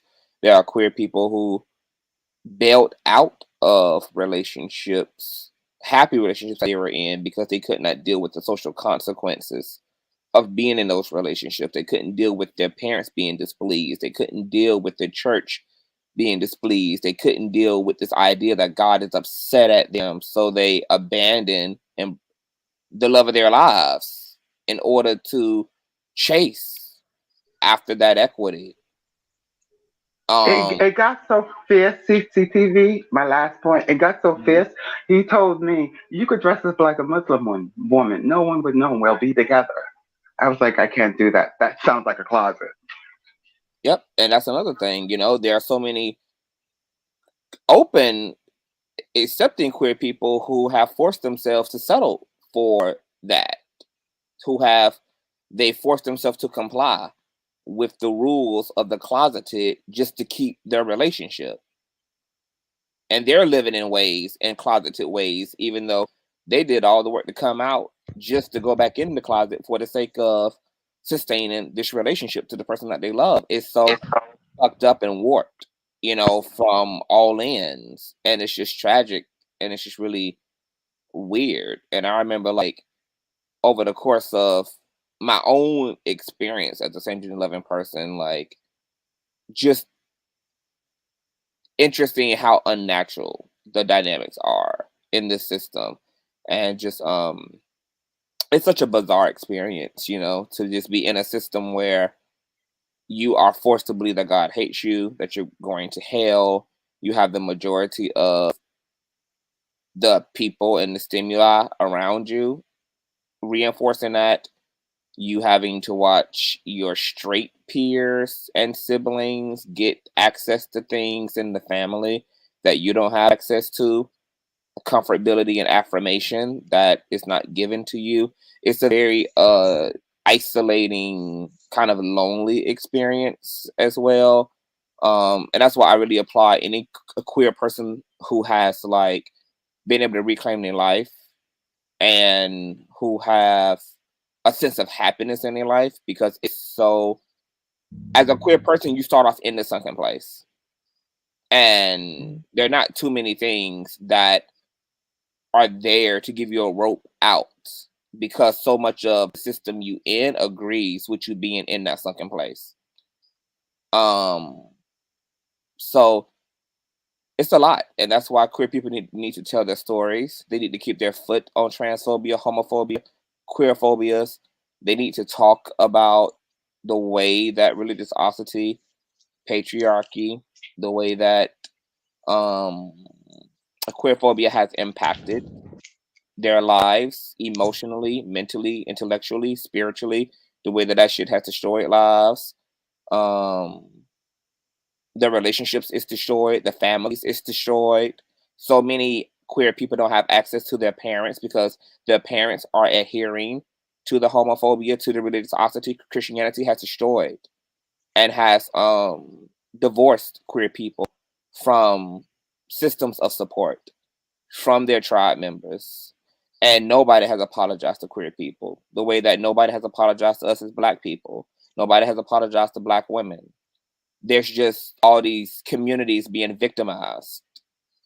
And the system, of course, doesn't give a fuck.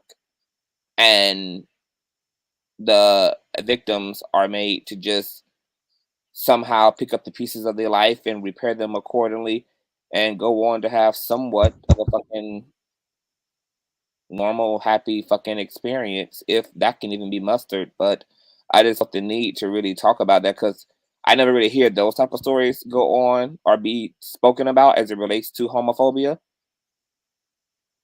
as it relates to you know, our love lives. I always hear obviously about, you know, the mental anguish that comes from religiosity and queer phobia, but nobody really talks about all of the love that never happened as a result of, you know, homophobia, and all of the people that you had to watch yourself be chosen over because they were normal to be with. You know, I don't really Can hear I a say lot something? about that. I don't hear a lot of from trans women who, you know, have had to settle for being side pieces because they're not considered normal to the men that date them, and the men that date them would rather date the women that are socially acceptable to date, which are cis women, who they will make the wife out of, who they will make the mother of the children, who they will bring home to the family and marry and give a big wedding to. None of my trans friends have had that experience yet. They haven't been afforded the same experience as their cis female counterparts. And so it's just a lot, you know. So I said, you know what, this is a good opportunity to talk about this. So yeah, I thank you for sharing, TS. Michael, Hey, how's it going, Consciouztv, sir? it is going really well. How are thou? I'm better now. Thank you for asking. You were having a good time on that damn phone. Who you was talking to? This crazy girl that we talk on the phone. She be snoring in my ears. I'll be like, dang. I be wanting to throw the phone over way across the room. You know, it's a childhood friend of mine. We've been friends for years. We like, people think that we in a relationship. We just, you know, that's her on the phone now. Say hi, Lisa. Lisa. Hello. Hey, Lisa. Okay. How you on the phone and on live at the same time, Mike? Cause she'll be on the phone with me all day, all night, and I'll be like, "Dang, girl, don't you gotta get up and go to work in the morning?" And she's like, "I mean, that's just what we do." People like, "Yeah, that's your woman. That's your woman." Now we not, you know, because if we did have a relation, it wouldn't be the same, you know. And some people don't understand that you can have a female friend that's your best friend, you know. And you don't have to be bumping and grinding, you know what I'm saying? So she's my sweetheart. But hey, y'all, did y'all see me doing my cleaning today? I took y'all. I was on my I got my phone now. I could do my stream yard now. Y'all can watch me doing my little house cleaning day. Go watch me, Conscious though. I ain't trying to show my stuff on your thing. So your content is house cleaning. Well, you know what I mean, Conscious. You know. I started my thing back in July, right? And I've been, you know, these YouTube streets, you have to have I don't want to get off topic because I'm gonna speak on the stuff that you're talking about as well. But you know what, Conscious, you know, you have to have real thick skin. I applaud you, sir. Hey, I tell man, you are so funny, dude. Hey, Conscious, you crazy. You're good crazy. You know what I'm saying? You be having me crying, laughing. I'll be like, this dude is crazy, but I love you though. You know? Man, I was on here one night, like, see, I'm glad. See, that's why I'm glad that you be on like in these type of, you know, because I'll be like, I might get up at 2:30, 3 o'clock in the morning, go make me a cucumber salad or give me some orange juice or some apple juice or something. I'll be like, let me see what's going on in these YouTube streets. And that's good, Conscious. That's real good.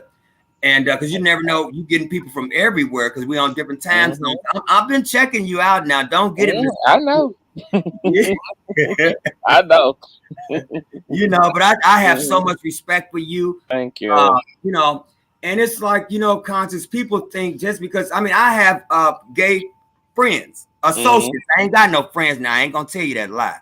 Okay. I have gay associates, and then when people see me with, you know, with those, you know, with gay people, you have to be secure with your own self. I don't care what nobody think about me. You know what I'm saying? But I know who I am. You know.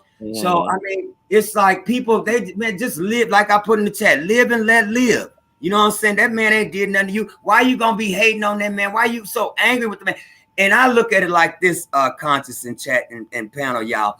If a person has so much investment in hating on a person, dude, you that person, that this person is being himself, you want to be that person. Why you got so much hatred and anger for this person? This person is a human being. He bleeds just like I bleed. So why you gonna be hating on this person? You know, I you know. And then like now, I'm gonna be honest with you. Before, because my one real, I mean, this was like, I mean, man, Conscious, y'all. His name was Marquita. I'm gonna say her because he was, you know, I'm gonna say her because that's how I've known him as when I was growing up. He was my mama's best friend, and well, she was my mama's best friend, you know. And man, I had Conscious. Let me tell you something. He just passed. She just passed away. Our birthdays 3 days apart. I'm October the 6th. He's October. Well, she's October the 3rd. And you know, Conscious. I mean, I've been around him since I was 15 years old. Lived with him.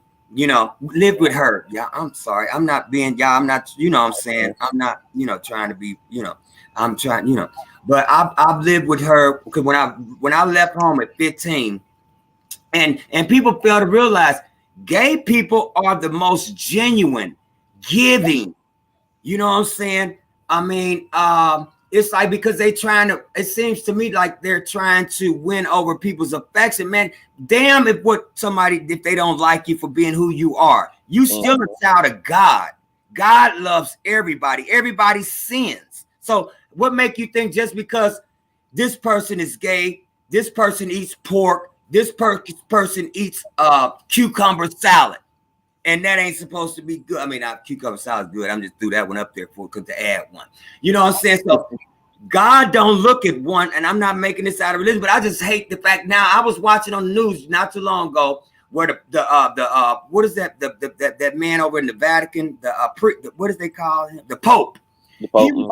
He just did something tonight. Y'all, people need to come on with all that. This old gaff. I don't mess with gaffs. You know what I'm saying? You know. So, I mean, but dude, I mean, why are you so invested on how this person lives his or her life?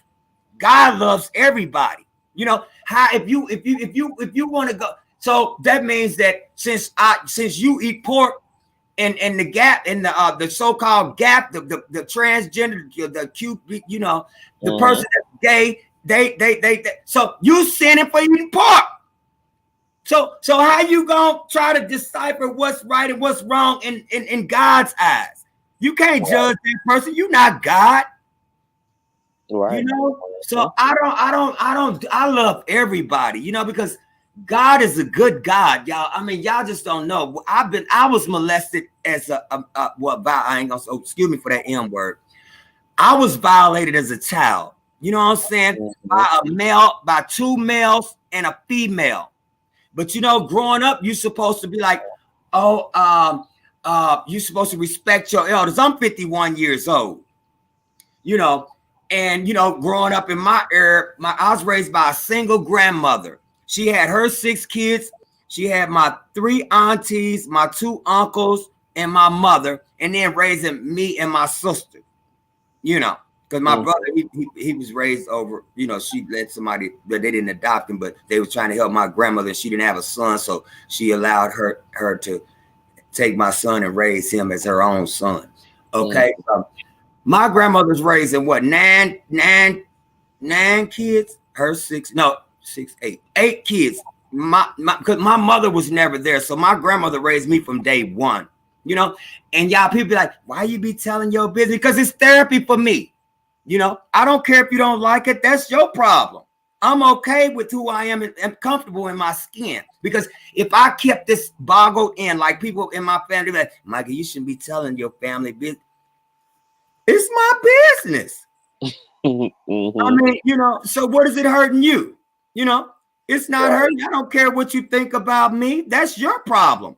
I'm not going to allow you to rent no space in my head today. Y'all didn't rent it all the 51 years before now. You know what I'm saying? Right. I'm not going to allow you to rent space in my head because it's going to cost me in the long run. I don't care what you think about me. I don't care. You ain't paying that narrow bill.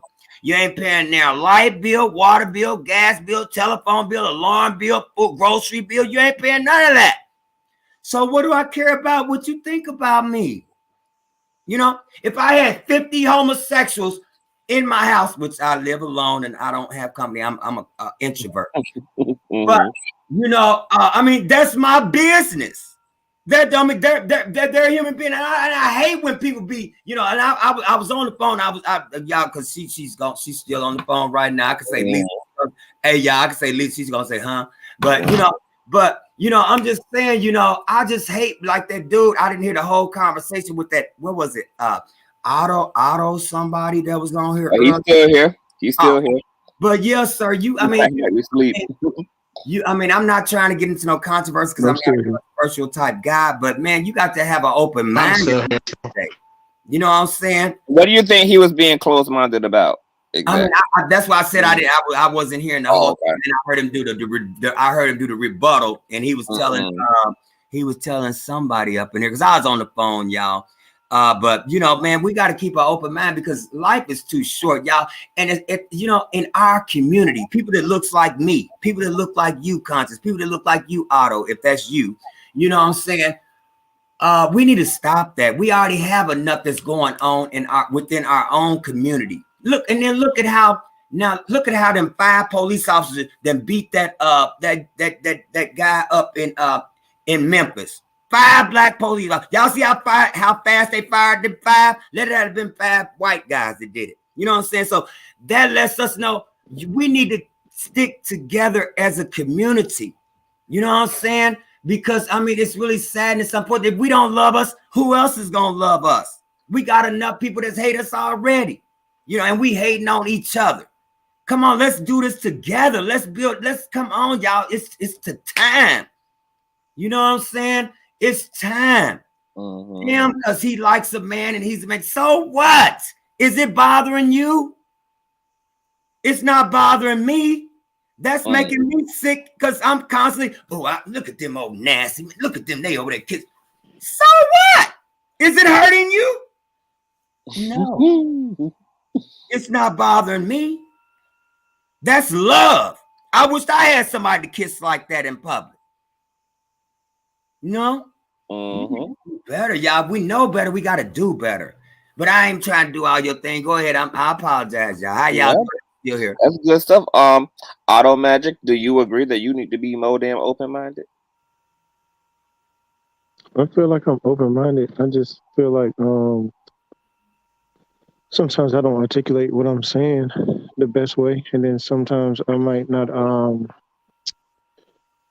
Well, I'm gonna try to do a little bit more listening because I lead with logic a lot because I've been with my dad since I was 6 months old. Never had my mom around, so emotionally, I might not actually. You know how sexist you are, Otto? Say what? You are very sexist. You know that? I'm very what? Sexist. Well, And are you under the covers having this conversation? No, yeah, I'm chilling. I can tell. Like your covers are literally over your damn head. Yeah. Whole thing. You know, How old are you, Otto? Oh, hell no. I'm 30. Oh, you're 30. Okay. Yeah. And what part of the United States are you in? Atlanta, Georgia. Hold on, you're in fucking Atlanta? I'm in ATL, Shawty. And you got so many damn questions, and you in the gay capital? Yeah, I go. Oh God. Hey, Otto, we got something in common. We got something in That's common. a damn shame. You in the ATL too, Michael? No, I was born in Atlanta. I've been here in Missouri since I was 6 months old, but I was born at Grady Memorial Hospital in Atlanta, Fulton County, 2076 Leela Lane, wherever that's at. For sure. Wow. You know what Leela Lane is? I don't know where Leela Lane is. On the east side. I don't know. I mean, I just saw it on my birth certificate. Oh, okay. Going and I looked it up. It's like it looked like a project or something that they trying to redo. Because I just looked on it the other day when I saw where I was born at, and it's like a little project area right there. But that's where my mother lived when I was born at 6 months. When I was 6 months old enough to ride on the airplane, my grandmother, my mother, they flew. That's probably why I don't want to ride on the plane to this day. You know, because I probably got shell shocked when I was on the plane at 6 months old. But I've been here in Missouri since I was 6 months old. And I hate that because now that I have to get another birth certificate, y'all left all my stuff on the bus. My backpack had my phone and everything in it. I just got my phone like 3 days ago. You know, yeah. So I got to send to Atlanta for another birth certificate, and it's $58. Thank God I got folk that look out for me. I'm trying to get a job because you know you can't get no job without that. That's why when I was doing my cleaning thing today, I had a little side hustle that I went and did this morning. Yeah, them birth certificates can be expensive. I think the Social Security cards are ones that you get 2 free ones, and after that you got to pay like $10. I think. Well, see, ours here are free though. You know, what's that? The Social Security or the birth certificate? No, the birth certificates.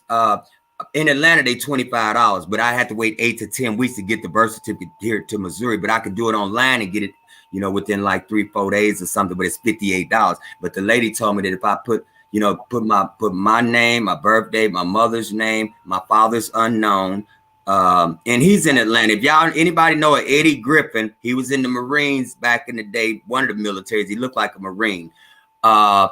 Not the comedian Eddie Griffin, because I'm about his age. He's like 3 or 4 years older than me, but he's in Duluth, Georgia, I think, when I looked him up trying to find it, man. You know, dude, all I want is closure. All I know is my mother said that you're supposed to be my alleged father. I mean, at least acknowledge who I did a whole thing on my thing about him. You know what I'm saying? I mean, every child has the right to know who their father or their mother is. You know what I'm saying?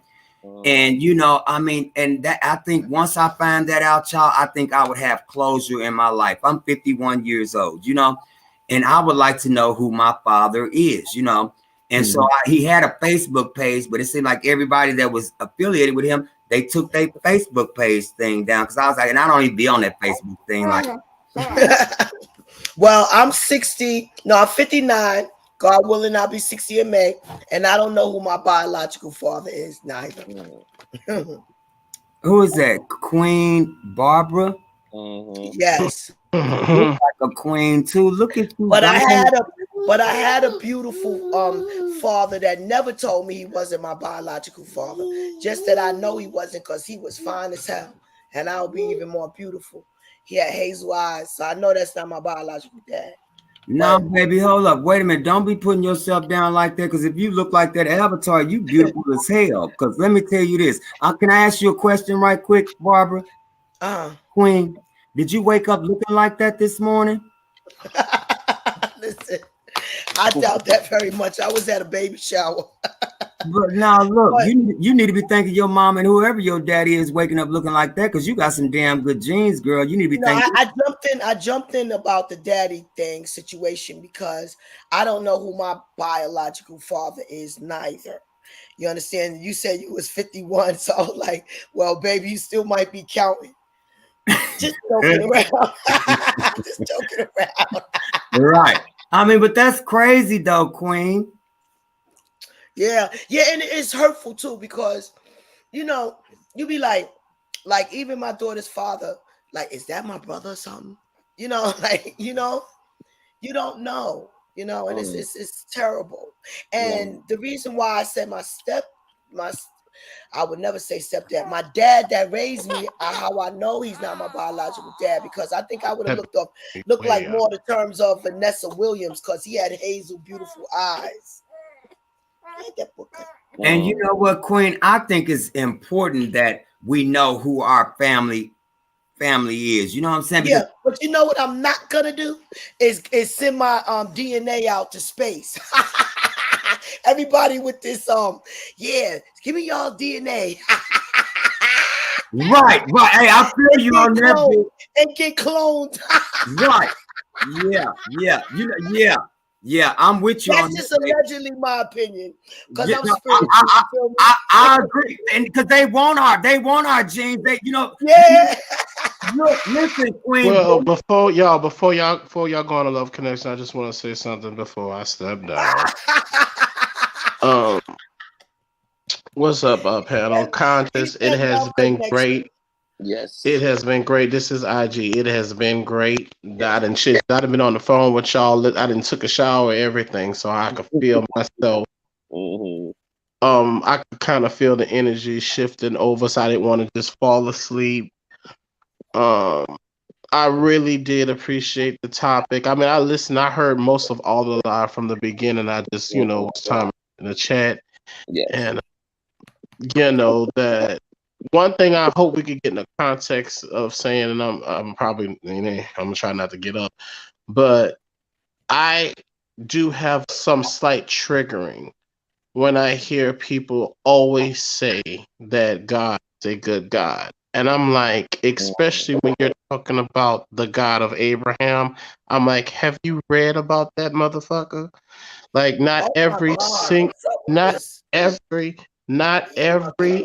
I'm my folks, a part of me, because you be saying that you're indigenous, but see, the parts of us in the West, I said respect, not accept. I'm just saying, don't go all the way around.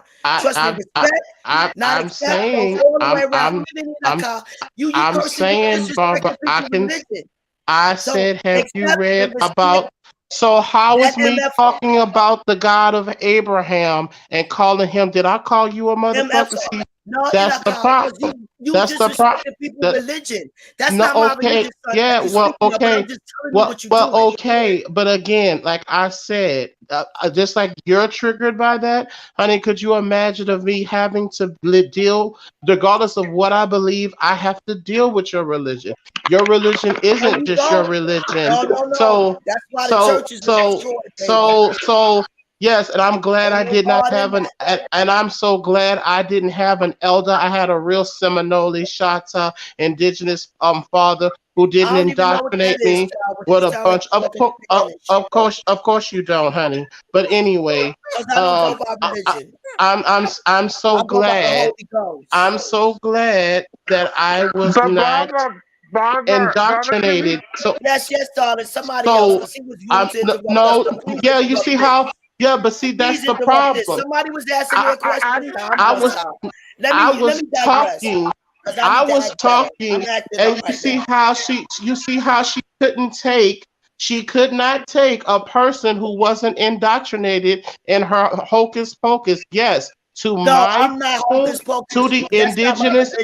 But that's cognitive. It's called cognitive dissonance, and I'm not about to go there with you and your cognitive dissonance. Okay, from my perspective and from my ancestry and from my understanding of history, I am over people who have these religious beliefs that is tied to an institution. Nobody does that. At least one thing I appreciate about the Greeks and the Romans and the people who fuck with your Orishas and all that, at least there isn't this disillusion that just because you think that's the creator, that every deity is good,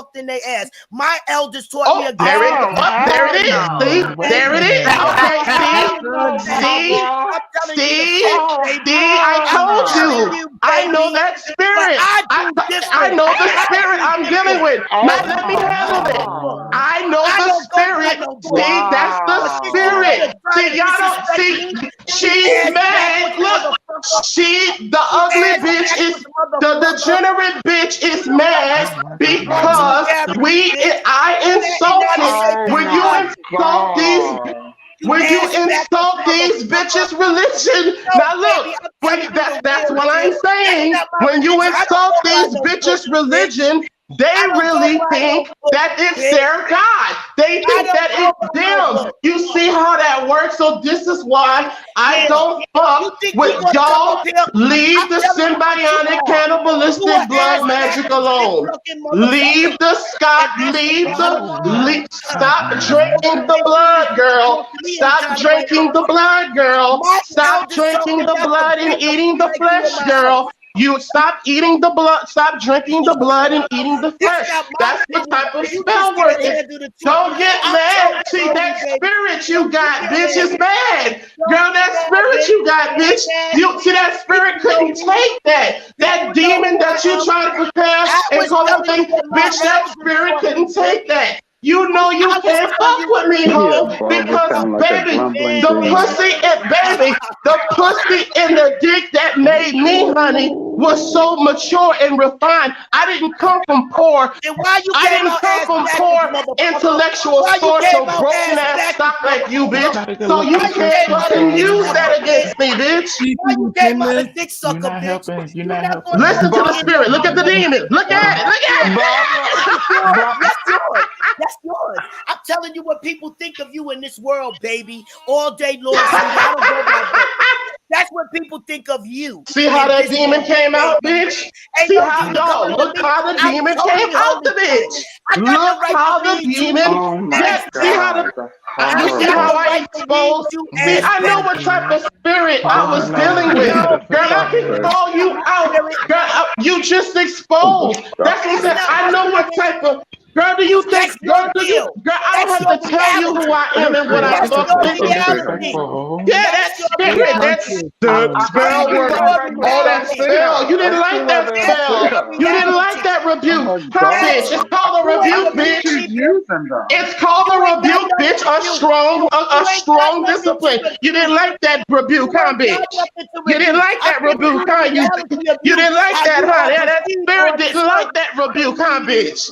Hi, bitch. How you degenerate, bitch? How you morally bankrupt? You statistically bankrupt motherfucker. How you didn't like that, huh, bitch?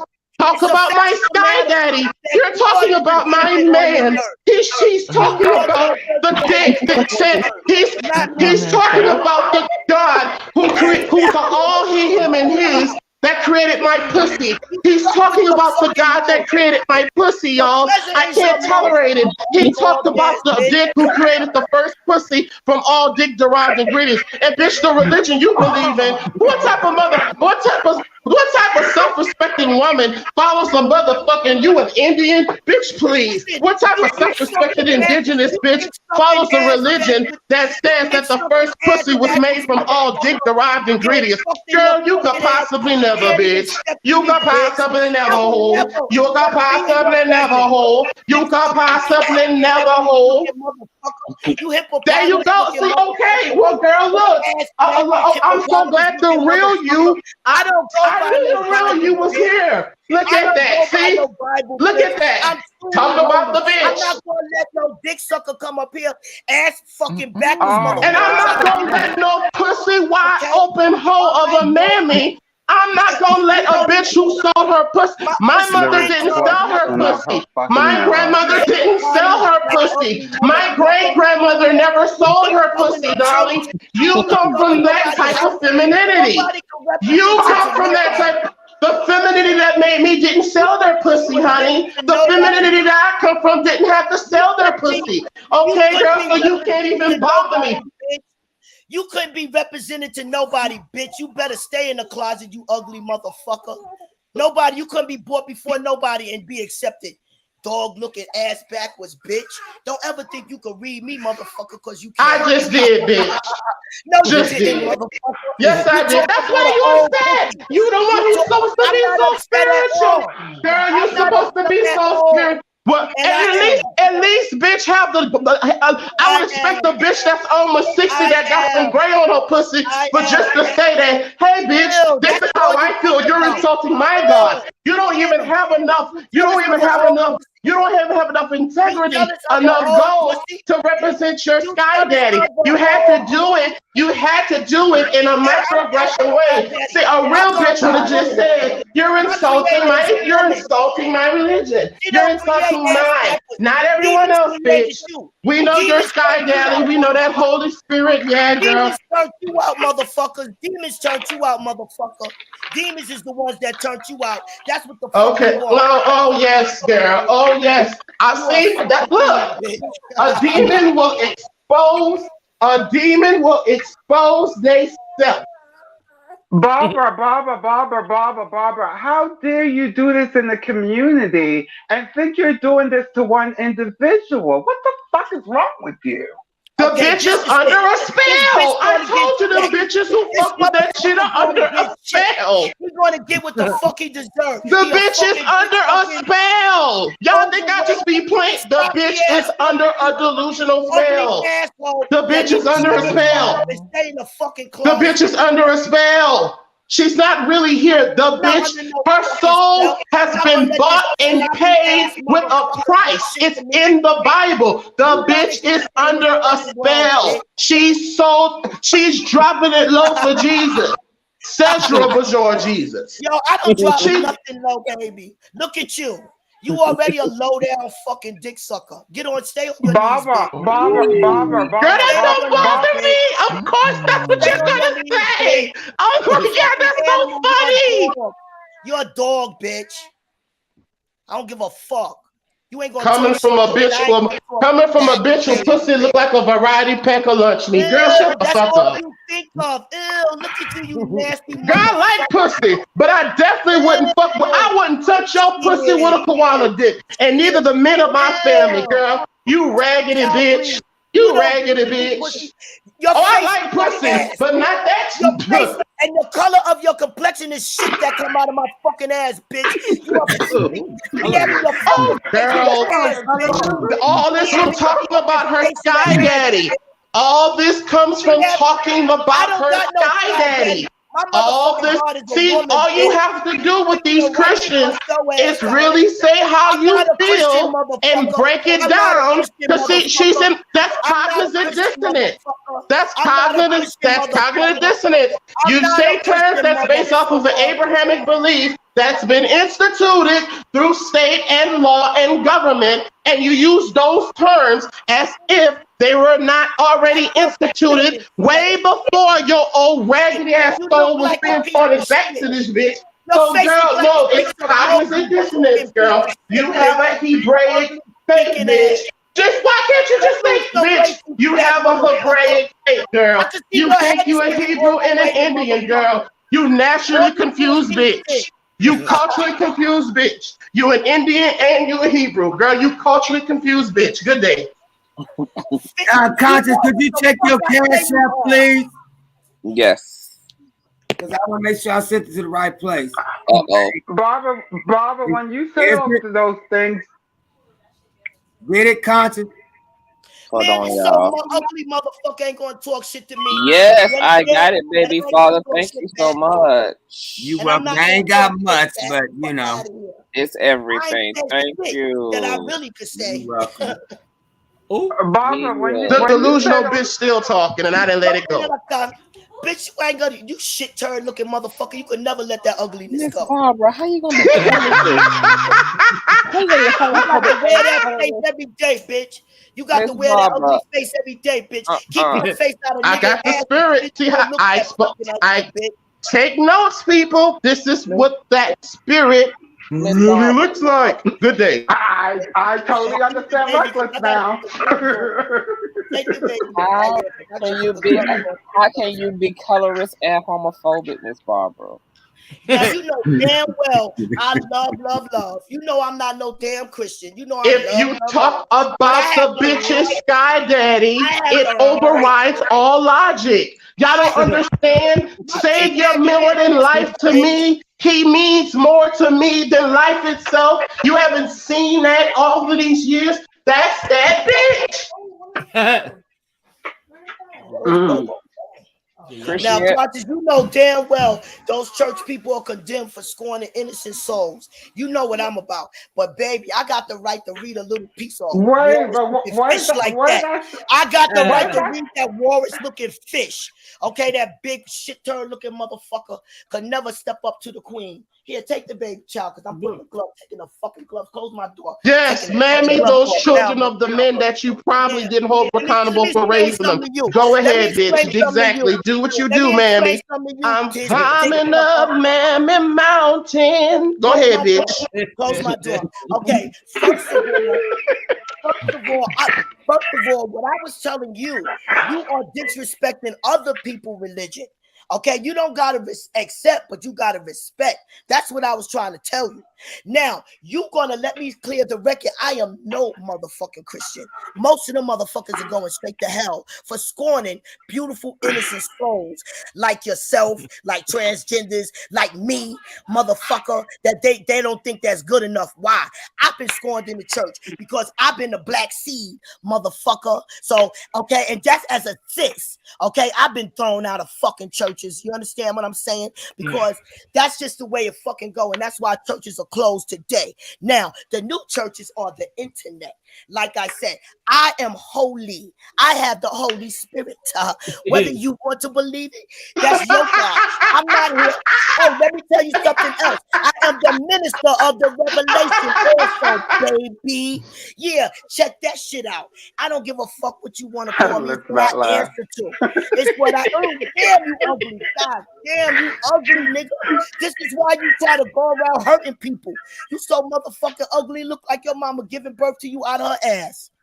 Damn you ugly nigga. Close that. Put that shit. Put your avatar Now, back is on. that You Holy ugly Spirit motherfucker. like Miss It Barbara? ain't working, Yeah. bitch. But Bitch, I'm it's human. not working. I'm Your human. magic You're a doesn't fucking work piece on of me. shit. Your I'm a piece spells of shit. doesn't work on me. Every Your piece of spells shit. are not Yeah, this working. ugly motherfucker right here. This Apparently, my magic is better than yours. My spiritual, because you're the one who had to step in. Your spells, your symbiotic cannibalistic blood magic, your dick worshipping faggotry, because that's what you do, bitch, isn't working over here. I worship kings, baby. I worship kings and queens. Every nigga's a king to you, bitch. Why you think you was selling your pussy?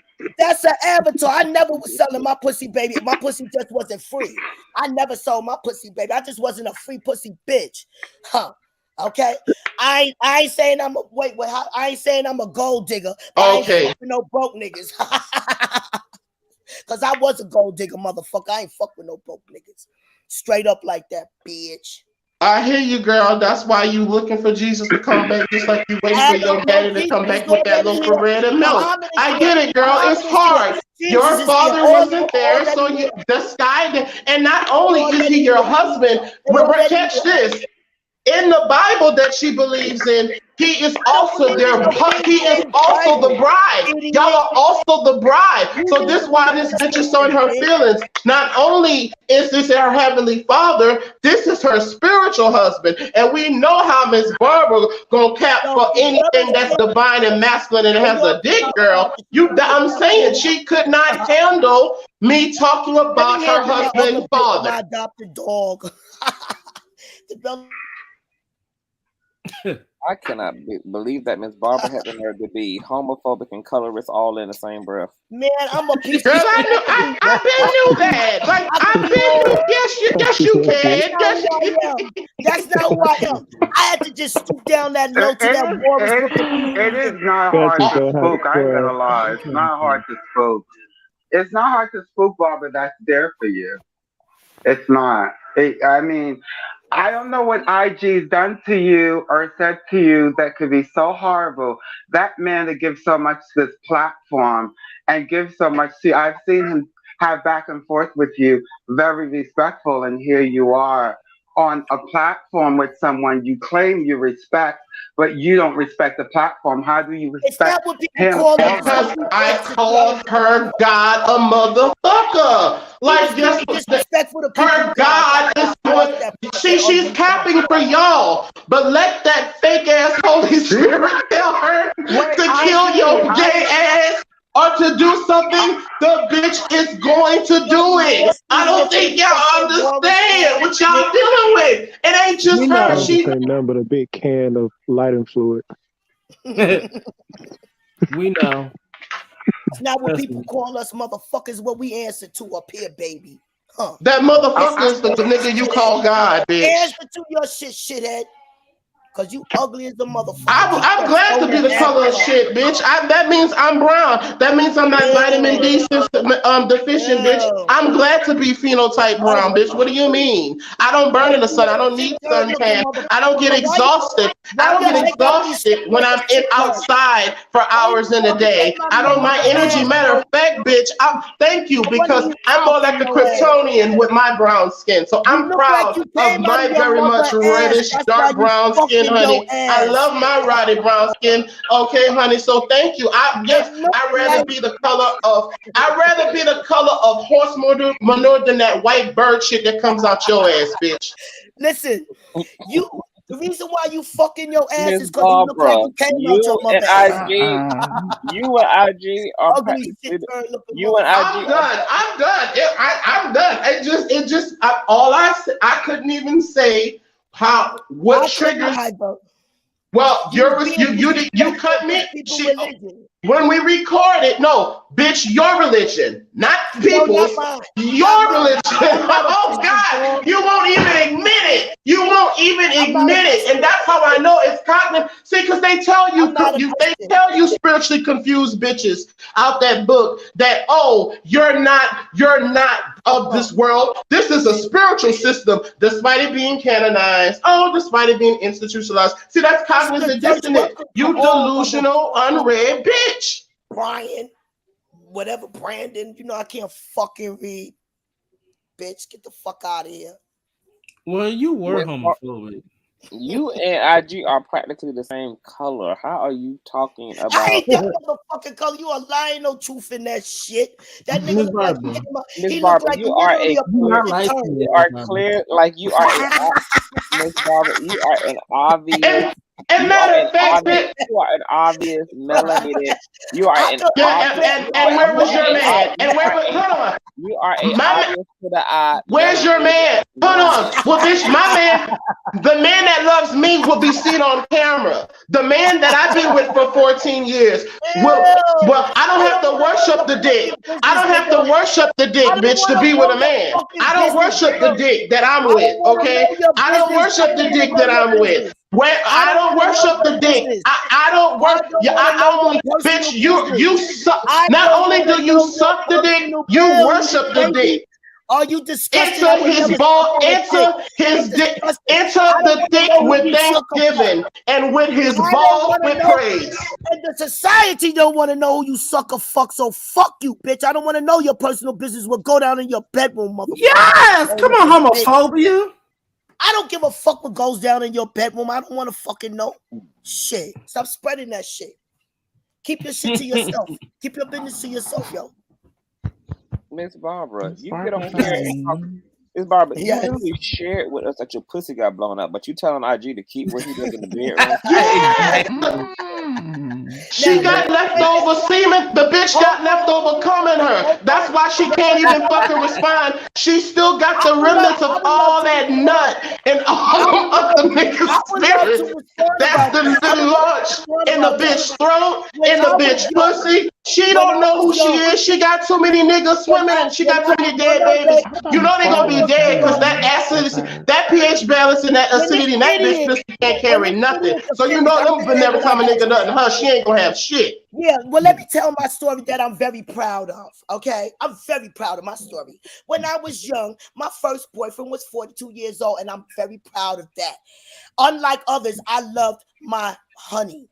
my man, my king. I loved him. Yes, I did.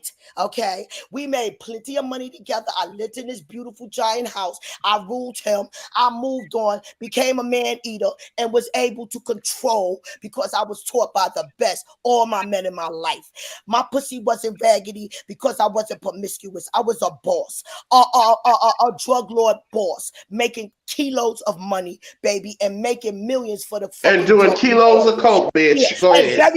very much so. More than Whitney, Bobby, and fucking Bobby Brown and Richard Pryor put together, motherfucker. I'm glad you understand that shit. I was worse than the Wizard of Oz. I smoked up a house every motherfucking week, okay? Me and my crew. All right, motherfucker. That's how we did it. You understand? So I said my truth. But about me being promiscuous, free pussy, bitch, never that, bitch.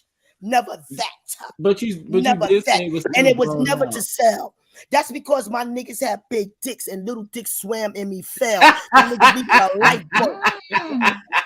So did all the nuts. So did all the nuts. So did all the nuts. So did all the nuts. Slimy ass motherfucker. I don't want to know how you fuck, bitch. Keep your slimy ass, big ass. Well, bitch, we have to know how you was run through like a hot dog through a hole. Like, what are you talking about? What are you talking about? This so I can't feel my face when I'm with you looking, bitch. I passed the paper brown bag test, bitch. Okay, you don't pass the paper brown bag test. You're not getting into the party, motherfucker. I don't want to. I'm glad I can. You passed that blue, bitch. I'm glad I can. I'm glad I'm not past that blue. I'm glad I'm not. You But Miss black, Barbara, you ugly.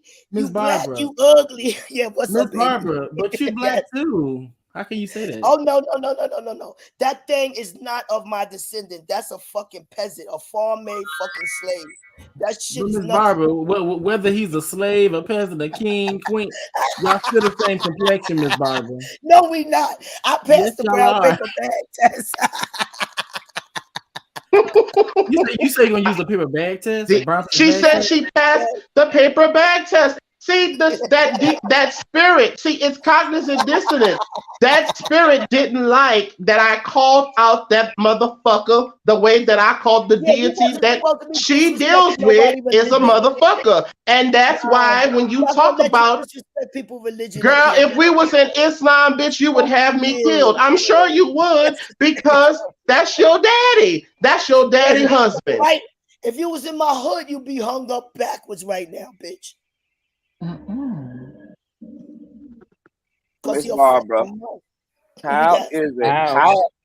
Miss Barbara, how is it that IG's comments that weren't even directed towards you turned you into the unholy ghost?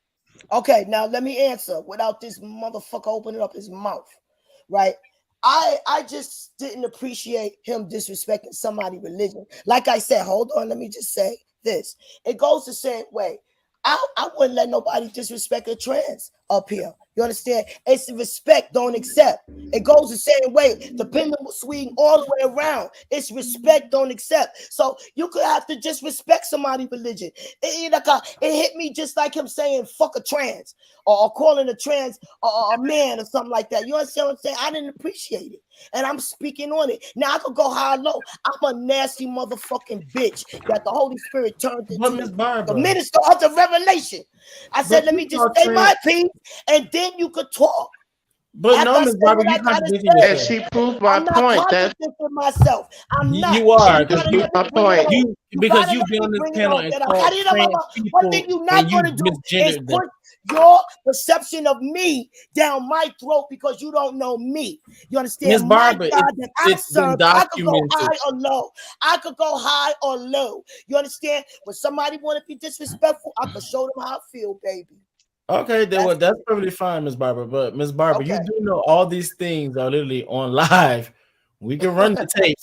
So my question to you is this: so have you or have you not said the F word on Consciouztv's platform?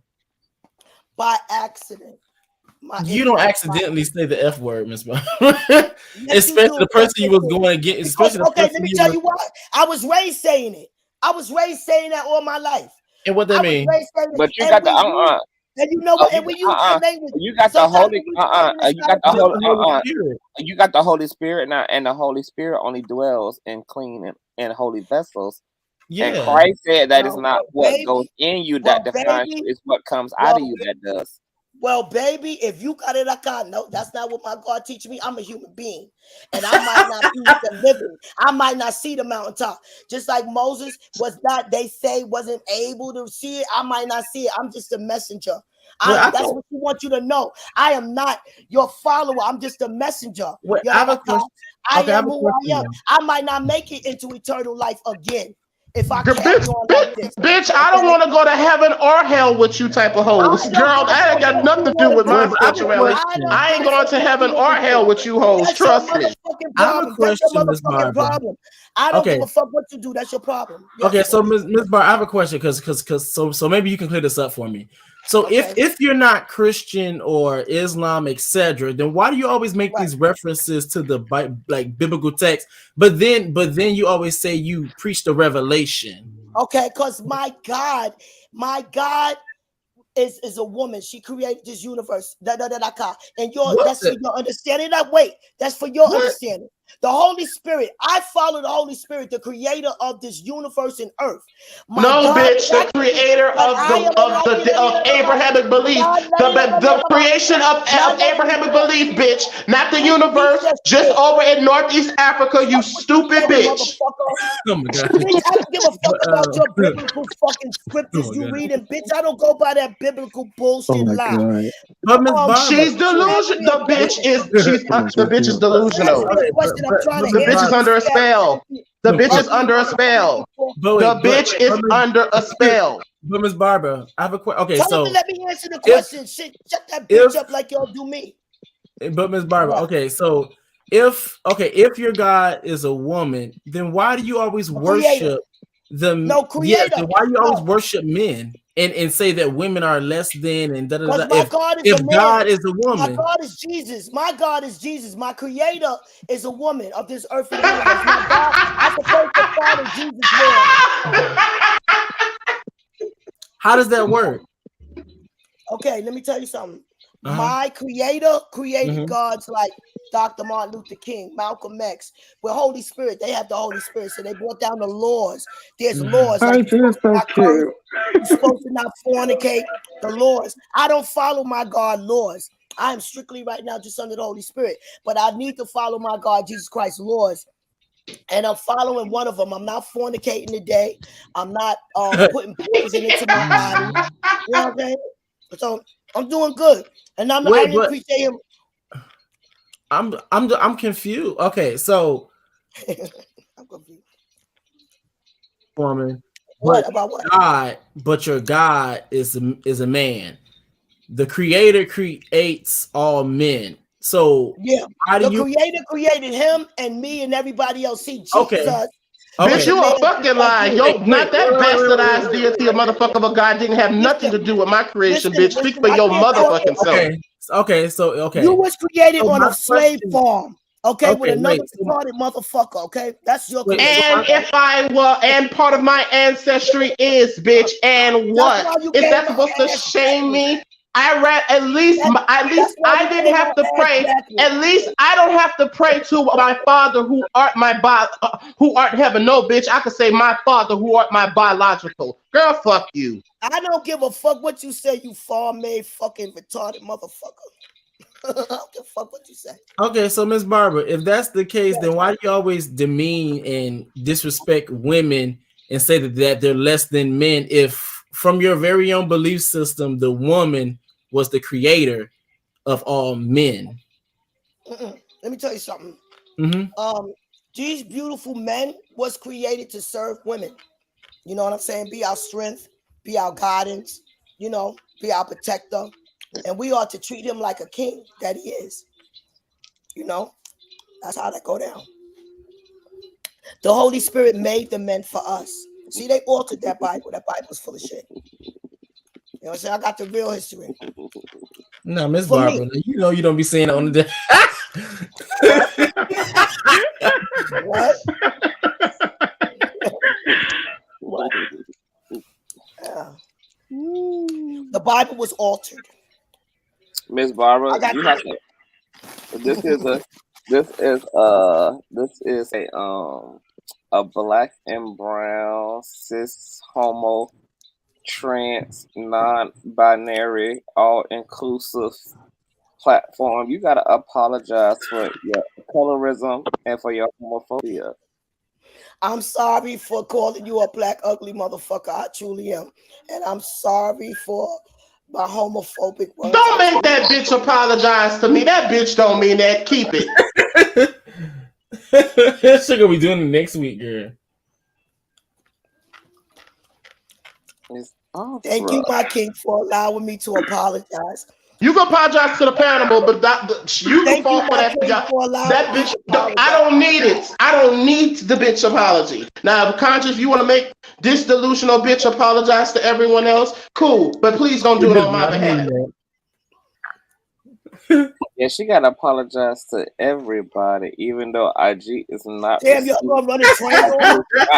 IG is not receiving your apology, Miss Barbara. Y'all gonna run a train No, I don't play that Christian games. Oh, forgive my brother 7 times 7. That's what's wrong with you bitches. You could just say and do what you want to do, but your Sky Daddy, Big Sky Daddy's going to forgive you. That's what's wrong with you bitches now. You think you can just do what you want, and because your God tells you to forgive a mother. That's why black women are in the state now, because they're underneath the spell from you mammies that tell these women to follow these fuck niggas and forgive them, because you think that you're born in sin and shaped in iniquity, and so you think because your God commanded so, you should deal with the fuck niggas of your pussy, according to your own belief, you delusional bitch. Your pussy was made from all dick-derived ingredients. Do you understand how sick you are? In the words of Will Smith, I apologize. In the words of Kanye West, I apologize. Okay, there you go. Girl, all those examples you gave. Exposed. All the I told you that's the spirit, because the spirit that's behind that's why I keep calling it that symbiotic cannibalistic blood magic ritual. When you have taken communion, you are literally engaging in Greco-Roman, North European ritualism. You're not engaging in something, because there's blood magic and root work, but when you engage in symbiotic cannibalistic blood magic ritual, you invite other spirits. And I can even get to everything I was saying, but again, the demons, what she called, come out, because that spirit within most of these people who practice Christianity don't even know. It's full of so many other spirits. That's why I will stand 10 toes down. I am not a fool to think that every deity is good. You have to be a delusional bitch to think that every deity, no, sweetheart. I am not going to play that game. I'm sick of this that shit. God, the God of that God of, and especially the God of Abraham, especially the God of that motherfucker, that nigga right there, especially the God of Abraham. Especially the God of Abraham, bitch. Especially the God of Abraham. Hell, at least the white Greco, at least the Greco-Romans who hijacked Egyptology and fucking Greco-Roman gods, at least they were more balanced to understand that creation and deities, even even cockazoids have more spiritual nuance than you, because at least in those other Eastern European systems, they understood that even when they hijack the shit, that it takes a masculine and feminine. So that's probably why. All of those people you speaking of, that spirit don't like that. Y'all see, all I have to do is it's the same pathology that they share with the men that are abusive. When you talk about Sky Daddy, when you talk about Elohim, not her, when you talk about Yeshua or whatever the fuck you want to call that nigga, y'all being very You see what I'm saying? When somebody call this, because it cuts her. See, you see how it affects her? You see how it affects her? You see how it affects her? You piece of fucking slime. I'm not, girl, that holy shit don't apply to no motherfucking South Africans and American Indians. Girl, you a stupid bitch. That shit don't apply to me. I have to deal with, matter of fact, I wish Jesus will come back. I hope Jesus come back and come get all you motherfuckers so you can stop making life on here hell because people don't believe. I wish Jesus come back. Lord Jesus, please come get this bitch. Jesus, come get this bitch. Rapture this hoe on up like you did Enoch. Rapture this hoe up like you did Moses. Please. As long as the motherfucker like you not in the kingdom, I'll be okay. Jesus, please come get these hoes and these bitches, please. I'm so please. I want to be left. Oh Lord, I want to be left behind. Oh God, I want to be left behind. Oh please, come rapture these bitches, please. Oh please, please come rapture these bitches. Save the planet and rapture these bitches, please.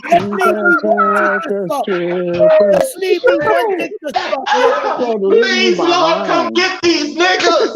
Lord, please come get these bitches. Oh Lord, please crack the sky. Crack the sky for this bitch so you can crack some common sense in your brain. Lord, please crack the sky.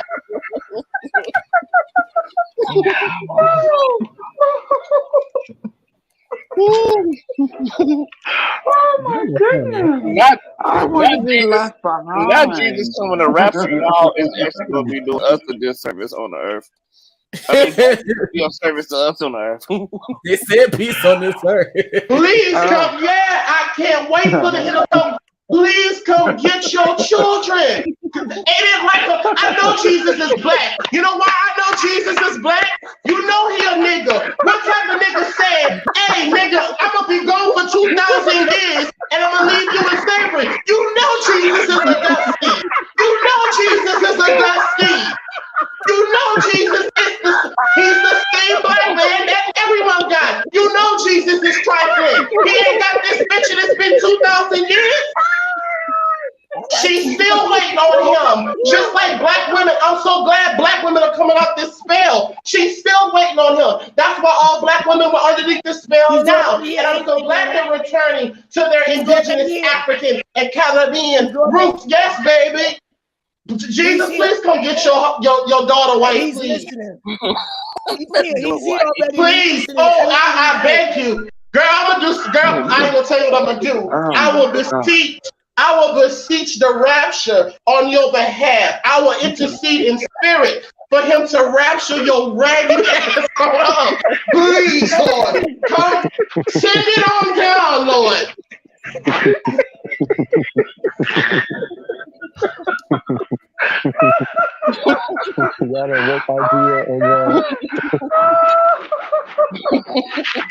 Can I say something to that though?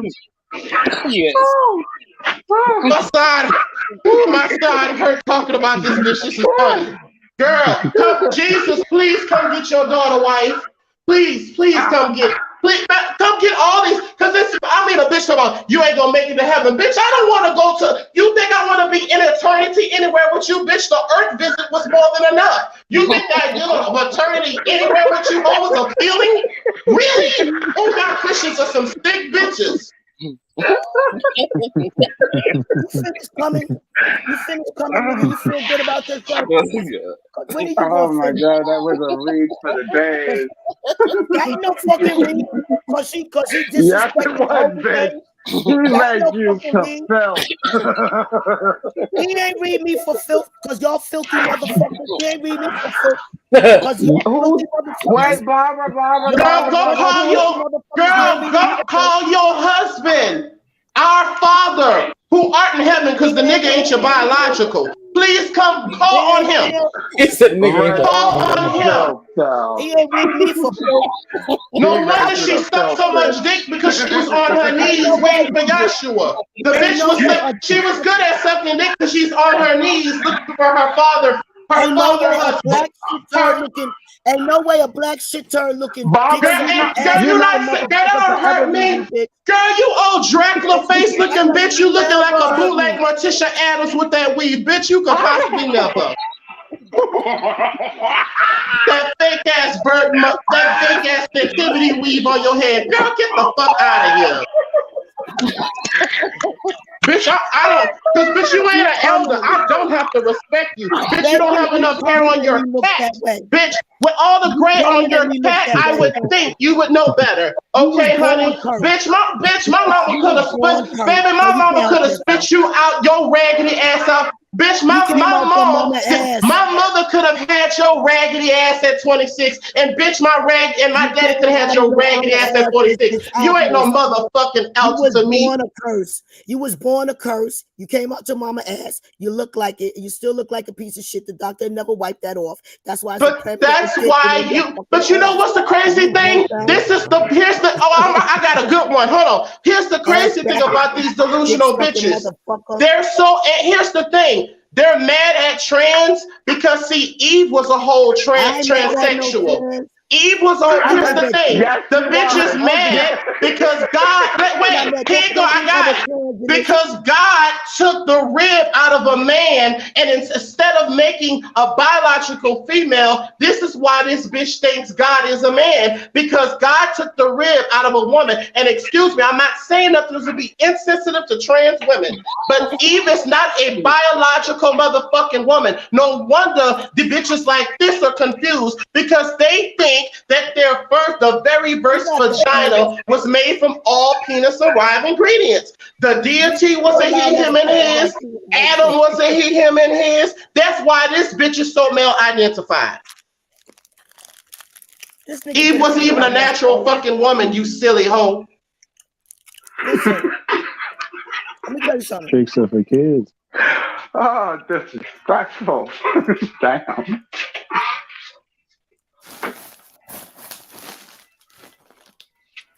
And I'm not transphobic, but bitch, you want to say she believe in stuff natural? This bitch can't even see that her religion doesn't even have her antiquity in creation. That's it's sick. It's sick. It's really sick. So I'm gonna stop roasting this. I'm gonna stop roasting. Because you know what? Because see, I don't want to roast this half-dead hoe so bad, but I ain't got to worry about her killing herself because Jesus ain't going to let her go to heaven. So I can say what I want. The bitch still ain't going to kill herself. She still ain't going to kill herself. I'm glad you know that. I'm glad that you know that. I'm glad that you know that. I'm very glad that you know that. And let me tell you something. You ain't roast nobody because you are permanently fucking ugly. You're permanently ass backwards and you permanently suck dick. That's all you do, motherfucker. So you ain't got no brains. All you got is cum in your motherfucking. I'd rather suck a dick than a work. But girl, you worship the dick. I just suck it. Girl, you worship the dick. You let the dick beat you. Girl, you let the dick do whatever you want to do to you, girl. So yeah, I will just suck the dick. But you, bitch, you worship them dicks. You worship that cock. A permanent looking, ugly ass looking dick sucking motherfucker can never read Miss Barbara, sit your snagger-tooth looking ass down, girl. Look, I'm trying to. I wish, Lord, please come save this hoe. Oh, Lord, Lord, your child is lost, Lord. I beseech you on behalf of the word of niggerdom. Lord, have mercy. I call upon the name. I call on the name of Mammy and Pappy. Lord, your child is here. She's waiting for you. She's waiting for you like she's waiting for her father to come back with that loaf of bread or gallon of milk. Lord, it's been 2,000 years since she's been waiting for you, Lord, and we need you to come through for her like that man that's never, she's gonna wait for you like that man that never exists, Lord. Please show her. Please bring your black raggedy ass down here to come get your child, bitch. Please, Lord. This ugly dick sucker think it's okay to disrespect sacred names like Jesus and Moses. They're sacred to you, bitch. They're not sacred to my ancestors. They're not sacred to my ancestors. They're not sacred to my ancestors. They're not sacred to my ancestors, bitch. They're not. Transforming looking motherfucker asses, they got a problem. Let me tell you something. You stay fucking ugly. You was born fucking ugly. Your mother's a piece of shit. See, you can't say anything but superficial how I cut you, bitch. You can't cut me like that. All I have to do is talk about your sky daddy husband and father and then your little shriveled ass pussy gets in a twizzy. Clark, he's a disrespectful motherfucker, Clark. That's why I stepped on it. And bitch, take the coochie out the knot, bitch. And you ain't, maybe you need to fuck because that's your problem because you waiting on the approval of a nigga who can't even see you, ain't even there. That's probably your problem, bitch. Ugly piece of nasty fucking shit. You look like a shit turkey. Thank you. Thank you. Shit fertilizes the ground, you stupid bitch. Thank you. Thank you. Thank you. I'd rather be taste like shit than to be taking the blood and eating crackers and drinking juice and shit off of a mystical fucking hunky named Jesus. I'd rather be a piece of shit than to engage in symbiotic cannibalistic blood magic ritual. I'd rather be a piece of shit than to have a religion. If there's a group of in the Sodom and Gomorrah incident, bitch. Oh, you the type of bitch that you're the type of bitch when the hold on. You're the type of bitch to where when the crowd wanted to rape the angels in Sodom and Gomorrah, you're the type of bitch that would offer your daughter. You would push that bitch out there for her to be gang raped. You want to know something? I'm still going to say this. For being respectful to sacred because those men are holy because those are God's angels. You understand? Especially when they take male form. Oh my God, the image of God. Watch what's going to happen to you. Disrespect. This is the bitch who probably treated George Floyd's death like the death and burial of Jesus Christ.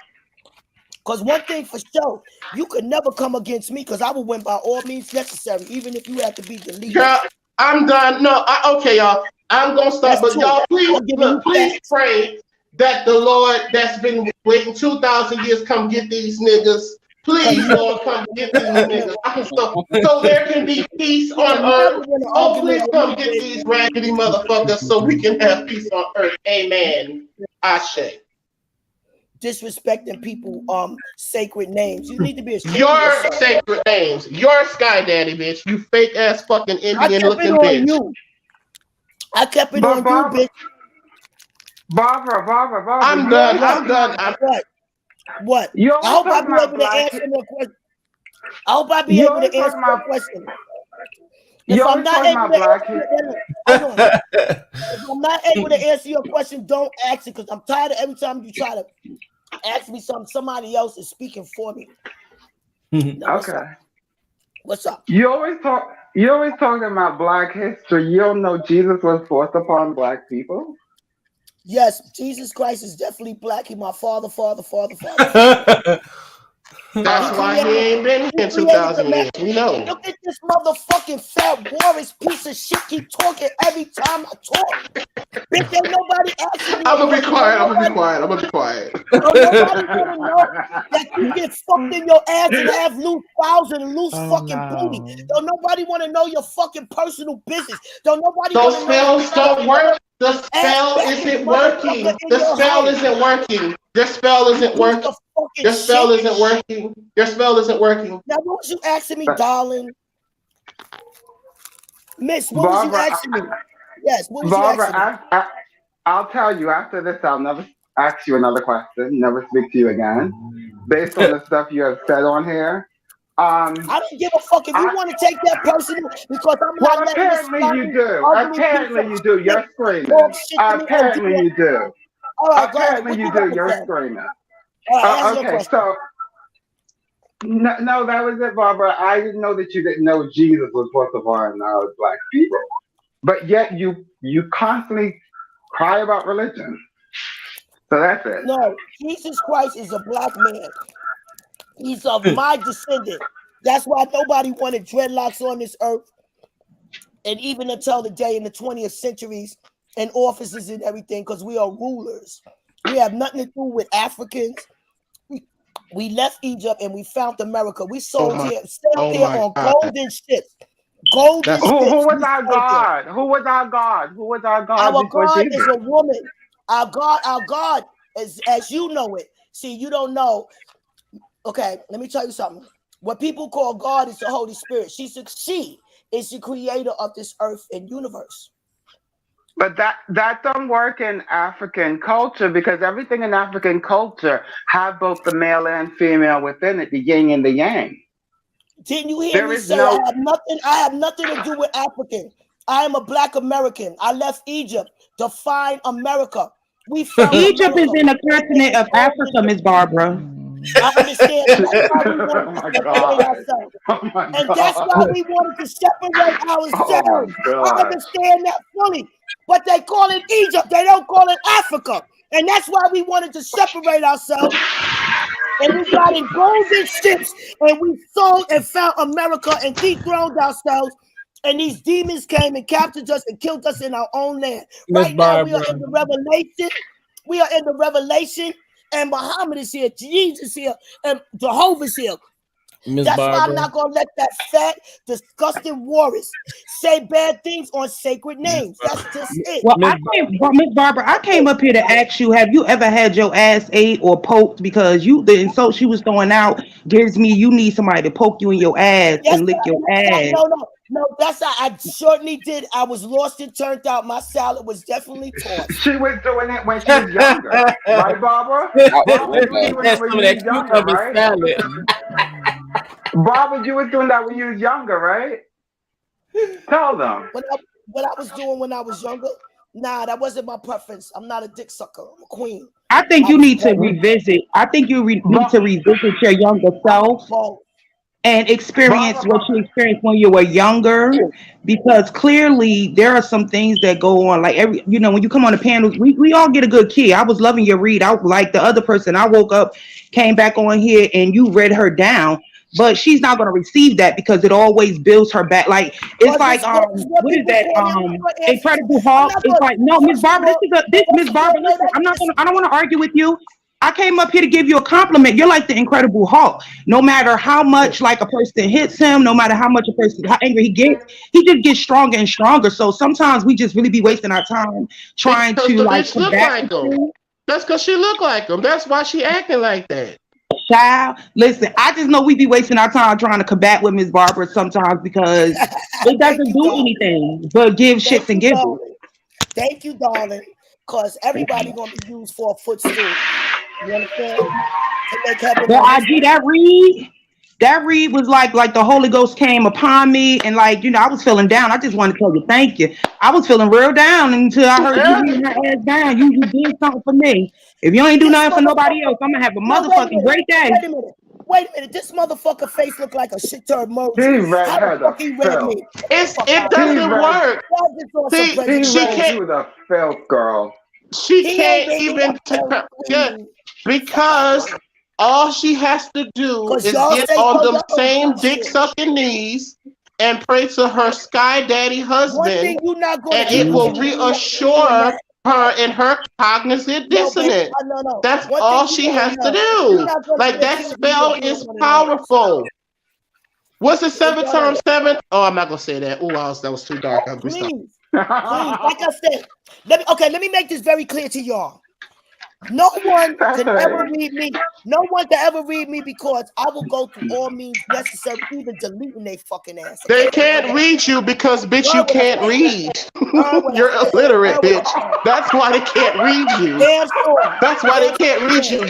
You're illiterate, bitch. That's why they can't read you. You're unreadable because you're illiterate. And I'm proud of that.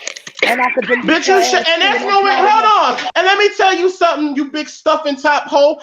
You having a 6th grade education ain't no excuse to be ignorant, bitch. My daddy only had an 8th grade education. He was born 1926. I don't know why your yuck mouth ragging my DSL fucking lips. Fix your face to praise. I'm not gonna let. Hold on. I ain't gonna let you say that. I'm proud. No. Fuck that. There are plenty of people who don't have a degree that are self-educated. So on behalf, since you can speak for religious that are not vicariously your own, right? I'm just going to tell you, I'm going to speak on behalf of my father, who aren't my biological, and I'm going to say that people who only have 6th, 8th grade education can be educated. Okay, you can't be read, girl, because you don't read, bitch. That's why you can't be read. What the fuck you read to make you fucking just said get fucked in your ass and suck dick as a man? What did you read? You motherfucker. You read the wrong books, bitch. Yes, homophobia. Backwards in this motherfucking world, bitch. Fuck out of here. Shouldn't have read that chapter that said get fucked in your ass, bitch. I don't want your education. No, I thought you apologized like 2.5 seconds ago, Miss Barbara. No, she don't have to apologize. She don't have to apologize. No, it's fine. She's apologizing to y'all. I do not need her. Her apology is so insignificant to me. It cannot be under or overestimated. Motherfucker, you are permanently ugly and you permanently look like a shit. That's all you can say. You're such a sad little girl. Somebody fucking ass. You're such a sad. That's the best. That's the best your femininity, girl. That's the best your femininity can do, girl. That's the best your femininity can do, girl. No one, girl. That's the best. Clearly, bitch, we weren't made from the same stock, honey. Clearly, honey, the women in my family, honey, were ladies. That yes, I'm my mother. I'm Louise, bitch. I'm Louise, bitch, and Louise will get you together, girl. Whoever the fuck your raggedy mammy and grandma, she sure didn't provide you with much intelligence. Whatever ancestral spirit you got, that bitch ain't shit. But she sure didn't leave you. She left you a spiritual, bankrupt, degenerate ass, delusional having bitch. I'm talking factuals, motherfucker. You was created in a form. Just like a shallow bitch. All you can do is insult and person. That all you can do, just like a low-level insulting bitch, is insult my appearance, just like a typical hood rat, unintelligible, dumb-ass female could do. You are a poor example to the female sex. You're the reason why most men know that they got one to lick.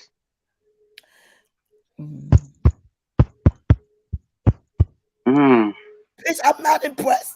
I'm not fucking impressed because you permanently fucking sucking dick and you fucking ass. And you're permanently worshiping them. And Miss Barbara. I'm offended.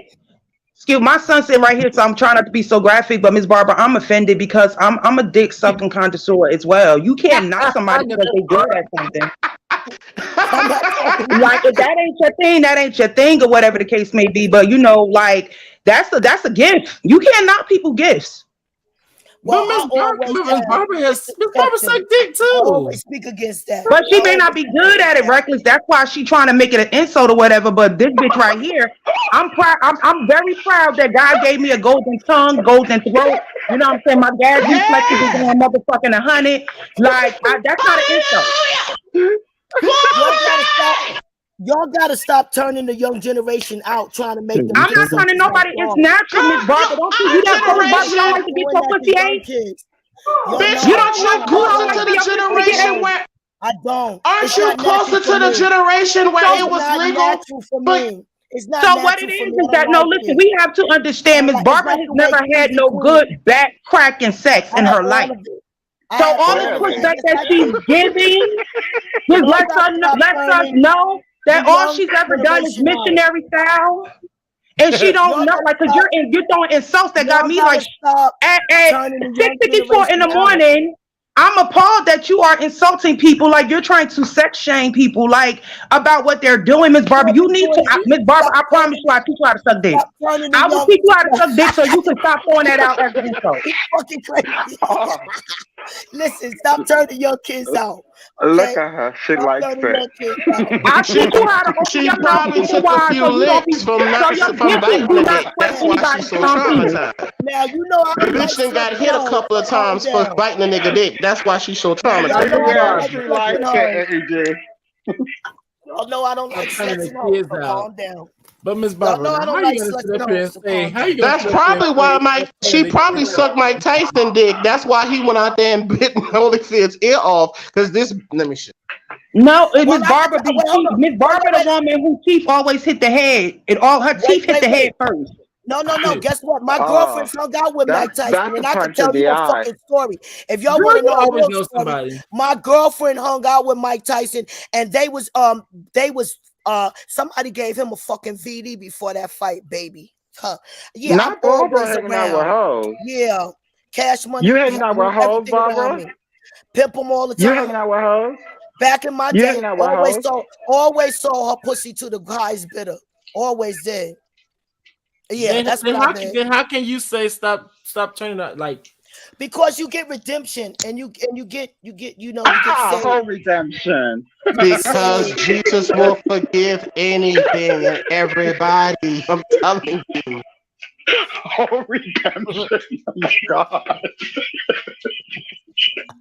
Because Jesus will forgive Y'all everybody. know I feel very That's good why she's gonna about keep everything doing I this. said. I feel very good about everything I said. This old big stupid ass Morris is going to get upset that me and this man was talking and going to interrupt our conversation, and we done spent the whole hour on y'all bigging this fucking ass backwards bitch up that he reading somebody, and then when I floor this fucking ass, I'm wrong. And I'm told to apologize. No, Barbara. No. You're not wrong for trying to defend yourself on, I don't know, I'm pretty sure that you antagonized, this whole roast.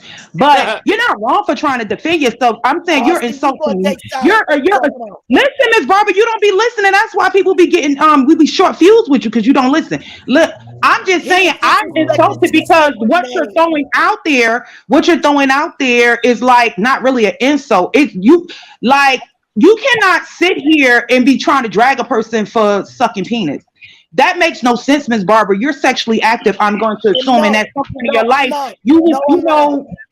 No, I'm not sexually active. Miss Barbara, this says a lot to me, though. For real, as a woman, it really says a lot. It's telling me that's why you're back, Miss Barbara. You're backed up to. All right, now let me tell you something. That's not the way kings and queens is supposed to make love. I'm tired. Every king, that's not true. Every king I've ever studied about outside of school on my own recognizance. Every king had little boys under the water and little girls under the water with them while they was bathing, sucking them off, piping them off. I've never heard of any king that was not perverted. You talking about the stinking demons? I'm talking about true kings, real kings like Jesus wasn't doing nothing like that.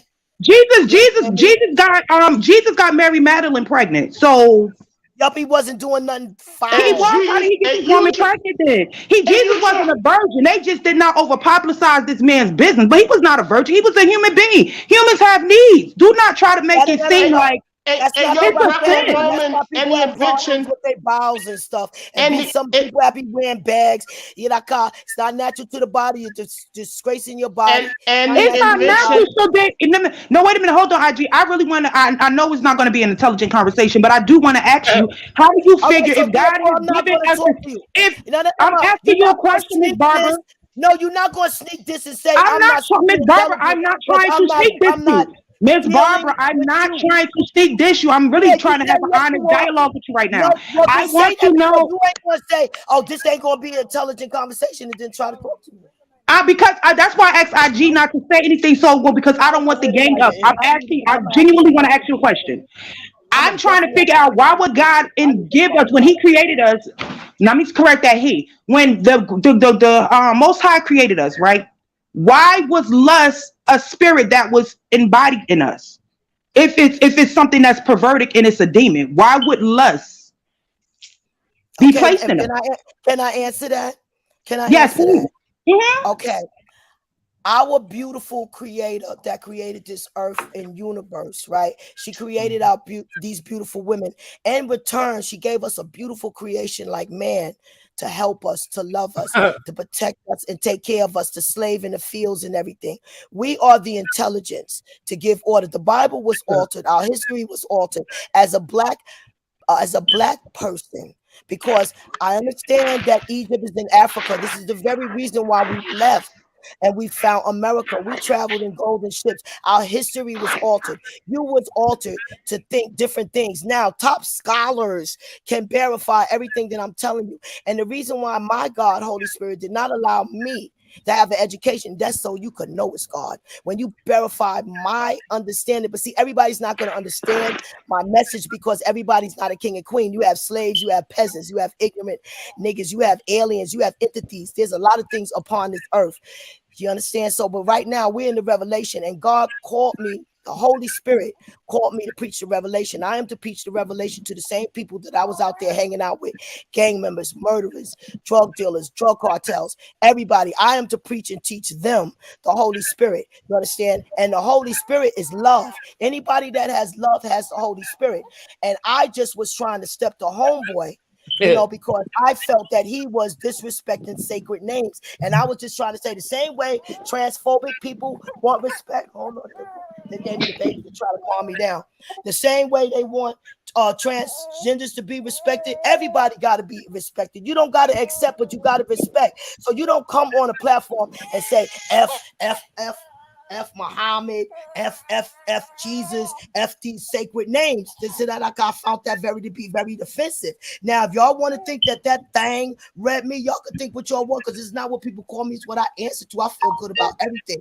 But what I will do is like give all due respect to my king platform and apologize for anybody that's ignorant enough to think that I'm homophobic, because I love everybody from the crown of their head to the bottom of their feet. I love every soul, but I'm an ignorant motherfucker, a human being just like somebody else, and a piece of shit that I could read, I could be high or low, and I love to come down to people level, because first thing I was a piece of shit, and I love when I gotta scratch that fucking back. But that's not gonna get me in the kingdom of heaven or eternal life again. So I gotta repent. You understand? Okay, Miss Barbara, you're venting, and I promise you to God, you did not answer my question. What was your question? I asked why would the highest entity in the world, in the universe, why wouldn't why when we were created was lust put inside of us if it's a bad thing? The devil put lust, and let me tell you why the devil put lust. The devil didn't create us. Let me answer your fucking question. See, now you're cursing and you're being rude, and I'm not even doing that to you, Miss Barbara. He entered you. The devil entered you. I need you because you won't let me explain what you asking me. The devil entered you. No, the devil came. The devil came out of Definitely you. nobody asking this thing nothing. The devil came out of you. That's what we're witnessing. The devil came out of you. Yeah, like that. It definitely was a manifestation. See, I can go, Ms. Barbara, I can go when it comes to that Christian stuff that you talking. I can go toe without being combative. Listen, sweetie, I'm not.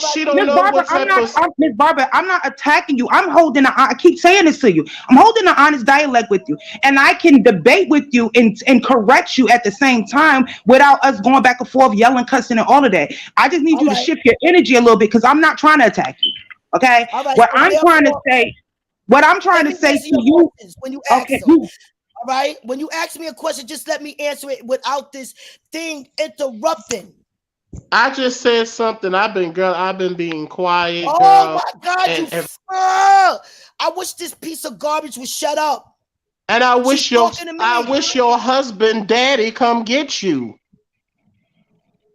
We heard all of your great reads. Okay, they gave you the trophy. It's not a read. You silly bitch. I really mean it. I really mean it. Hold on, let me tell this piece of shit. Let me make him a promise. I promise you, bitch. I promise you will never, ever be able to win shit over me. This stupid bitch thought it was a read. I really meant it. I wasn't doing it for comical relief. I just know the things that you're speaking, Ms. Barbara, are.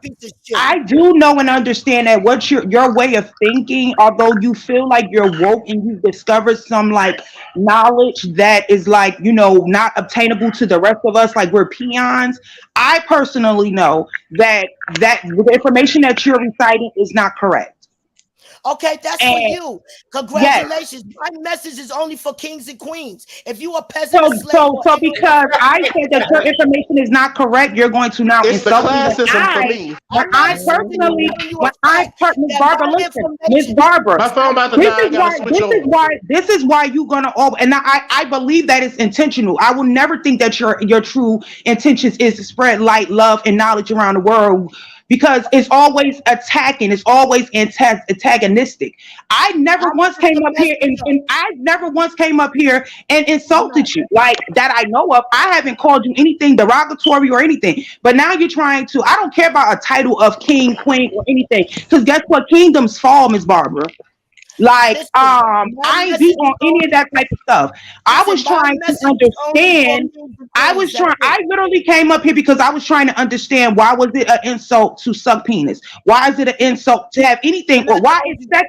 Why is Okay, I sex would like used this. as a insult? Why is Okay, that all right. your go-to? Because every time you argue with Okay, yeah, someone, you always yeah. make it about sex, and that lets me know All you're right. not getting plowed. You need Okay, somebody to listen. dig you down. I can't listen to you no more because you insulted me. All You right, need so now someone to you dig ain't you even down, Miss all right, so Barbara. I'm gonna just tell you what the fuck I got to say since you don't want to listen to what the fuck I No, got you to say. can't tell I me said what anything. the I fuck can I go said on mute and act like I because could go on mute and never all and right. never engage with you anymore. Okay, well I then can give you that, do and what that's you what I'm gonna gotta do for you because do. I don't want to entertain you that way. No. I was having an honest Yeah. dialogue until My you started message insulting me. is honestly for kings and queens. I don't care what a slave or a peasant think. Miss Barbara, everything that you say, you act like If pick the me. shoe You fits, you act like gotta a wear mammy. it. All of this stuff You that you gotta say, wear it it. really holds no value for a woman like myself. If you want to call me a slave, fine, Miss Barbara, I'm a slave. That That's doesn't what offend you me or answer to. whatever. But That's the what you truth of answer the to. matter is, your opinions are not Which fact. one of those But what shoes is you a gonna put fact? on? What is a fact is your tired ass rhetoric. Every time you come on this panel, this is what you do. Your insults are old, they're tired, and It's they're through going to just like stay the you. same. It's going to stay the same.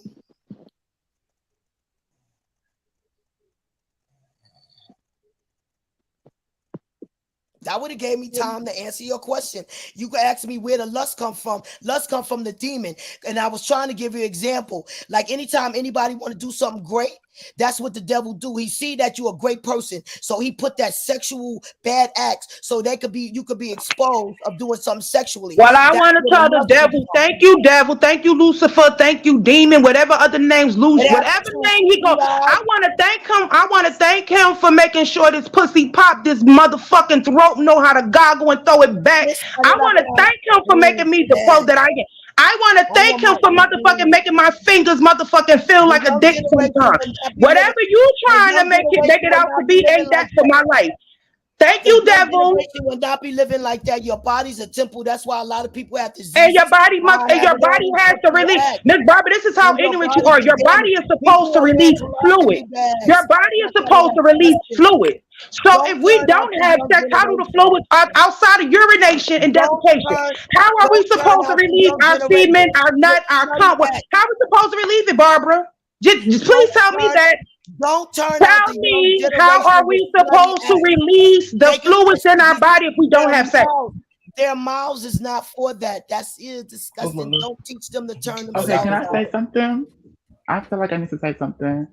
I feel like this conversation in the animosity towards the whole lust subject is very subjective because It happened to T.I. too His much of voice got anything can broken. His be voice got broken a down bad because of thing. sexual Just acts. like with It lust, happened in my to opinion, happened to Bill Miss Cosby. He was Barbara, going to buy a studio. He was going to Miss buy a studio. Barbara, Sexual acts brought him down. It's trying to slander Miss Larry Reed. Barbara, Sexual acts bring people down. Okay, you got Miss to learn to listen Barbara, sometimes. Ain't no LGP going to be ruling this world. No.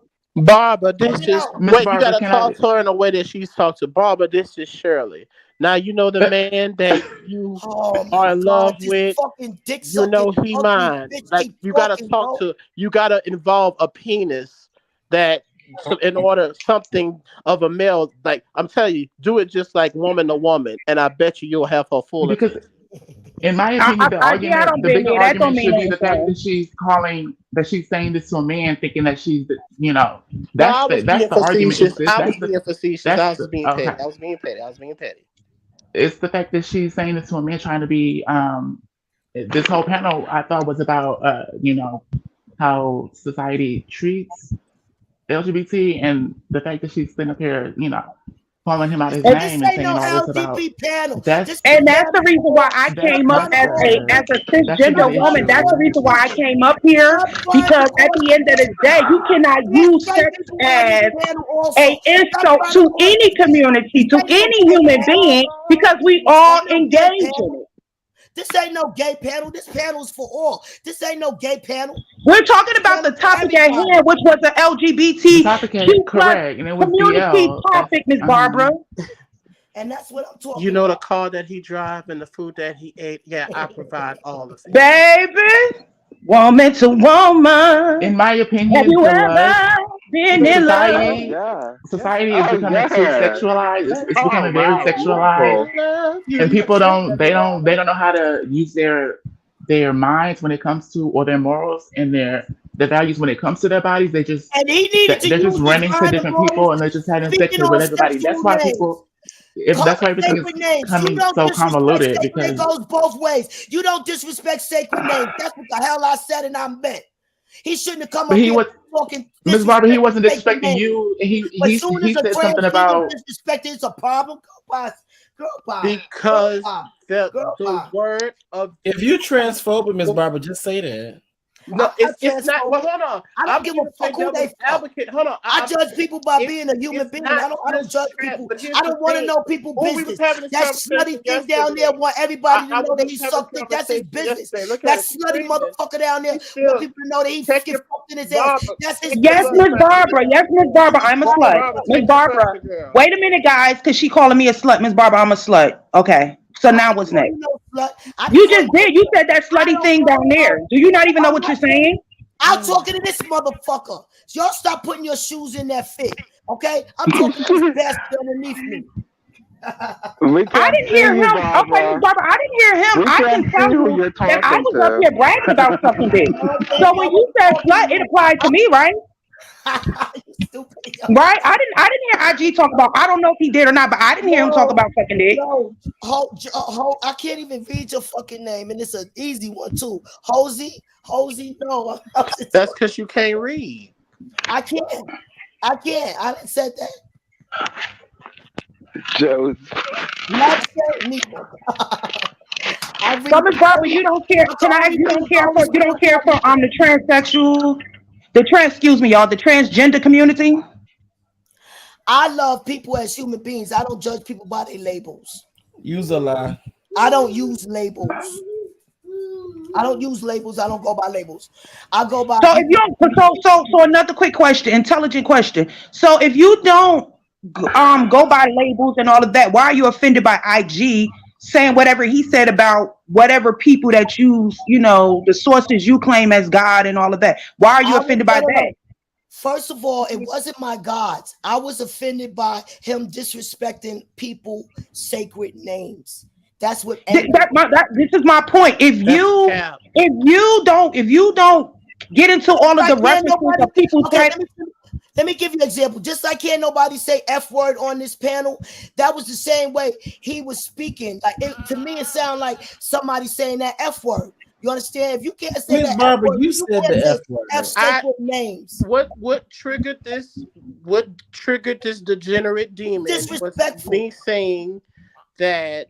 Look at the dog he licking on. Oh my God, he's screwing that dog. I thought that was him. What triggered her is because I remember my exact words. I haven't sucked enough dick to where I lose my mind.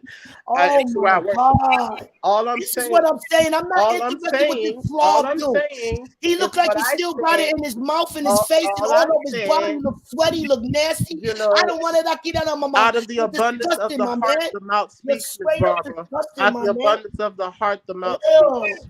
Out the abundance of the heart, the mouth speaks. We gotta always hear what you suck and fuck every time you talk. I'm not interested. Spells against you, and how can he who was without sin take the plank out of his brother, the speck out of his brother's eye? That's my whole point. A speck. See, I can use your own spell book. I know your own spell book better than my you. My spell book don't be teaching kids to be doing fellatio. My spell book don't be teaching kids to do anal sex. My spell book don't be teaching kids to be turned out.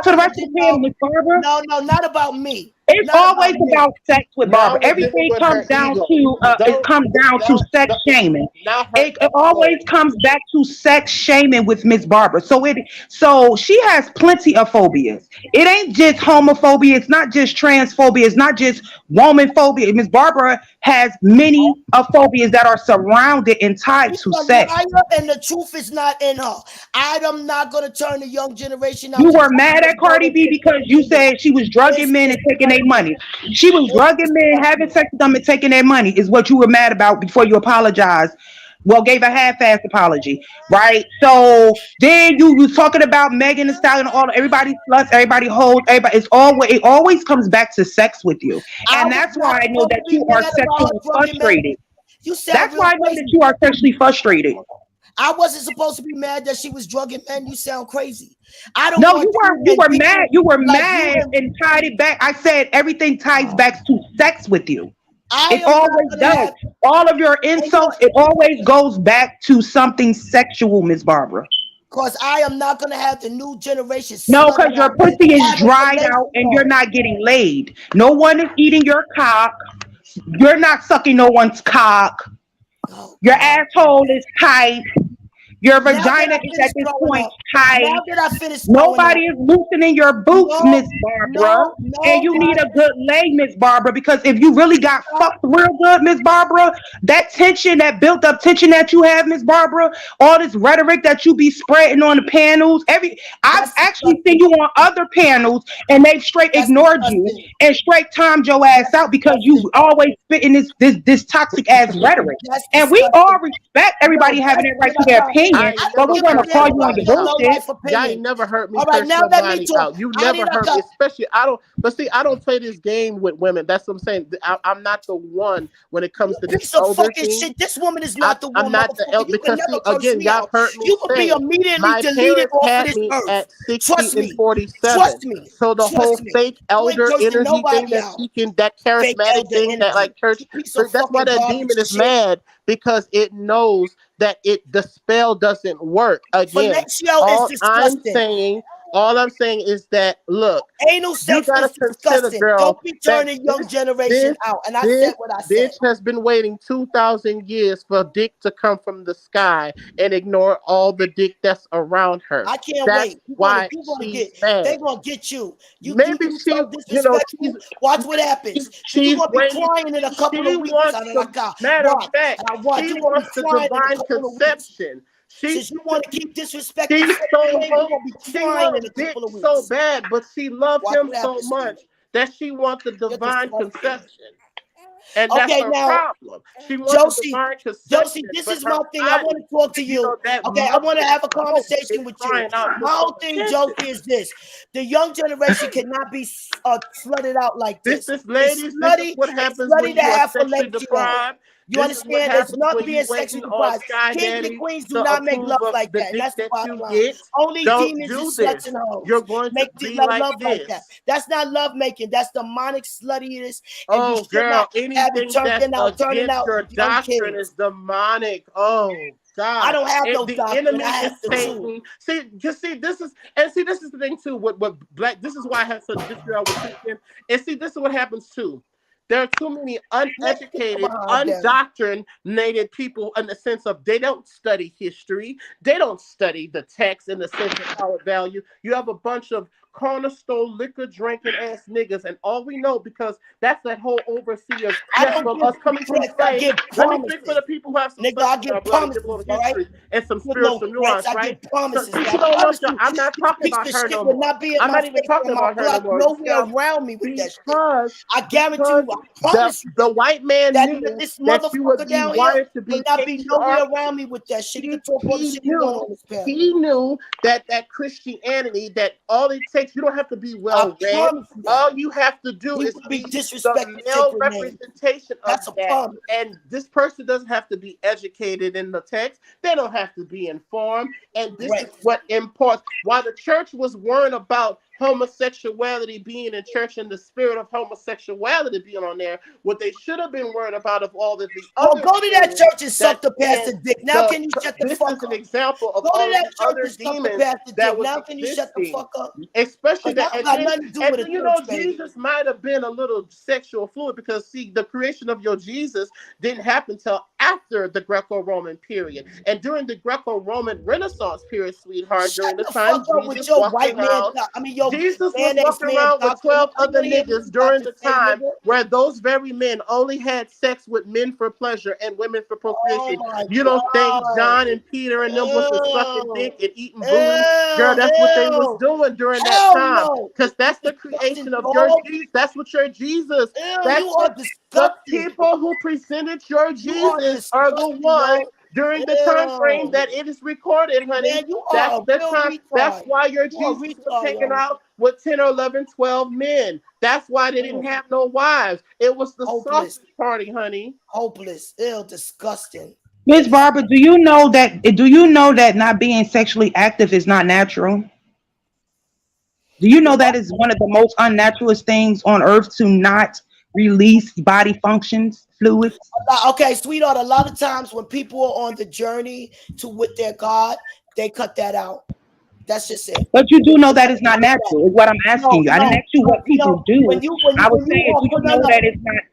I'm this again. You keep coming at me like I'm trying. You keep coming at me like I'm trying to go in on you, and I'm really not. I'm really, like I'm getting frustrated as I'm addressing you, and I keep saying that I'm not going to address you, but I don't know that humanity in me keeps pulling me back. Natural. It's very natural for a person when they are seeking and dealing with their God to stop having sex. So what are you supposed to do with? No, we have, Miss Barbara, we're having a dialogue. Why can't you make it a one sentence thing and not ramble so that we can have an honest dialogue back and forth? You're rambling. I'm not rambling. I'm answering your question. If you think I'm rambling, please don't ask me no questions because I'm tired of not being able to answer you. It's ridiculous. It's getting fucking ridiculous. But you have answered me, Miss Barbara. Miss Barbara, you answered the question. You literally just answered the question, but you wanted to rant. Let me show you what you did. You said there are many people that's on a spiritual journey that don't do that. That answered the question. That's a period there. No. But then you want to go on to 5 more sentences, and I'm not asking you for a thesis. I'm not asking you for a thesis. I'm asking, no, Miss Barbara. All I want you to do is answer with a one sentence. I don't want a thesis given. I just want you to answer my question directly. You put a period on it, and then we move on to my next question. I'm not trying to be combative with you. That's not the way it goes, sweetie, because you're not going to dictate how I answer my questions. Because I have more than one question for you, so I don't want to sit here and listen to you talk for 10 minutes and then got to ask another question, and it's 10 minutes longer. That's 20 damn minutes that's been taken up. That's not what I'm trying to do. I'm actually trying to just have a question. I want Miss Barbara. I won't ask you no more questions. And it's women. Let me ask as a cisgendered woman, there are women in my community like Miss Barbara that are older, that are very bitter. I need y'all because it has nothing to do with age shaming. Because people in the comments talking about age shaming, it don't got a fucking thing to do with her age, like me trying to shame her because of her age. At some point, though, we have to call our elders out in the community that are just as fucking toxic like Miss Barbara. Miss Barbara is very toxic to our community. And I'm really tired of her with her bullshit, to be honest with you. I'm tired of her with her bullshit because it is not intelligent to tell someone. It is not intelligent to tell someone that it's you a slut, like you're slut shaming because people out here sucking and bucking or whatever. That's your choice to not want to suck and buck. But in your heyday, you sucked and bucked with the gangsters. That's what you said. You were sucking and bucking with the gangsters. Now because you're old and tired and through. Now because you're old and tired and through, and you said you don't have this spiritual awakening. You don't have this spiritual awakening. Now you want to tell the next motherfucker they're not entitled to have their lived experiences. If I want to suck every penis that walks past me and slap me on the face, I'm going to suck it. If I want to bend over, spread my cheeks, I'm going to do it. You cannot shame people when you've had your own experiences, Barbara. Evidently you feel bad about it. Because you feel bad about it. Evidently you still feel bad about it. It's a gruesome, disgusting thing to do. And you must feel bad about it. After she got to be a cum-guzzling whore, she now wants to have the view that we're living in our last days. Shut the fuck up, that's nigga. what they all. That's what all Ew. these nasty old freaky Christians Nobody do. gonna be that After they done disgusting. suck, fuck, and molested sexually perverted everybody. Make Now sure you we not gotta in be living nobody's in our church because last you days. look like a little molester. Now we You living look in like our a last days. you Ain't look that like some the shit? biggest pedophile that ever walked in a church. I wouldn't want you around my kids and nobody. Ew, you're disgusting looking. And you would definitely seduce somebody's child. Definitely. That spell does not You carry that work. spirit. That You're spell is real. projecting That's that. a See, fact about it's you. not working, Miss Barbara. That's a fact because about you. you're You trying are to not to say, be questioned around nobody's children. You're see, disgusting. you're trying That's to what get a my spirit reaction is and reading. trigger. See, it's not going to work like how you did me because see, what you're doing is projecting what You ain't do nothing to what's me. already been done to you You in ain't life. do nothing What to me. All I you pulled did was out of disrespect sacred names, and they gonna deal with that. Those sacred, the Holy Ghost names spirit that of you a soul spoke of on yours is gonna was deal with you. authentically there. So you can't get a trigger from me. That dark shit out of you, honey, was there. That's what Out the you abundance are. of the mouth. That's the what heart you are. You gotta speaks. disrespect sacred There names, will and be then you wanna many, be and God respected. said to You got it them, wrong, there will sweetie. be many people who will pray loud, vain prayers in the synagogues, and people will say Interrupted me they in your are just conversation. because they have heard them pray. And God said to them that ye have received your just reward. You are those people that they're talking about. You make the loud proclamations because you want your reward to be seen as righteous. And because you want people, you don't care about real righteousness. You just want to be perceived as righteous. And that's I don't why want to be the perceived as spirit a of your motherfucking thing. the spirit I don't according want to to be the perceived doctrine. as shit, Hey, bitch. I'm this just is a your messenger, side. motherfucker. Look, this is Fuck the out of word here. of your man. This ain't the word of me. This is You're your sky disgusting. daddy's word. Slimy Again, looking piece of shit. because How long you gonna let this you're motherfucker mad keep to rambling? rebuke. You don't want the rebuke, bitch. But this is your You shit. ain't never This rebuked your nobody, you shit. piece of shit Your looking God said motherfucker. that you are praying your loud, vain prayers. I ain't prophesying this shit. It's in your called word. That you are the people who Not pray my word, baby, loud, your vain word. prayers that Lost men and may turned out hear fool. them What pray bastard and got a call hold of them you? holy. What For bastard they got a have hold of your booty hole, received boy, and for turned you they out? have What received their bastard got a just hold of your reward. booty hole and turned So you out, boy? your reward won't even be Lost in and turned out, you heaven. trying to turn out for the And young your generation. reward, and you're getting your reward now, Barbara. You want You're to be lost and turned seen, out. What bastard got a okay? hold of your booty hole and And turned this you out? bitch can't even You use know a one lot of scripture. scriptures. And You this must have to and this say each simple one bitch before can't you even fuck use this one penis. scripture. You're disgusting. And this What bastard got a hold of your ignorant booty bitch hole and don't turned have you out, yo? one scripture. You really hate the church and you hate This biblical one because the bitch pastor don't have turned your one booty hole out, scripture. For the tore your word that booty hole she up. says is He her let some fucking demons in you, God. baby. This is He her let God, some in. and this bitch don't Each know piece of one sperm was a scripture. snake, a demon, turning you out for the rest of your life. That's how much you take it in your I behind. guess according to your All your scripture, you would sperm know about demons. snakes because according to your God, It you were comes the out of your weaker sex, behind. and that's why God cursed you women and gave you immunity between You each know other. what? That's why men and women are fucked up in the Thank you, Genesis story. So yeah, CTV. girl, I'm according not to even your gonna word, which address you this believe, piece of you would garbage know a no lot more. about snakes because according to your Young God, you were the generation, weak don't be bitch to turned fall out. for it. Bye. Don't be turned out. Don't be turned out. Don't be turned out.